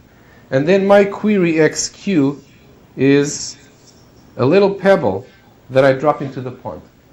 Okay? So poof, the pebble falls into the pond and you get this ripple, right? It's a widening circle, right? And already in the pond, let's say this is a Zen garden or something like that, right? There's other pebbles sticking out, right? Some of the pebbles are labeled positive and some of them are labeled negative, right? So in this, pond scenario, what is the class prediction for the query going to be? It's the class of the first other pebble that my ripple hits, right? Like, for example, in this case here, right, the ripple starts from xq, and then the first thing that it reaches is this plus here. And at that point, we go like, oh, you're the nearest example. Okay? I'm assuming, by the way, we're using Euclidean distance here. Okay? The same ideas would apply with other distances, but, Euclidean is the most visually intuitive one, so we're going to focus on that. Okay? So, the first one that the ripple hit is the one that predicts the class. Okay? Well, but now let's turn this around. Right? Which queries is this positive example going to be the winner for? Right? I can ask the question for each of these training instances, what region of instance space is it closest to, and therefore where the region where it's going to win and be the one that makes the prediction. Right? We call that the Voronoi cell of that point. So the Voronoi cell of a point in space is the set of all points that are closest to that point than to any other. Okay? So these points are my training examples. I sprinkle them around space, right? There they are hanging. And now the Voronoi cell of a particular point is the region of space that's closer to that point than to any other. Okay? And here's a quick question. Suppose that I have a positive example here and I have a negative example there, right? What is the shape of the boundary between them going to be? Is it going to be a curve? Is it going to be a straight line? What is it going to be? Assuming we're using Euclidean distance. Straight line, and there's just 2 points. Exactly, it's the straight line that's equidistant from the 2 points, right? Because what is the frontier? The frontier is the set of points that are at the same distance from the 2 instances, right? And that forms a straight line. Okay? So the first thing that this tells us as a preview is that my frontier is actually again going to be a bunch of straight lines or hyperplanes in the general case. But these hyperplanes, unlike in decision trees, are not going to be axis parallel. right? So let's pursue this thought. Like, so let's say that this is my training set, and here I'm not saying what the classes are because it doesn't matter, right? And what I've drawn here is the Voronoi cell of each one of these. So for example, the Voronoi cell of this one in the middle is this shape here, because for example, its boundary with respect to this guy is right here, right? Its boundary with respect to this guy is right here, and so forth. Okay? So any query point that falls in here is going to be classified by this guy, and so forth. Okay? So now I've defined this notion of Voronoi cell, and the Voronoi diagram is all the Voronoi cells of all the data points. Okay? And now here's my question to you. So what is, if I have the Voronoi diagram, can you tell me what the region of positive class is going to be in terms of the Voronoi diagram? Let's say that this guy was positive, right? Then the points in that in the Voronoi cell of that example are going to be classified positive, right? And if this guy is negative, those points are going to be classified negative, right? So what is the definition of the positive region? Union of all the regions. Precisely. It's the union of all the Voronoi cells of the positive examples, right? Very simple. Okay? So this is really what is implicitly being represented when I just store a bunch of examples and then use Euclidean distance, right? What I stored is just these dots. But implicitly, I have learned this, let's say, for example, that this was minus, and, this was minus, and this was plus, right? Then the positive region is a very complicated shape, actually, right? It's this thing here. This is actually something much fancier than the decision tree can induce. And yet, it was no trouble whatsoever to induce. Right? Because we never actually bothered to go and figure out the equations of these hyperplanes. God forbid, that would be really expensive. And as it turns out, completely pointless as well, because I can get the same effect just by storing the points and then applying Euclidean distance. Okay? So this is what's really going on when we do nearest neighbor, and it's also why nearest neighbor can be so powerful and yet so simple. Okay? Any questions? The shape of the region is so complicated. It seems like you could even have many isolated ones kind of surrounding it, so it seems like overfitting. Yeah. Very good point, right? So, exactly, you're thinking like a machine learning person. Like, you should be suspicious of this. Whoa, like, I'm going to get these very jagged regions, all sorts of noise, right? This could be a disaster. So, absolutely right. So one of the questions that we're going to ask ourselves is like, how do we combat overfitting? As in every machine learning method, combining overfitting is going to be one of our key preoccupations. And we will talk about that in a little bit, but in the meantime, maybe you can think of what some ways would be of avoiding overfitting. If we don't do anything, indeed, we run a big risk of overfitting. Okay. So, historical footnote. Nearest neighbor was invented in 1955 or 1956. And for the next 10 or 12 years, it was an obscure technical report from an Air Force research lab. Nobody cared about it. The main reason nobody cared about it is that, well, first of all, computers back then were small and slow, and you couldn't really run it on a lot of real things, so it seemed to be of purely theoretical interest. But the other reason was that, even in theory, nobody could prove that nearest neighbor did anything useful, right? These were the days when there was no machine learning, there was statistics, and what people did in statistics was, you know that your distribution is Gaussian, you estimate the mean and the variance this way, and you can prove that if you give it enough data, eventually you get the right mean and the right variance, and you've learned the right Gaussian. Right? This is the kind of results that people wanted to have before they would believe in some, modeling approach. Okay? And people didn't have that for nearest neighbor. And so, they just thought, well, this is a crazy idea. And then a couple of people came along and actually figured out how to prove that nearest neighbor actually converged to something meaningful when you give it more data. And then nearest neighbor really took off. And in fact, the people who proved that unfairly, or maybe fairly, are actually the ones who are often credited with inventing nearest neighbor. They didn't. They actually just proved that it works. Okay? And the proof that it works, actually, if you part it down to its bare bones, is very simple, and it's well worth seeing, because it gives us some understanding about what's good about these methods. And in fact, historically, people used to do what is called parametric estimation. Like estimating a Gaussian is parametric estimation, because you have two parameters, the mean and the variance, and all you have to do is estimate those parameters. Nearest neighbor was the first non-parametric method. Notice that compared to those things with a fixed form, nearest neighbor is very powerful. It doesn't tell you in advance what your model is going to be. The model will arise from the data in its full freedom.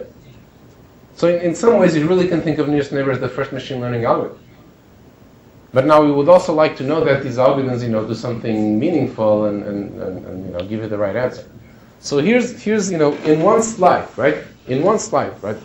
This was like a 6-page, dense paper in, the IEEE proceedings of something, but we can actually summarize it very briefly. So let's see what it is, okay? So first of all, let us introduce a very important quantity that what I'm going to call epsilon star of x. So x, and this x is bold, by the way, is my vector of attribute values, right? Let's just think of it as a point in Euclidean space, okay, of some dimension. And epsilon is usually the letter that's used to represent error, and we're going to do that here. Epsilon star is the error of the optimal prediction.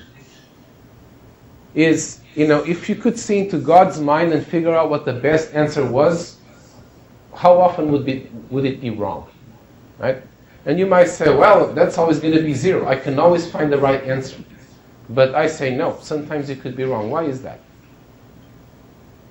It actually has to do with a very important issue that somebody brought up in the last lecture. Why might not always be able to make the right prediction? Any ideas? Yeah, overlapping data points. Yeah, exactly. Suppose that I've seen, suppose that I've seen 10 patients, right? All with exactly the same symptoms. 7 of them have, lung cancer and 3 of them don't, right? Then what should I predict? Lung cancer or not lung cancer? 7 of them have it, 7 of them don't. So I predict, yes, you have lung cancer. And then what is my epsilon?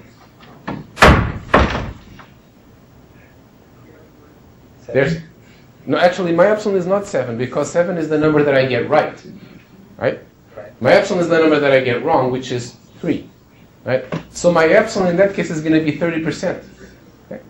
So the moral of the story is that suppose that I've seen infinite data. I'm in the ideal situation. This is what is sometimes, jokingly called asymptopia, right? Because it's the, utopian case where you've asymptoted that infinite data. And this is actually what a lot of academic statisticians deal with. They live in asymptopia. Okay? Of course, in the real world, as we saw, even with a lot of data, you're seldom in asymptopia. But nevertheless, it's good to understand what happens as you get more and more data. So, even if you have infinite data, right? So if you think about it, once you've seen infinite data, what happens is that for every set of values, right, for every possible combination of symptoms, you've seen infinite points. And now, of course, you can just predict the majority, right? That's the best thing that you can do. But the minority will still get wrong, okay? And this is actually what your epsilon is going to be, right? And what I would like to have is an algorithm that will get at least that. Sure, if you don't give a lot of data, it can't do miracles, it will make more errors. But at least, it would be reassuring if I knew that if I give a lot of data to this algorithm, it will converge to the right answer as opposed to do something crazy. And this is what people didn't know about nearest neighbor in the beginning. Is it going to do something meaningful, or is it going to do something crazy? So let's see. So let us call epsilon and n of x the error that the nearest neighbor algorithm makes on that point x. Okay? If that point x was the query, right, and I saw that query again and again, what fraction of the time would nearest neighbor be wrong? Okay? So I'm really interested in the relationship between these two things. Right? Obviously, I would like epsilon and n to be close to epsilon star. Okay? And here's what these guys were able to prove. They proved that as the number of points goes to infinity, so as the size of my training data goes to infinity, right, as I converge to asymptopia, the error of nearest neighbor converges to something that's going to be at most twice the optimal. Right? So with nearest neighbor, you're never going to be worse than twice the optimal. If the optimal is 20%, this means you're not going to be worse than 40%, which is not so exciting. But if the optimal is 1%, this means that you will get to 2%. Well, that's pretty good for such a simple algorithm. Okay? So how were they able to show this? Right? And this really was a game changer, right? This is sort of like the beginning of non-parametric estimation. Well, here's the basic idea of the proof. And we're just going to do it for 2 classes. The generalization to multiple classes is straightforward. Let's think of when nearest neighbor makes an error, right? This is what I'm interested in. It's the probability that nearest neighbor will make an error. This is what epsilon and n is, right? It's the probability that nearest neighbor will make an error. Well, let's see. There are 2 ways in which nearest neighbor can make an error, right? The first one is when the true class of the example is positive, but the nearest neighbor is negative, right? And the second one is, of course, the inverse, where the true class is negative, but the closest neighbor happens to be positive, okay? And so my total probability of error is the sum of the probability that these two things happen. It's the sum because they disjoin, right? So I kind of just add them. So what's the probability that the first one will happen? Well, it's the probability that the example will be positive, right? Let's call that p plus, times the probability that the nearest neighbor will be negative, right? But by assumption, my data points are independent and identically distributed, so the probability of the two things happening is just the product of the two, okay? So the probability of the first type of error is just the probability of plus times the probability that the nearest neighbor is minus, okay? Everybody agree? Right? And, for the other case, it's the inverse, right? It's the probability that the example is negative times the probability that the nearest neighbor is positive, okay? So far, so good, right? Well, very good. And now if you think about it, the probability that nearest neighbor is negative is the same thing as 1 minus the probability that the nearest neighbor is positive, right? So I can replace one by the other. And same thing over here, right? So now I have this, not too complicated expression, right? So far this was really just algebra, right? And definitions of probability and whatnot. But now let us take that limit as n goes to infinity, right? This is the key step. What happens to the nearest neighbor as n goes to infinity? Right, here's my point, right? And here's my nearest neighbor, right? What happens to the nearest neighbor as I get more and more points? Gets closer? It gets closer, right? It never gets farther, right? Because if my new points are farther away, this one remains. But every now and then a new closer point will show up, right? And so what happens as I get, more and more points is that those are going to get closer and closer and closer until they're the same, right? And so what this means is that when n tends to infinity, the probability of the nearest neighbor being positive converges to the probability of the point itself being positive, right? They become the same. This is the key, right? If I have infinite data, those two things basically become the same. And same thing for the probability of the point being negative and the nearest neighbor being negative, okay? So now let us replace one by the other in our expression, right? So what do we get? Well, now I get p plus times 1 minus p plus, right? I used to have probability of the nearest neighbor being p plus, but now in the infinite data limit, this has become p plus again, okay? And over here, what I had was again, p plus, right? And probability of the nearest neighbor being plus, and I have being negative, sorry, so I replace it by 1 minus the probability of being positive. So here's what I have now, okay? Notice that this is actually the same expression on both sides, right? It's p plus times 1 minus p plus, okay? So it's just 2p plus times 1 minus p plus. Okay, so we're almost there now. There's just one more little thing that we need to do. What is the relationship between p plus and the error of the optimal classifier? What is the relationship between p plus and epsilon star? Are they the same? Are they different? Let's suppose that the majority class is negative, right? So I should predict negative, right? Then what is the relationship between p plus and epsilon star? 1 minus the majority? Well, so actually, exactly, they're one minus the other, right? P plus and p minus are one minus the other, right? So if I'm predicting plus and the true answer was minus, right? How often do I make an error? P plus, right? It's a fraction of times that I get it wrong, right? So in that case, p plus and epsilon star are the same. In the reverse case, right? Let's suppose that the answer really was plus. Now p plus is the probability of me getting things right. So the probability that I get things wrong is 1 minus p plus. Okay? And now I can replace, let's look at both of these cases, right? In one case I replace p plus by epsilon star, and in the other case I replace 1 minus p plus by epsilon star, right? But since each of these has both of those terms, at the end of the day, in both cases, what I get is epsilon star times 1 minus epsilon star. Okay? So in the end, this expression is just equal to 2 epsilon star times 1 minus epsilon star. And since this is always less than 1, this is always less than 2 epsilon star, and that's our proof. Okay? This was actually pretty straightforward. Again, I glossed over the technical details of this, but the basic idea is right here. Okay? And in fact, nearest neighbor as n tends to infinity is actually what is called the Gibbs classifier for this problem. We will see, when we talk about statistical learning, we will see what that means, Gibbs classifier. Right? So there's this notion of optimal classifier, but often the optimal classifier, is unreachable. But sometimes you can reach something called the Gibbs classifier, which is kind of like the second best thing, and nearest neighbor is that second best thing. Questions? Okay, now of course this is very nice, but it's not ideal, right? Why can't we get to epsilon, right? What we want to do is get to epsilon. We don't want to be satisfied with 2 epsilon, right? Can we get to epsilon, or epsilon star to be precise? Well, it turns out that yes, we can. We can if we, instead of using, just the nearest neighbor, we use the k nearest neighbors. So the analog of this theorem for k nearest neighbor is that if I do things right, I will get an error of epsilon star from k nearest neighbor. So k nearest neighbor can be my optimal classifier in the infinite data limit. But what does it mean to do things right? We can't just do this any old way. So here's what doing things right means. I have to let my data go to infinity, right? That's natural. I need an infinite number of data points to make sure that the nearest neighbors all converge to my point, right? My query point. Also, k also has to go to infinity, right? So I have to do an infinite nearest neighbor algorithm, okay?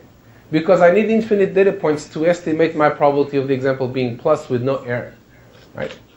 As long as estimated with some error, if p plus and p minus are very close, I could still be getting it wrong, right? So k itself has to go to infinity. Okay?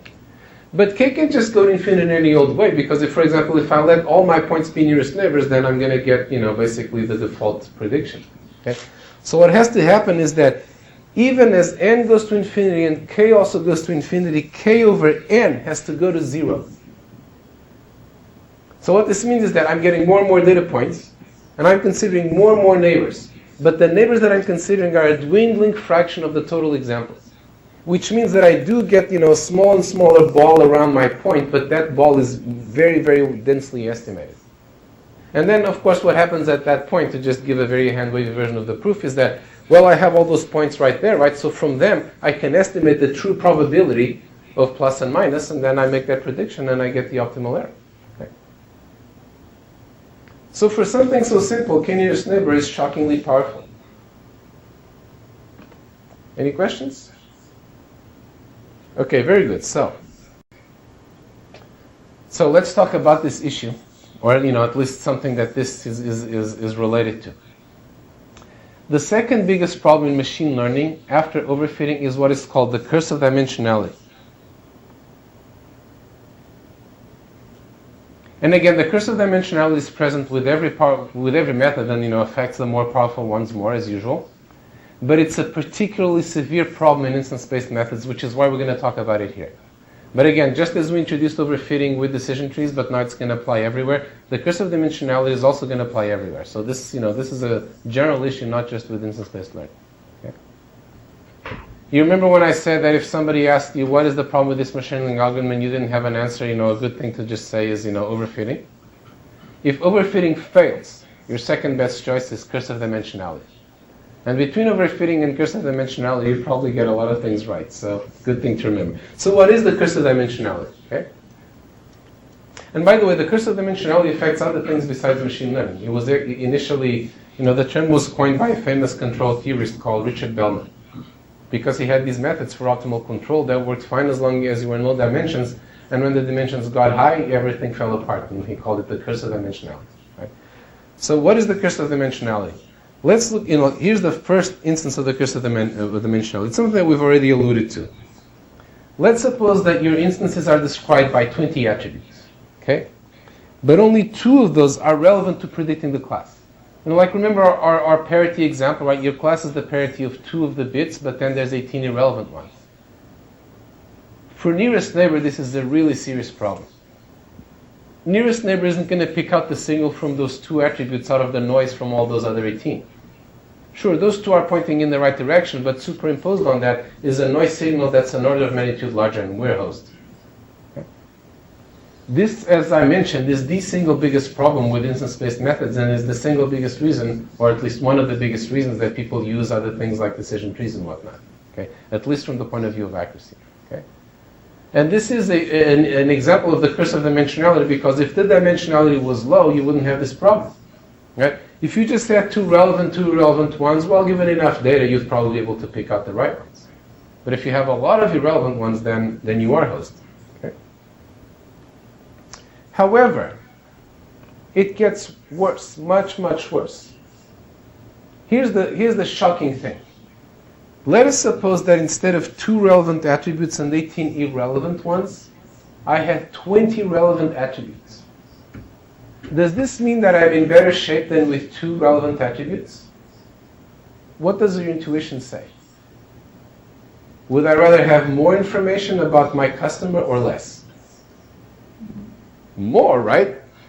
Don't be afraid to state the obvious, right? Of course, this is a trick question. Yeah, there's a catch somewhere, right? So, we can do this on these 2 levels, right? So, on the one hand, surely knowing more about your customer is better, right? But here's the thing: is as I go into higher and higher dimensions, right, my space gets bigger and bigger, and my examples get farther and farther apart. And if you think about it, what I need for instance-based learning to make good prediction, as we just saw in the theory part, right, is I want my nearest neighbor to be close to my point, right? As long as the class probabilities don't vary too suddenly, if my nearest neighbor is close to the query point, there's a good chance it's going to be right, okay? And the problem with being in very high dimensions is that in high dimensions, everything is very far from everything else. And so as you add more dimensions, yes, on the one hand, you have more information, which is good. But on the other hand, it becomes, the whole notion of who's closest to you becomes very fuzzy. And so the thing that's perverse is that the curse of dimensionality hits you even if all the attributes are relevant. Now, if the attributes are highly relevant, right, if each one of these attributes is a very strong predictor of the class, then this won't happen. But then you don't need, a lot of them anyway, right? Then many of them are, redundant or irrelevant. The problem, but then what you want to use is probably something like a decision tree that will, you'll build a tree over those attributes and ignore the others.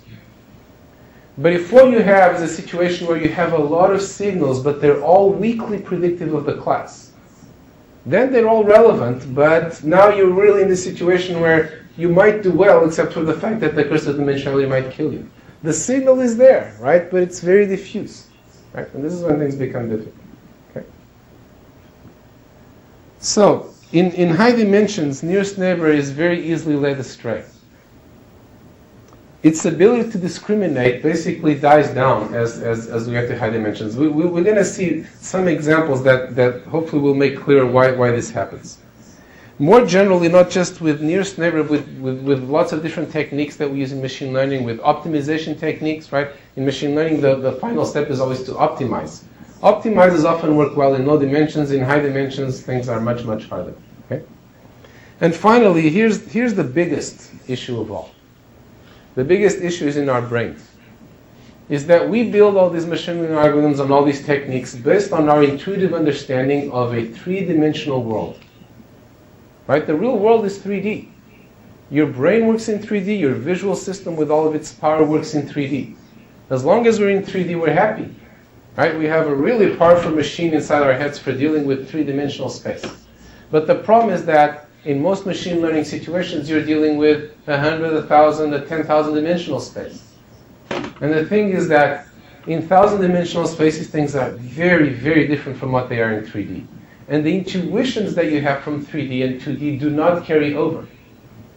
In fact, very weird things happen in high dimensional spaces. And so all the intuitive things that we might do with nearest neighbor, we always have to, be on our guard. Because your intuition could be leading you astray. Okay? This is the biggest problem. This is what makes it hard to design, these algorithms.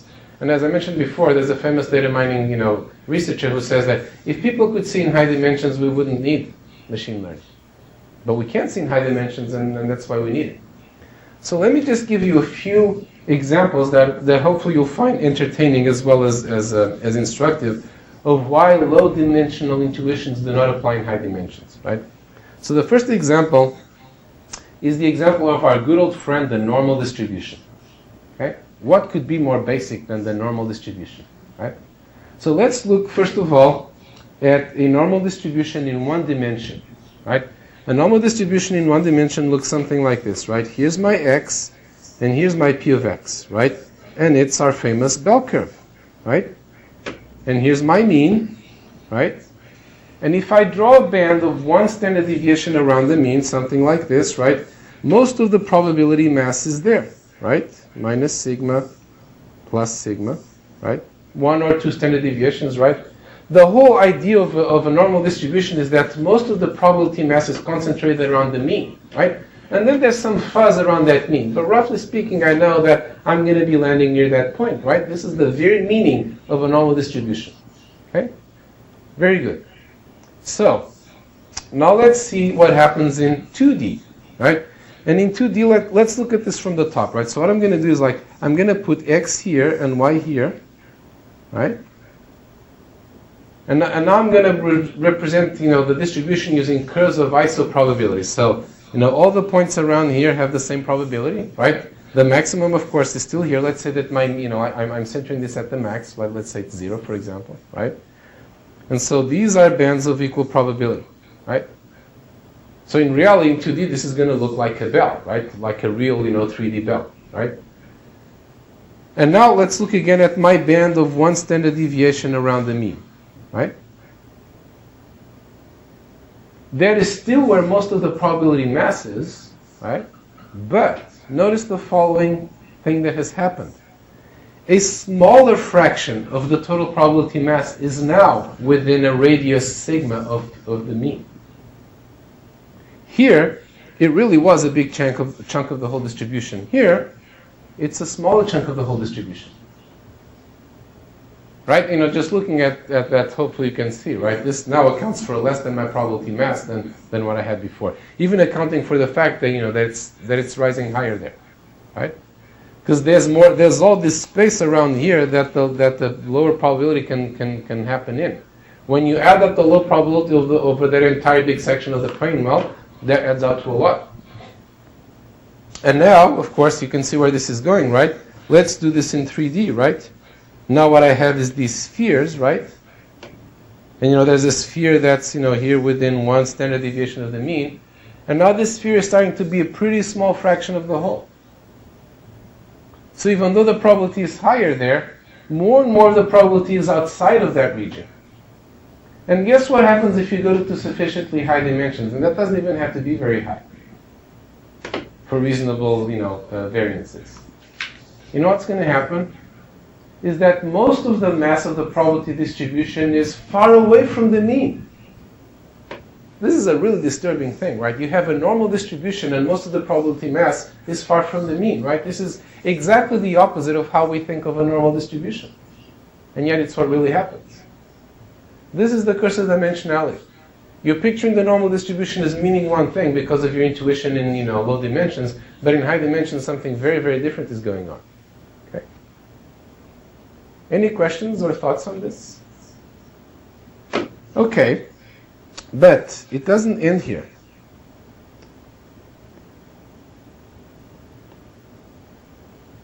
After all, this could just be, it's an odd thing that happens with a normal distribution. Unfortunately, it's an odd thing that happens with just about everything in high dimensions, right? In high dimensions, it's like this Alice in Wonderland quality to everything that goes on. It's like the Twilight Zone. Weird paranormal things start to happen. So here's another example.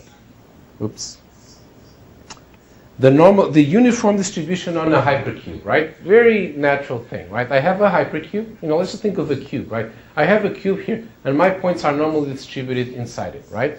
So most points are going to be in the middle of the hypercube. There's going to be very, very few points that are on the walls of the hypercube, right?